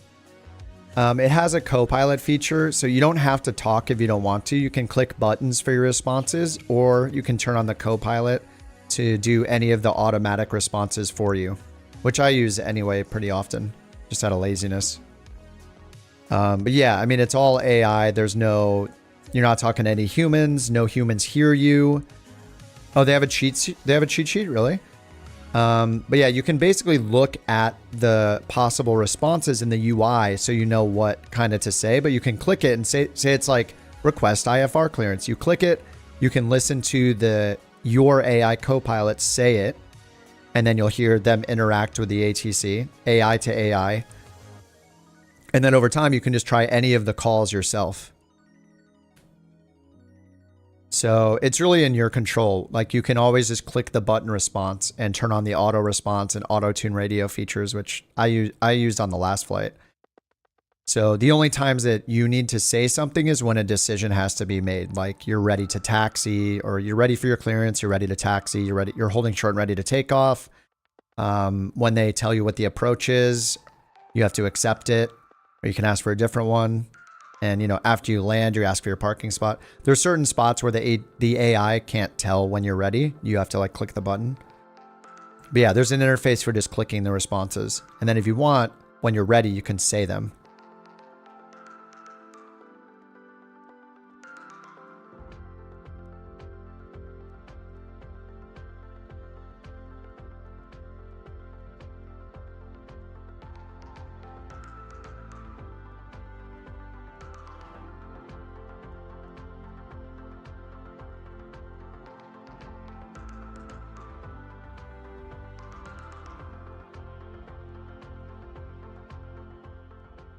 Yeah, good stepping stone to VATSIM, yeah. And it's just good to have when VATSIM's not, or IVAO, or any of those aren't covering the area you want to fly in, which is going to be pretty often. Unless you're flying into a giant airport, like you're flying somewhere else randomly in the world, like at a tiny airport, are you going to have coverage? Like, I bet like 95% of the time the answer is no. You have to fly to the big commercial, like, airports, like huge hubs to get coverage most of the time. Especially if you're not flying like in the US or Europe. It seems way less, but you can't beat the human, like the stress of talking to humans and like the realness of doing it. It's definitely a different thing, but the availability is the issue.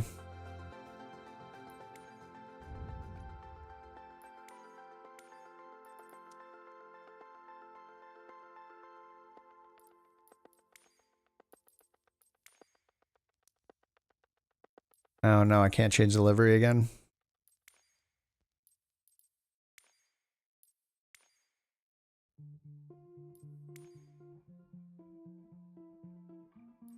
I mean, the silver one looks kind of cool. Ah, there we go. It's back.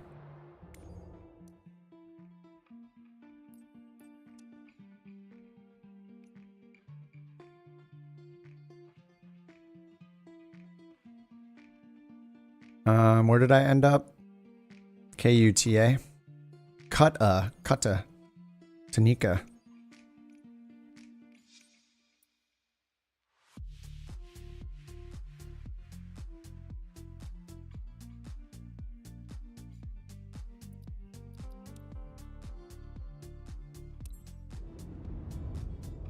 Yeah, the PC-12 liveries are awesome. The PC-24 also has cool liveries. Okay, VA, I need to go to Charter Jobs Logistics Center.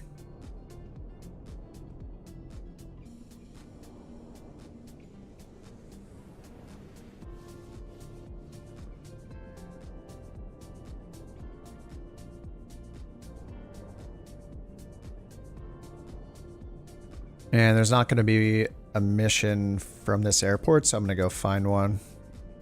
Do it for the VA.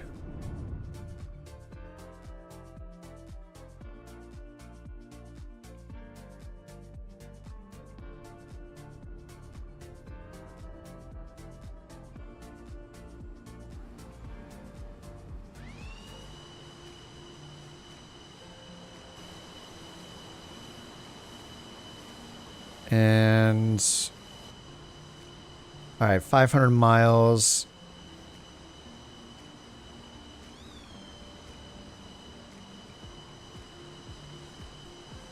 To Nika. Nice looking couch.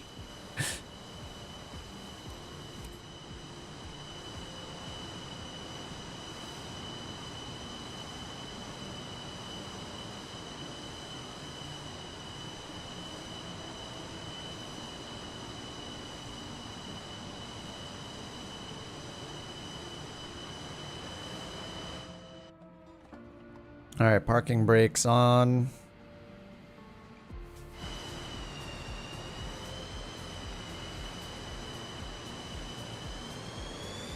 All right, I gotta find a mission.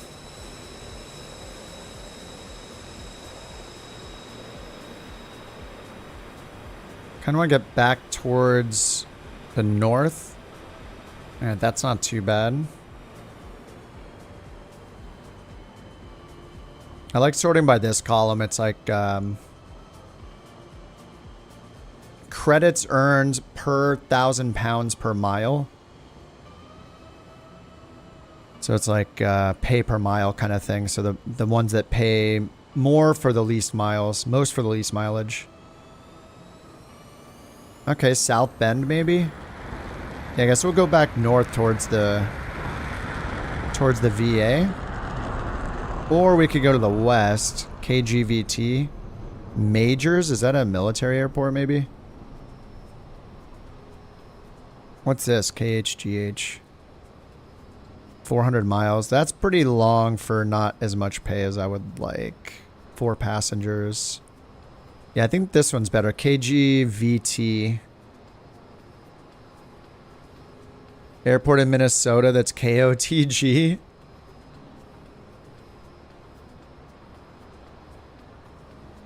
Let me look. KOTG. No, there's a KOSA and a coma.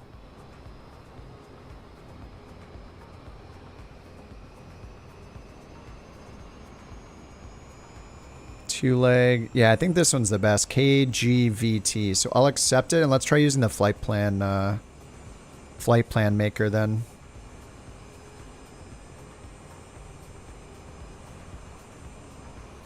I'll try this link sharing thing that Rich says we can do.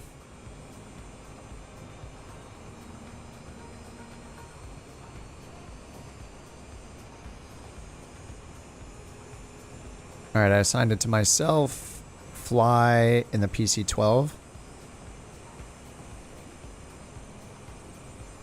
All right, so we need to make a flight plan from KUTA to KGVT.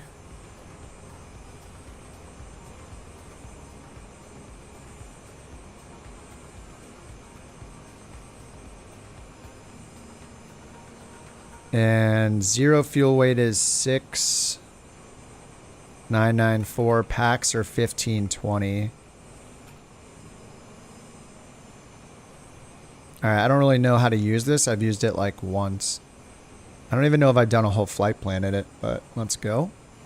So I'm going to go to aircraft and choose the PC-12 NGX. Okay. Oh, you can choose the variant down here. Okay, VIP, yep. Route. Enter route as text. So we'll just put origin down here. KUTA. Actually, can I make this bigger? That's pretty good. Alright, KUTA. Tanika. Destination. KGVT. Majors. And now we're just going to hit the auto route button right here. Okay, there's the route. So I'll copy the route. Sloth is a waypoint. The thing that I have to do though is go and do the same thing in SimBrief if I want to use Beyond ATC. It would be cool if they let us import, but for now I have to go create flight plan and do the same thing and put in the same route. KGVT, Couch 323, PC-12. And then down here I'll paste in the route we got and get rid of the airports like that. And then hit Analyze. Okay, that works. Generate flight. Alright, so now I can use Beyond ATC. It'd be cool if, yeah, Beyond ATC let us import our latest flight sim route.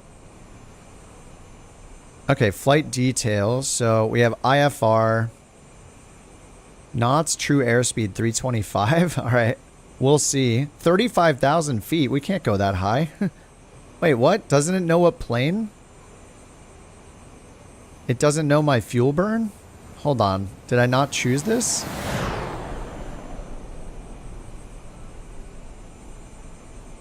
I chose the plane. Oh, there's no performance code. Yeah, we can't go to 35,000 feet, so we'll do 31. Actually, PC-12...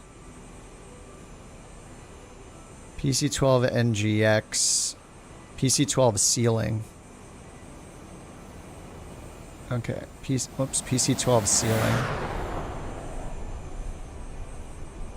Service ceiling. Is it 30? 31. 30. Alright, so we can do 29 then. And our true airspeed is not going to be 300 knots. Especially going west. Well, it doesn't matter west or east, but... because it's true airspeed, but I think we've been getting like maybe 300 max, maybe more like 280. Oh, that just changes this. Okay. 338 miles. Alright, so we got this adjusted route. Flight details. IFR, private, call sign. I wonder if it brings any of this stuff in. Couch 323. Off block time. Equipment. No. Fuel and payload. Estimated weight. Is this going to give me info though? So it's not, okay, zero fuel weight. Ours was 6,994. GA flight. Randomize load. Is it going to pull this in? I wonder. Then we have the briefing. This looks like the Lido format. Calculated takeoff time. Oh, that didn't fill in anything up here for the fuel. Do I have to like hit a button? It doesn't auto calculate the fuel, does it? Yeah, it says auto, but it doesn't do anything. All right. Options, altimeter, inches, feet, nautical, pounds, FAA, kneeboard. Okay, I'm guessing it brought in the LIDO charts. Oh no, it did bring in FAA, nice. Alright, so I'm just going to hit save flight plan. Copy link to share flight plan. Okay, so we're doing CCX, CUDA to KGVT. Copy link to share flight plan. I can't click it. So let me save it first. Okay, now I can go back in and hit copy. Alright, here's the share link. Let's see if this works. So you guys should be able to click the share link. And then if you're signed in, click the save flight plan button in the bottom left. And then when you open your tablet and go to your route page and click load flight plan, you should get it. And then you can just click load. Whoa. Alright, lots of airways here.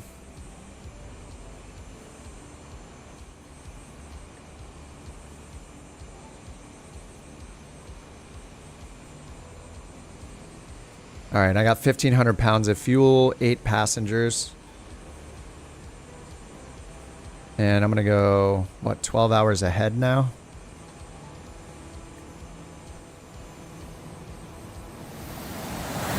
You know what I'm going to do? I'm going to do something totally crazy, and I'm going to use the in-sim ATC, and we'll see what happens. One last thing to deal with, so... in-sim ATC is on.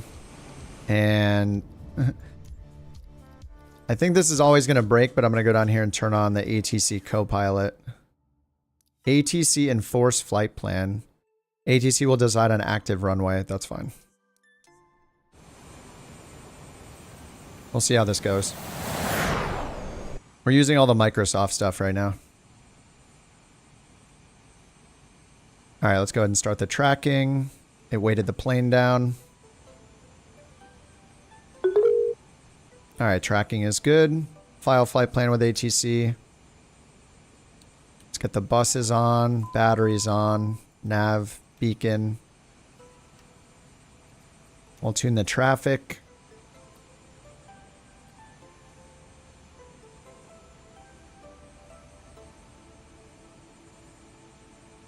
I'm going to set a couple of shortcuts here.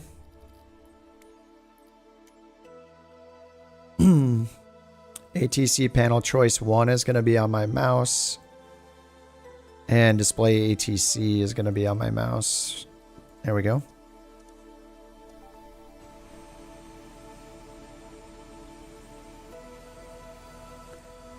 Alright, so now I can just hit the button to open this. Oh, it doesn't close the panel, it only opens it? Really, guys?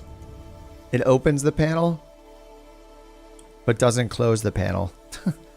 Jeez.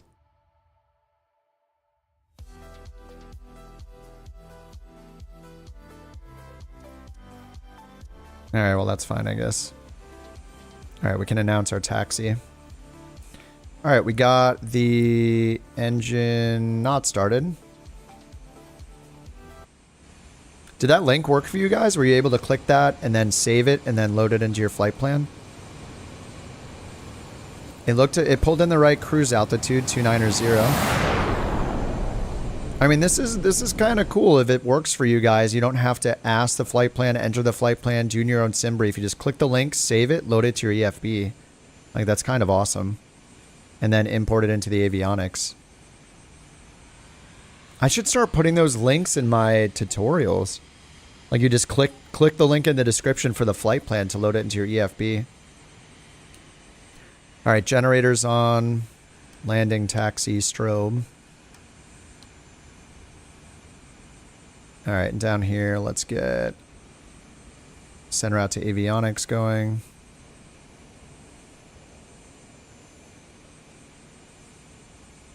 Ending at sloth, discontinuity.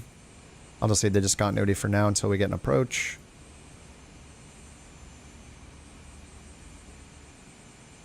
Alright, and then no departure procedure, no arrival, and then we have an RNAV. No clipped charts, rip. Yeah, they fixed this so it'll clip the FAA charts. This would be super useful for anyone flying in the US. So we'll just do it manually. We'll go up here to cut charts, FAA, airport. No airport chart. I find that hard to believe. Maybe that's true.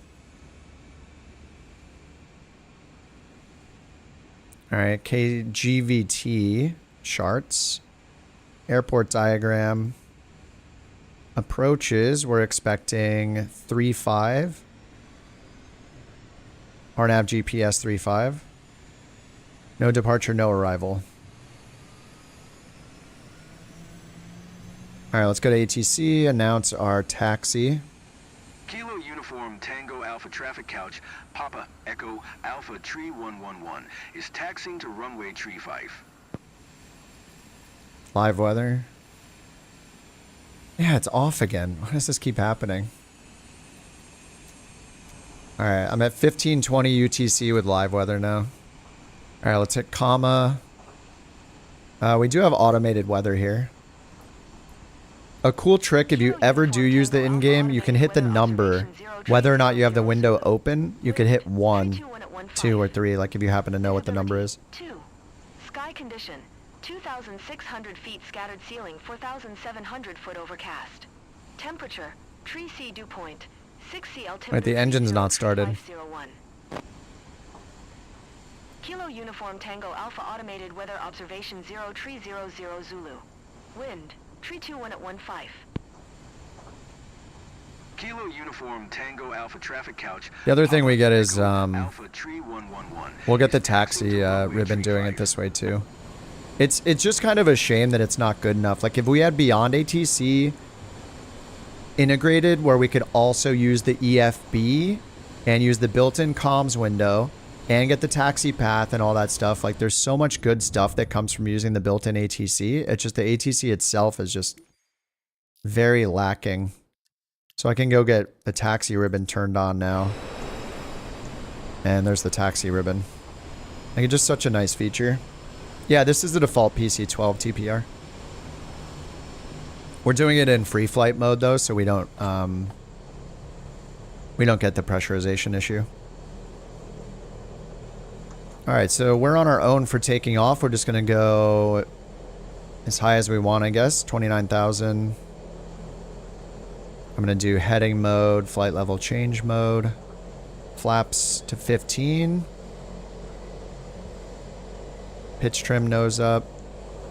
Let's get the inertial separator on, probes on. Ice propeller. Ice protection on the prop as well.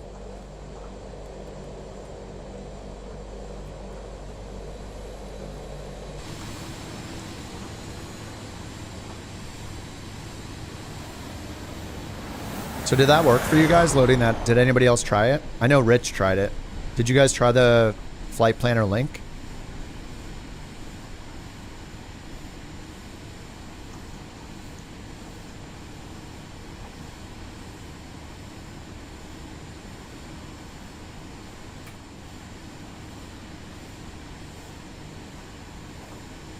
I wonder if I should just set that as the route message.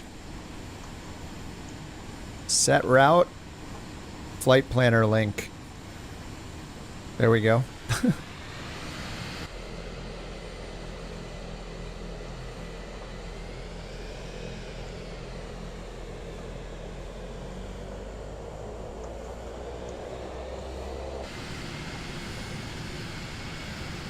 Yeah, my frames went up by like 1 million since I restarted. I feel like I just need to make a habit of restarting every few hours.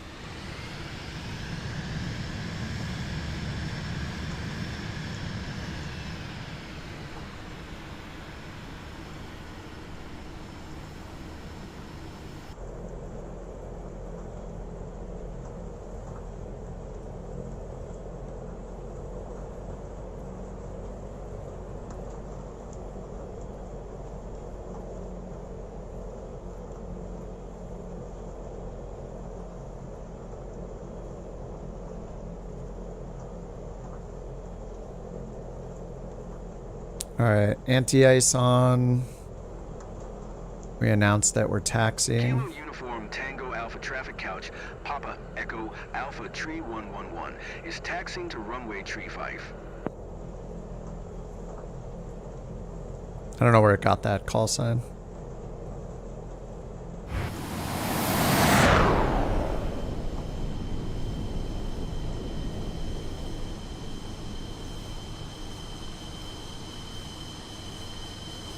Mustard Cat.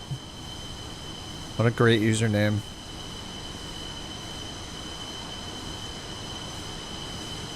So if we look at the window, I can just hit the number, announce takeoff.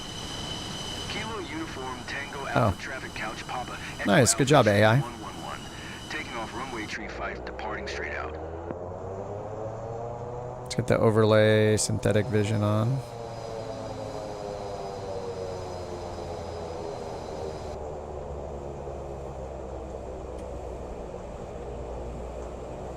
All right, let's go. We got a nasty crosswind from the left. All right, sinking the heading bug.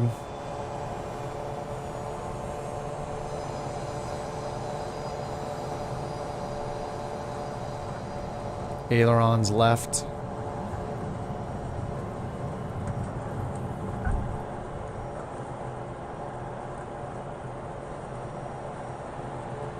All right, positive-ish rate, 400 feet per minute. All right, gear up. I think our performance is probably getting hit because of all the anti-ice I have turned on. Inertial separator and prop anti-ice. 3 flights to a reboot. Yeah, the reboot seems like a good idea. All right, 400 AGL. Yaw damper on. Let's hit HSI to get the compass. Couch, Papa Echo Alpha All right. Tree 111 is type Pilatus PC 12 miles north of Kilo All right, turning left. Co-pilot's doing the AI thing. We'll see how fast until they mess up. Couch Papa Echo Alpha. Squawk 4402 Couch Papa Echo Alpha Tree 111. How do you know what to squawk? They didn't even say anything. Couch Papa Echo Alpha Tree 111 radar contact 2 miles northwest of Kilo Uniform Tango Alpha 1,800 feet altimeter Tree 0. Tree 5. 3035, got it. Roger Couch Papa Echo Alpha Tree 111.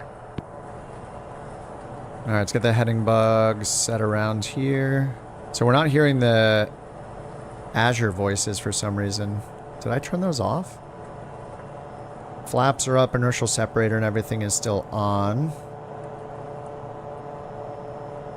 Did I turn off like Azure AI something? Authentic ATC language. What happens if you turn that off? Sound. Yeah, I have the character voices on. Multiplayer voice chat, music, other aircraft.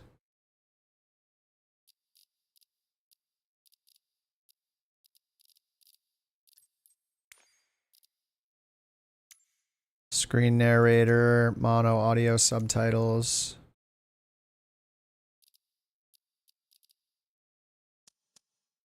I don't know. What's up, JP?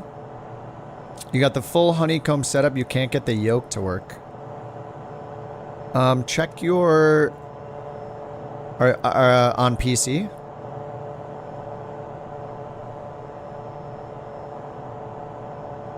PC or X? PC or the Xbox?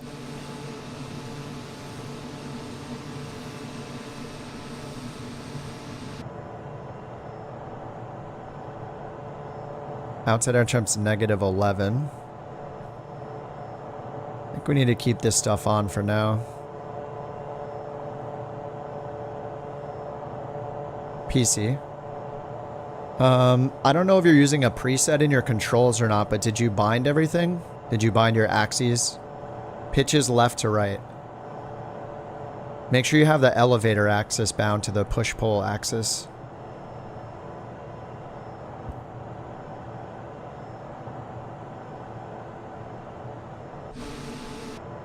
All right, let's get the inertial separator closed. Prop ice off. Let's bring windshield de-ice off.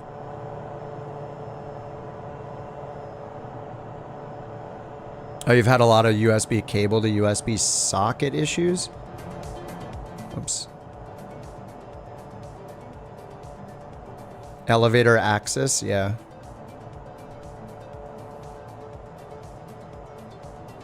I mean, if it pitches, then, yeah, just make sure the axis is set. It takes a long time to set the controls. It doesn't pick it up in the settings. You know what it could be? It's really sensitive when you set an axis. I remember, like, if you're trying to just try it multiple times, basically put one hand on your mouse and keep pushing the yoke in and out rapidly as you click the button to set the setting until it detects the correct axis. Because say you're hitting the button and then you start pushing the yoke, but you accidentally turn it a little bit sideways, it might just keep detecting the roll axis instead of the aileron axis, or the pitch axis, you know what I mean? What's up, Robert? I'm using an on-air company. But if you've never used one, it's really easy to start with NeoFly because it's free. It has some paid add-ons, but yeah, start with NeoFly if you've ever used one, see if you like it. On-Air Company has like the more hardcore, like multiplayer-ish stuff. Yeah, the dead zone settings. Yeah. Fantastic app. Yeah, On-Air Company is pretty hardcore. My only complaint with On-Air is running a VA is a huge pain in the butt. Having to use 2 windows to dispatch myself a mission and then accept the mission myself and then start the mission instead of just being able to look up a mission and say, hey, I want to fly this for the VA instead of for myself. And then it shows me the available planes, if there are any. Like, it could be so much more simplified. Same goes for the industries thing. Like, they need to take the NeoFly approach and make it so, like, every airport has goods you can buy from it to bring to other airports.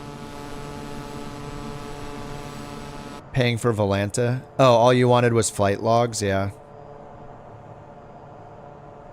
Persistent aircraft. Wait, does Volanta do persistent aircraft? Is that a thing?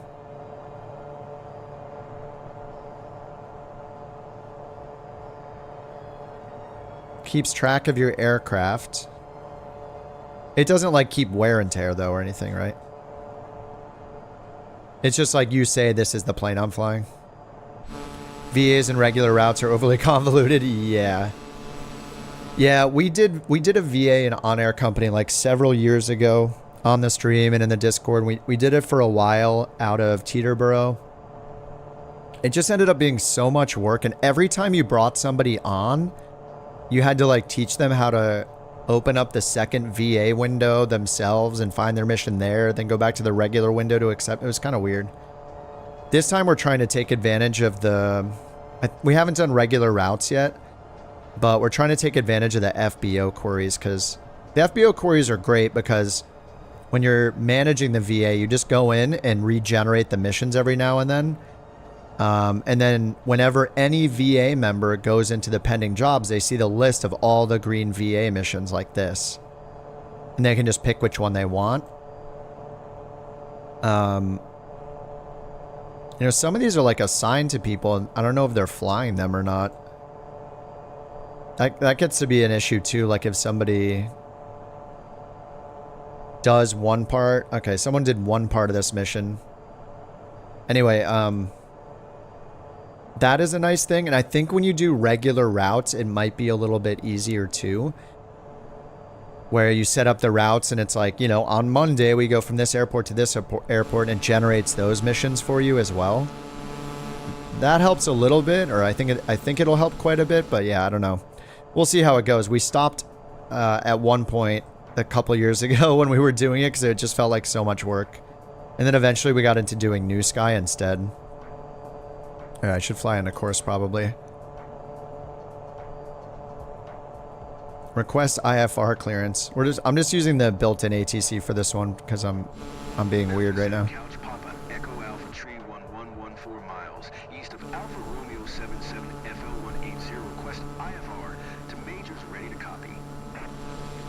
And every time I play the sim, I have to separate this communication device. It forgets this literally every time. Couch Papa Echo Alpha Tree 111 cleared to Majors Airport as filed. Squawk 4402. Radar contact FL185. Altimeter tree 0. Tree 2 turn right, heading tree 05 climb, and maintain FL tree 00. Oh, 300? Turn right heading tree 05 climb, and maintain FL tree 00 couch Papa Echo Alpha Tree 111. Couch Echo Papa Alpha? Papa Echo Alpha Tree 111. Yeah, Volanta sounds like a pharmaceutical product. I know. Is Volanta right for you? I agree. Volanta. That's why. It's because of my Lanta. Couch Papa Echo Alpha Tree 111 cleared to Majors Airport as filed. Squawk 4402. Couch Papa Echo Alpha Tree 111 read back correct. Radar contact FL 205. Continue to LITDR following heading tree 20. Yeah, the default ATC always gives you up. Yeah, it does. Yeah, we're going west too. We should do 29,000. Alpha Tree 111. Yeah, we even filed 290. It's very weird. If it grows my hair back, I'll download it.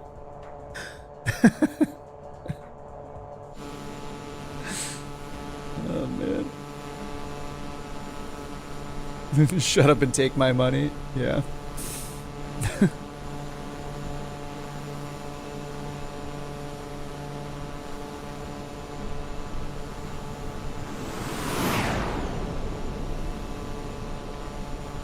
What's up, Dave? Back home from watching the football game. Nice. I've just been here flying the airplanes. Guess it's a big sports day today.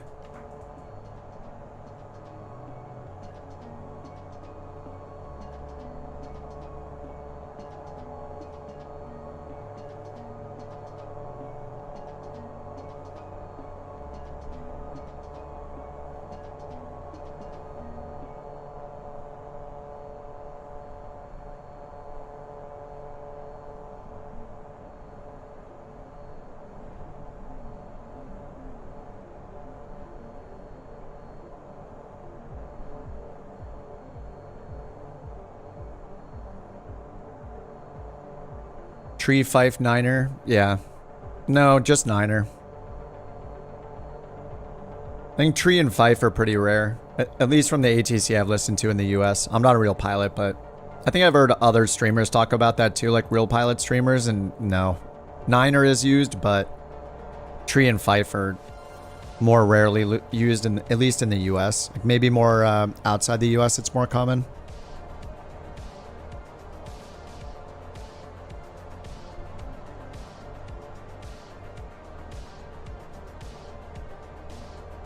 All right, 25,000. Anti-icing's good. Yes, it knows our destination elevation, and we didn't have a SID or a star, so just got all these waypoints, which I didn't review.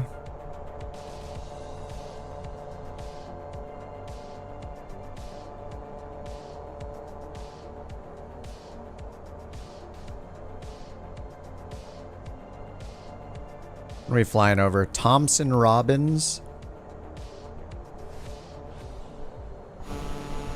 Somewhere down there. Oh, you have a background in military communications. We definitely use Niner, never Tree Fife. Yeah. I think maybe people use them if they're trying to be like extra clear. It sounds like one of those things you would pull out if your first transmission wasn't heard. Or if you had like a really, oh, thanks for the raid on Twitch, Jesse. Raid, thanks, Jesse. I think it's one of those things maybe you would use if the ATC didn't hear your comms the first time and you're trying to like enunciate to make sure it's really noticeable. What's up, Red Baron? Are you guys playing Flight Sim?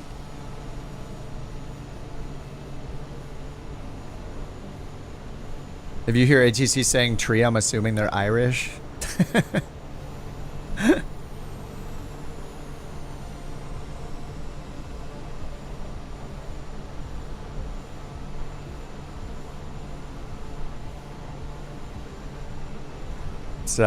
It's two-tone. Does two-tone say tree?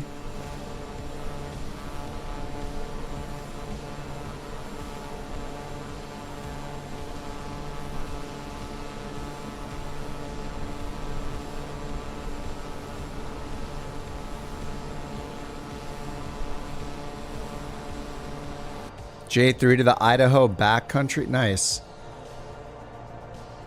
He does say tree.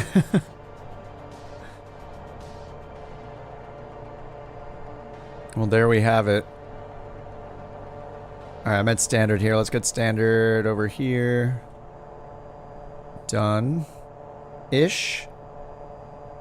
And default ATC is so boring. I mean, I tried it, but I'll get beyond ATC going. I already put my flight plan in it anyway.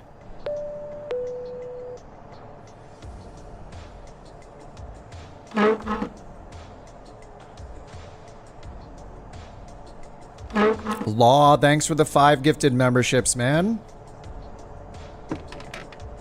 Welcome, Joe. Sawyer. Yes, Svi got one. Heck yeah. Jessian and Cecil. Cecil? Welcome to the Couch Captains. Speed. Oh. No. Speed. No. Auto throttle. Auto throttle. Speed. We're done with the climb. We're done with the climb. Speed. Crap. Thanks for the gifted memberships, Law. Much appreciated, dude. Flight level 350. All right, we are in the cruise phase. Let's bring that up. Which traffic injector? So the injector itself is actually from Beyond ATC Red Lightning. The only thing you have to install are the plane models, like the actual 3D models that the plane uses. What? What's wrong with the engine? What? What is happening? Generator's good. American 1442, flight level 370. Okay, hold on. I gotta turn off the in-game ATC. American 1442. It's getting a little crazy. AI ATC off. Sound. Why is my engine dying? And character voice is off. Okay, let's get rid of that. American 2234. Okay, what's going on? Radar contact. Did auto throttle turn off? Auto throttle turned off. No, auto throttle's on. Oh, it's bringing us to 0.33 again. Okay, that bug. All right, let's switch to manual and bring it up to 430. 450? Okay. Too much going on. Okay, so Red Lightning. Yes, FSLTL, exactly. You're only using FSLTL for the 3D models. You're not using it for the actual injector. Beyond ATC has its own traffic injector. It just uses one of those 3 providers for the 3D models. FSLTL, AIG, or FS traffic. One of those 3. But FSLTL is easy. You probably already have fly-by-wire. So, yes, install the base models. Do not... Oh, thanks, Brian. Oh my god, it's so useful. Install the base models. Do not install the FSLTL traffic injector or run the FSLTL injector. Beyond ATC does all the injection. Memphis Center, Southwest 1090. 20,000 feet, only in free flight mode. I'm not doing I'm using On-Air Company for my career, so we're just doing free flight. You can fly as high as you want in free flight up to 30,000. Memphis Center, United 1686. There's still no oxygen in it. Our passengers are just, built different in On-Air Company. They can handle it. Still no oxygen. Look, 0 hours on the plane still somehow. Yeah, that's true, Matt. Yeah, if you want VFR traffic, I guess. Yeah, that's an interesting idea. If you want VFR traffic injected, you could run the FSLTL injector and go into its options and turn off all the IFR traffic. That's a cool idea. 1901, flight level 340. Delta 1901, Memphis Center, radar contact. Red Baron, thanks for the follow on Twitch, dude.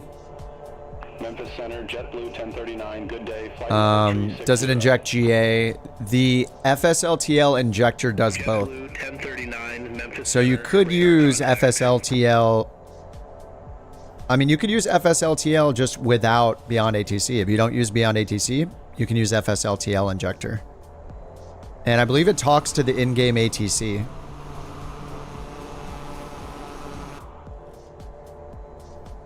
The Center, Southwest 3821.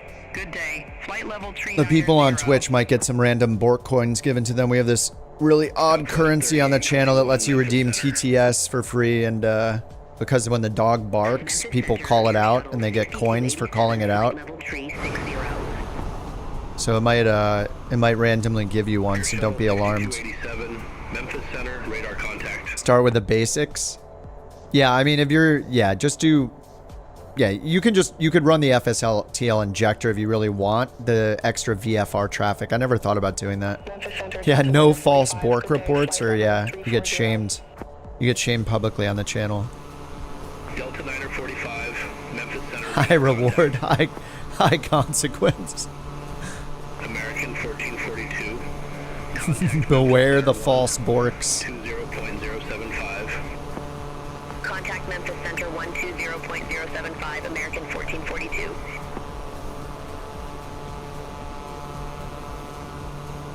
Yeah, the punishment for a false bork has to be there as well, because I have to manually take the coins away right now. The bot can't do it on YouTube. Oh, Couchbot strikes again. It's good timing, actually.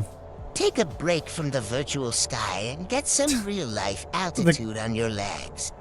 Stretch it out. Is that the Crypt Keeper, dude? Crypt Keeper telling us to stretch. That's great. All right, I'm standing up. I'm doing it.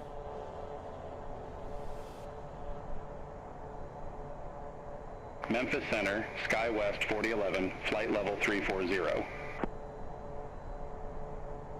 What noise does a dog make? I'm not saying it.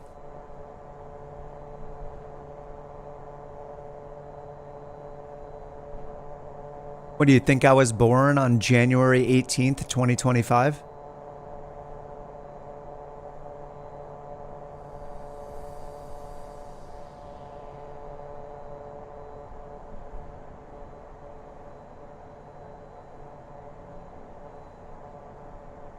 Oh, speaking of the dog, she just showed up. Every time there's a stretch break, she comes in here. Docks myself. 5.875. Contact Memphis Center 135.875, JetBlue 1039. Memphis Center, Envoy 3462, flight level 339er.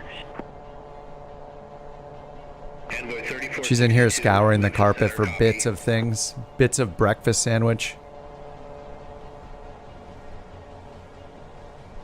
Air Shuttle 6287. Contact Memphis Center 135.875. Contact Memphis Center 135.875, Air Shuttle 6287.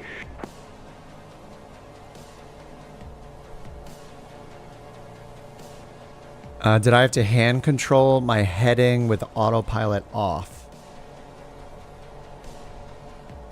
Heading mode without it spazzing out? Wait, spazzing out?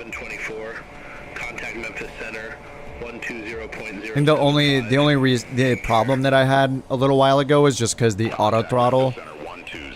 For some reason, when I turn auto throttle on, even though I'm in cruise, it had our selected speed at like Mach 0.33 or something, which is like 100 and something knots. So it was pulling our throttle to idle and giving us like an underspeed warning. It was like trying to kill us. Contact Memphis Center 135.875. Have a good one. Yeah, the heading bug should work fine. Yeah, nothing wrong with the heading. The only thing I've had trouble with is approach mode on an ILS approach. Doesn't seem to work. Maybe we'll try one again here. We'll see what approach type we get. What's our distance to go here? 1 hour 32. We'll do like 15 or 20 minutes of sim rate time Excel again. Not just yet though. Give it a minute. Oh, nice. Weather's looking better. Flight level 245. I can get the weather turned on up here. American 2096, Memphis Center, roger.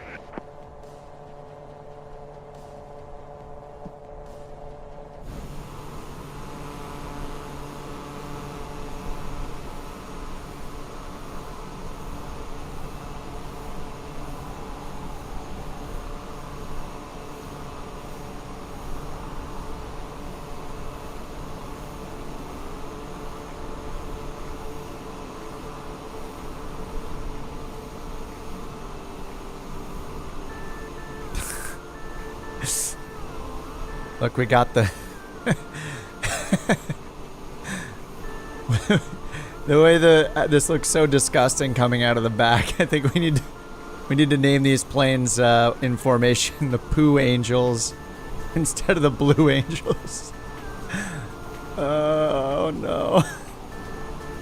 It just looks so bad, this like pollution whatever. Blue Angels, eh?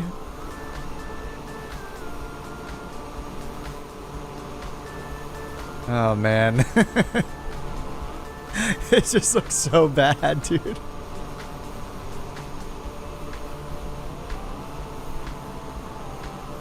You're shocked by the pollution the A320 puts out? The pollution, like, the graphics from Flight Sim 2020 using SimFX was good. It just looks like it's been optimized in a bad way. It just looks like MS Paint. Someone just like drew this or something. You know, it's like too... The smoke doesn't look nearly as bad. Wait, did you turn it off? Poo Angel 5, break right. Copy. Blue Angel... I mean, Poo Angel 6.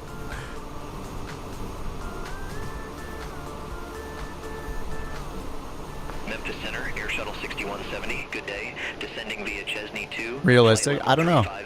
Probably? I mean, the idea that it's pumping out tons of like gross looking pollution mattering the plane, yeah. Yeah, the smoke, yeah. They can do the smoke in multiplayer with the... Is it the Felon? It does work. Poo Angel 5 dropping its payload. Couch captains. The couch captains and the Poo Angels. Oh god. You can only fly the Felon and you have to have the smoke trail on the whole time. I mean, what is Agile putting out here right now? I mean, look at it. Oh god.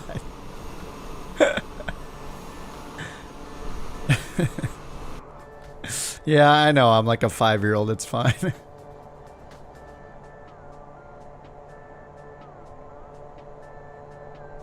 All right, chilling at 29,000.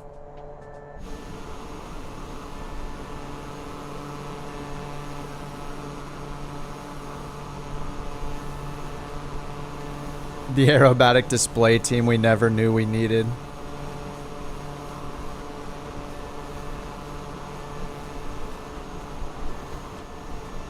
Did they get rid of the drone target mode? 118.625. Have a good day. There used to be a drone target mode, right? Oh yeah, they do. Attach drone, BV, next and previous target is M and N, and then R to reset. So I should be able to do this and hit M. Oh. Was it G? T? No, that's American 701, contact Memphis Center, 127.825. Have a good day. No, that's not targeting. Apparently they're fixing the whole weather thing in Sim Update 1. Yeah. VR fix is June. Oh, did they say Sim Update 2 is June?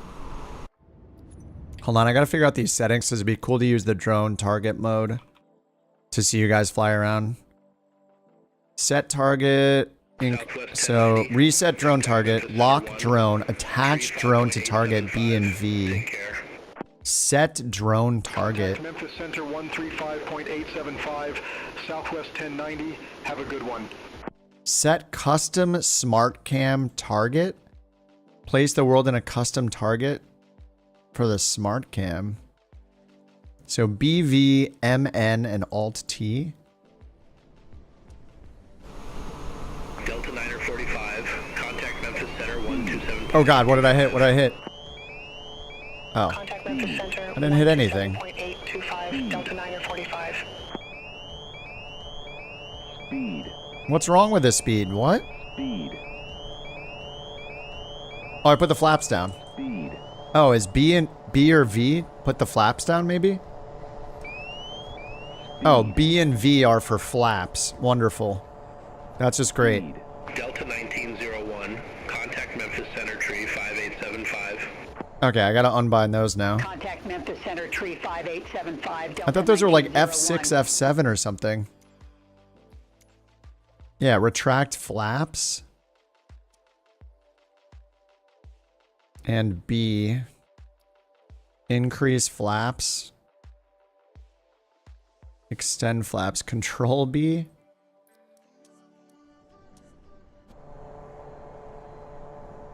Someone's stealing the plane. I don't know what's going on. All right, BVMN.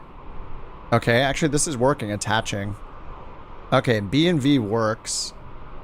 So now if I reset, will it fly to him? No. So I need to hit M and then B or V to attach to people. And then I guess I need to fly the drone to them. Delta 2490, contact Memphis Center 1 tree 5.875. It's locking on people that I can't even see now. 135.875, Delta 2490. Who is it even locking on? No, there's no names anywhere. You'd think that it would like get close to them when it locks on. No names, no names. I'm trying to find Agile so I can lock onto him. Contact Memphis Center 127.825. It doesn't. Uh-oh. Uh-oh, it begins. Center 127.825, American 1692.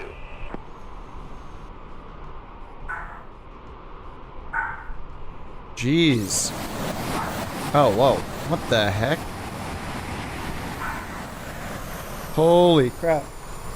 Calm down, pup. No, just... 3821, contact Memphis. Did I increase sim rate? What's happening? What am I doing? Contact Memphis Center 118.625, Southwest 3821. No, my sim rate's normal. Turn left. I think everybody else is sim rating, maybe. Turn left, heading 250. Thanks, Law Dog, for the Bork report number 147. Appreciate that. Sorry about the Borks. Alright, HSI. Alright, this is an hour 28, so I'm gonna go to double speed. Ding ding, double speed.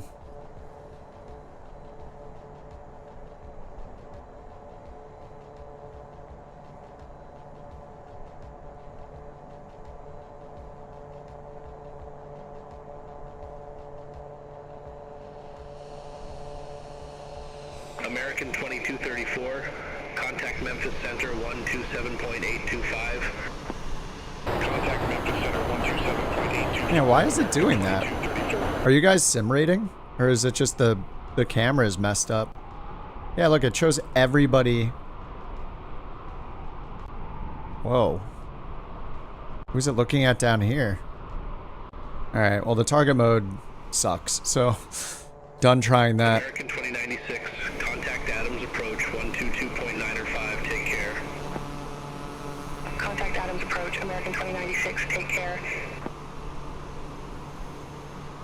Envoy 3462. No sim rate? Yeah, that's super weird. No, Mountain's not back yet. Like in an hour. Memphis Center 1 tree 5.875, Envoy 3462. Have a good day.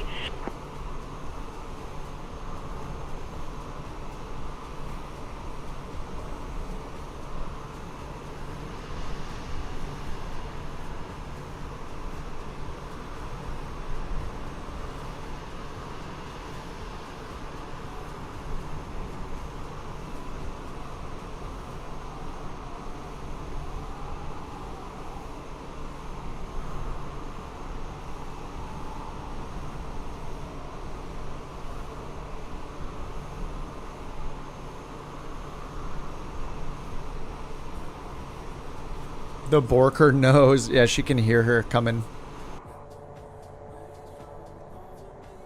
From like 50, 60 miles away or whatever. Memphis Center, American 547, 17,000 feet. American 547, Memphis Center, radar contact.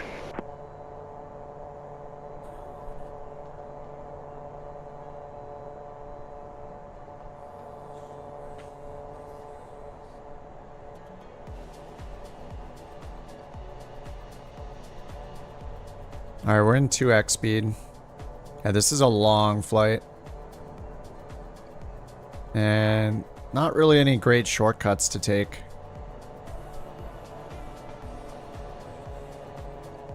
And she's on it.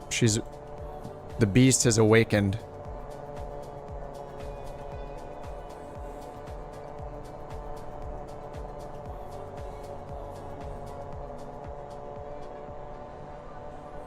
I wish you would remember our choices down here too. 4011, contact Memphis Center 126.85. Contact Memphis Center 126.85, SkyWest 4011. See you.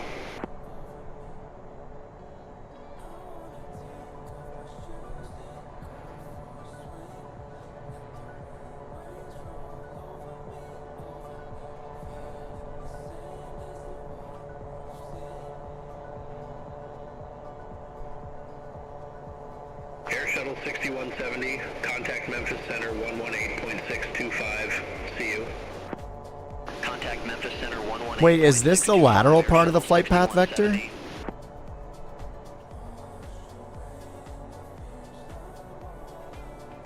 It doesn't change how the synthetic vision looks, so I'm not sure this was implemented.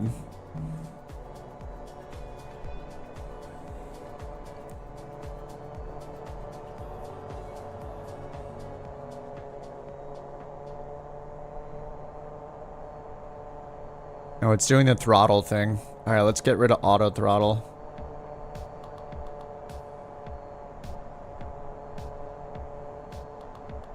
Alright, auto throttle's off.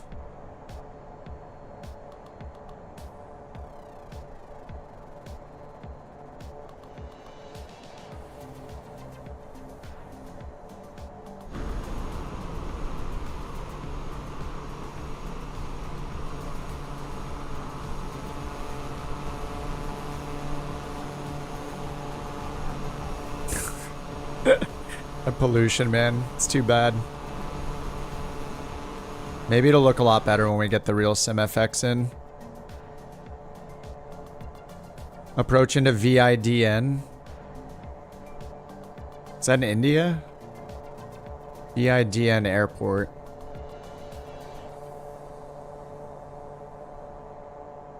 Triple cloud layer, wall of mountains in the background.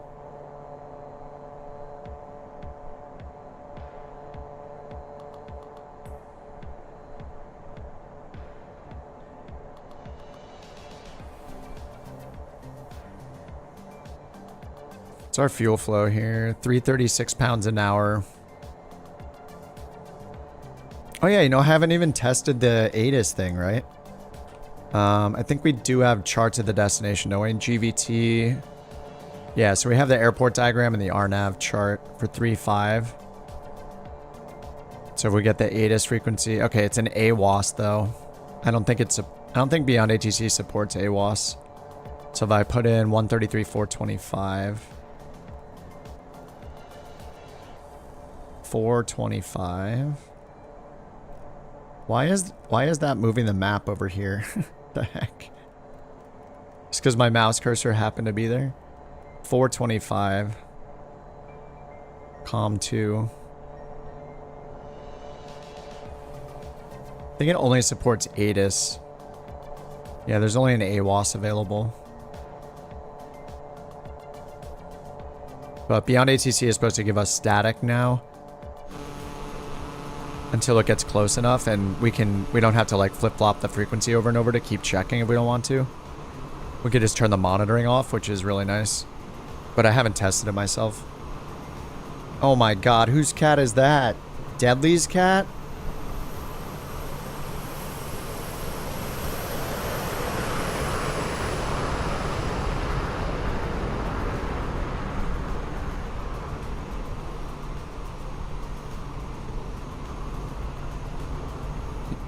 Deadly puts this in the Discord. What a majestic creature. Dude, these are good pictures. Oh, on the couch. A little baby. That's Nilly. She's so cute. Does she have little black on her paws? Are those her pads? Those are her pads, aren't they? Are those her pads, or is that how her fur is on her paws?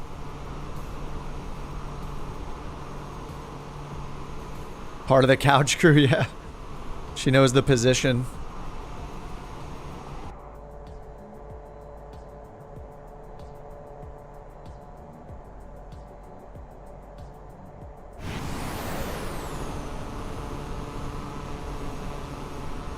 Oh, those are her pads, okay.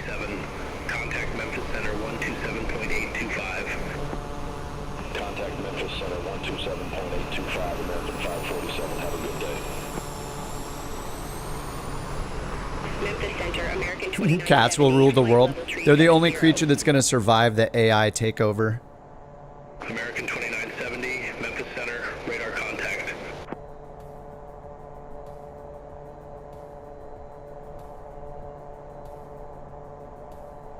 Make sure our tracking is going good. It is.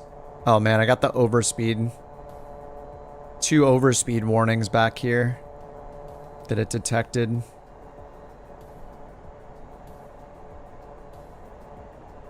I thought it was a, oh yeah, was it an overspeed or an underspeed? I think we've had both.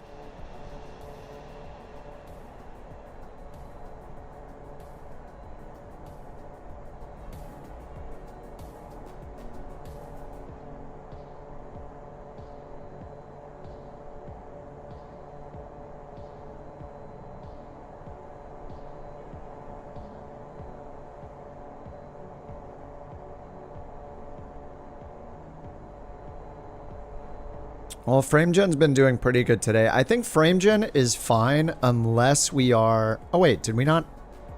Oh, there's another bug. Look, announce on frequency. We never announced, I guess. Memphis Center, couch 323. Good day. Flight level 290.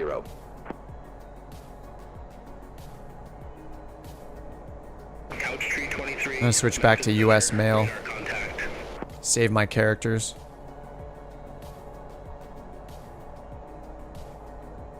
Toe beans.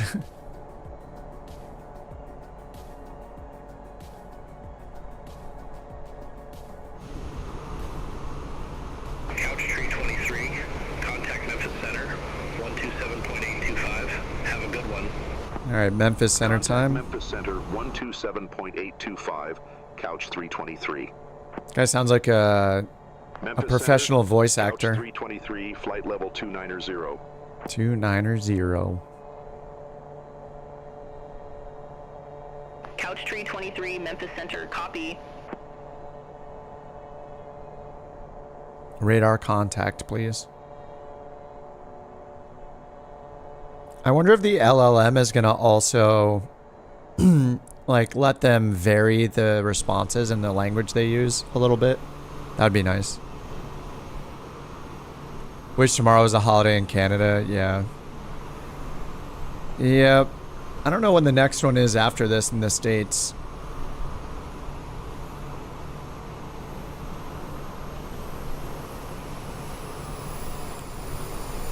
Federal holidays list 2020.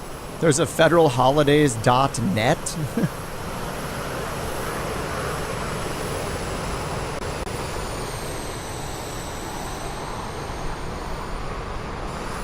President's Day is on February 17th, and then not until May for Memorial Day, 19th for Juneteenth, July 4th, of course, Independence Day. Yeah, the longest stretch for us is like February to May, between President's Day and Memorial Day. Tomorrow's Martin Luther King Jr. Day in the U.S., and it's also Inauguration Day, so it's kind of a double.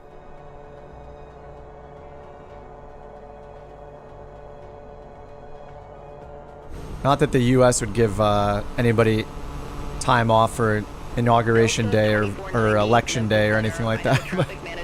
More about MLK, I guess. Affirm, ready to copy, Delta 2490. Yeah, inauguration day is tomorrow as well, yeah.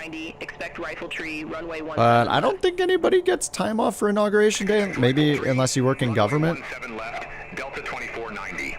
Yeah, it's only a federal thing. Federal employees in Washington, D.C. are entitled to a holiday on the day the president's inaugurated every 4th year after 1965. So inauguration day isn't a holiday for the citizens like MLK Day mostly is for people. Like MLK, President's Day, and then Memorial Day are the upcoming ones. Not everybody has MLK off either. It's hard if you, yeah, like people that work in like the service industry and stuff like that, it's crazy. Like people are working like they work Christmas Day, you know, they work like no time off in some industries.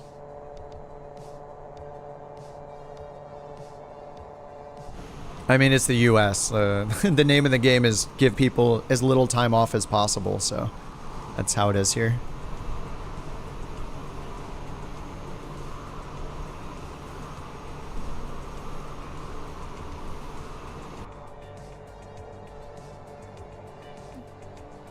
When I pick up my coffee tomorrow, I will give them a nice tip. Any days that people like are working, like holidays that other people get off, I feel bad. Like it's crappy. It shouldn't be the way it is. Like I can make my coffee for one day, but you guys have to work. Like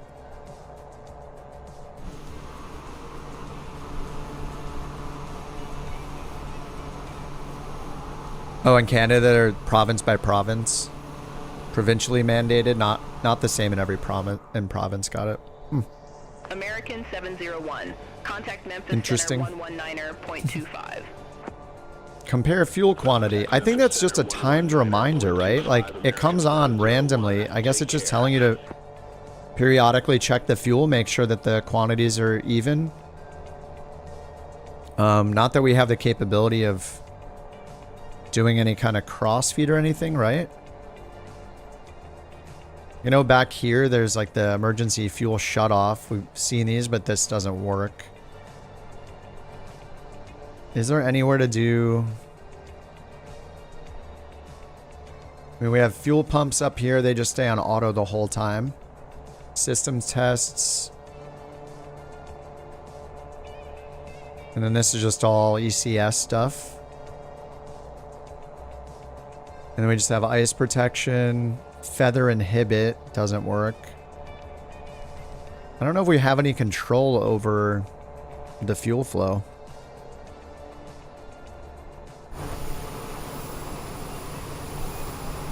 $25K? Is that the new 25K? Can you go that high? I thought it was 19,000 now.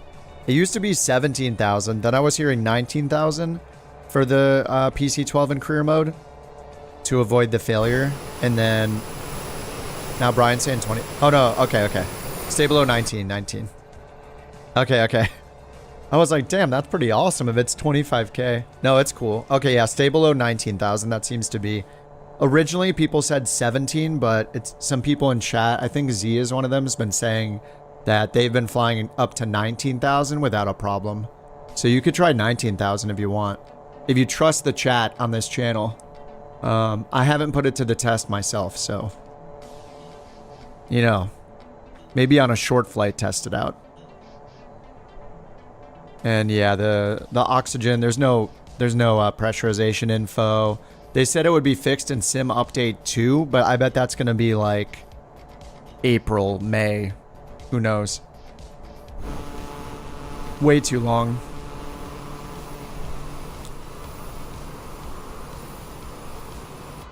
We're still in 2x speed, right? Did it revert to 1x? I feel like I'm in 1x. No, I'm in 2x. 19K right now? Nice. Yeah. Can confirm flight level 230 equals dead. 19K, you've had oxygen problems? Oh, man. Alright, maybe 17K is still the safe one then.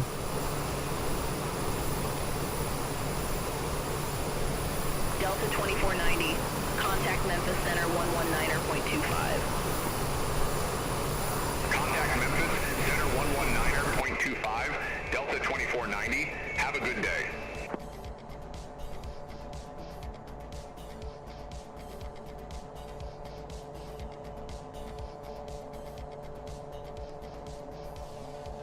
Yeah, in career.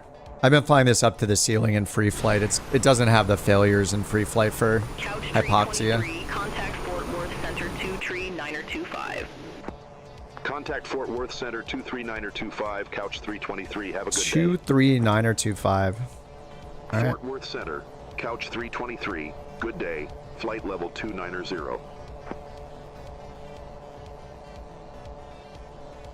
Rouge 1739, descend, maintain 17,000 feet, altimeter tree 045. Descend, maintain 17,000 feet, altimeter tree 045, Rouge 1739. Couch tree 23, Fort Worth Center, roger. Rouge 1739, contact Fort Worth Center 1 tree 2.85. Contact Fort Worth Center 1, tree 2.85, Rouge 1739. Have a good day. Traffic. All right, Justin, have a good one, man. Oh, sorry, Agile's out, sorry. See ya, Agile. Pooh Angel 2 is out. Sounds so offensive. He's gone. Studi's still here. Thanks for all the escorts, Agile. Appreciate it, man. Thanks for the free air shows for like 8.5 hours. 2157, Fort Worth Center, radar contact.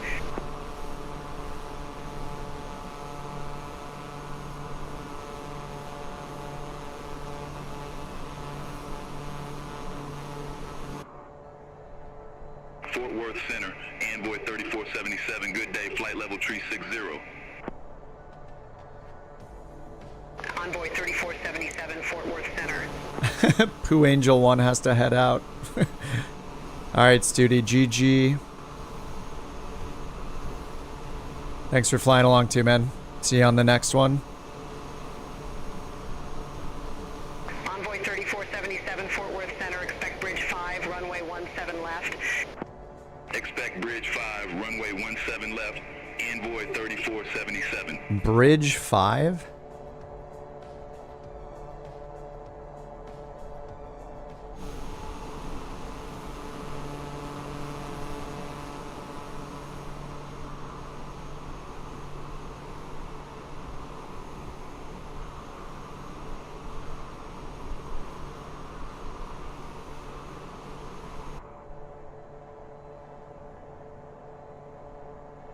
$98 knot headwind. Oh. This is why we need sim rate.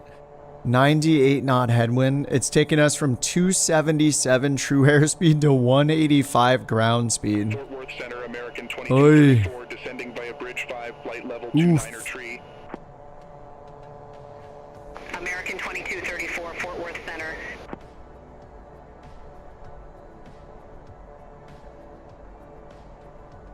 Alright, top of descent is after Sloth. Sloth is in 6 minutes, which means more like 3 minutes. And if we skip waypoint, actually center to waypoint. Okay, so we're here. Top of descent. Oh no, it's before Osuye. Oh yeah, Sloth is this one, okay. So it's a little more than halfway between the two. So 22 minutes from here, so it'll be like 10-ish minutes until descent, which is 5 minutes with acceleration. Contact Fort Worth Center 127.6, Delta 760. Take care. Take care.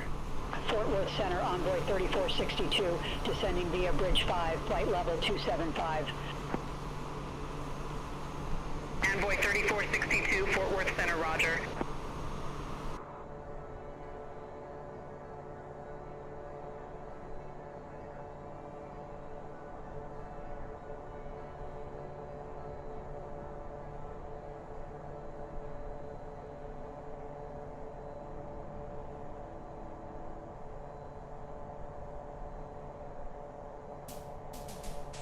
Is this like Snake River or something? Good day, Fort Worth Center, JetBlue 1039. Now isn't that more in the northwest? Flight level tree 59er. JetBlue 1039, Fort Worth Center, copy. Is this like still part of the Mississippi or something? JetBlue 1039, descend, maintain flight level 180. Descend, maintain Wish we could get labels. JetBlue 1039.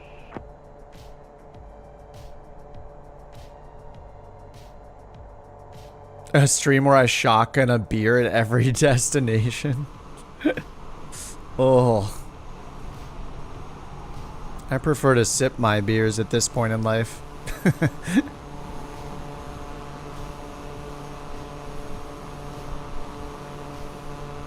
Yeah, not really, no. Definitely not. Not looking, that sounds like something you'd, get on Kick. Something like that. This point in life, yeah. Yeah, at this point in life. Yeah, I don't really shotgun beers really anymore. I don't know. I can't say it's ever been that fun. I mean, sure, like at a party or something with a bunch of people around, everybody's, sure. But like at home?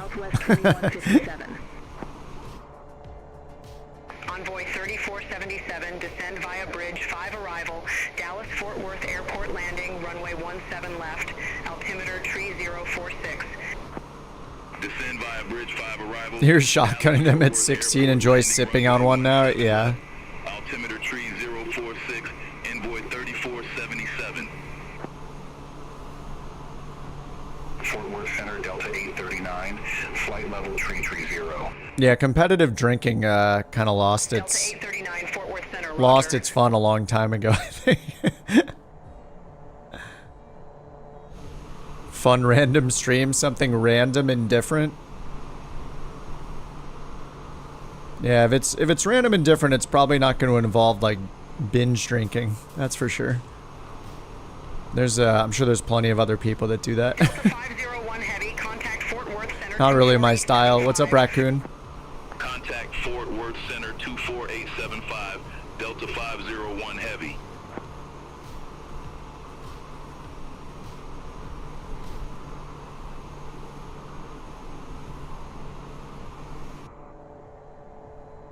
Fort Worth Center, Delta 314, flight level 300. Delta 314, Fort Worth Center. All right. This is 16 minutes. This is about halfway. So 7-8 minutes.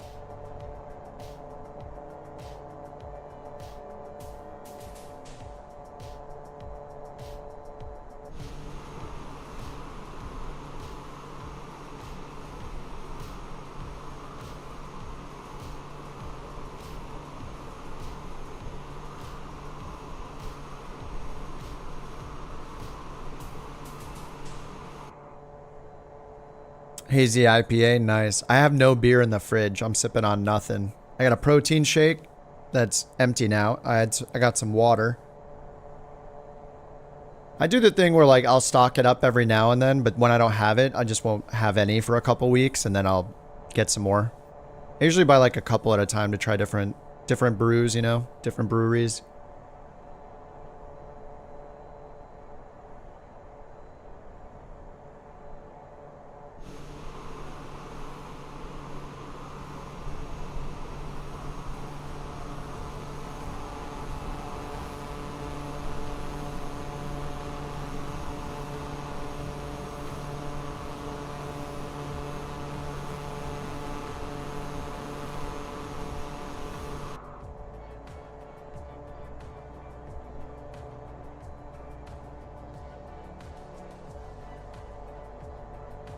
All right, I'm going to go back to real time because top of descent's coming.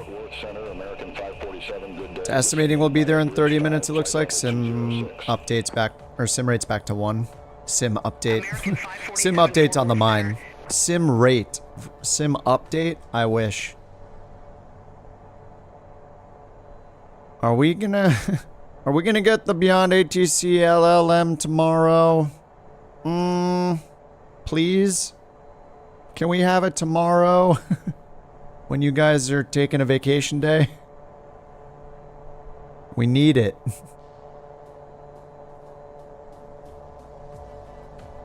Oh my god, there's more cats? You guys are posting so many cats. Somebody posted a cow?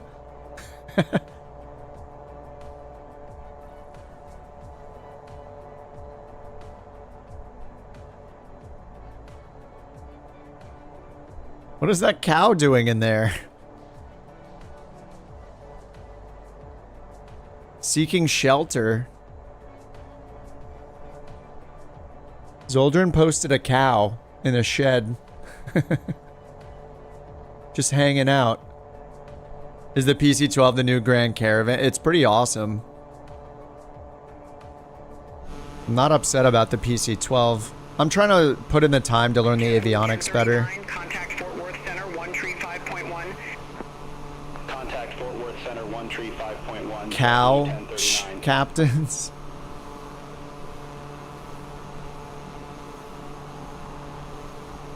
This kitty's name's Naboo.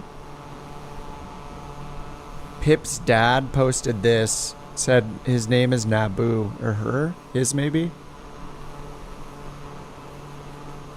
So cute. I love cats. I haven't had a cat for a long time. But I love cats. Who's this? Oh, Rogue posted. This is the more lounging photo. This is more of the lounge position that we can appreciate here. Allergic to cats. Carly.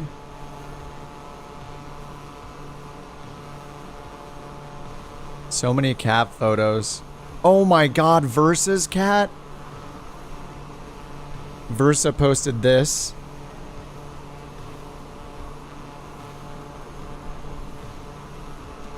Dude, that's a cheetah.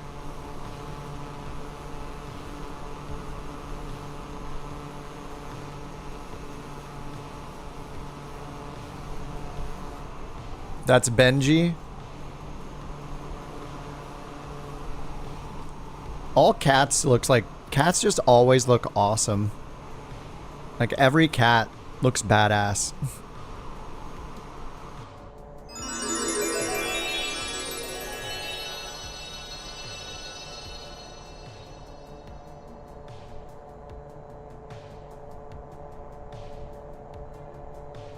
Did Justin forget TTS text?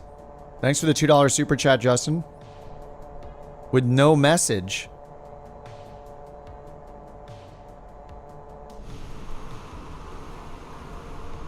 I was waiting for the TTS to play, something silly to happen. Fort Worth Center, Southwest 3057, flight level tree 79er. Southwest 3057, Fort Worth Center, copy. Did it bug out or not included or something? Oh no, is it messing it up because it's $1.99? No, it's worked before, right? Did I mess something up?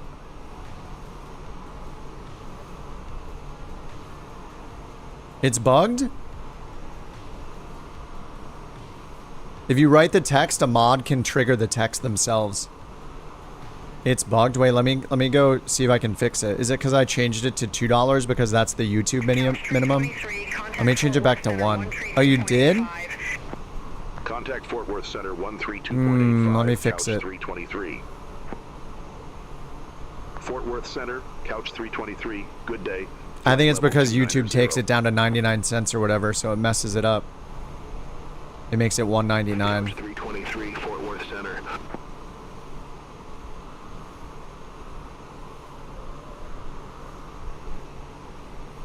Value must be 1 or higher.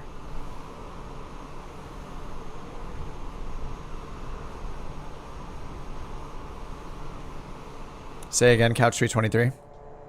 Justin, if you want to type it in the chat, I can trigger it so it'll play.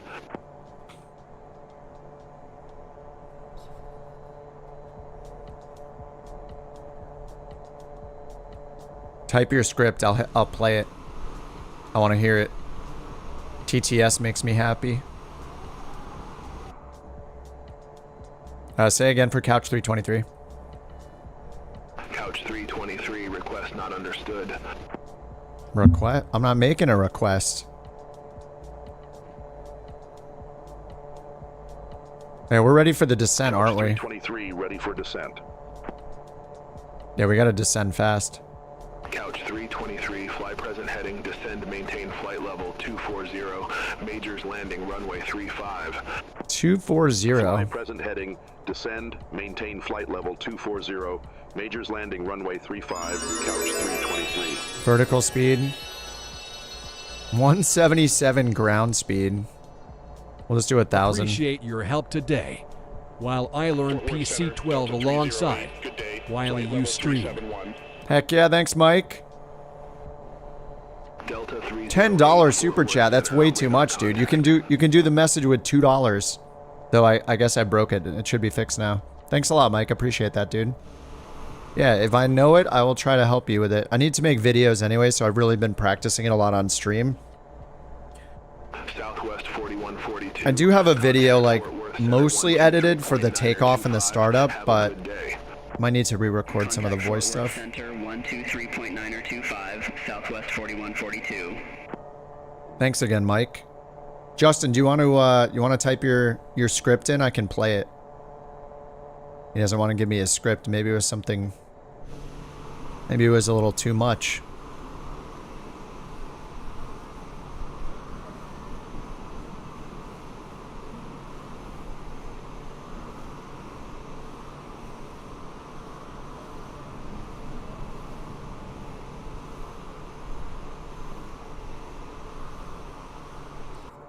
Alright, we're in the descent. They just have us going down to 24,000. Low cabin altitude.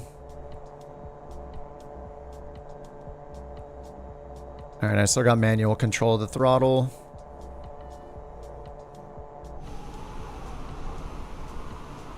Gotta get paid. Gotta get paid. Get that on-air company money. Forget what this mission was worth already. I'm doing it for the VA this time though. Oh yeah, 12,000.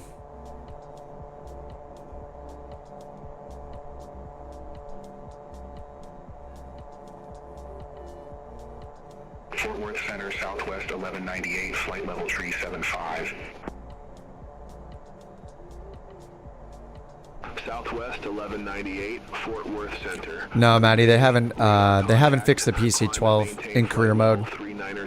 We still have the errors, except I'm in free flight, so it doesn't matter. There's no mission to fail when you're in free flight, so still no pressurization. Oxygen doesn't do anything. Still zero oxygen. Fort Worth Center 126.725.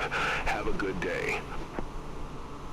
Contact Fort Worth Center 126.725, Rouge 1739. They said that it won't be fixed until sim update 2, so that is I would guess months from now, like at least 2 months from now. I bet like April. We'll see when we get sim update 1. Which plane am I planning on buying next? I think I'd like to get a business jet. I would love to get... Oh man, should I go for the Lear? Should I learn the Lear maybe? The Lear 35? I was thinking about doing the Longitude. I would love to do the CJ4 because I love the avionics in it and like manual throttle, but the CJ4 has those livery bugs that are really annoying, like flickering liveries. They're like flashing all the time in 2024. So I was thinking maybe the Longitude instead. It's just a little... It holds more people anyway. But I own the Lear. Yeah, I have the Lear 35 from Flight Sim 2020. I don't know if it's usable already. Is it usable from 2025? All I remember is that it has the pen you can click on and off. There were some things about it I hated. Aren't the textures like really crappy looking? Or did they fix that?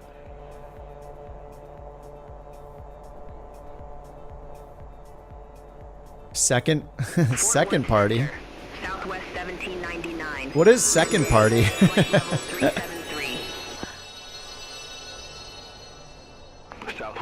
Thanks for streaming. I've enjoyed it. I'm off for the evening. Catch y'all later. All right, Rogue. Thanks so much, dude. Thanks for sharing the cap photos too. What the heck? Blaine posted a cat and a dog. Oh my god, the cat's face, dude. Thanks a lot, Rogue. I appreciate that, dude. Is that your third super chat? It says 3. 503. Good day. Flight level 350. Thanks for hanging out, Rogue. Dude, this is what Blaine just posted in the Discord. The cat's mouth. That's a good photo. That is so clear. What's with the quality? Why is the quality so good? Fort Worth Center 123.9025, American 1671. Second party aircraft. Yeah, why do we call it third party and not second party? Isn't Microsoft the first party? Oh, first time? Why does it show a 3? Couch 323. It shows a 3 next to your name. I don't know. Level 230. Vectors for the approach. Not sure why it says that. Yeah, me neither. Flight level 230. It does. It has no idea. Maybe you're third, including other channels or something like that. Anyway, thanks a lot, Rogue. Appreciate that, dude. 5.1. See you. Contact Fort Worth Center 135. Oh, thanks for becoming a couch captain as well, man. You really get a stool, sorry to say. You don't get the lawn chair yet. That's month 2. Thanks for all the support, Rogue. Are they talking to me, though? I might be missing some transmissions here. Descend maintain 230. Alright, we're supposed to go down to 23. American 503.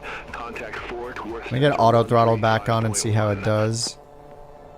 Contact Fort Worth Center 135.1. No idea how the photo came out so clear, but I'm glad it did. Yeah, it looks really good. Campbell, thanks for the 10 gifted. Holy crap, pull up the stools.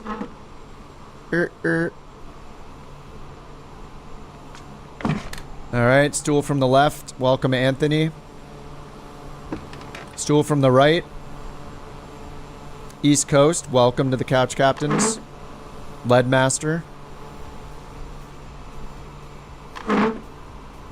Rigo, welcome. Very noisy. Young Lean. And Brooks, welcome. And Frank and Pony and Ron, welcome to the Couch Captains, courtesy of Campbell Farms. Campbell Soup. Is Campbell Soup a soup or a sandwich, though? That's the real question. Thanks a lot, Campbell.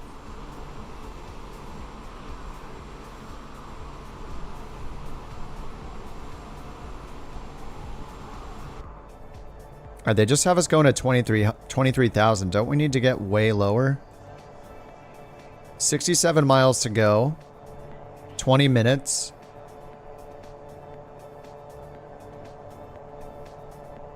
I mean, if it's 20 minutes, we need to start descending right now. If we're going to go like 1,000 feet per minute or so, we need to go right now. We're just waiting for now.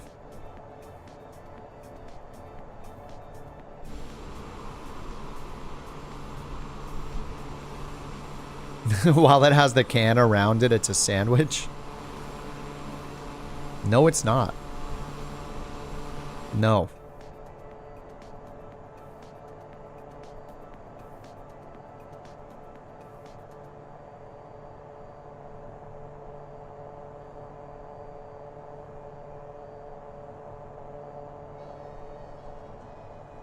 If you consume it from the can? No, the can's just like a bowl. It's still a soup. What are we even talking about?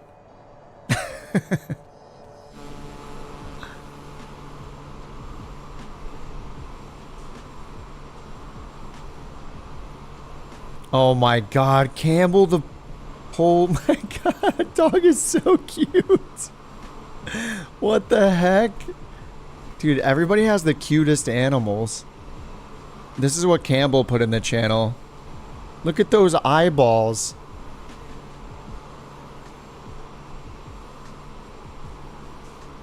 So cute. How do we measure how hot the soup is?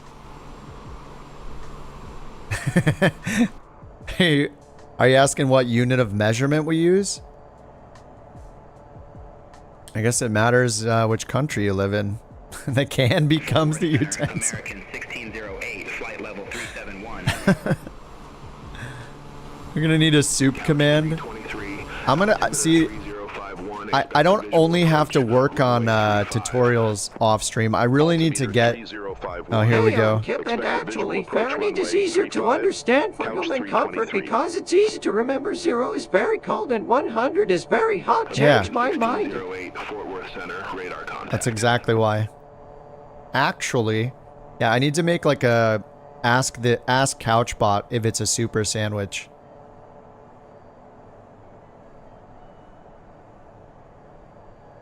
The soup, the can becomes the utensil. You stop using my words against me. Don't use my own logic. Only I may use my own logic.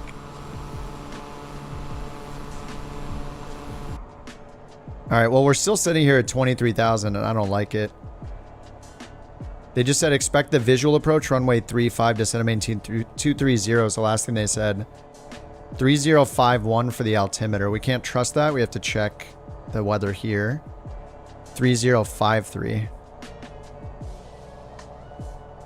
3053, clouds, it says clear. Gusting 24 knots. And 34, so they said expect landing runway 35. And over here, what do we have? RNAV 35. Contact Fort Worth Center 123.925. See you. We need the descent. Contact Fort Worth Center 123.925, Delta 308. Take care.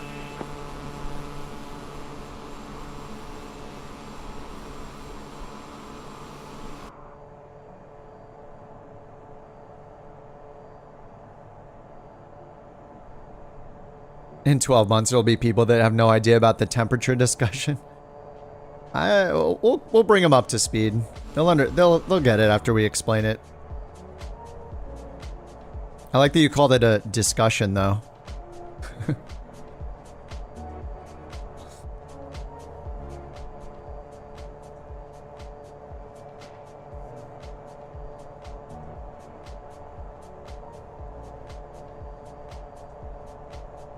The troll that keeps on giving? What, the Celsius thing? Couch 323. Descend, maintain flight level 190. Alright, 190. Flight level 190, couch 323. Good thing we hired a voice actor to be our co-pilot. Alright, our ground speed's only 202, but we need to descend faster than that. True airspeed is 288.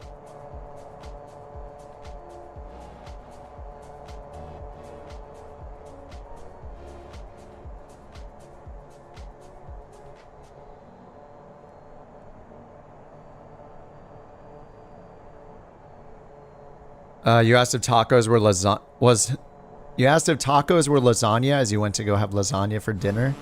You left and came back. We were all in the thick of it. Yeah, the soup versus sandwich. A pinned YouTube short. Can you pin a short? I don't even know.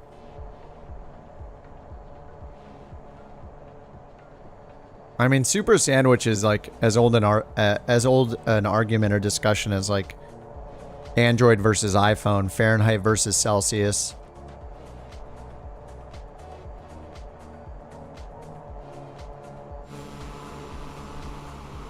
Star Wars versus Star Trek. Fort Worth Center, Blue Streak 5523, flight level 276. Blue Streak 5523, Fort Worth Center, radar contact, climb, maintain flight level 350. Climb, maintain flight level 350, Blue Streak 5523. Southwest 1198, contact a Cobb loaf? 3.925. Take care. Wait, what's a Cobb loaf? Contact Fort Worth Central. Cobb loaf? A round, crusty bread typically shaped by hand that does not require baking. Oh. Couch 323, turn left, heading 240, descend, maintain 7,000 It's a soup. Altimeter 3051. Expect further clearance in about 20 miles. I don't know. I mean, you dip. 240, descend, yeah, it's a soup. You're dipping stuff into it. It's a soup. 51. What sandwich do you dip stuff in?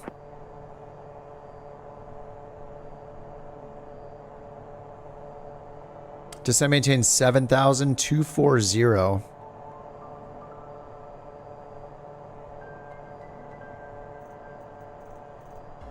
All right, 7,000. I'm a little worried if we're able to descend fast enough. I'm gonna go like 2,000 feet per minute. We need to lose 12,000 feet in 10 minutes. All right, I guess we can do a little slower than that.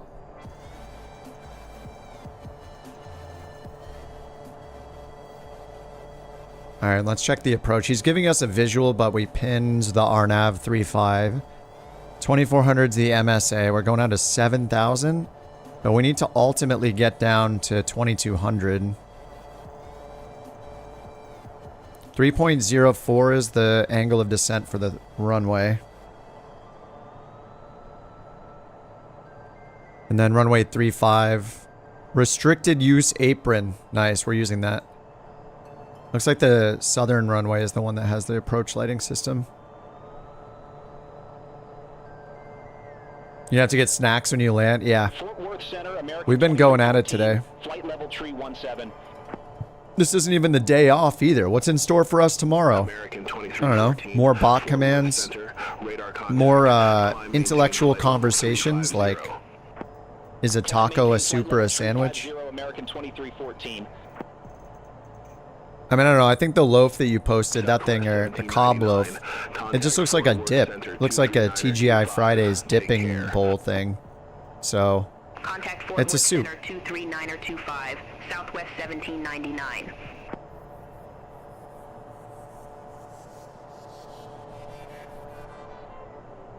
Wait, where did Justin go? Is Justin still here? Justin meant to do a TTS and I think I messed it up, so I wanted to play his TTS for him. American 873, Fort Worth Center. Good day, radar contact. Climb and maintain flight level 350. Climb and maintain. Wait, who's... Stevie posted two... Oh, I gotta open these. We got more animal... Oh.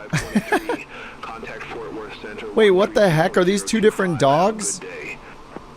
Wait, this guy's all curled up. Look how small he looks, and then look at this. Is that the same dog? That's got to be two different dogs, right? How is he that compact? And then all of a sudden, are these two different beds? No, it's in the same spot. What the heck? The dog pics, that's the same dog? They're in the Discord, there's a pets channel, Mike. Oh wait, are we going down? Contact Fort Worth Center 132.025, couch 323. Take care. Alright, Fort Worth Center. We're still descend maintain 7,000 is our last instruction. 15,500. Here's the Discord link, Mike. Couch 323, Fort Worth Center. Roger. Roger. Turn left, heading 205. 205. 205, couch 323.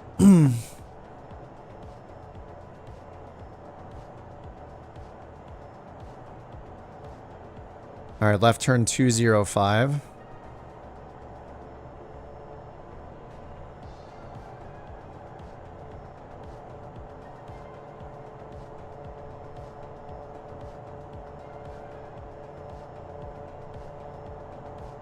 And what are the minimums? We're not doing this approach. They said we're going to get a visual, but I'm going to put them in anyway. Turn right, heading 235, descend, maintain 2,600. 235, 2,600. Right, heading 235, descend, maintain 2,600, couch 323. 235, 2,600. Flight level tree 51. American 2314, Fort Worth Center, good day. Alright, so minimums for... 23, descend and maintain 2,500 feet. Alright, 2,500 now. 2,500 feet. Barrel minimums 920 for the RNAV. I'll just put in the circling minimums here, 1040. Since they said a visual, there's no ILS either. But yeah, we got the visibility's good. Do we have live weather off again? No, it's on. Okay. Just very clear.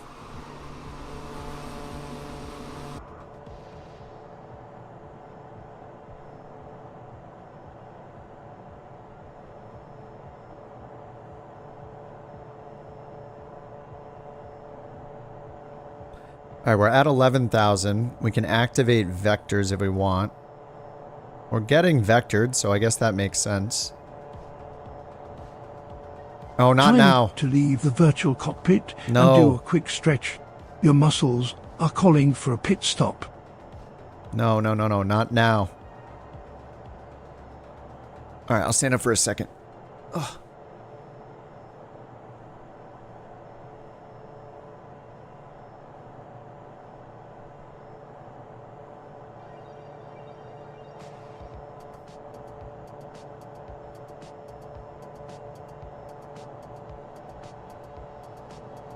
Okay, there, I did it. Are you happy, bot? Are you happy? All right, 230 knots. Here's 10K.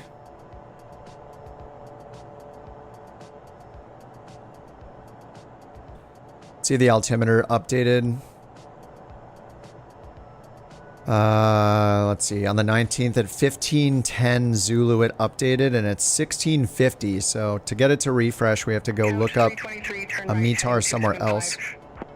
Turn right, heading 275, couch 323. All right, 275.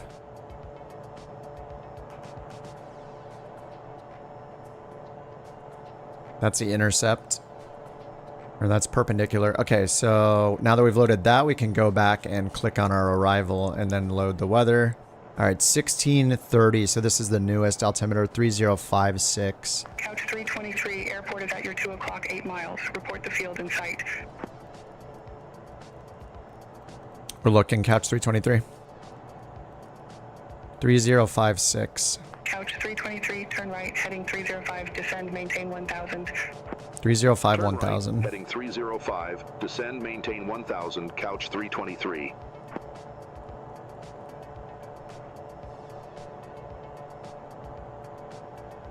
All right, 305, 1000. I'm gonna go 2,000 feet per minute because we're turning to final. We're turning to final right now.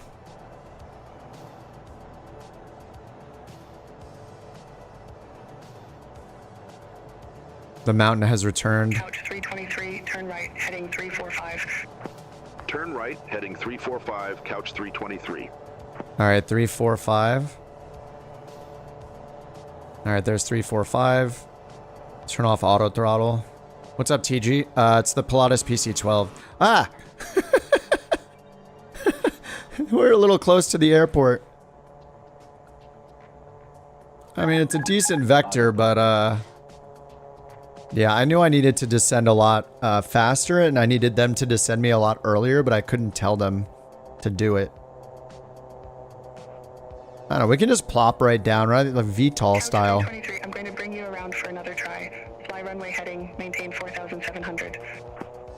Wilco, fly runway heading. Yeah, that's a good idea. 4,700, couch 323. All right, let's sync heading mode straight ahead. Altitude sync, autopilot back on.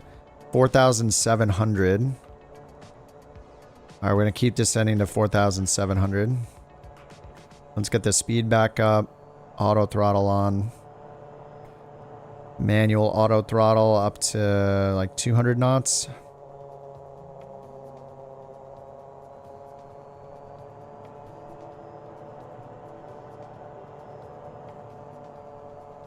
We'll see a go around in action anyway.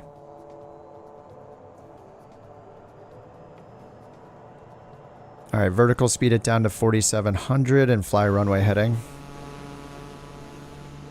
I'll miss you guys. Goodbye. No, I wish track mode worked in this too, or you could switch it to track. But it just does heading.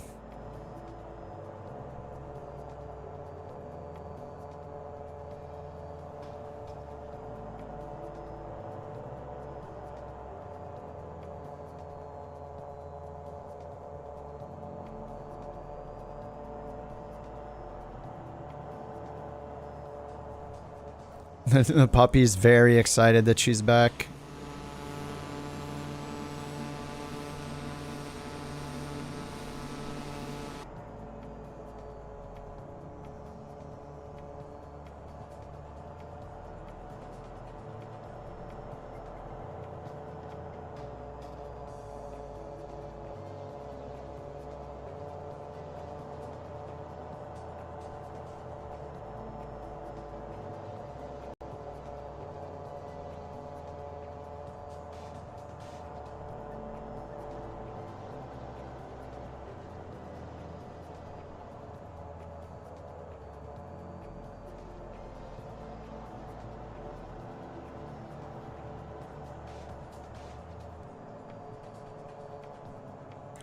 All right, flying runway heading.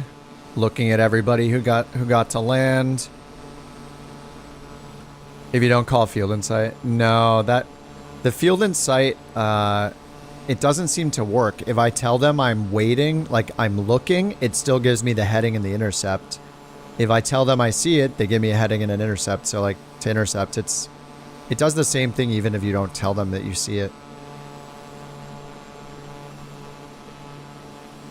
They never like wait to let you get it in sight. And it's also kind of weird sometimes when they ask you if it's in sight or not. Like I was like trying to get an ILS approach or something one time and it asked me if I had the field in sight, but the minimums were so low I didn't. I needed to wait for them to vector me more. Slip it in. Usually I would, but a while back somebody asked to do a go around. Turn left, heading 275. All right, 275. Turn left, heading 275, couch 323.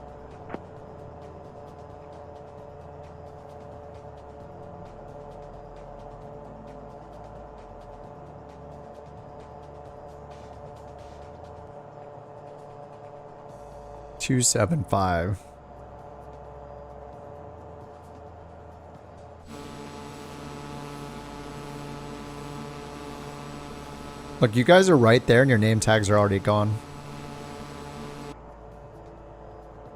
Is that 10-mile radius? Yeah, it's about 10 miles. A little less than 10, actually. I mean, the runway's like... Yeah, the airport's right there. It's more like 5 miles, isn't it? Is it a 10-mile diameter to see people? Not even a 10-mile radius? That's pretty insane.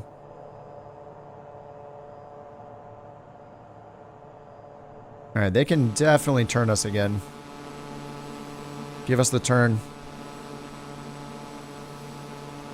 We want to land. Our friends are there. Let us in.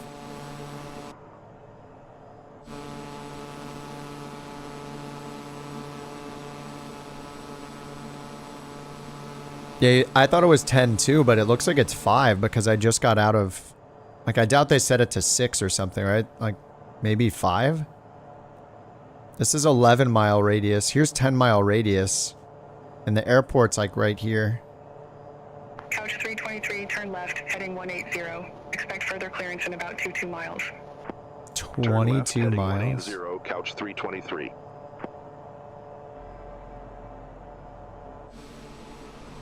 This is another instance where like they there isn't any logic to treat you differently than an airliner. So look how far out, like they're giving us an airliner traffic pattern. There's not logic in there for like, oh, you're a turboprop, so you'll only be like 1 mile from the airport instead of like, whatever, 2 to 3 miles out. I mean, good vectors though.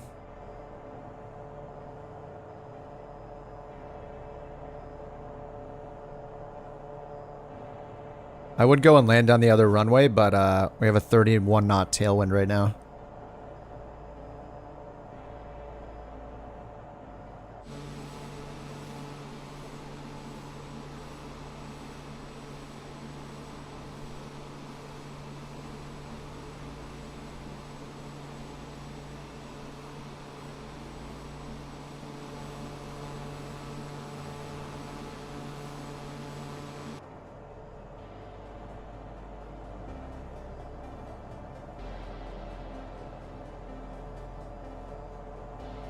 All right, maybe a little faster here. I just want to, I think I'm just going to cut in myself and just land it. It would have given us just a regular traffic pattern.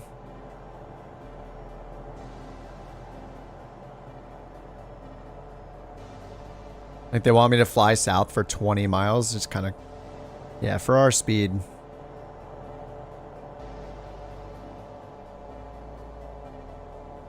And when they add VFR support, like that's going to be one of the big things, I guess, is like knowing which plane we're flying, what our speeds are, how close our traffic pattern should be in from an airport. Fort Worth Center, radar contact. They might, I wonder if they're following a published, I actually don't think they're doing a published missed approach for anything. There's an ILS, that's for the opposite runway though.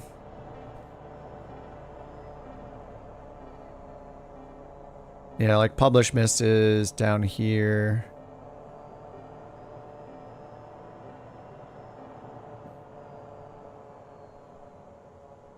This one is just climb to SIPX, climb to 3,000. They gave us like 4,700 feet or something.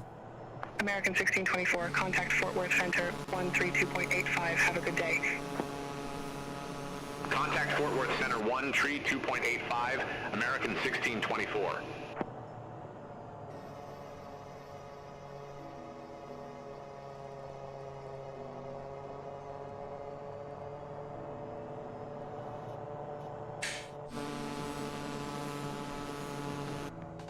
Let me turn this to a 5-mile radius. We'll see if that's accurate with the nameplates. Contact Fort Worth Center 123.9 or 25. Have a good day. Contact Fort Worth Center 123.9 or 25, Blue Streak 5523. Alright, so there's the airport. Here's our range. Couch 323, turn right heading 185. Turn right heading 185, couch 323. Negative, we're not doing it.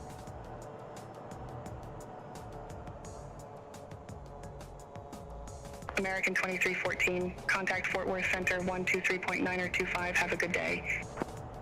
Contact Fort Worth Center 123.9 or 25, American 2314.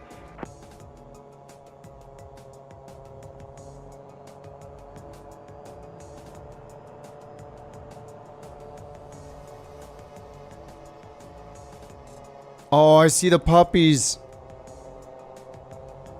These are yours, Mike? Oh my god.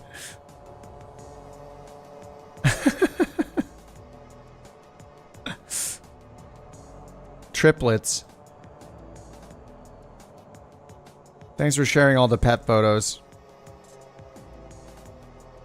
I'm gonna have to show them all to the mountain now that she's back. Like, we're gonna scroll through them.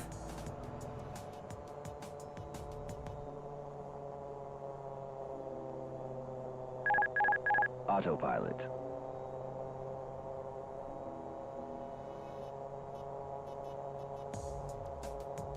Oh my god, the mountain got the dog a new, like, brain toy kind of thing where you, like, put a treat in this thing and she has to, like, rotate it the right... Oh yeah, it is 5 miles. Look. I just hit the 5-mile radius and they just showed up. The names just showed up just now. Exactly at the 5-mile radius. Alright, let's get gear. Flaps 15. Inertial separators on. Dude, the toy she got her is so... Like, picture a ball with, like, somebody, like... there's, like, a big divot in a ball, and then a hole in the divot. So you put it in, so it's, like, in this thing. It's, like, a donut-ish shaped kind of thing, and she has to, like, rotate it enough to get it to fall out.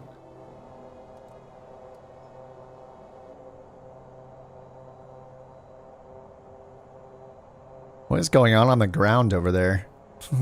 I see, is that a beluga? What is that on the ground? There's something huge on the ground. Alright, gears down. We got 3 greens. Flaps good. Inertial separator on. Music's off.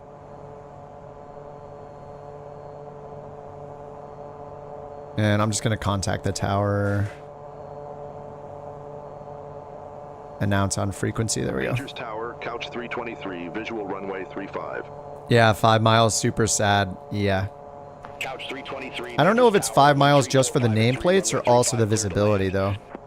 Runway 35. Like maybe that's just for the nameplates, because I feel like we've seen lights of planes that are way further than 5 miles. Could be wrong. What's up, Jesse?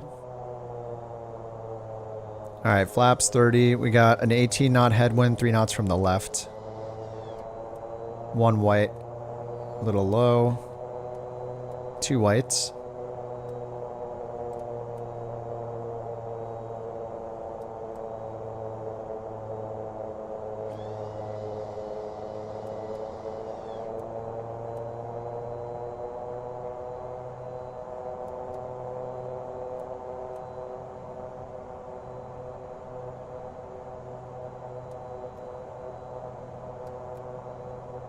Three whites, pulling the power out a little bit.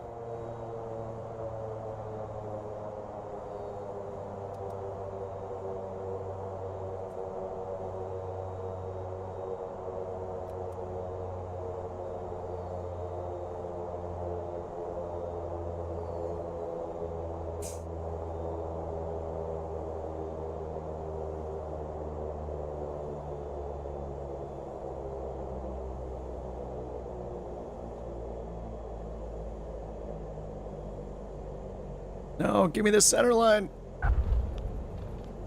Close enough. There is a beluga here. There's something huge on the grass. The pappies, yeah.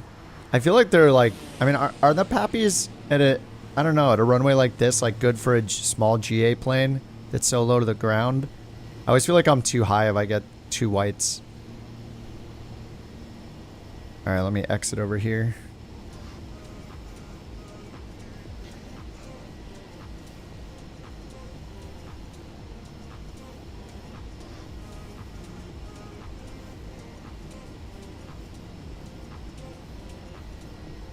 Alright, made it. Flaps up. Whew. Alright, parking brake. Flaps are up. Let's get strobe light off, landing light off. Inertial separator is still on. Probes are on.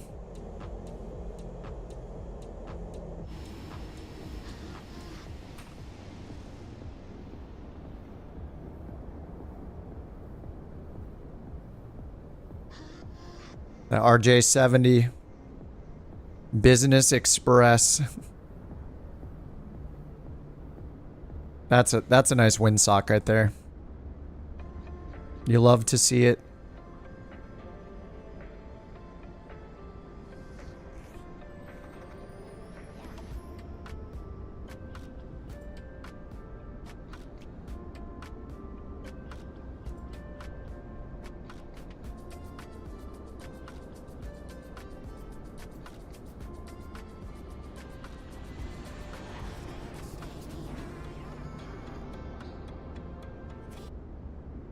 It's a nice looking plane.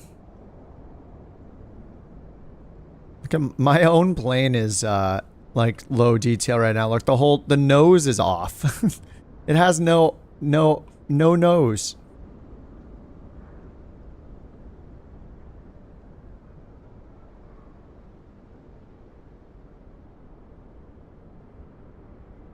I don't see anybody else. I think that's it. I think that's the whole crew. Let me get paid. Let's taxi this in, get it shut down.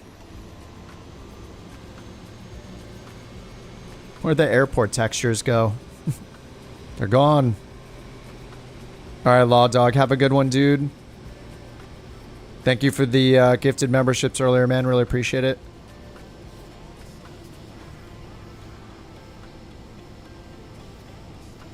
Thank you for providing 5 stools.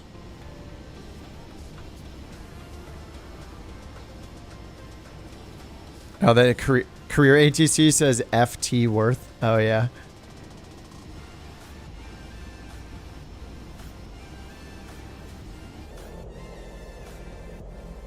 All right, inertial separator off, probes off.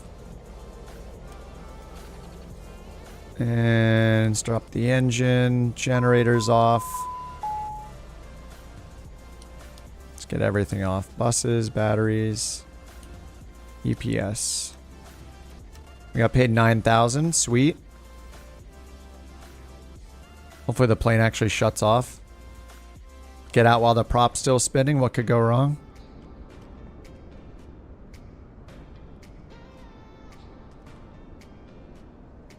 Wait a minute. Is that just heat? I guess that's supposed to just be heat.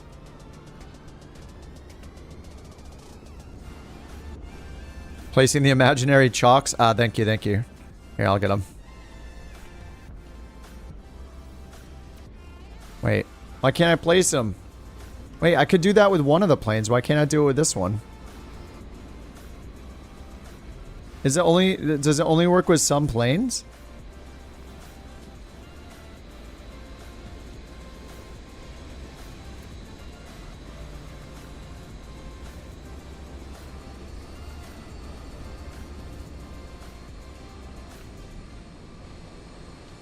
Yeah, maybe it's only some planes.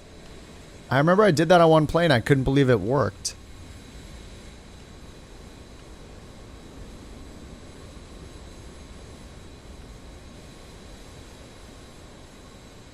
It's our AOA vein?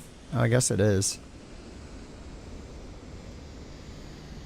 How dirty is the plane? It's still pretty dirty. Ooh, look at this thing. There might be a way to expand the radius of multiplayer planes. I think it's probably just the nameplates, right? You can open almost every single door on this plane? On the Citation? Does it just have one door? Cameras config multiplayer set with a cycle hide radius of 7. Oh, maybe it's like slant distance, because I was up in the air when I saw them at 5 miles. But it's 5 ground miles. I don't really mind the nameplates being further out or like hidden when they're more than 5 miles. That's okay, as long as I can still see the plane though. I don't know, I'm sure if there's a way to do it, Flow will put it in the settings when they get it into the sim, you know. They'll probably put options like how far out do you want to see the nameplates? How far out do you want to see the planes themselves?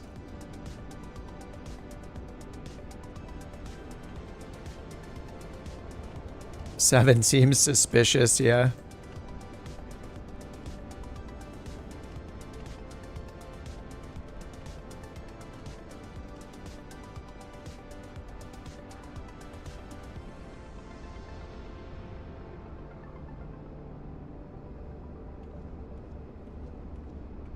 Alrighty, I think that's gonna do it, guys. That was a bunch of flights. That was, you know, it was 10 hours. A 10-hour stream, you know? That's decent, I think. Thank you guys for all the gifteds and stuff today. Campbell for the 10 gifted memberships. Rogue for becoming a couch captain and a super chat. Mike for the super chat. Justin for the super chat. Law Dog, who has already left. Thank you for the gifted memberships. Jesse, thanks for the Twitch raid earlier. And Lith for the 5 memberships. Eric for the super chat. And Heli Fuzz for becoming a couch captain. More. How am I ever going to work on a video? I mean, it's 9 p.m. here. The mountain is home. I got to eat food. But I have the day off tomorrow, so I will be on tomorrow. I'll throw the Discord link in the chat. As usual, if you guys are Discord joiners and you'd like to join, there it is. And if you don't, no problem. I don't do that much either myself, so maybe we'll see you on the next stream instead. All right, guys. GG's. Thanks for flying along. Deadly, have you been on the entire time? I think maybe. I feel like most of you guys have been on like all day with me. Thank you for your commitment. Thank you, gentlemen. Thank you. And you look great. I love the twin outfits. It's beautiful. All right, guys. Have a great rest of your night or day. I'll see you guys tomorrow. We got the day off tomorrow, so I'll be on after I wake up and grab coffee. We'll do it again. I don't know, maybe I'll put a poll. I think I'll put a poll tonight on the Discord. See what you guys want me to do tomorrow, but I was thinking of just maybe some airliner flights tomorrow. Hop in the Phoenix. get a little high and fast. I don't know. I'll think about it. I'll make a poll in the Discord for some feedback.